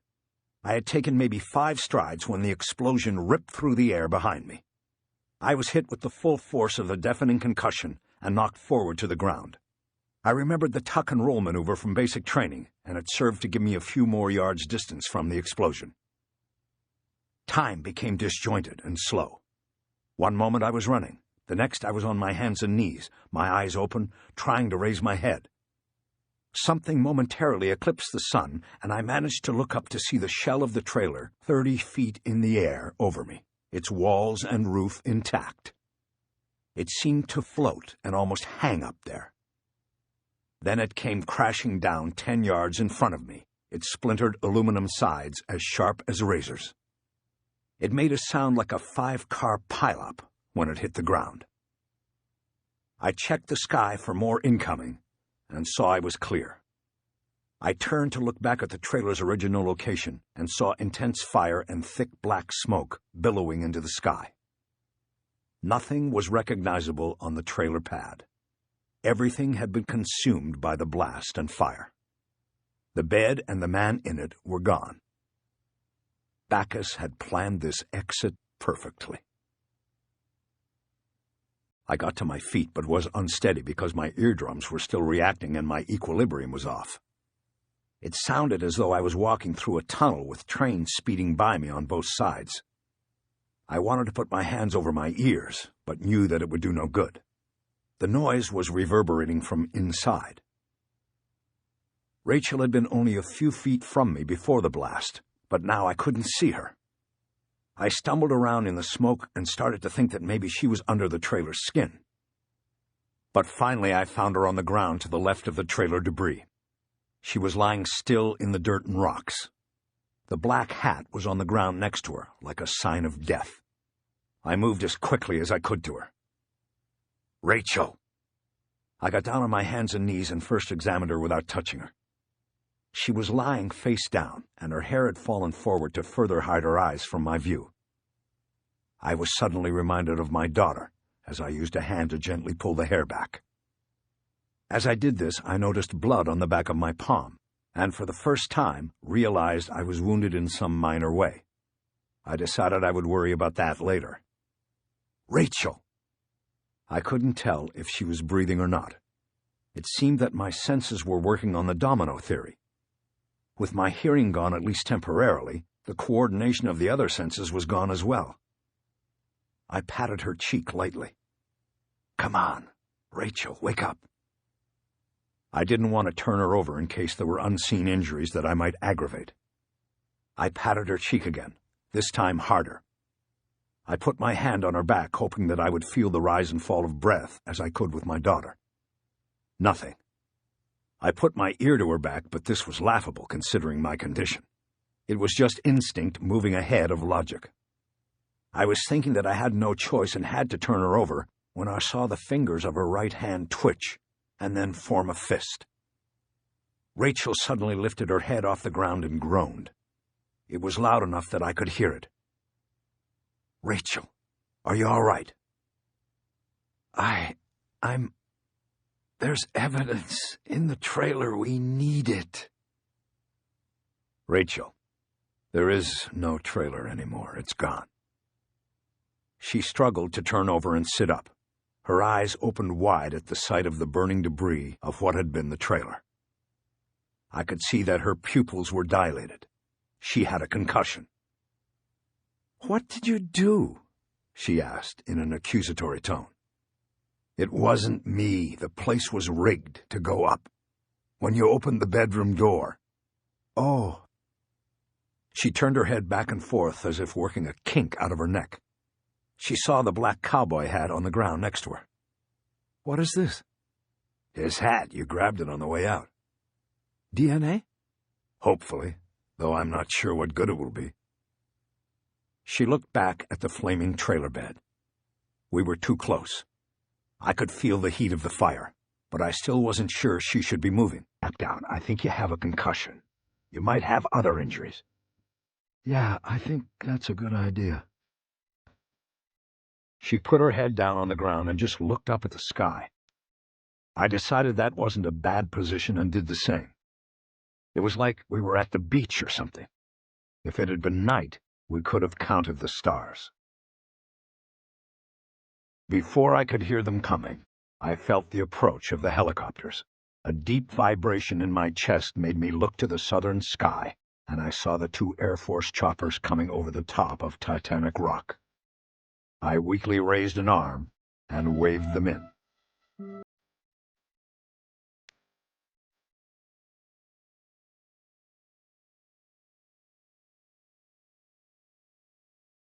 Chapter 34. "What the hell happened out there?" Special Agent Randall Alpert's face was rigid and almost purple. He had been waiting for them in the hangar at Nellis when the helicopter landed. His political instincts had apparently told him not to go to the scene himself. At all costs, he had to be able to distance himself from the blowback that would rise from the explosion in the desert and possibly reach all the way to Washington. Rachel Walling and Sherry Dye stood in the huge hangar and braced for the onslaught. Rachel didn't answer his question because she thought it was only the opener on a tirade. She was reacting slowly, her head still a bit fuzzy from the blast. "Agent Walling, I asked you a question." "He had rigged the trailer," Sherry Dye said. "He knew I asked her, not you," Alpert barked. "I want Agent Walling to tell me exactly why she could not follow orders and how this whole thing has gotten completely fucked up beyond recognition." Rachel raised her hands, palms out, as if to signify there was not a damn thing she could have done about what happened out there in the desert. "We were going to wait for the ERT," she said, "as Agent Dye instructed. We were on the periphery of the location, and that's when we realized it smelled like there was a body in there. And then we thought maybe there could be someone alive in there, somebody hurt." "And how the hell did you get that idea simply because you smelled a dead body?" "Bosch thought he heard something." "Oh, here we go. The old cry for help routine." "No, he did. But it was the wind, I guess. Out there it picks up. The windows were left open. It must have created a sound that he heard." "And what about you? Did you hear it?" "No, I didn't." Alpert looked at Dye and then back at Rachel. She could feel his eyes burning through her, but she knew it was a good story, and she wasn't going to blink. She and Bosch had worked it out. Bosch was beyond Alpert's reach. If she was acting on Bosch's alarm, she could not be faulted either. Alpert could rant and rave, but could do nothing more than that. You know what the problem with your story is. It's with your first word, we. You said we. There was no we. You were given an assignment of maintaining a cover on Bosch, not joining him in the investigation, not joining him in his car and driving up there, not questioning witnesses together and entering that trailer together. I understand that, but given the circumstances, I decided it was in the best interest of the investigation to pool our knowledge and resources. Quite frankly, Agent Albert Bosch was the one who found that place. We wouldn't have what we have right now if not for him. Don't kid yourself, Agent Walling. We would have gotten there. I know that, but velocity was a factor. You said so yourself after the morning briefing. The director was going before the cameras. I wanted to push the case so that he would have as much information as possible. Well, forget about that now. Now we don't know what we have.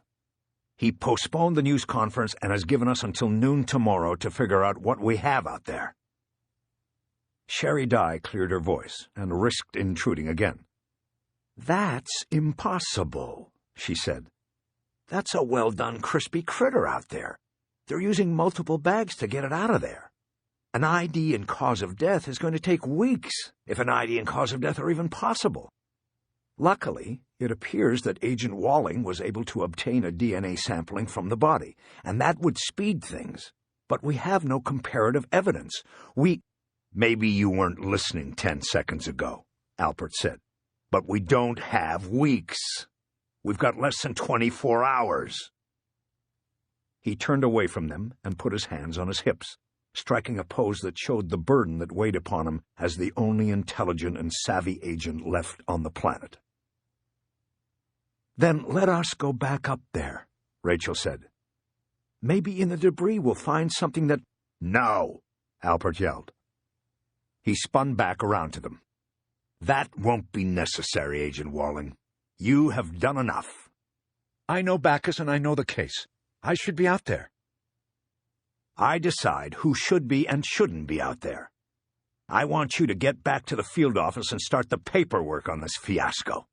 I want it on my desk by 8 a.m. tomorrow. I want a detailed listing of everything you saw inside that trailer. He waited to see if she would argue the order. Rachel remained silent, and this seemed to please him. Now, I've got the media all over this. What do we put out that doesn't give away the store and won't upstage the director tomorrow? Dye shrugged. Nothing. Tell them the director will address it tomorrow. End of story. That won't work. We have to give them something. Don't give them Bacchus, Rachel said. Tell them agents wanted to speak to a man named Thomas Walling about a missing persons case. But Walling had rigged his trailer and it exploded while agents were on the premises. Alpert nodded. It sounded good to him. What about Bosch? I'd leave him out of it. We don't have any control over him. If a reporter got to him, he might lay the whole thing out. And the body? Do we say it was Walling? We say we don't know because we don't. ID is forthcoming, so on and so forth. That should be enough. If the reporters go to the brothels, they'll get the whole story. No, they won't. We never told anyone the whole story. By the way, what happened to Bosch? Dye answered that one. I took his statement and released him. Last I saw, he was driving back to Vegas. He'll keep quiet about this? Dye looked at Rachel and then back at Alpert. Put it this way, he isn't going to be looking to talk to anybody about it. And as long as we keep his name out of it, there will be no reason for anyone to go looking for him. Alpert nodded. He dug a hand into one of his pockets and came out with a cell phone. When we're finished here, I have to call Washington. Gut reaction time. Was that Bacchus in that trailer? Rachel hesitated, not wanting to respond first. At this point, there is no way to tell, Dye said. If you're asking if you should tell the director that we got him, my answer right now is no. Don't tell the director that. That could have been anybody in that trailer. For all we know, it was an 11th victim, and we may never know who it was. Just somebody who went to one of the brothels and was intercepted by Bacchus. Alpert looked at Rachel, expecting her take. The fuse, she said. What about it? It was long. It was like he wanted me to see the body but not get too close. But he also wanted me to get out of there. And on the body there was a black cowboy hat. I remember there was a man on my plane from Rapid City in a black cowboy hat. For Christ's sake, you were flying from South Dakota. Doesn't everybody wear cowboy hats there? But he was there with me. I think this whole thing was a setup. The note in the bar, the long fuse, the photos in the trailer, and the black hat. He wanted me to get out of there in time to tell the world he was dead. Alpert didn't respond. He looked down at the phone in his hands. There's too much we don't know yet, Randall, Di offered. He shoved the phone back into his pocket. Very well. Agent Di, is your car here? Yes? Take Agent Walling to the field office now. They were dismissed, but not before Alpert looked at Rachel and threw one more grimace at her. Remember, Agent Walling, my desk by 8. You got it, Rachel said.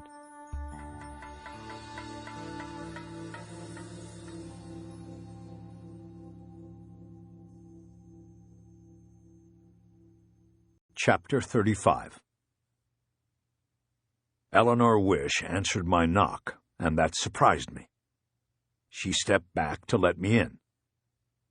Don't look at me that way, Harry, she said. You have this impression that I'm never here and that I work every night and leave her with Marisol. I don't. I work 3 or 4 nights a week, and that's usually it. I raised my hands in surrender, and she saw the bandage around my right palm. What happened to you? Cut myself on a piece of metal. What metal? It's a long story. That thing up in the desert today? I nodded. I should have known. Is that going to hurt you playing the saxophone?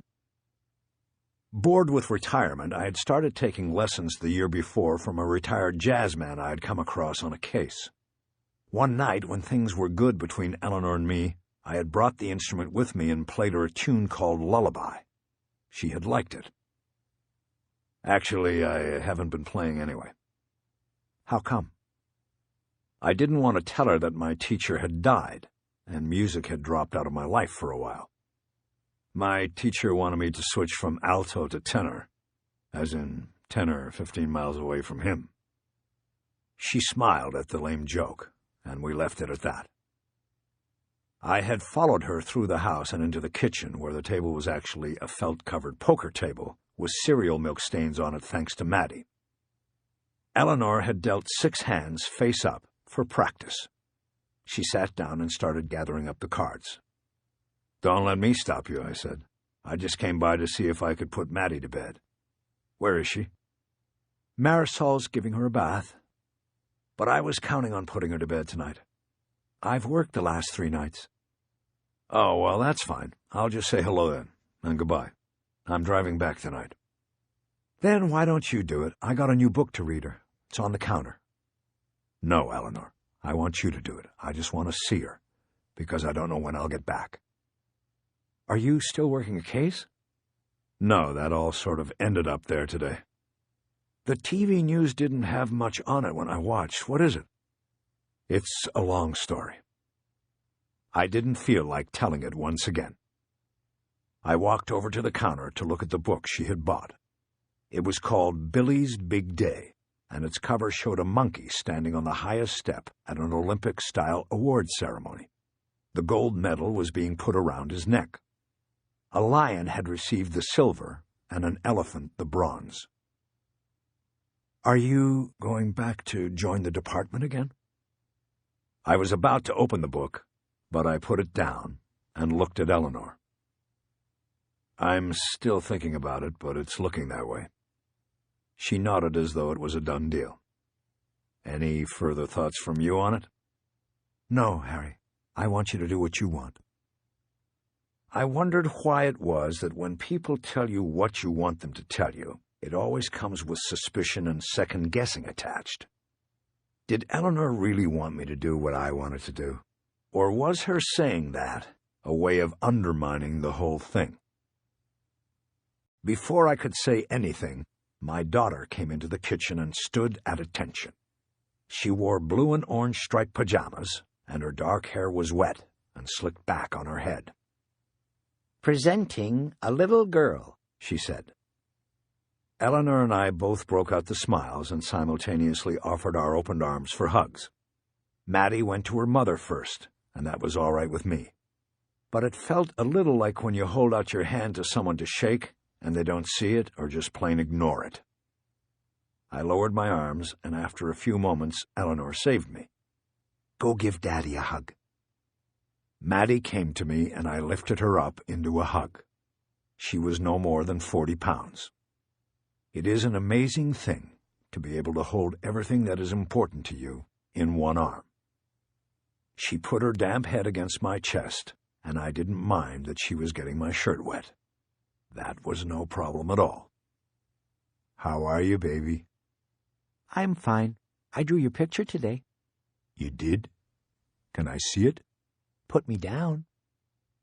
I did as instructed, and she ran off out of the kitchen, her bare feet slapping on the stone tiles as she headed to the playroom. I looked at Eleanor and smiled. We both knew the secret. No matter what we had or didn't have for each other, we would always have Madeline, and that might be enough. The running of tiny feet could be heard again, and soon she was back in the kitchen, towing a piece of paper held high like a kite. I took it from her and studied it. It showed the figure of a man with a mustache and dark eyes. He had his hands out, and in one hand was a gun. On the other side of the page was another figure. This one was drawn in reds and oranges and had eyebrows drawn in a severe black V to indicate he was a bad guy. I crouched down to my daughter's height to look at the drawing with her. "Is this me with the gun?" "Yes, because you're a please man." I nodded. She had said it like please man. "And who's this mean guy?" She pointed a tiny finger at the other figure on the drawing. "That is Mr. Demon." I smiled. "Who is Mr. Demon?" "He's a wrestler. Mommy says you wrestle with demons, and he's the boss of all of them." I see. I looked over her head at Eleanor and smiled. I wasn't mad about anything. I was simply in love with my daughter and how she viewed her world. The literal way in which she took it all in and took it on. I knew it wouldn't last long, and so I treasured every moment I saw and heard of it.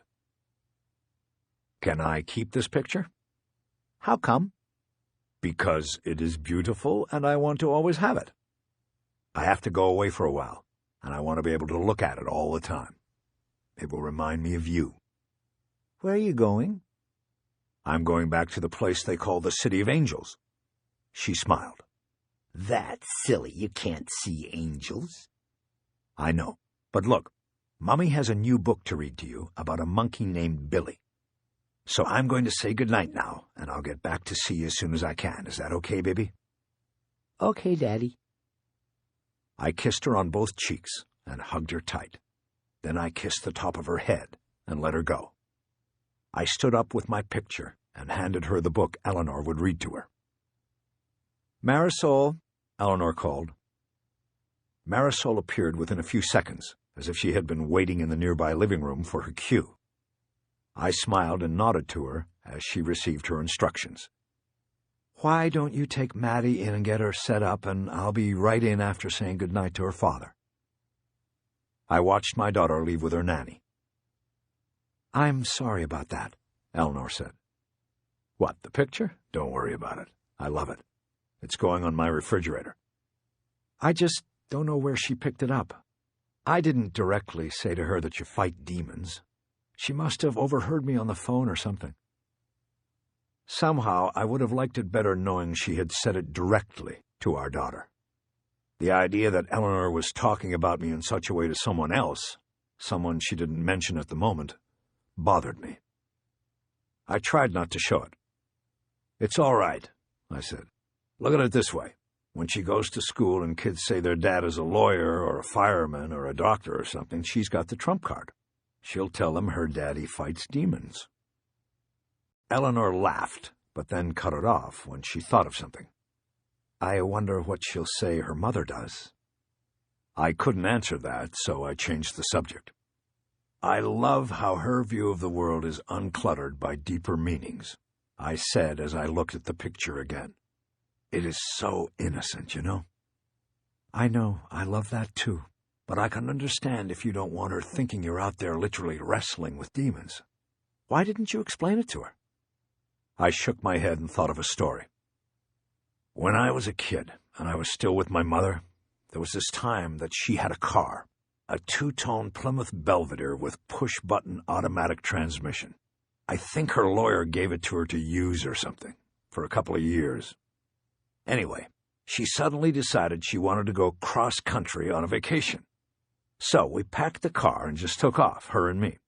Anyway, somewhere in the south, I don't remember where, we stopped for gas, and there were 2 water fountains on the side of this service station. There were signs, you know. One said white, and the other said colored, and I just sort of went up to the one marked colored because I wanted to see what color the water was. Before I got to it, my mom yanked me back and sort of explained things to me. I remembered that and sort of wished she'd just let me see the water, and didn't explain anything. Eleanor smiled at the story. "How old were you?" "I don't know. About 8. She stood up then and came over to me. She kissed me on the cheek, and I let her. I put my arm loosely around her waist. "Good luck with your demons, Harry." "Yeah."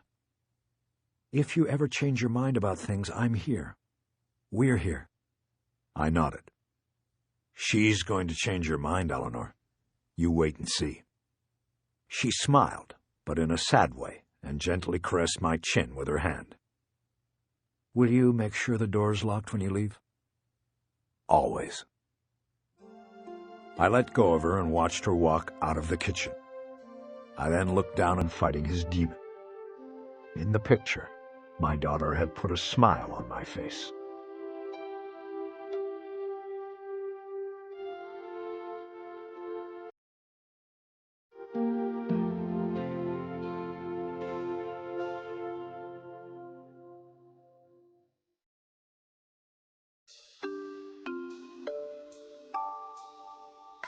Chapter 36. Before going up to my efficiency at the XX, I stopped by the office and told Mr. Gupta, the nightman, that I would be checking out. He told me that because I had been keeping the place on a weekly basis, my credit card had already been dinged for the entire week, and I told him that was fine, I was still leaving. I told him I would leave the key on the dinette table after I gathered up my belongings. I was about to leave the office when I hesitated and then asked him about my neighbor Jane. "Yes, she's gone too, same thing." "What do you mean, same thing?" "We charge her for a week, but she not stay a week." "Hey, do you mind me asking, what was her full name? I never got it." "She is Jane Davis. You like?" "Yeah, she was nice. We talked on the balconies. I didn't get to say goodbye." "She didn't leave a forwarding address or anything like that, did she?" Gupta smiled at the prospect of this. He had very pink gums for someone with such dark skin. "No address," he said. "Not that one." I nodded my thanks for the information he had given me. I left the office and went up the stairs and then down the walkway to my room. It took me less than 5 minutes to gather my things. I had some shirts and pants on hangers. I then took out of the closet the same box in which I had brought everything and filled it with the rest of my belongings and a couple of toys I kept in the place for Maddie. Buddy Lockridge had been close, calling me Suitcase Harry, but Beer Box Harry would have been better. Before leaving, I checked the refrigerator and saw I had 1 bottle of beer left. I took it out and cranked it open. I figured 1 beer for the road wouldn't hurt me. I had done worse in the past before a drive. I thought about making another cheese sandwich, but skipped it when the thought reminded me of Bacchus's routine of eating grilled cheese sandwiches each day at Quantico. I went out onto the balcony with the beer for one last look at the rich men's jets. It was a cool and crisp evening. The blue lights on the far runway twinkled like sapphires. The 2 black jets were gone, their owners either quick winners or losers. The big Gulfstream remained in place, red dust caps over the intakes on its jet engines. It was settled in. I wondered what the jets might have had to do with Jane Davis and her stay at the XX. I looked over at Jane's empty balcony, just 4 feet from my own. The ashtray was sitting on the railing, and I could see it was still filled with half-smoked butts. Her unit had not been cleaned yet, and that gave me an idea. I looked around and down at the parking lot. I saw no human movement except for out on Koval, where the traffic was stalled at a traffic light. I saw no sign of the night security man or anyone else in the parking lot. I quickly hoisted myself up onto the railing and was about to climb across to the next balcony when I heard a knock on my door. I quickly dropped back down and went in and answered the door. It was Rachel Wallen. Rachel? Hello. Is something wrong? No, nothing that catching Bacchus couldn't cure. Can I come in? Sure. I stepped back to let her enter. She saw the box with my belongings piled into it. I spoke first. How did it go today when you got back into town? Well, I got the usual tongue lashing from the SAC. Did you lay it all on me? As planned. He fumed and fussed, but what's he going to do? I don't want to talk about him right now. Then what? Well, for starters, do you have another one of those? She meant the beer. Actually, no, I was just finishing this one and was going to take off. Then I'm glad I caught you. You want to split it? I'll get you a glass. You said you wouldn't trust the glasses here. Well, I could wash. She reached over for the bottle and took a sip from it. She handed it back, her eyes staying on mine. She then turned and pointed to the box. So, you're leaving? Yeah, back to L.A. for a while. You'll miss your daughter, I guess. A lot. You'll come back to see her? As often as I can. That's nice. Anything else? What do you mean? I asked, though I thought I knew what she meant. Will you be coming back for anything else? No, just my daughter. We stood there looking at each other for a long moment. I held the beer out to her, but when she came forward, it was for me. She kissed me on the lips, and then quickly we put our arms around each other. I know it had something to do with the trailer, our nearly dying together out there in the desert, that made us press so hard against each other and move toward the bed, that made me reach over and put the beer bottle on the table so I could use both my hands as we pulled at each other's clothes. We fell onto the bed and made survivor's love. It was quick and maybe to some degree even brutal on both our parts, but most of all it satisfied the primal urge in both of us to fight death with life. When it was over, we were entwined on top of the bed covers, she on top of me, my fists still tangled in her hair. She leaned to her left and reached for the beer bottle, knocking it over first and spilling most of what was left on the bed table and floor. "There goes my security deposit," I said. There was enough left in the bottle for her to take a draw and then pass it to me. "That was for today," she said as I drank. I gave her the rest. "What do you mean?" "After what happened out there, we had to do this." "Yeah." "Gladiator love. That's why I came here, to catch you." I smiled, thinking of a gladiator joke from an old movie I liked.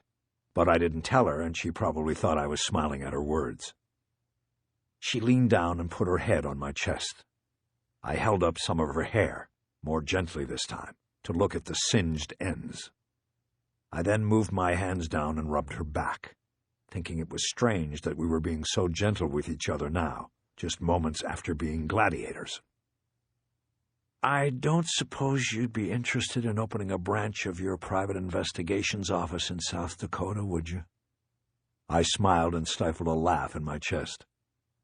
"How about North Dakota?" she asked. "I could be going back there, too." You have to have a tree to have a branch. She hit me with a gentle fist on the chest. I didn't think so. I shifted my body so that I came out of her. She groaned, but stayed on top of me. Does that mean you want me to get up and get off and get out of here? No, Rachel, not at all. I looked over her shoulder and saw that the door was unlocked. I had a vision of Mr. Gupta coming up to see if I had left yet, and finding the two-backed monster on the bed in the supposedly empty unit. I smiled. I didn't care. She raised her face up to look at me. What? Nothing. We left the door unlocked. Somebody could come in. You left it unlocked. This is your place. I kissed her, realizing I had not kissed her lips during the entire time we had made love. Another strange thing. You know what, Bosch? What? You're good at this. I smiled and told her thanks. A woman can play that card any time and every time and always get the same response. I mean it. She dug her nails into my chest to underline her point. With one arm, I held her tightly to me, and we rolled over. I figured I had at least 10 years on her, but I wasn't worried about it. I kissed her again and got up, gathering my clothes off the floor and walking over to the door to lock it. I think there's one last clean towel in there, I said. You can use it. She insisted I take the first shower, and I did. Then while she showered, I left the unit and walked across Koval to a convenience store to pick up 2 more beers. I was going to limit it to that because I was driving that night and didn't want alcohol to slow me down getting to the road or while on it. I was sitting at the dinette when she came out of the bathroom fully dressed and smiling when she saw the 2 bottles. I knew you'd make yourself useful. She sat down and we clicked bottles. To gladiator love, she said. We drank and just were quiet for a few moments. I was trying to figure out what the last hour now meant to me and to us. What are you thinking about? She asked. About how this could get complicated. It doesn't have to. We can just see what happens. That didn't sound the same to me as being asked to move to the Dakotas. Okay. I better get going. Where to? Back to the FO, I guess. See what's shaking. Did you hear what happened to the fire barrel out there after the blast? I forgot to look.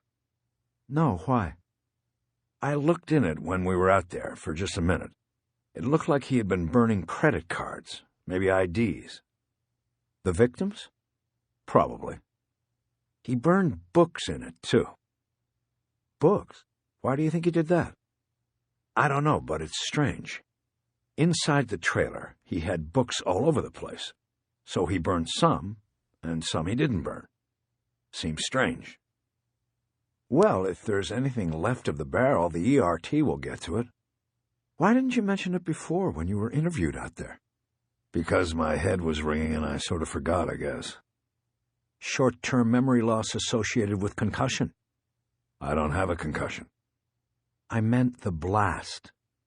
Could you tell what books they were? Not really. I didn't have time. There was one I picked out. It was the least burned of what I could see. It looked like it was poetry, I think. She looked at me and nodded, but didn't say anything.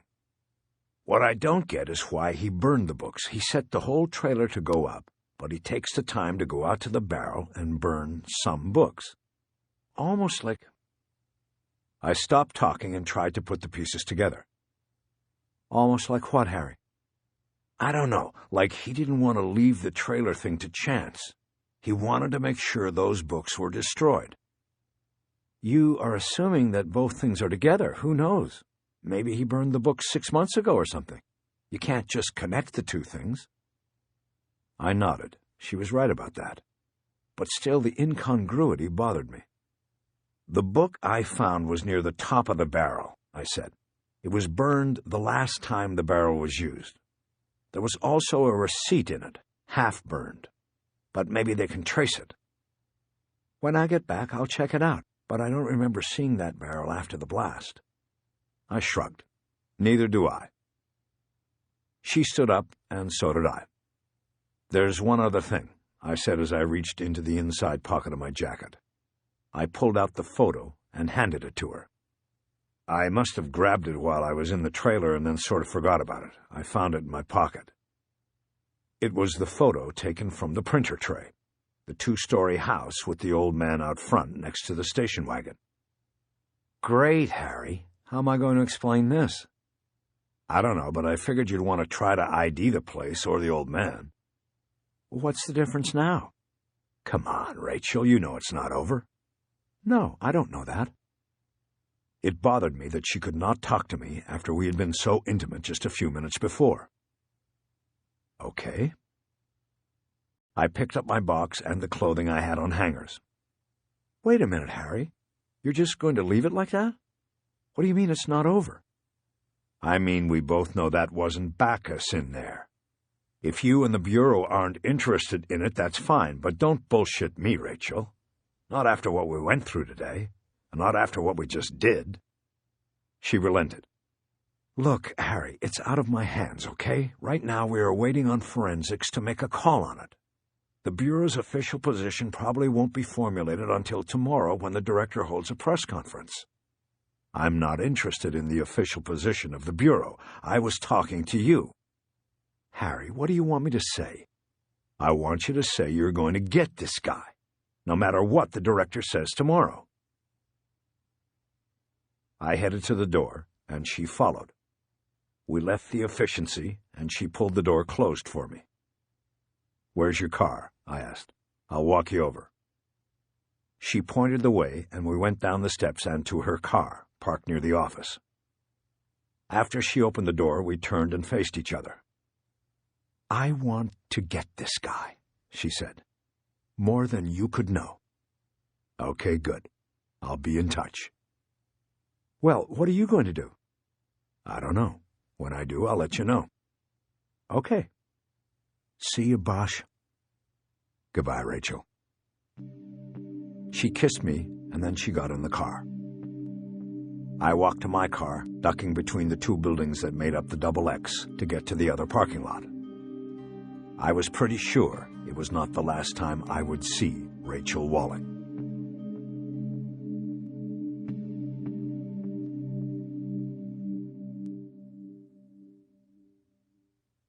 Chapter 37. On the way out of town, I could have avoided the traffic of the Strip, but I decided not to. I thought all the lights might cheer me up. I knew I was leaving my daughter behind. I was going to Los Angeles to rejoin the department. I would see my daughter again, but I wouldn't be able to spend the kind of time with her I needed and wanted to. I was leaving to join the depressing legions of weekend fathers, the men who have to compress their love and duty into 24-hour stands with their children. The thought of it raised a dark dread in my chest that 1 billion kilowatts of light could not cut through. There was no doubt I was leaving Las Vegas as a loser. Once I cleared the lights in the city limits, the traffic grew sparse and the skies dark. I tried to ignore the depression my choice had put upon me. Instead, I worked the case as I drove, following the logic of the moves from the perspective of Bacchus, grinding it down until the story was smooth powder and I had only unanswered questions left. I saw it the same way the Bureau did. Bacchus, having adopted the name Tom Walling, was living in Clear and preying on the customers he drove from the brothels. He operated with impunity for years because he chose the perfect victims. That is, until the numbers went against him and investigators from Vegas started to see a pattern and put together their list of 6 missing men. Bacchus probably knew that it was only a matter of time before the connection might be made to Clear. He probably knew that that time would be even shorter once he saw Terry McCaleb's name in the newspaper. Maybe he even got wind that McCaleb had gone to Vegas. Maybe McCaleb had even gone up to Clear, who knows? Most of the answers died with McCaleb, and then in that trailer in the desert. There were so many unknowns in this story, but what did seem obvious from this point was that Bacchus had closed up shop. He made plans to end his desert run in a blaze of glory, to take out his two protégés, McCaleb and Rachel, in a pathological display of mastery, and to leave behind in his trailer a burned and destroyed body that would beg the question of whether he was alive or dead. In recent years, Saddam Hussein and Osama bin Laden had gotten good mileage by leaving behind the same question. Maybe Bacchus saw himself on the same stage. The books in the fire barrel bothered me the most. Despite Rachel's dismissing them because the circumstances of their burning were unknown, it still seemed like an important piece of the investigation to me. I wished I had spent more time studying the book I had pulled out, maybe even identifying it. The burned book gave an indication of a part of the poet's plan nobody knew about yet. Remembering the partial receipt I'd seen in the book, I opened my cell phone, checked to make sure I had service, and called information for Las Vegas. I asked if there was a listing for a business called Book Car, and the operator told me there was not. I was about to hang up when she told me there was, however, a listing for a store called Book Caravan on Industry Road. I told her I would try it, and she connected me. I guessed that the store would be closed because it was almost midnight. I was hoping for a message machine on which I could ask the owner to call me in the morning. But the call was answered after 2 rings by a gruff voice. "You're open?" 24 hours. How can I help you?" I got an idea what kind of store it was by the hours. I took a shot anyway. "You don't sell any books of poetry there, do you?" The gruff man laughed. "Very funny," he said. "There once was a man from Timbuktu. As far as poetry goes, fuck you." He laughed again and hung up on me. I closed the phone and had to smile at his on-the-spot rhyming skill. Book Caravan seemed like a dead end, but I would call Rachel in the morning and tell her it might be worth checking for connections to Bacchus. A green highway sign came out of the darkness and into the spray of my headlights. Zizek's Road, 1 mile. I thought about pulling off and driving down the bouncing desert road into the darkness. I wondered if there was still a forensic crew on duty at the burial site. But what would the point of going down that road be, other than to engage with the ghosts of the dead? The mile came and went, and I drove on by the exit, leaving the ghosts alone. The beer and a half I'd had with Rachel proved to be a mistake. By Victorville, I was growing fatigued. Too much thinking with the added mix of alcohol. I pulled off for coffee in a McDonald's that was open late and designed to look like a train depot. I bought 2 coffees and 2 sugar cookies and sat in a booth in an old train car, reading through Terry McCaleb's file on the poet investigation. I was getting to know the order of reports and their summaries just about by heart. After 1 cup of coffee, I had nothing going and closed the file. I needed something new. I needed to either let it go and hope and believe the Bureau would get the job done, or find a new angle to pursue. I'm not against the Bureau. My take is that it's the most thorough, well-equipped, and relentless law enforcement agency in the world. Its problems lie in its size and the many cracks in communication between offices, squads, and so on down the line to the agents themselves. It only takes a debacle like 9/11 to make clear to the world what most people in the law enforcement world, including the FBI agents, already know. As an institution, it cares too much about its reputation, and it carries too much weight in politics, going all the way back to J. Edgar Hoover himself. Eleanor Wish once knew an agent who had been assigned to Washington headquarters back during the time J. Edgar ruled the place. He said the unspoken law was that if an agent was in an elevator and the director got on, the agent was not allowed to address him, even to say hello, and was required to immediately step off so the big man could ride alone and ponder his great responsibilities. That story always stuck with me for some reason. I think because it carries the perfect arrogance of the FBI.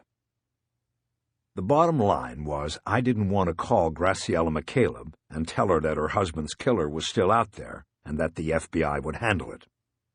I still wanted to handle it.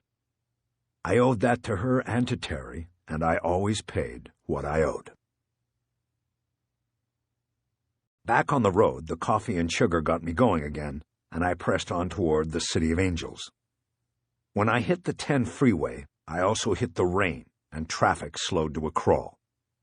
I flipped on the radio to KFWB and learned it had rained all day and wasn't expected to stop until the end of the week.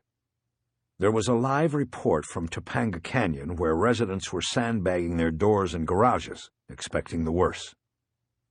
Mudslides and flooding were the dangers. The catastrophic fires that swept through the hills the year before had left little ground cover to hold the rain or soil. It was all coming down. I knew the weather would cost me an extra hour getting home. I checked my watch. It was just past midnight. I had planned to wait until getting home to call Kiz Ryder, but decided it might be too late to call by then. I opened my phone and called her at home. She picked up right away. "Kiz, it's Harry. You up?" "Sure, Harry. I can't sleep when it rains." "I know what you mean." "So, what's the good word?" "Everybody counts or nobody counts." "Which means?" "I'm in if you're in." "Come on, Harry, don't put that on me." "I'm in if you're in." "Come on, man, I'm already in." "You know what I mean. This is your salvation, Kiz. We got sidetracked, we both did. You and I know what we should be doing. It's time we both went back to it." I waited. There was a long period of silence from her. Then finally she spoke. "This is going to upset the man. He's got me on a lot of things." "If he's the man you say he is, he'll understand. He'll get it. You'll be able to make him get it." More silence. "Okay, Harry, okay. I'm in." "All right, then. I'll come down tomorrow and sign up." "All right, Harry. I'll see you then." "You knew I'd call, didn't you?" "Put it this way. I have the papers you have to fill out sitting on my desk." "You were always too smart for me." "I meant what I said about us needing you. That's the bottom line. But I also didn't think you'd last long out there on your own. I know guys who have pulled the pin and gone the PI route, sold real estate, cars, appliances, even books. It worked fine for most of them, but not you, Harry. I figured you knew that too." I didn't say anything. I was staring into the darkness beyond the reach of my lights. Something Kiz had just said triggered the avalanche. "Harry, you still there?" "Yeah, listen, Kiz. You just said books. We knew a guy who retired and sold books. Is that Ed Thomas?" "Yeah, I came to Hollywood about 6 months before he put in his papers. He left and opened a bookstore down in Orange." "I know. You ever been there?" "Yeah, one time he had Dean Koontz signing one of his books there. I saw it in the paper. He's my favorite, and he doesn't sign books too many places, so I went down. There was a line out the door and down the sidewalk, but as soon as Ed saw me, he ushered me right on up to the front, and he introduced me, and I got my book signed. It was embarrassing, actually." "What's the name of it?" I think it was Strange Highways." That deflated me. I thought I was about to make a leap in logic and a connection. "No, actually, it was after that," Kiz said. "It was Soul Survivor, the plane crash story." I realized what she was saying and how we'd gotten confused. "No, Kiz, what's the name of Ed's bookstore?" "Oh, it's called Book Carnival.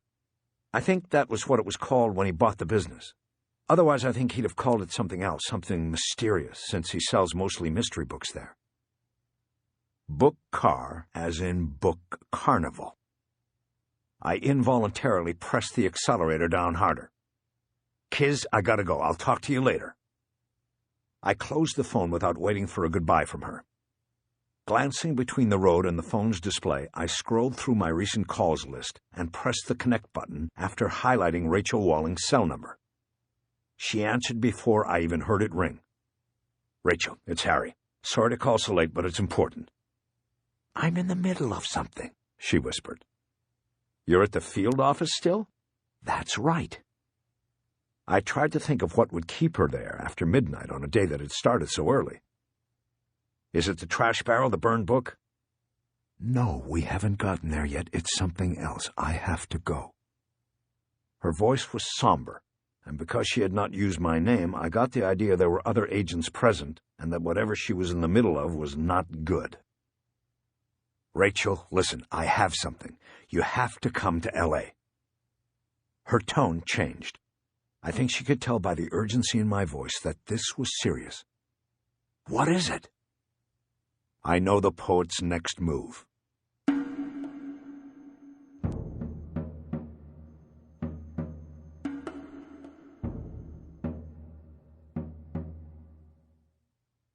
Chapter 38. "I'll have to call you back." Rachel closed her phone and slid it into the pocket of her blazer. Bosch's last words echoed in her heart. "Agent Walling, I'd appreciate it if you could stay in our conversation." She looked up at Alpert. "Sorry." She looked past him at the telecommunication screen where Brass Duran's face was larger than life. She was smiling. "Agent Duran, continue," Alpert said. "Actually, I'm finished. That's all we have at this time. We can confirm through the latents that Robert Backus was at that trailer. We cannot confirm that he was in it when it exploded." "What about the DNA?" "The DNA evidence gathered by Agent Walling, at great danger, I might add, and later by the ERT will only be useful if we have something to compare it with. That is, if we somehow find a source of Robert Backus's DNA. Or we use it to identify the body that was in the trailer as someone else." "What about Backus's parents? Can't we extract his DNA from—" "We went that route before. His father was dead and cremated before we thought of it. The science wasn't really there back then. And his mother has never been located. There is some thought that she might have been his first victim. She disappeared some years ago without the proverbial trace." This guy thought of everything. "In the case of the mother, it was more likely a revenge thing for her abandonment. It is hard to believe that he did something back then in order to prevent later DNA extraction." "All I meant was that we are genuinely fucked."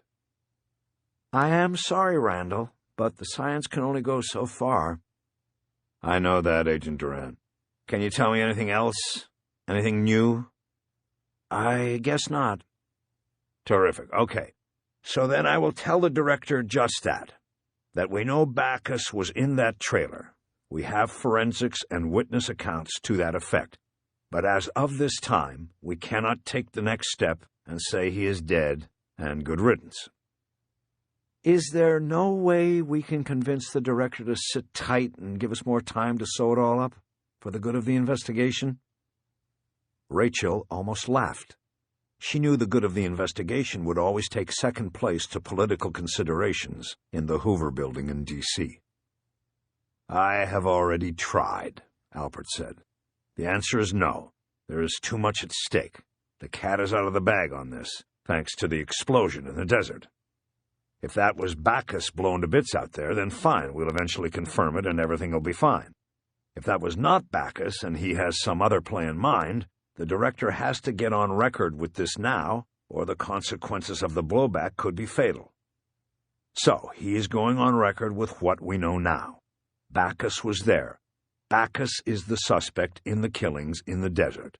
Backus may or may not be dead. There is no dissuading him at this point." Alpert had thrown Rachel a look when he said the cat was out of the bag, as if he held her responsible for everything. She thought about revealing what Bosch had just told her, but in that instant decided against it. Not yet. Not until she knew more.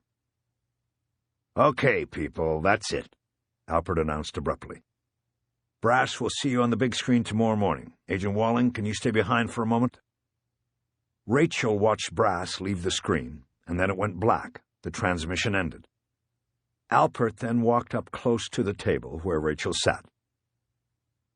Agent Walling. Yes? Your work is done here. Excuse me? You're finished. Go back to your hotel and pack your bags. There's still a lot to do here. I don't care what you want. I want you out of here. You have undermined this investigation since you arrived. Tomorrow morning, I want you on the first plane back to wherever it is you come from. Understand? You are making a mistake. I should be a part of...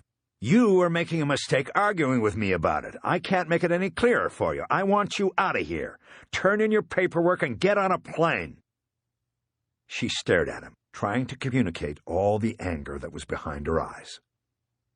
He held a hand up as if to ward something off.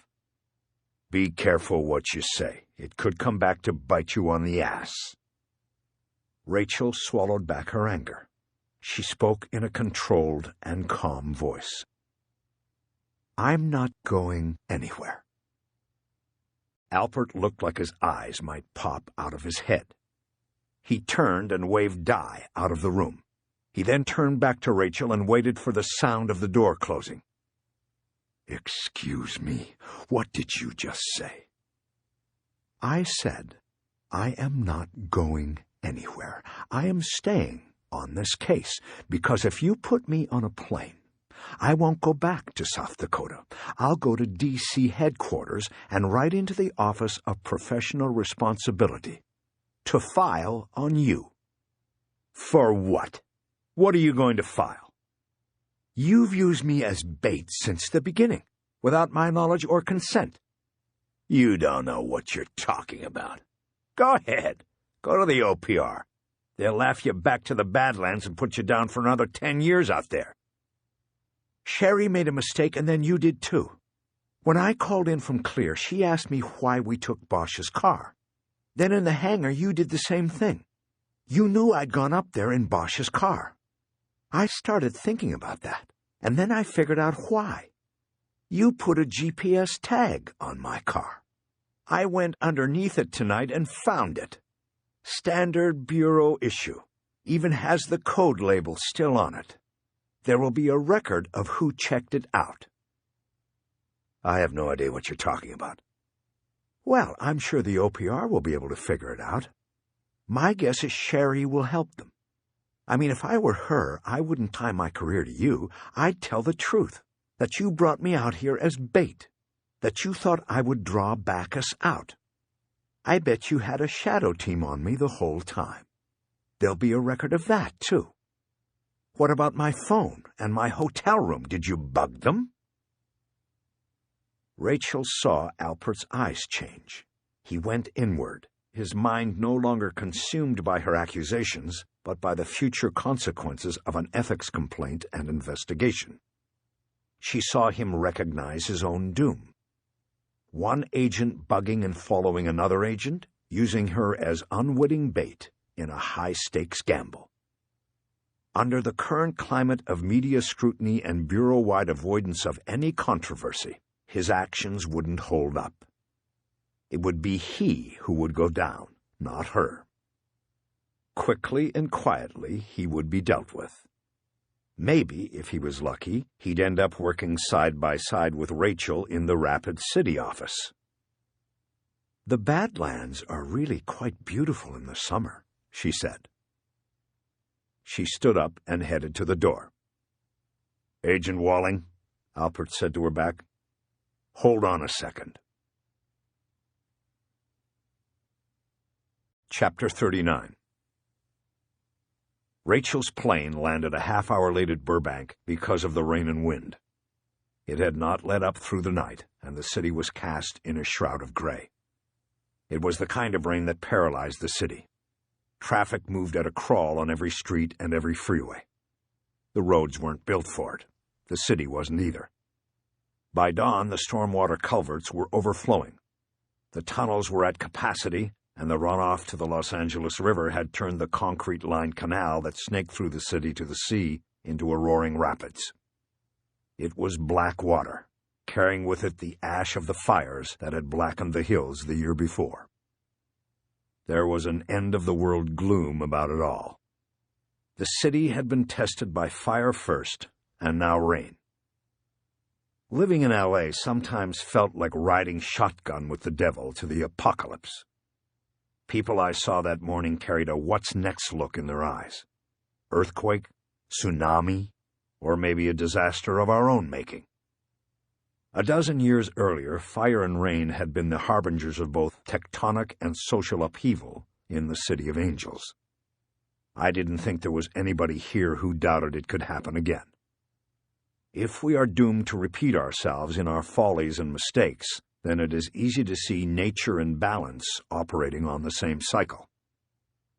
I thought about this as I waited for Rachel at the curb outside the terminal. The rain pounded the windshield, turning it translucent and murky. The wind rocked the car on its springs. I thought about rejoining the cops, already second-guessing my decision, and wondering if I would be repeating myself in folly or if I had a chance this time at grace. I didn't see Rachel in the rain until she knocked on the passenger side window. She then opened the back hatch and threw in her bag. She was wearing a green parka with the hood up. It must have done her well facing the elements in the Dakotas, but it looked too large and bulky on her in L.A. "This better be good, Bosch," she said as she climbed in and dropped wetly onto the passenger seat. She showed no outward sign of affection, and neither did I. It was one of the agreements we'd made on the phone. We were to act as professionals until we played my hunch out. "Why, you got alternatives?" "No, it's just that I put everything on the line last night with Alpert. I'm one fuck-up short of a permanent posting in South Dakota, where, by the way, the weather might actually be nicer than this." "Well, welcome to L.A. I thought this was Burbank." "Technically." After we cleared the airport, I dropped down to the 134 and took that east to the 5. Between the rain and the morning rush hour, our progress was slow as we skirted around Griffith Park and pointed south. I wasn't ready to begin worrying about time yet, but I was getting close. For a long time, we rode silently because the mix of rain and traffic made the drive intense, probably more so for Rachel, who had to sit and do nothing while I had control of the wheel. Finally, she spoke, if only to siphon off some of the tension in the car. "So, are you going to tell me this grand plan of yours?" "No plan, just a hunch." "No, you said you knew his next move, Bosch." I noticed that since we had made love on the bed of my efficiency unit, she had started calling me by my last name. I wondered if this was part of the agreement to act as professionals or some form of reverse endearment, calling someone you had been most intimate with by his least intimate name. "I had to get you here, Rachel." "Well, all right then, I'm here. Tell it to me." "It's the poet who has the grand plan. Bacchus. What's he going to do?" "Remember the books I told you about yesterday, the books in the barrel and the one I pulled out?" "Yes." "I think I figured out what it all means." I told her about the partially burned receipt I had seen and how I thought Book Car was actually Book Carnival, the bookstore operated by retired police detective Ed Thomas, the last intended target of the poet 8 years before. "You think because of this book in the fire barrel that he's here and is going to make good on the killing we took away from him 8 years ago?" "Exactly." "That's a stretch, Bosch. I wish you had told me all of this before I risked my ass flying over here." "There's no such thing as coincidence, especially like this." "Okay, run the story out for me then. Give me the profile. Tell me the poet's grand plan." "Well, that's the Bureau's job to profile crimes. I'm not going to do that. But this is what I think he's doing. I think the trailer and the explosion were all set up to look like the grand finale. And then, as soon as the director steps in front of the television cameras and says, 'I think we've got him,' he's going to take out Ed Thomas. The symbolism would be perfect. It's the grand gesture, the ultimate fuck you. It's checkmate, Rachel. While the Bureau is bragging about itself, he moves in right under their noses and takes out the guy the Bureau was all puffed up about saving the last time. And why the books in the barrel? How does all that fit in? I think they were books he bought from Ed Thomas. From Book Carnival by mail order or maybe even in person.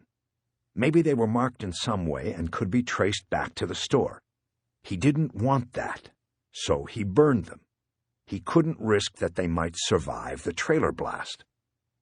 But then, on the other end, after Ed Thomas is gone and Bacchus has split, the agents would find his connection to the store and would begin to see how long and how hard Bacchus was planning this. It would help show his genius. That's what he wants, right? I mean, you were the profiler. Tell me if I'm wrong. I was the profiler. Right now I handle Indian crimes in the Dakotas.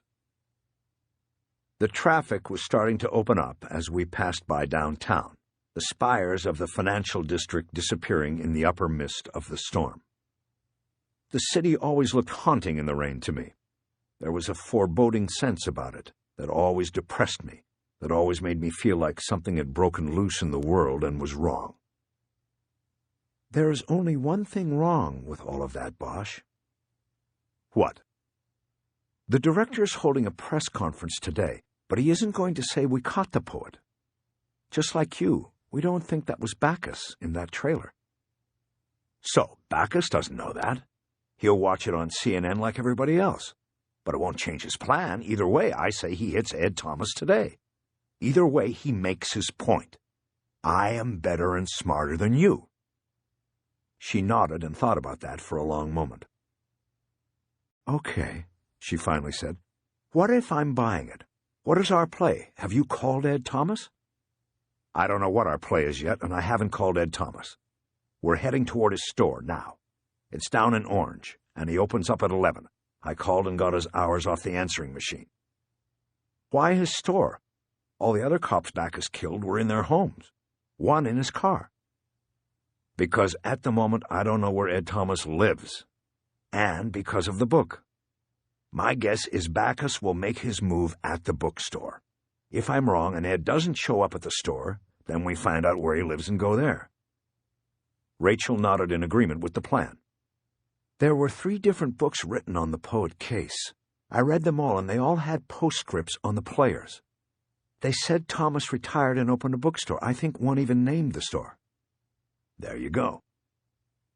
She looked at her watch. Are we going to make it there before he opens? We'll make it.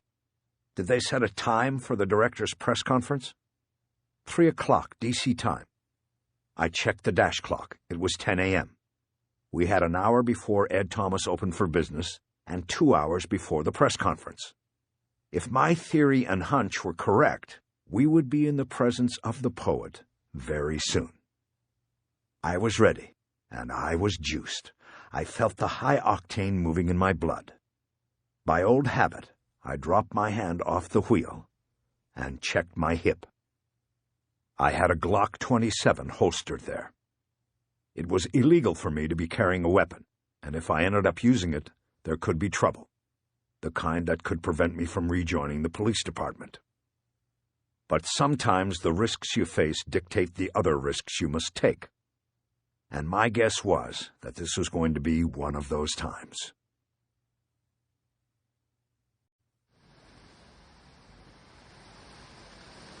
Chapter 40.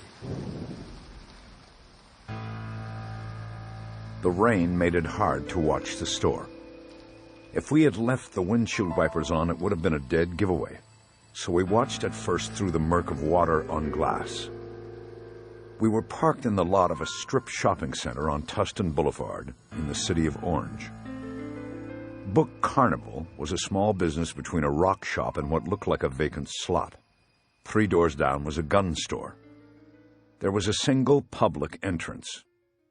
Before taking our position in the front lot, we had driven behind the shopping center and seen a rear door with the store's name on it. There was a doorbell and a sign that said "Ring Bell for Deliveries." In a perfect world, we'd have been on the front and back of the store with a minimum of 4 sets of eyes. Bacchus could come in either way, posing as a customer through the front or as a delivery man through the back. But nothing was perfect about the world on this day. It was raining, and it was just the two of us. We parked the Mercedes at a distance from the front of the store, but still close enough to see an act, if necessary. The front counter and cash register were just behind the front window of Book Carnival. This worked in our favor. Shortly after we watched him open the store for business, we watched Ed Thomas take a position behind the counter.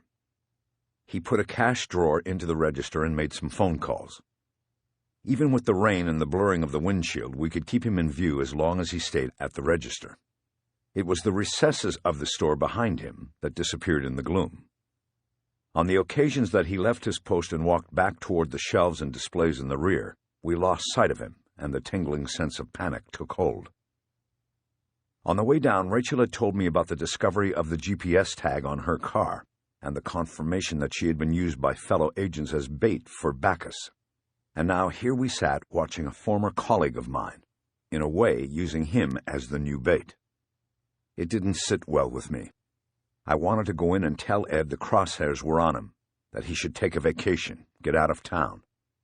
But I didn't because I knew if Bacchus was watching Thomas and saw any deviation in the norm, then we might lose our only chance at him. So Rachel and I got selfish with Ed Thomas's life, and I knew in the days ahead I would deal with the guilt from that. The only question was, depending on how things turned out, how much guilt there would be. The first 2 customers of the day were women.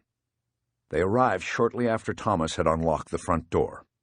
And while they were browsing in the store, a man pulled up, parked in front, and went in as well. He was too young to be Bacchus, so we didn't go to full alert. He left in a hurry and without purchasing a book. Then, when the 2 women left, clutching their bags of books, I got out of the Mercedes and ran across the lot to the overhang in front of the gun shop. Rachel and I had decided not to bring Thomas into our investigation, but that wasn't going to stop me from going into the store on a reconnaissance mission.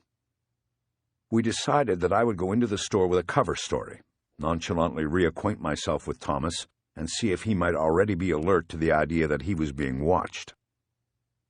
So once the first customers of the day had come and gone, I made the move. I first ducked into the gun store, since it was the store closest to where we had parked, and it would have looked odd to anyone watching the shopping plaza for me to park on one end and go directly to the bookstore at the other end. I took a cursory look at the gleaming firearms displayed in the glass counter, and then up at the paper shooting targets on the back wall. They had the usual silhouettes, but they also had versions featuring the faces of Osama bin Laden and Saddam Hussein. I guessed that these were the big sellers. When a man behind the counter asked if I needed help, I told him I was just browsing, and then walked out of the store. I walked down toward Book Carnival, stopping first to check out the empty storefront next door.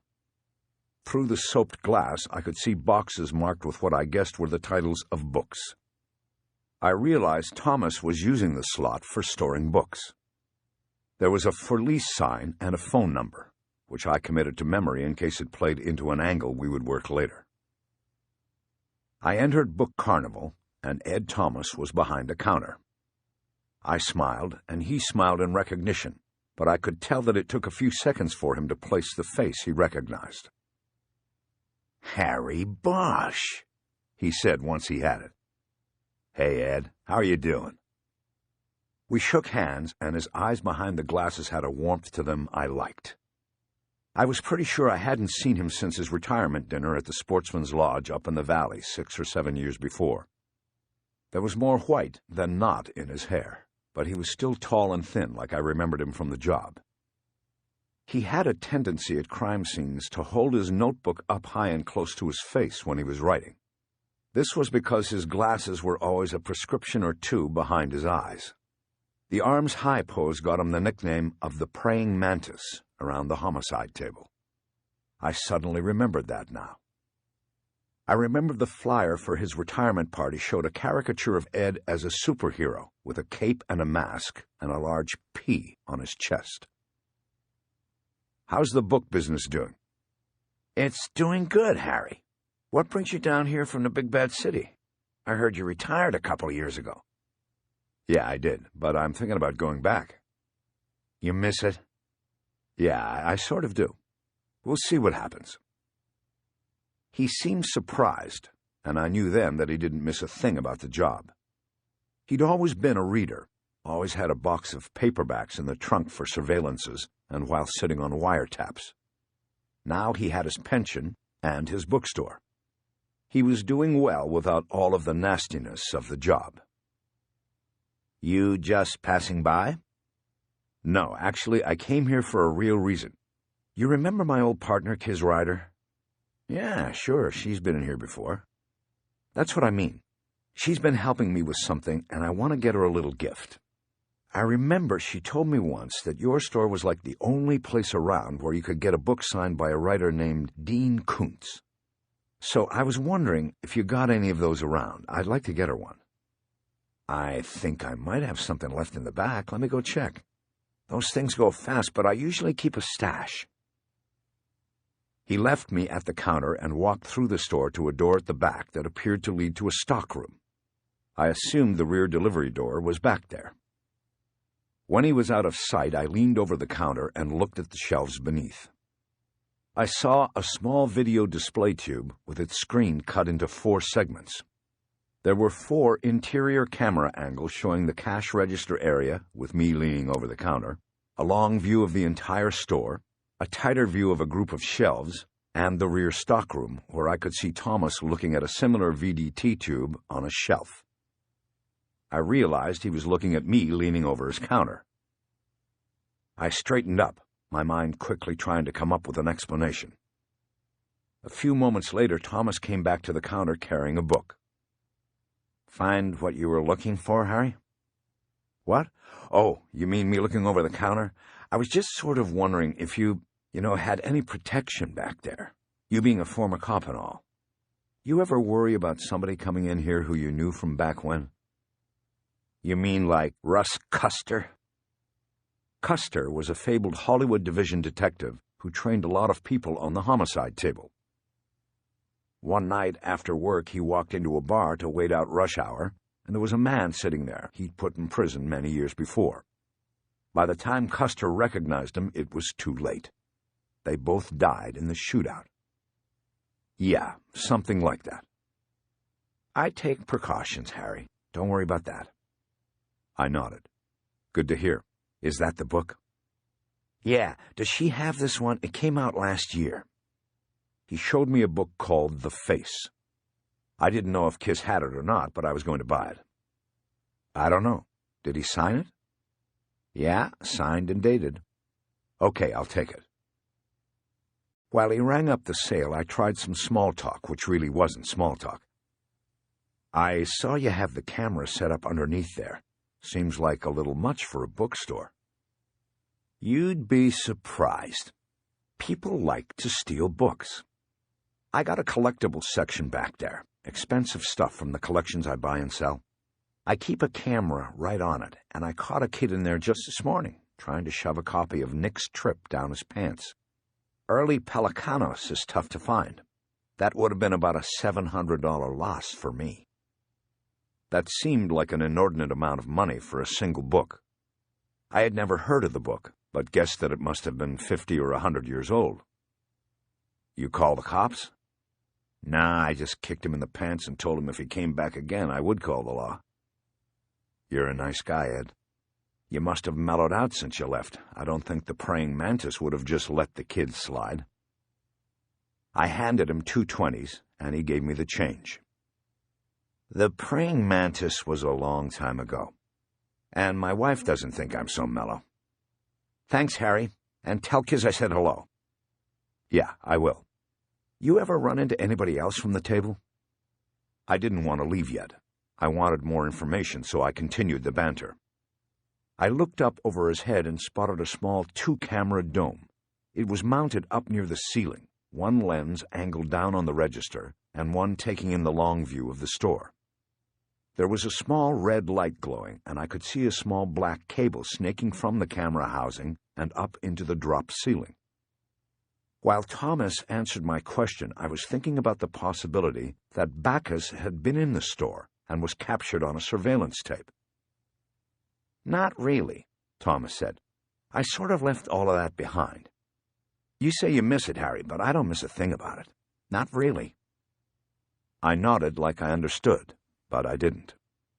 Thomas had been a good cop and a good detective. He took the work to heart. That was one reason why the poet had put him in the sights. He was paying lip service to something I didn't think he really believed. "That's good," I said. "Hey, do you have that kid you kicked out of here on tape from this morning? I'd like to see how he tried to rip you off." "Nah, I just have live feeds. I got the cameras out in the open and a sticker on the door. It's supposed to be a deterrent, but some people are dumb. A setup with a recorder would be too expensive and a pain in the ass in maintenance. I just have the live setup." "I see." "Listen, if Kiz already has that book, I'll take it back. I can sell it." No, that's cool. If she already has it, I'll keep it and read it myself." "Harry, when's the last time you read a book?" "I read a book about Art Pepper a couple of months ago," I said indignantly. "He and his wife wrote it before he died." "Nonfiction?" "Yeah, it was real stuff." "I'm talking about a novel. When was the last time you read one?" I shrugged. I didn't remember. "That's what I thought," Thomas said. "If she doesn't want the book, bring it back and I'll get it to somebody who'll read it." "Okay, Ed, thanks." "Be careful out there, Harry." "I will be. You too." I was heading to the door when things came together. What Thomas had told me and what I knew about the case. I snapped my fingers and acted like I just remembered something. I turned back to Thomas. "Hey, I got a friend lives all the way in Nevada.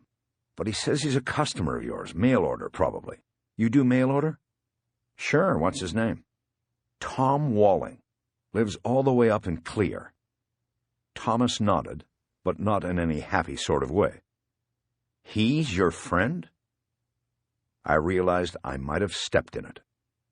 "Well, an acquaintance, you could say." "Well, he owes me some money." "Really? What happened?" "It's a long story. But I sold him some books out of a collection I was handling, and he paid very promptly. Paid with a money order, and everything was fine. So when he wanted more books, I sent them before I got his money order. Big mistake. That was 3 months ago, and I haven't gotten a dime from him. If you see this acquaintance of yours again, tell him I want my money." "I will, Ed." "That's too bad. I didn't know the guy was a rip-off artist. What books did he buy?" "He's into Poe, so I sold him some books out of the Rodway collection. Some old ones. Pretty nice books. Then he ordered more when I got another collection in. He didn't pay for them." My heart rate was kicking into an upper gear. What Thomas was telling me was confirmation that Bacchus was somehow in play here. I wanted to stop the charade at that moment and tell Thomas what was happening and that he was in danger. But I held back. I needed to talk to Rachel first and form the right plan. "I think I saw those books in his place," I said. "Was it poetry?" "Mostly, yeah. He didn't really care for the short stories." "Did these books have the original collector's name in them? Rodman?" "No, Rodway. And yes, they had his library seal embossed in them. That hurt the price, but your friend wanted the books." I nodded. I saw my theory coming together. It was more than theory now. "Harry, what are you really up to?" I looked at Thomas. "What do you mean?" "I don't know. You're asking a lot of—" A loud ring sounded from the back of the store, cutting Thomas off. "Never mind, Harry," he said. "It's more books. I need to go take a delivery." "Oh. I'll see you later." "Yeah." I watched him leave the counter area and head to the back. I checked my watch. It was noon. The director was stepping before the cameras to talk about the explosion in the desert and say that it was the work of the killer known as the poet. Could this be the moment Bacchus chose to strike Thomas? My throat and chest tightened as though the air had been sucked out of the room. As soon as Thomas slipped through the doorway to the stockroom, I moved back to the counter and leaned over to look at the security monitor. I knew if Thomas checked the backroom monitor, he would see that I hadn't left the store, but I was counting on him going right to the door. On the corner of the screen showing the stockroom, I saw Thomas lean his face up to the rear door and look through a peephole. Apparently unalarmed by what he saw, he proceeded to turn the deadbolt and open the door. I stared intently at the screen, even though the image was small and I was viewing it upside down. Thomas stepped back from the door and a man entered. He was wearing a dark shirt and matching shorts. He was carrying 2 boxes, one stacked on top of the other, and Thomas directed him to a nearby work table. The delivery man put the boxes down and then took an electronic clipboard off the top box and turned back to Thomas for a delivery confirmation signature. Everything seemed all right. It was a routine delivery. I quickly got off the counter and went to the door. As I opened it, I heard an electronic chime sound, but I didn't worry about that.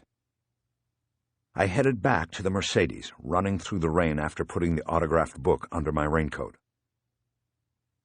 "What was all of that with you leaning over the counter like that?" Rachel asked once I was behind the wheel again. "He's got a security box. There was a delivery, and I wanted to make sure it was legit before I left. It's after 3 o'clock in D.C.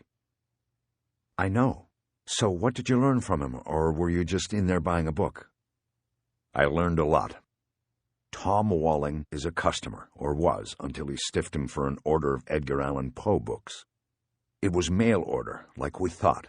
He never saw him, just sent the books out to Nevada." Rachel sat up straight. "Are you kidding me?" "No. The books were out of some guy's collection that Ed was selling, so they were marked and therefore traceable. That was why Bacchus burned them all in the fire barrel. He couldn't risk that they'd survive the blast intact and be traced back to Thomas." "Why?" "Because he is definitely in play here. He's got to be setting up on Thomas." I started the car. "Where are you going?" "Around back to make sure about the delivery. Besides, it's good to change locations every now and then." "Oh, you're giving me Surveillance 101 lessons now?" Without responding, I drove around to the back of the plaza and saw the brown UPS van parked by the open rear door of Book Carnival. We drove on by, and during the brief glimpse I had of the back of the truck and the open door of the stockroom, I saw the delivery man struggling to carry several boxes up a ramp to the back of his truck. The returns, I guessed. I kept driving without hesitation. "He's legit," Rachel said. "Yeah." "You didn't give yourself away with Thomas, did you?" "No, he was suspicious, but then I was sort of saved by the bell. I wanted to talk to you first. I think we need to bring him in on it." "Harry, we talked about this. If we bring him into it, he may change his routine and demeanor. It might be a giveaway. If Bacchus has been watching him, any little change could be a tell." "And if we don't warn him and this thing goes wrong, then we—" I didn't finish. We had been over this argument twice before, each of us alternately taking the other side. It was a classic contradiction of intentions. Do we ensure Thomas's safety at the risk of losing Bacchus, or do we risk Thomas's safety to ensure getting close to Bacchus? It was all about the means to an end, and neither of us would be happy no matter which way we went. "I guess that means we can't let anything go wrong," she said. "Right. What about backup?" "I also think it's too risky. The more people we bring into this, the greater the chance of tipping our hand." I nodded. She was right. I found a spot on the opposite end of the parking lot from where we had parked and watched before. I wasn't kidding myself, though. There were only so many cars in the lot in the middle of a rainy weekday, and we were noticeable. I started to think that maybe we were like Ed Thomas's cameras, strictly a deterrent.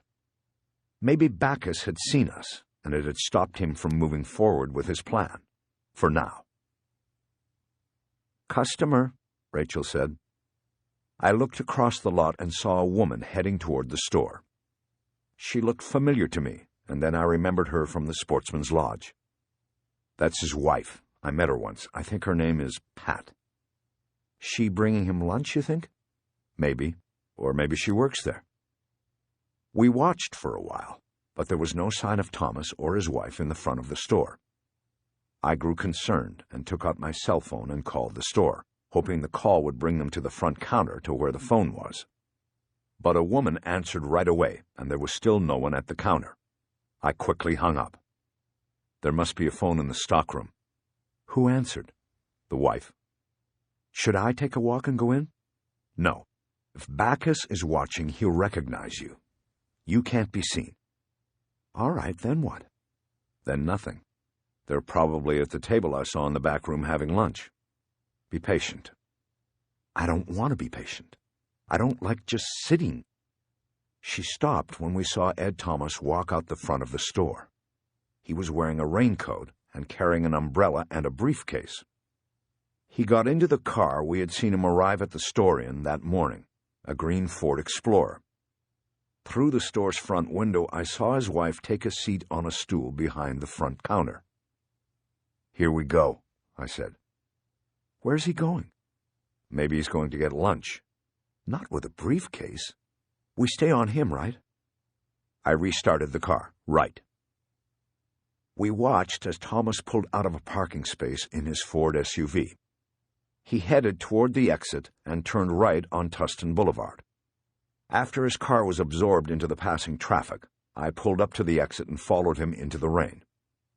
I pulled out my phone and called the store. Ed Thomas's wife answered. Hi, is Ed there? No, he's not. Can I help you? Is this Pat? Yes, it is. Who's this? It's Bill Gilbert. I think we met at the Sportsman's Lodge a while back. I used to work with Ed in the department. I was going to be in the area and thought I'd drop by the store today to say hello. Will he be back later? That's hard to say. He went to do an appraisal, and who knows, it might take the rest of the day with this rain and the distance he had to go. An appraisal? What do you mean? A book collection. Someone wants to sell his collection, and Ed just left to go see what it is worth. It's all the way up in the San Fernando Valley, and from what I understand, it's a big collection. He told me I'd probably be closing the store tonight. Is it more of the Rodway collection? He told me about that the last time we talked. No, that's just about all been sold. This is a man named Charles Turrentine, and he has over 6,000 books. Wow, that's a lot. He's a well-known collector, but I guess he needs the money because he told Ed he wants to sell everything. Strange. A guy spends all that time collecting, and then he sells it all? We see it happen. Well, Pat, I'll let you go, and I'll catch Ed next time. Tell him I said hello. What was your name again? Tom Gilbert. Bye now. I closed the phone. You were Bill Gilbert at the start of the conversation. Whoops. I recounted the conversation for Rachel. I then called information in the 818 area code, but there was no listing for a Charles Turrentine. I asked Rachel if she had a connection in the Bureau's Los Angeles field office who could get an address for Turrentine and maybe an unlisted number. Don't you have somebody in the LAPD you can use?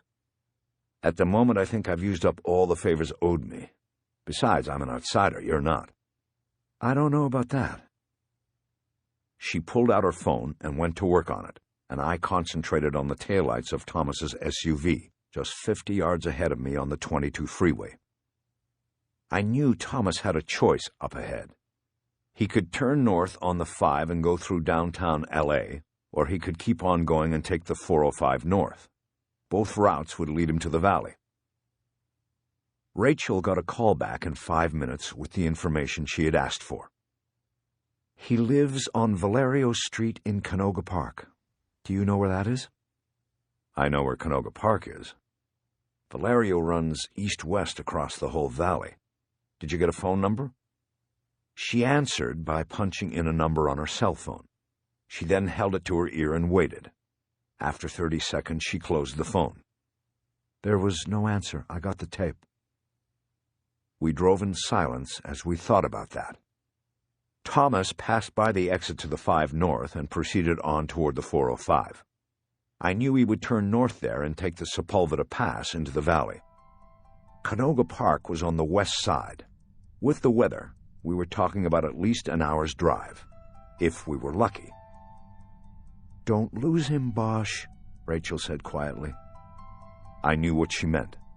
She was telling me she had the vibe, that she thought this was it, that she believed Ed Thomas might be leading us to the poet. I nodded because I had it too, almost like a humming coming from the center of my chest.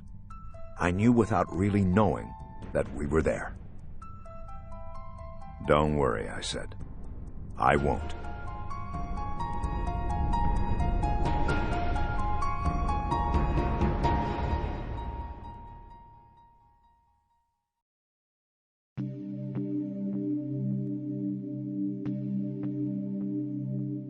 Chapter 41. The rain was getting to Rachel, the relentlessness of it. It never let up, never paused. It just came down and hit the windshield in a non-stop torrent that overpowered the wipers. Everything was a blur. There were cars pulled off on the shoulders of the freeway. Lightning cracked the sky to the west, somewhere out over the ocean. They passed accident after accident, and these just made Rachel all the more nervous. If they got into an accident and lost Thomas, they would carry an awful burden of responsibility for what happened to him. She was afraid that if she looked away from the red glow of the taillights on Thomas's car, they would lose him in the sea of blurred red. Bosch seemed to know what she was thinking. "Relax," he said. "I'm not going to lose him. And even if I do, we know where he's going now." "No, we don't. We only know where Turrentine lives. That doesn't mean his books are there. 6,000 books? Who keeps 6,000 books in their house? He probably has them in a warehouse somewhere." Rachel watched Bosch adjust his grip on the steering wheel and add a few more miles to his speed, drawing them closer to Thomas. "Didn't think about that, did you?" "No, not really." "So don't lose him." "I told you I won't." "I know. It just helps me to say it." She gestured toward the windshield. "How often does it get like this?" "Almost never," Bosch said. "They said on the news that it's a 100-year storm. It's like something's wrong, something's broken. The canyons are probably washing out in Malibu, landslides in the Palisades, and the river's probably over its sides. Last year we had the fires. This year maybe it's going to be rain. One way or another, it's always something. It's like you always have to pass a test or something." He turned on the radio to pick up a weather report, but Rachel immediately reached over and turned it off and pointed ahead through the windshield. "Concentrate on this," she ordered. "I don't care about the weather report." "Right." "Get closer. I don't care if you're right behind him. He won't be able to see you in this mess." "I get behind him, I might hit him. Then what do we say?" "Just don't lose him." "Yeah, I know." They drove for the next half hour without a word. The freeway rose and crossed over the mountains. Rachel saw a large stone structure on the top of the mountain. It looked like some sort of postmodern castle in the gray and gloom, and Bosch told her it was the Getty Museum. As they descended into the valley, she saw the turn signal flare from the back of Thomas's car. Bosch moved into the turning lane 3 cars back. "He's taking the 101. We're almost there." "You mean to Canoga Park?" "That's right. He'll take this out west and then go north again on surface streets." Bosch grew quiet again as he concentrated on the driving and following. In another 15 minutes, the turn signal on the Explorer flared again, and Thomas exited on DeSoto Avenue and headed north. Bosch and Walling trailed behind on the exit ramp, but this time without the cover of other traffic. On DeSoto, Thomas almost immediately pulled to the curb in a no-parking area, and Bosch had to drive by him, or the surveillance would have been obvious. "I think he's looking at a map or directions," Rachel said. "He had the light on and his head was down." "Okay."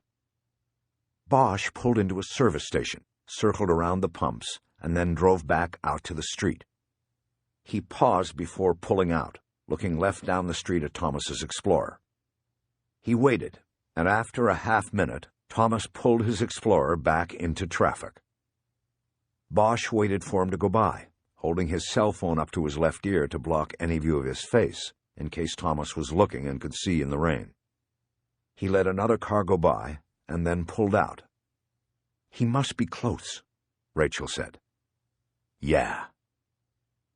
But Thomas drove several more blocks before turning right. Bosch slowed before doing the same. "Valerio," Rachel said, seeing the street sign in the murk. "This is it." When Bosch made the turn, she saw the brake lights on Thomas's car. He was stopped in the middle of the road 3 blocks ahead. He was at a dead end. Bosch quickly pulled to the curb behind a parked car. "The dome light's on," Rachel said. "I think he's looking at his map again." "The river," Bosch said. "What?" "I told you Valerio cuts across the whole valley, but so does the river. So he's probably figuring out a way to get around it. The river cuts off all these streets in here. He probably has to get to Valerio on the other side." "I don't see any river up there. I see a fence and concrete." "It's not what you would consider a river. In fact, technically, that isn't the river. It's probably either the Aliso or Browns Canyon wash. It goes to the river." They waited. Thomas didn't move. The river used to flood in storms like this. It would wipe out a third of the city. So they tried to control it, contain it. Somebody had the idea to capture it in stone, put it in concrete. So that's what they did, and everybody's house and home was supposedly safe after that. I guess that's called progress. Bosch nodded and then re-gripped his hands on the wheel. "He's moving."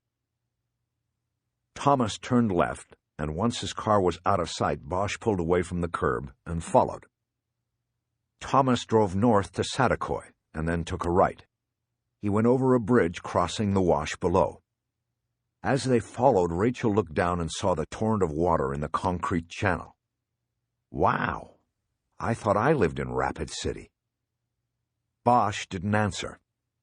Thomas turned south on Mason and came back down to Valerio, but now he was on the other side of the concrete channel. He turned right again on Valerio. "That'll be another dead end," Bosch said. He stayed on Mason and drove on by Valerio.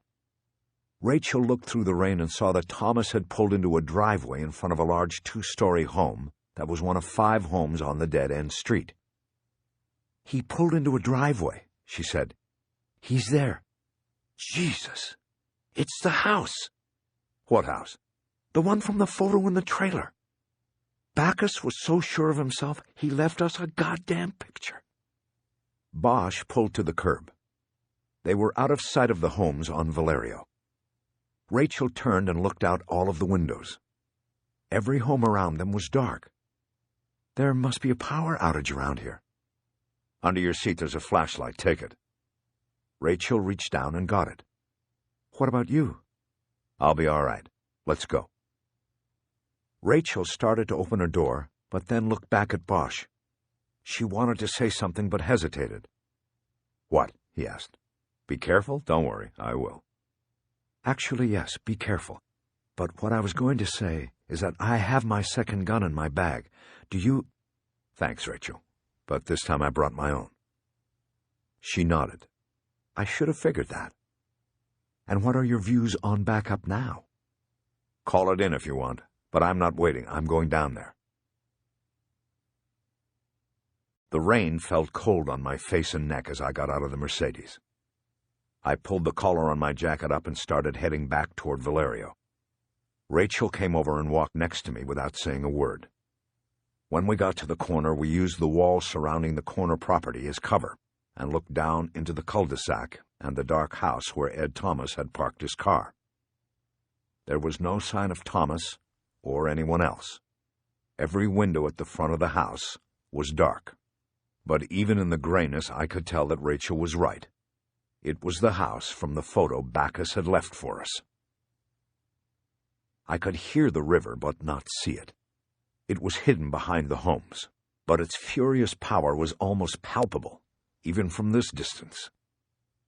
In storms like this, the whole city washed itself out over its smooth concrete surfaces. It snaked through the valley and around the mountains to downtown, and from there west to the ocean. It was a mere trickle most of the year, a municipal joke even. But a rainstorm would awaken the snake and give it power. It became the city's gutter.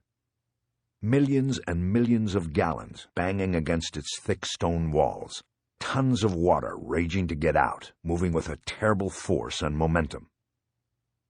I remembered a boy who was taken when I was a kid. I didn't know him. I knew of him. 4 decades later, I even remembered his name. Billy Kinsey was playing on the river's shoulder. He slipped in, and in a moment, he was gone.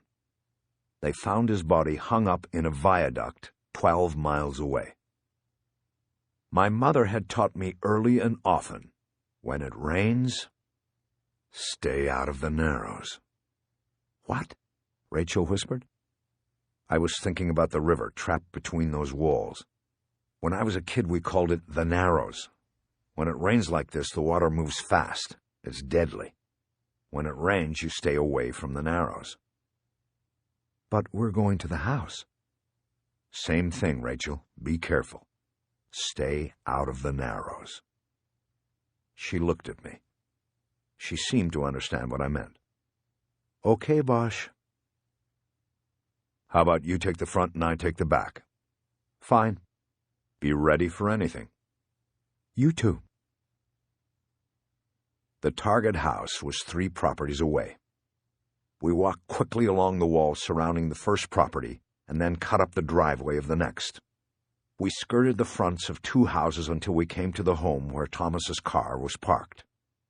Rachel gave me a last nod, and we separated then, both of us pulling our weapons in unison. Rachel moved to the front, while I started down the driveway toward the rear. The gloom and the sound of the rain and the river channel gave me visual and sound cover. The driveway was also lined with squat bougainvillea trees that had been let go for some time without training or trimming. But the house behind the windows was dark. Someone could be behind any glass watching me and I wouldn't know it. The rear yard was flooded.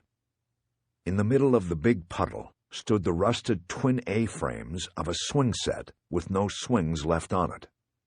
Behind it was a 6-foot fence that separated the property from the river channel.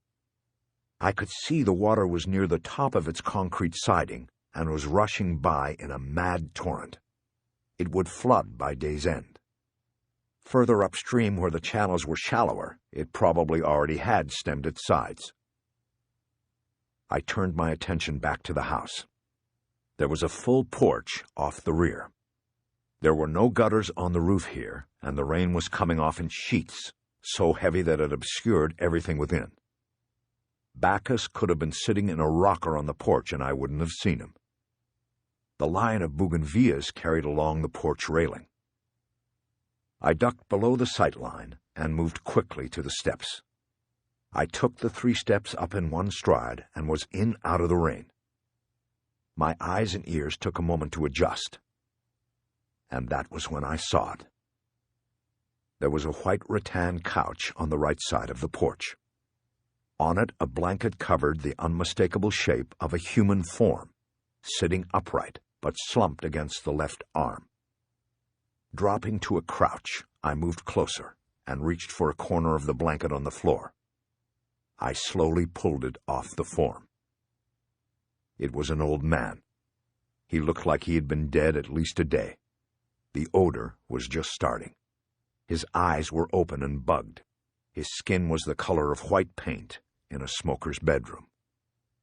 A snap cuff had been pulled tight, too tight, around his neck.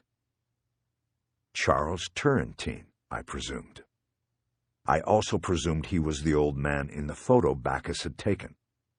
He had been killed and then left there on the porch like a stack of old newspapers. He'd had no business with the poet. He'd just been a means to an end. I raised my Glock and went to the house's back door. I wanted to get a warning to Rachel, but there was no way to do it without revealing my own position and possibly compromising hers. I just had to keep moving, going further into the darkness of this place until I came across her or Bacchus. The door was locked. I decided I would go around, catch up to Rachel from the front, but as I turned, my eyes fell back on the body, and I was struck with a possibility. I moved to the couch and patted down the old man's pants, and I was rewarded. I heard the jingle of keys. Rachel was surrounded. Stacks and stacks of books lined every wall in the front hallway. She stood there, gun in one hand and flashlight in the other, and looked into the living room to her right. More books. Shelves lined every wall and every shelf was filled to capacity. Books stacked on the coffee table and the end tables and every horizontal surface. Somehow it made the place seem haunted. It was not a place of life, but a place of doom and gloom, where bookworms ate through the words of all the authors. She tried to keep moving without dwelling on her rising fears.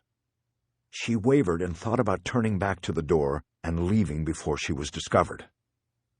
But then she heard the voices and knew she must press on. "Where's Charles?" "I said sit down." The words came to her from an unknown direction. The pounding of the rain outside, the rage of the nearby river, and the books stacked everywhere combined to obliquely camouflage the origin of sounds. She heard the voices, but could not tell where they came from. More sounds and voices came to her. Murmurs, mostly, and every few moments a recognizable word, sculpted in anger or fear. "You thought." She bent down and left the flashlight on the floor. She had not used it yet and couldn't risk it now. She moved into the deeper gloom of the hallway. She had already checked the front rooms and knew the voices were coming from somewhere further into the house.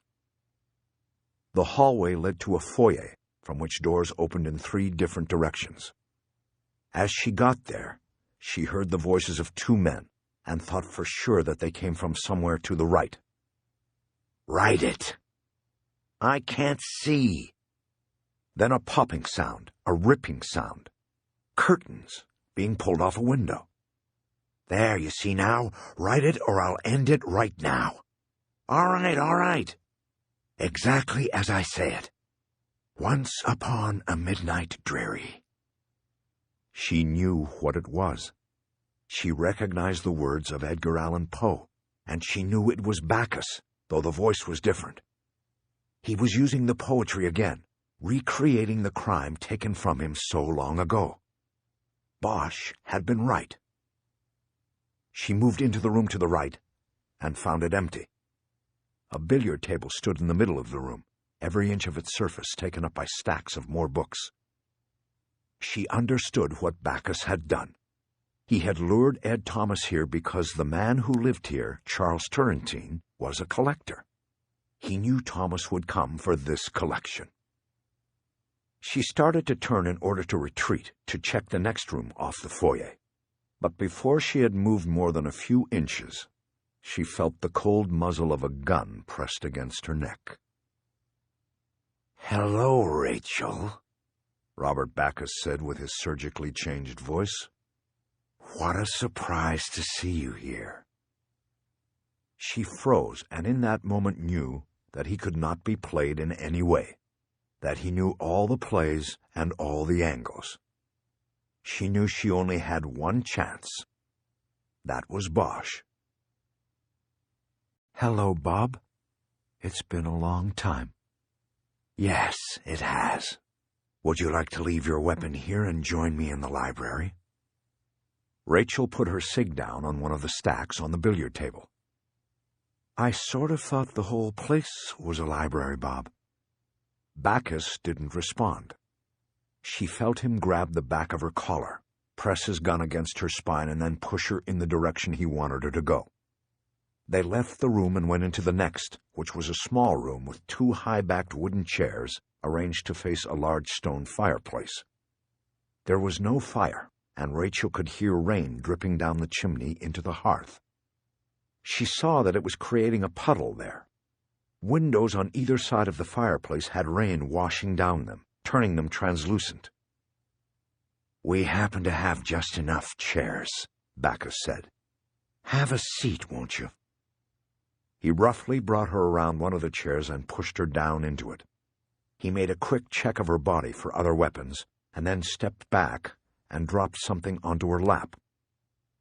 Rachel looked into the other chair and saw Ed Thomas. He was still alive. His wrists were held to the arms of the chair by plastic snap cuffs. 2 more cuffs had been joined and then used to hold him by his neck to the back of the chair.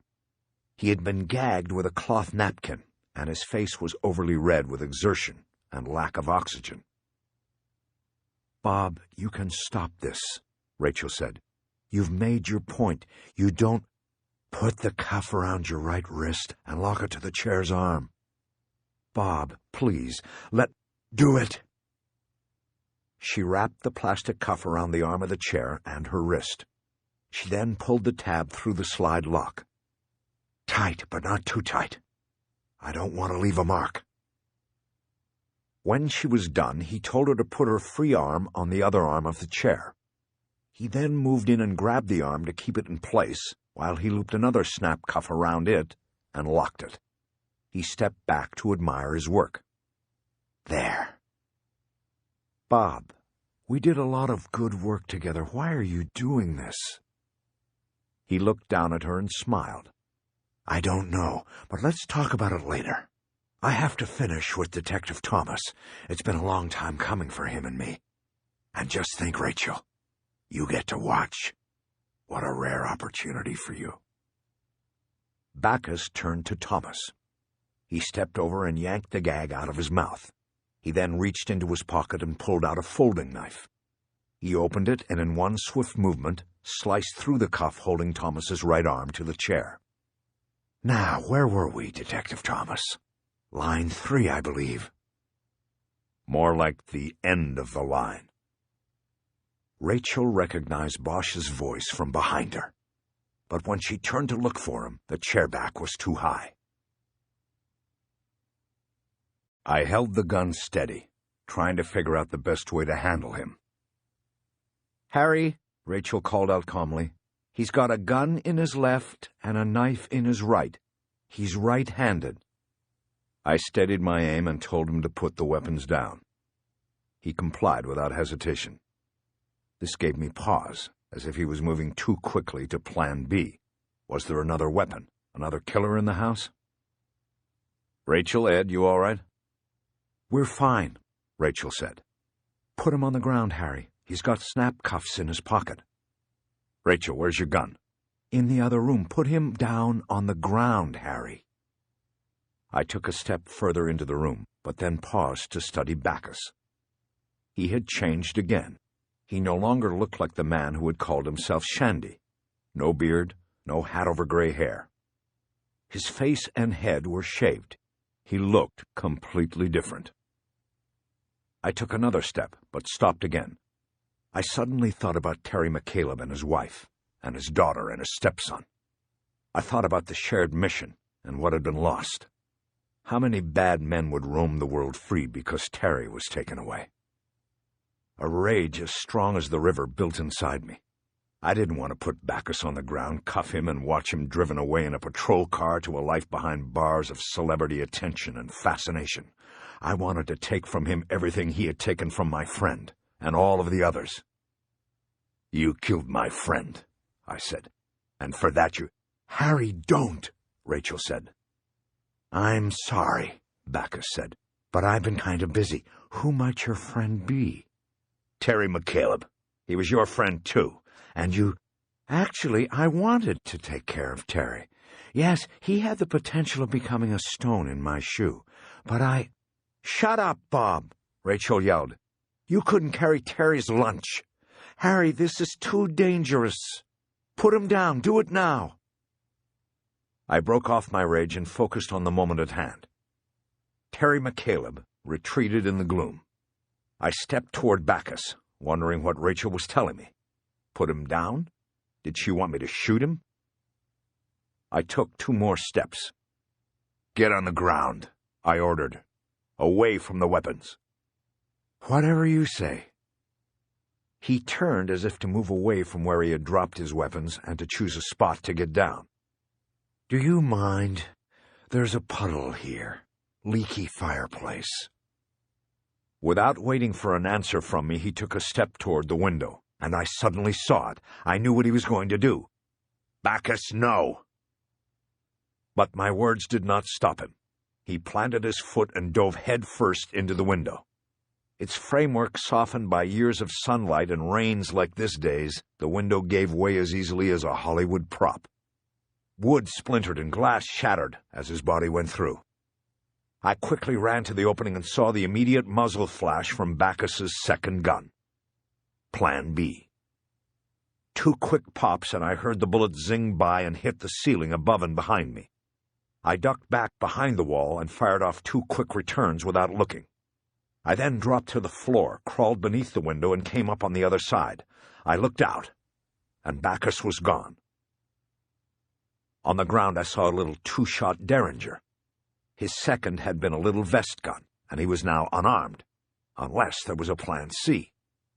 "Harry, the knife!" Rachel called from behind me. "Cut me loose!" I grabbed the knife from the floor and quickly sliced through her bonds. The plastic cut easily. I then turned to Thomas and put the knife in his right hand so he could free himself. "I'm sorry, Ed," I said. I could give him the rest of the apology later. I turned back to Rachel, who was at the window, looking through the gloom. She had picked up Bacchus's gun. "See him?" I joined her there. 30 yards to the left was the river wash. Just as I looked, I saw the overflowing torrent carrying a whole oak tree on its surface. Then there was movement. We saw Bacchus jump from the cover of a bougainvillea and start to scale the fence that kept people away from the river. Just as he was going over the top, Rachel raised a gun and fired 2 quick shots. Bacchus dropped down onto the gravel shoulder next to the channel. But then he jumped up and started running. Rachel had missed. "He can't get across the river," I said. "He's hemmed in. He's heading up to the bridge at Satakoy." I knew if Bacchus made it to the bridge, we would lose him. He could cross and disappear in the neighborhood on the west side of the channel or the business district near DeSoto. "I'll go from here," Rachel said. "You get the car and get there faster. We'll trap him at the bridge." Got it. I headed for the door, getting ready to run through the rain. I pulled my cell phone from my pocket and threw it to Thomas as I went. "Ed," I called over my shoulder. "Call the cops. Get us some backup."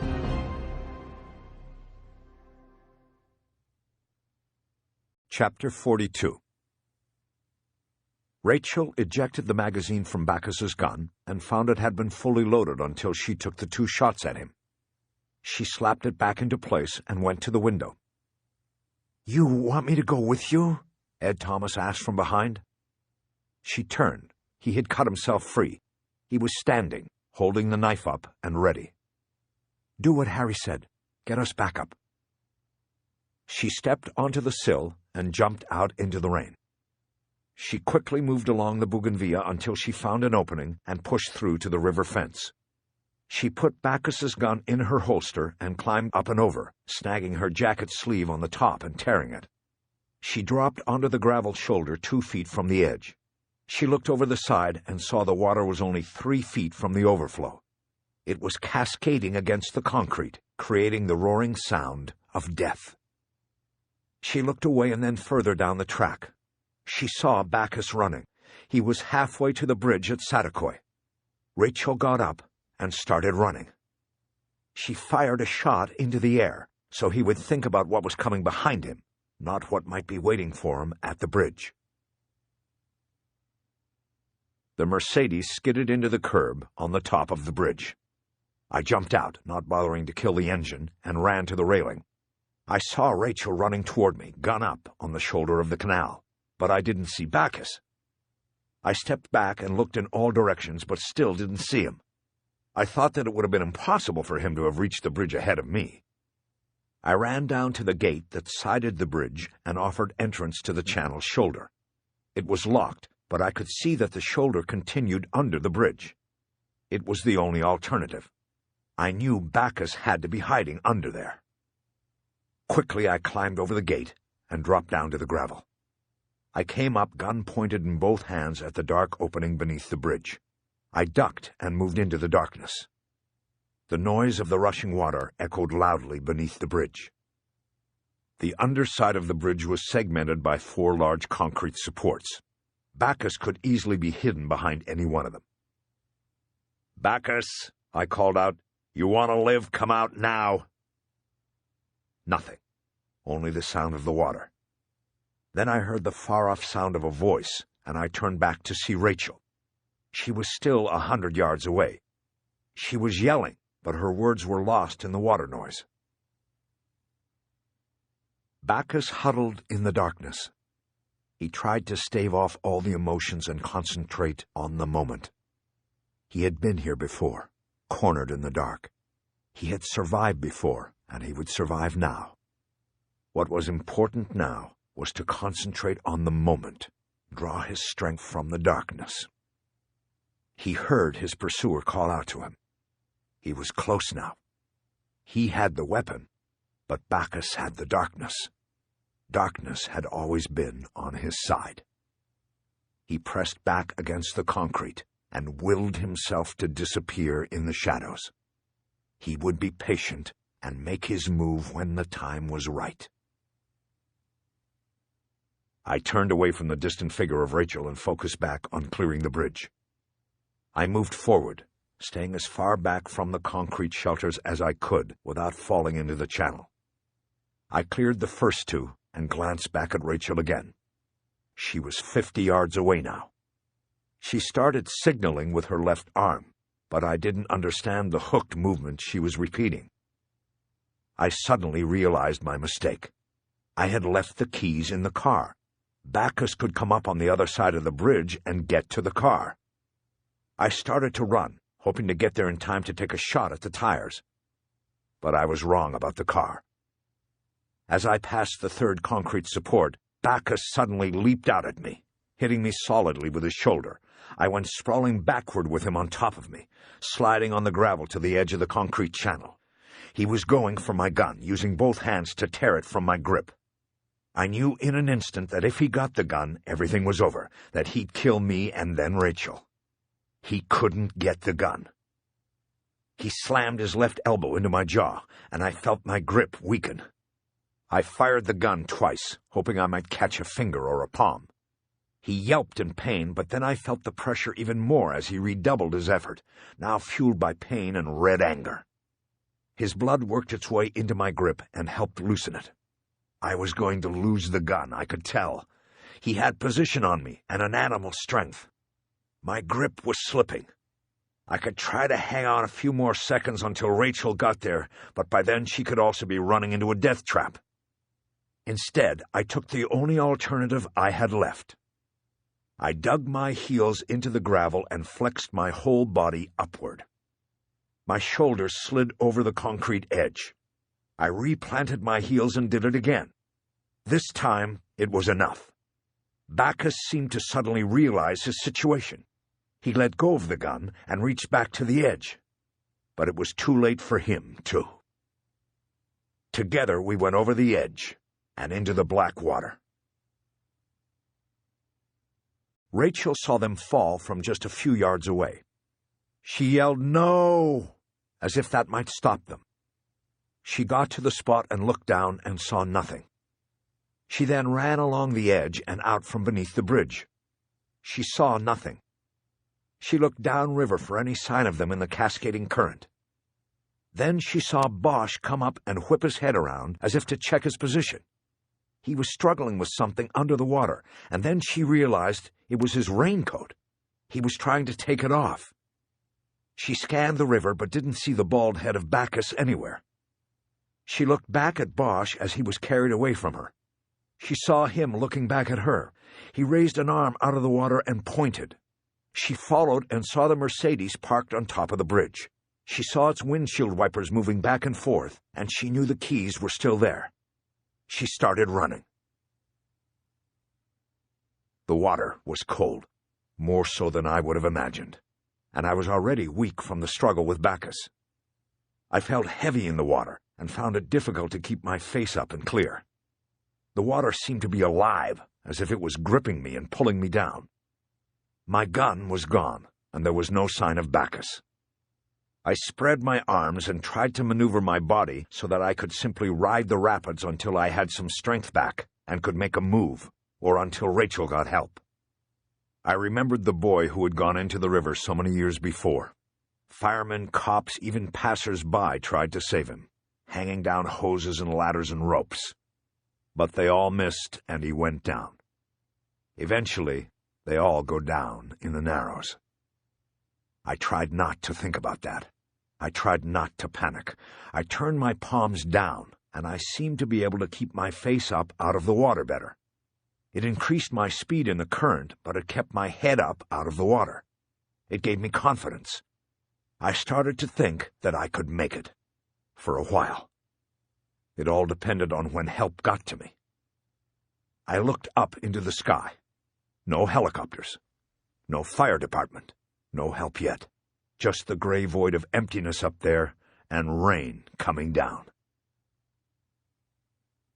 The 911 operator told Rachel to stay on the line, but she couldn't drive fast and well and safely with the phone to her ear. She dropped it on the passenger seat without disconnecting. When she came to the next stop sign, she stopped so short that the phone was hurled into the footwell and out of her reach. She didn't care. She was speeding down the street, checking to her left at every intersection for the next bridge crossing the channel.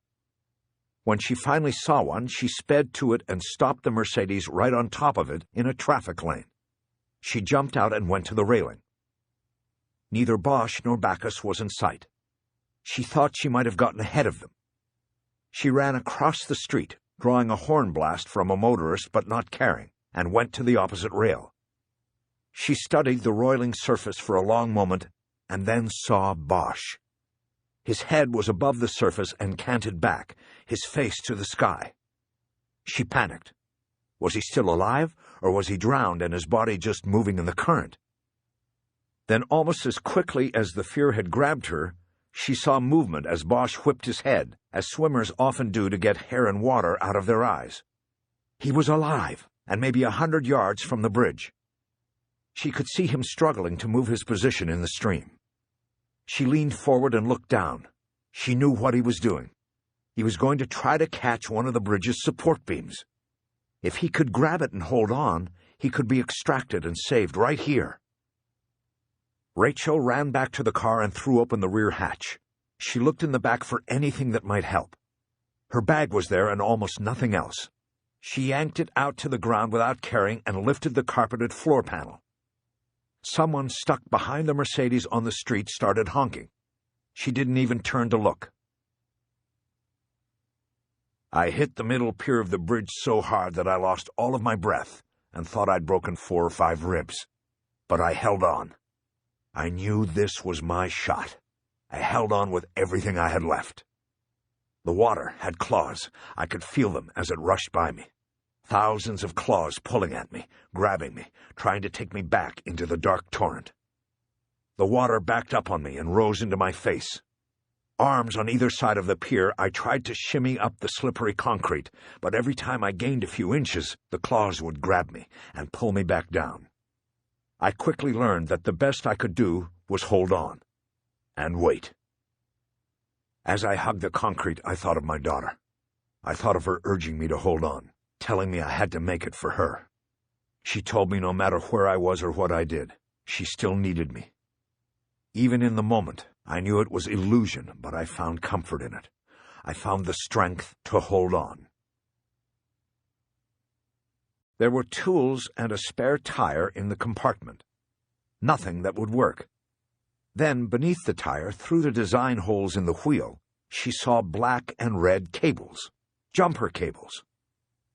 She put her fingers through the holes in the wheel and yanked it upward.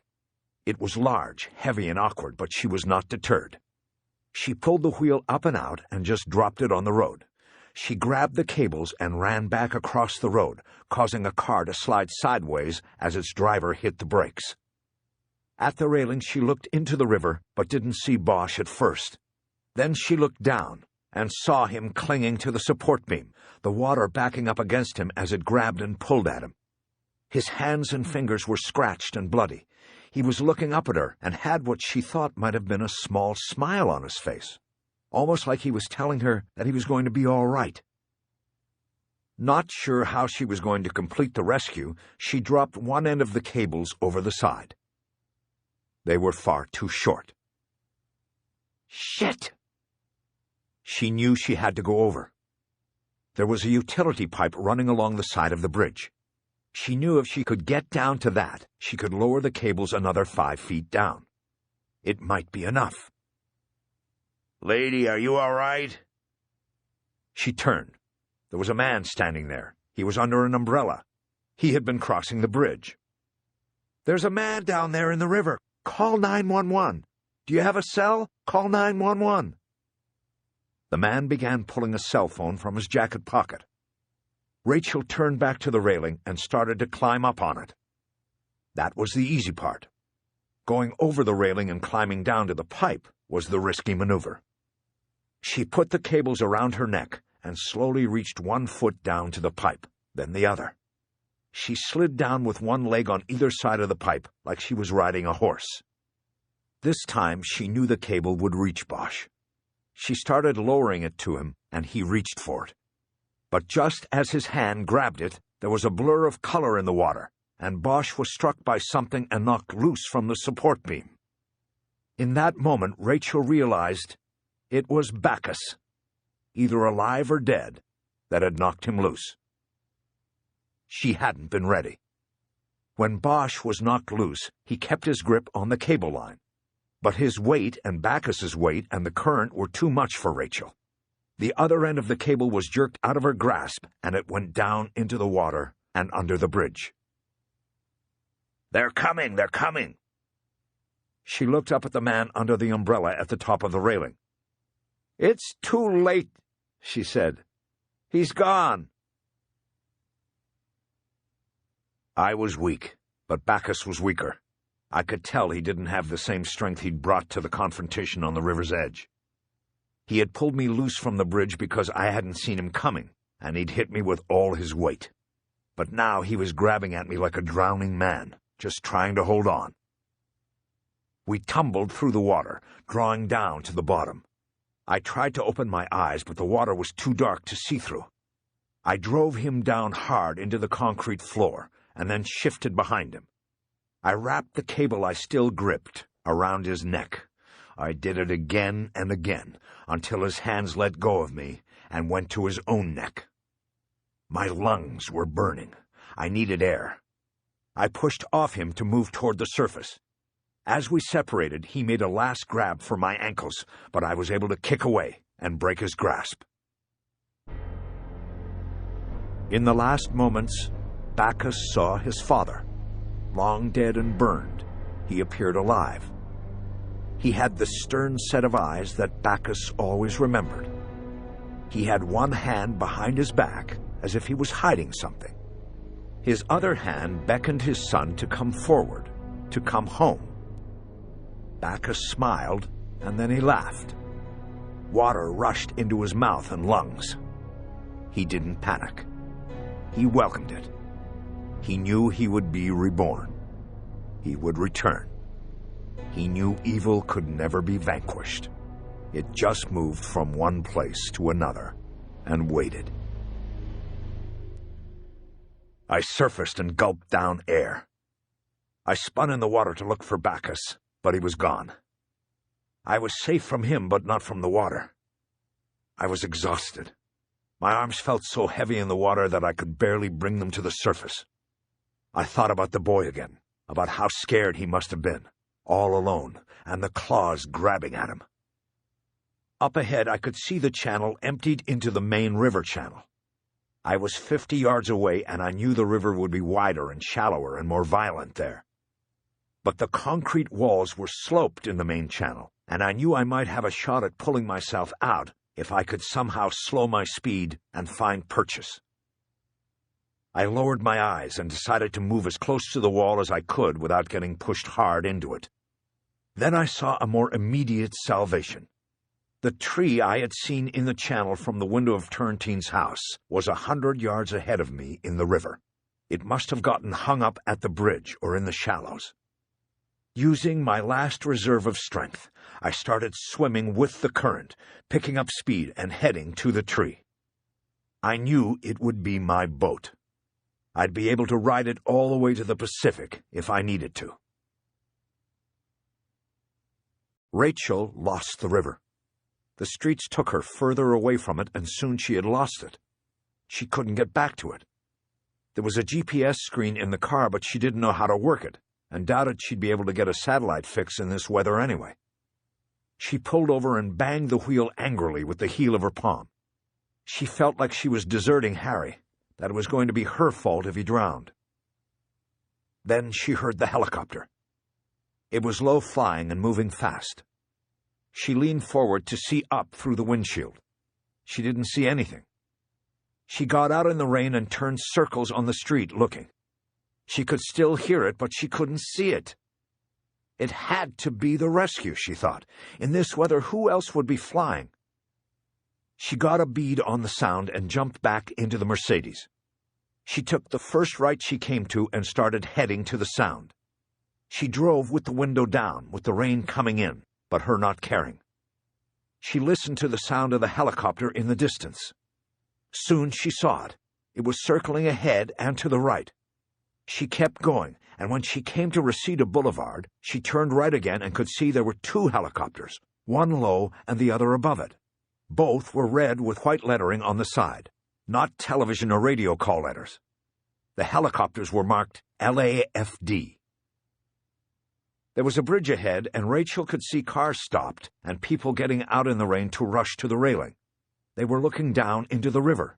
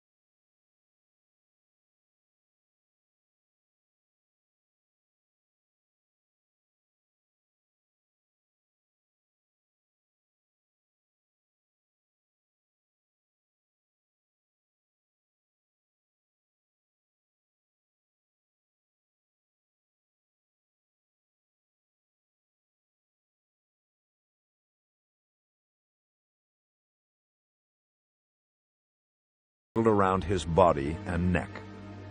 His shaven skull looked like a child's lost ball bobbing in the current. The second helicopter followed the body from above, waiting for it to get hung up like the tree had before any extraction was risked. There was no hurry this time. As the current thickened to move between the pylons of the bridge, the body's fluid travel was disturbed, and it turned over in the water. Just before it went under the bridge, Rachel caught a glimpse of Bacchus's face. His eyes were open beneath the glaze of water, but it seemed to her that he was looking right at her before he disappeared under the bridge. Many years ago, when I served in the Army in Vietnam, I was wounded in a tunnel. I was extracted by my comrades and put on a helicopter back to base camp. I remember that as the chopper rose and took me from harm's way, I felt an elation that far obscured the pain of my wound and the exhaustion I'd felt. I felt the same way that day on the river. Déjà vu all over again, as they say. I had made it. I had survived. I was out of harm's way. I was smiling as a fireman in a safety helmet wrapped a blanket around me. "We're taking you to USC to get checked out," he yelled over the roar of the rotor and the rain. "ETA in 10 minutes. He gave me the OK sign, and I gave it back to him, noticing that my fingers were a bluish white and that I was shaking with something more than cold. "I'm sorry about your friend," the fireman yelled. I saw he was looking down through a glass panel on the lower part of the door he had just slid closed. I leaned over and looked, and I could see Bacchus in the water below. He was face up and moving languidly in the current. "I'm not sorry," I said, but not loud enough to be heard. I leaned back on the jump seat they had put me on. I closed my eyes and nodded to the conjured image of my silent partner, Terry McCaleb, smiling and standing in the stern of his boat. Chapter 43. The skies cleared a couple days later and the city started to dry out and dig out. There had been landslides in Malibu and Topanga. The coast highway was down to 2 lanes for the foreseeable future. In the Hollywood Hills, there had been flooding in the lower streets. One house on Fairholme Drive had broken free and was washed into the street, leaving an aging movie star homeless. 2 deaths were attributed to the storm. A golfer who had inexplicably decided to get in a few holes between bands of the storm and was hit on a backswing by a bolt of lightning, and Robert Bacchus, the fugitive serial killer. The poet was dead, the headlines and news anchors said. Bacchus's body was fished out of the river at the Sepulveda Dam. Cause of death? Drowning. The seas calmed, too, and I took a morning ferry out to Catalina to see Graciela McCaleb. I rented a golf cart and drove up to the house, where she answered the door and received me with her family. I met Raymond, the adopted son, and Cielo, the girl Terry had told me about. Meeting her made me miss my own daughter and reminded me of the new vulnerability I would soon have in my life. The house was filled with boxes, and Graciela explained that the storm had delayed their move back to the mainland. In another day, their belongings would be shuttled down to a barge and then taken across to the port, where a moving truck would be waiting. It was complicated and expensive, but she had no regrets. She wanted to leave the island and the memories it held. We went out to the table on the porch so we could talk without the children hearing. It was a nice spot, with a view of all of Avalon Harbor. It made it hard to believe she wanted to leave. I could see the following sea down there, and I noticed there was someone in the stern, and that one of the deck hatches was open. "Is that Buddy down there?" "Yes. He's getting ready to move the boat. The FBI brought it back yesterday without calling ahead.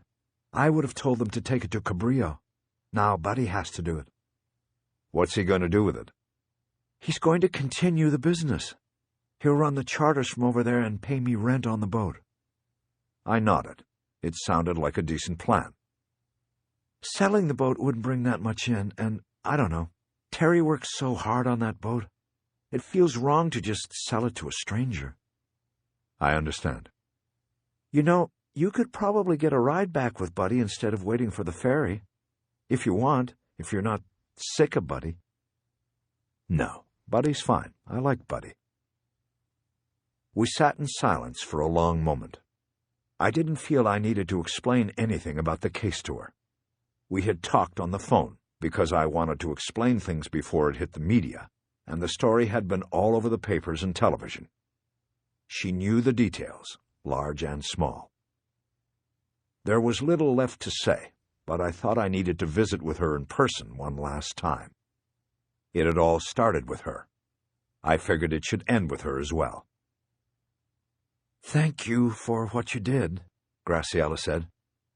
"Are you all right?" "I'm fine. Just a few scratches and bruises from the river.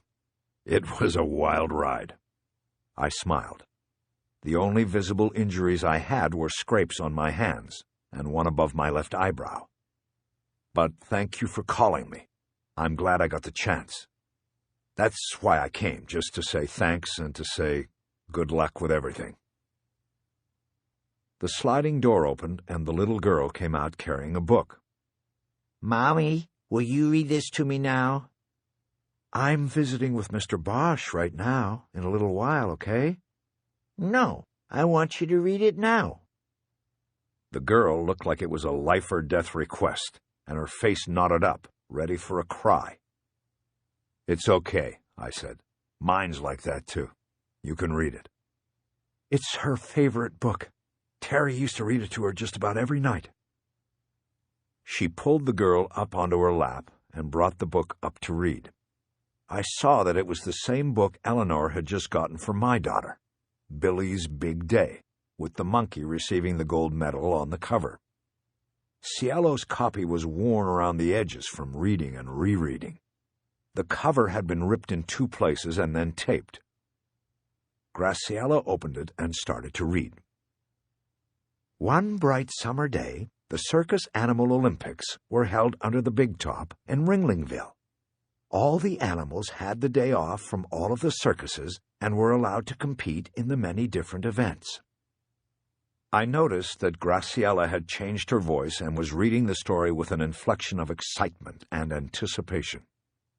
"All the animals lined up at the bulletin board outside Mr. Farnsworth's office. The list of events was posted on the board. There were races and relays and many other contests. The big animals got closest to the board and were crowding it, so the others couldn't see. A little monkey squeezed between the legs of an elephant and then climbed the pachyderm's trunk so that he could see the list. Billy Bing smiled when he finally saw it. There was one race called the 100-yard dash, and he knew he was very good at dashing." I didn't hear the rest of the story after that. I got up and went to the railing and looked down into the harbor. But I didn't see anything down there either. My mind was too busy for the external world. I was flooded with ideas and emotions. I suddenly knew that the name William Bing, the name Terry McCaleb had scrawled on the flap of his file, belonged to a monkey. And I suddenly knew that the story wasn't finished.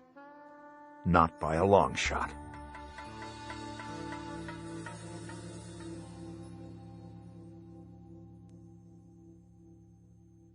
Chapter 44. Rachel came to see me at my house later that day. I had just gotten in after filing my paperwork with Kiz Ryder at Parker Center and was listening to a phone message from Ed Thomas. He was thanking me for saving his life, when all along it was I who owed him an apology for not warning him in the first place. I was feeling guilty about that and thinking about calling the bookstore when Rachel knocked. I invited her in, and we went out to the back deck. "Wow, nice view." "Yeah, I like it." I pointed down to the left, where a small cut of the river was in the view behind the sound stages on the Warner Brothers lot. "There it is, the mighty Los Angeles River." She squinted and looked, and then found it. "The Narrows. Looks pretty weak right now." "It's resting. Next storm it will be back." "How are you feeling, Harry?" "Good, better. I've been sleeping a lot." "I'm surprised you're still in town." "Well, I took a few days. I'm actually looking at apartments." "Really?" I turned with my back to the railing, so I could just look at her. "I'm pretty sure this whole thing will be my ticket out of South Dakota. I don't know what squad they'll put me on, but I'm going to ask for L.A. Or I was, until I saw what some of these apartments go for. In Rapid City, I pay $550 a month for a really nice and secure place." "I could find you $550 here, but you probably won't like the location. You'd probably have to learn another language, too." "No, thanks. I'm working on it. So what have you been doing?" "I just came back from Parker Center. I put in my papers. I'm going back on the job." "Then I guess this is it for us. I heard the FBI and the LAPD don't talk." "Yeah, there is a wall there. but has been known to come down from time to time. I have some friends with the Bureau, believe it or not." "I believe it, Harry." I noticed that she was back to calling me by my first name. I wondered if that meant the relationship was over. "So," I said, "when did you know about McCaleb?" "What do you mean? Know what?" "I mean, when did you know that Bacchus didn't kill him, that he killed himself?" She put both hands on the railing and looked down into the arroyo. But she wasn't really looking at anything down there. "Harry, what are you talking about?" "I found out who William Byng is. He's a monkey from the pages of his daughter's favorite book." "So, what's that mean?" "It means he checked himself into the hospital in Vegas under a phony name. He had something wrong with him, Rachel. Something inside." I touched the center of my chest. Maybe he was chasing the case, maybe not. Maybe he knew something was wrong and he went over there to that hospital to have it checked out and to keep it quiet.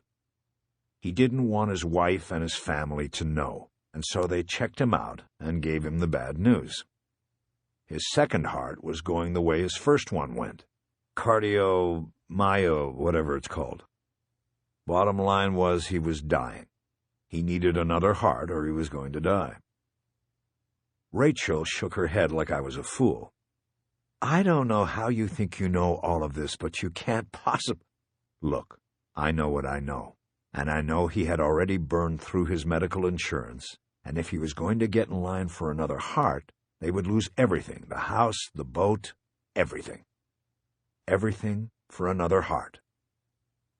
I paused and then continued in a quiet and calm voice. He didn't want that. He also didn't want his family to see him waste away and die on the public dole. And he didn't like the idea of another person dying so he could live. He had already been through that, too. I stopped there to see if she would protest again and try to dissuade me. She remained silent this time. The only things he had left were his life insurance and his pension. He wanted them to have that. So he was the one who changed out his pills. There's a receipt for a health food store under the seat of his car. I called there this morning to see if they sell powdered shark cartilage. They do. He changed out his pills and just kept on taking them. He figured as long as he made a show of taking them, there'd be no autopsy, and everything would work out fine. But it didn't, did it? No. But he had a backup plan for that, too. That's why he waited for the long charter. He wanted to die out there on the boat. He wanted it to be in waters that would come under federal jurisdiction. His hope was that if anything came of it, his friends in the Bureau would take care of everything for him. The only problem with his whole big plan was that he had no idea about the poet. He had no idea his wife would come to me, or that a few lines scribbled in a file would lead to all that happened. I shook my head. I should have seen it. The med switch wasn't Bacchus's style. Too complicated. The complicated ones are usually inside jobs. What about the threat to his family? Whether or not he knew it was Bacchus, he knew somebody had threatened his family. He got those photographs, somebody stalking his family. You were saying he checked out and left his family at risk? That's not the Terry McCaleb I knew. Maybe he thought he was ending the risk. The threat to his family was aimed at him. If he was gone, then so too was the threat. Rachel nodded, but it wasn't in any sort of confirmation. If nothing else, your fact chain is interesting, Harry. I'll give you that. But what makes you think we know about this? That I know about it? Oh, you know. The way you dismissed my questions about William Byng, for one thing. But the other is what you did in that house the other day. When I had the gun on Bacchus, he was about to say something about Terry, and you cut him off. You jumped all over what he was about to say. I think he was about to say he didn't kill Terry. Oh, yeah, a killer denying one of his victims. Isn't that unusual?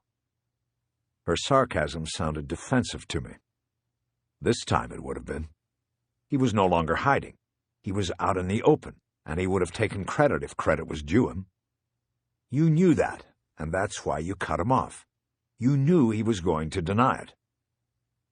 She came away from the railing and stood in front of me. Okay, Harry, you think you've got it all figured out. You found a sad little suicide hidden in all the murders. What are you going to do with it? You going to go out there and announce it to the world? The only thing that might do is take the money away from the family. Is that what you want? Maybe you can get a piece of it as the whistleblower reward. Now I turned away from her and leaned down on the railing. No, I don't want that. I just don't like being lied to. Oh, I get it. This really isn't about Terry. It's about you and me, isn't it? I don't know what it's about, Rachel. Well, when you do, when you figure it all out, let me know, okay? She suddenly came up next to me and kissed me hard on the cheek. Goodbye, Bosch. Maybe I'll see you around once the transfer comes through. I didn't turn around to watch her go. I listened as her angry footsteps crossed the deck and then the maple floor inside. I heard the front door slam with a finality that reverberated right through me. It was that tumbling bullet again. Chapter 45. I stood on the porch, elbows on the railing, for a long time after Rachel left. My guess was that I would never see her again, whether or not she took a transfer to Los Angeles. I felt a loss. I felt like something good had been taken from me, before I really knew how good it could be. I tried to put her out of my mind for a little while. Terry McCaleb, too. I looked out at the city and thought it was beautiful. The rain had cleaned the sky out, and I could see all the way to the San Gabriels and the snow-covered peaks beyond. The air seemed to be as clean and as pure as the air breathed by the Gabrielinos and the Padres so many years before. I saw what they had seen in the place. It was the kind of day you felt you could build a future on.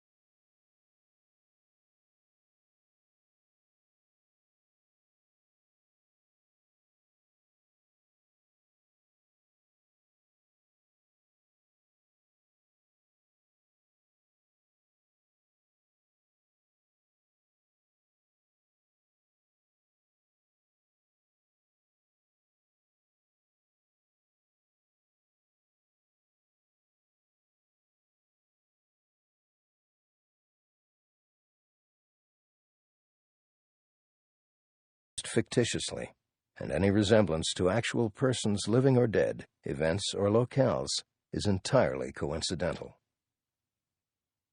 Acknowledgements.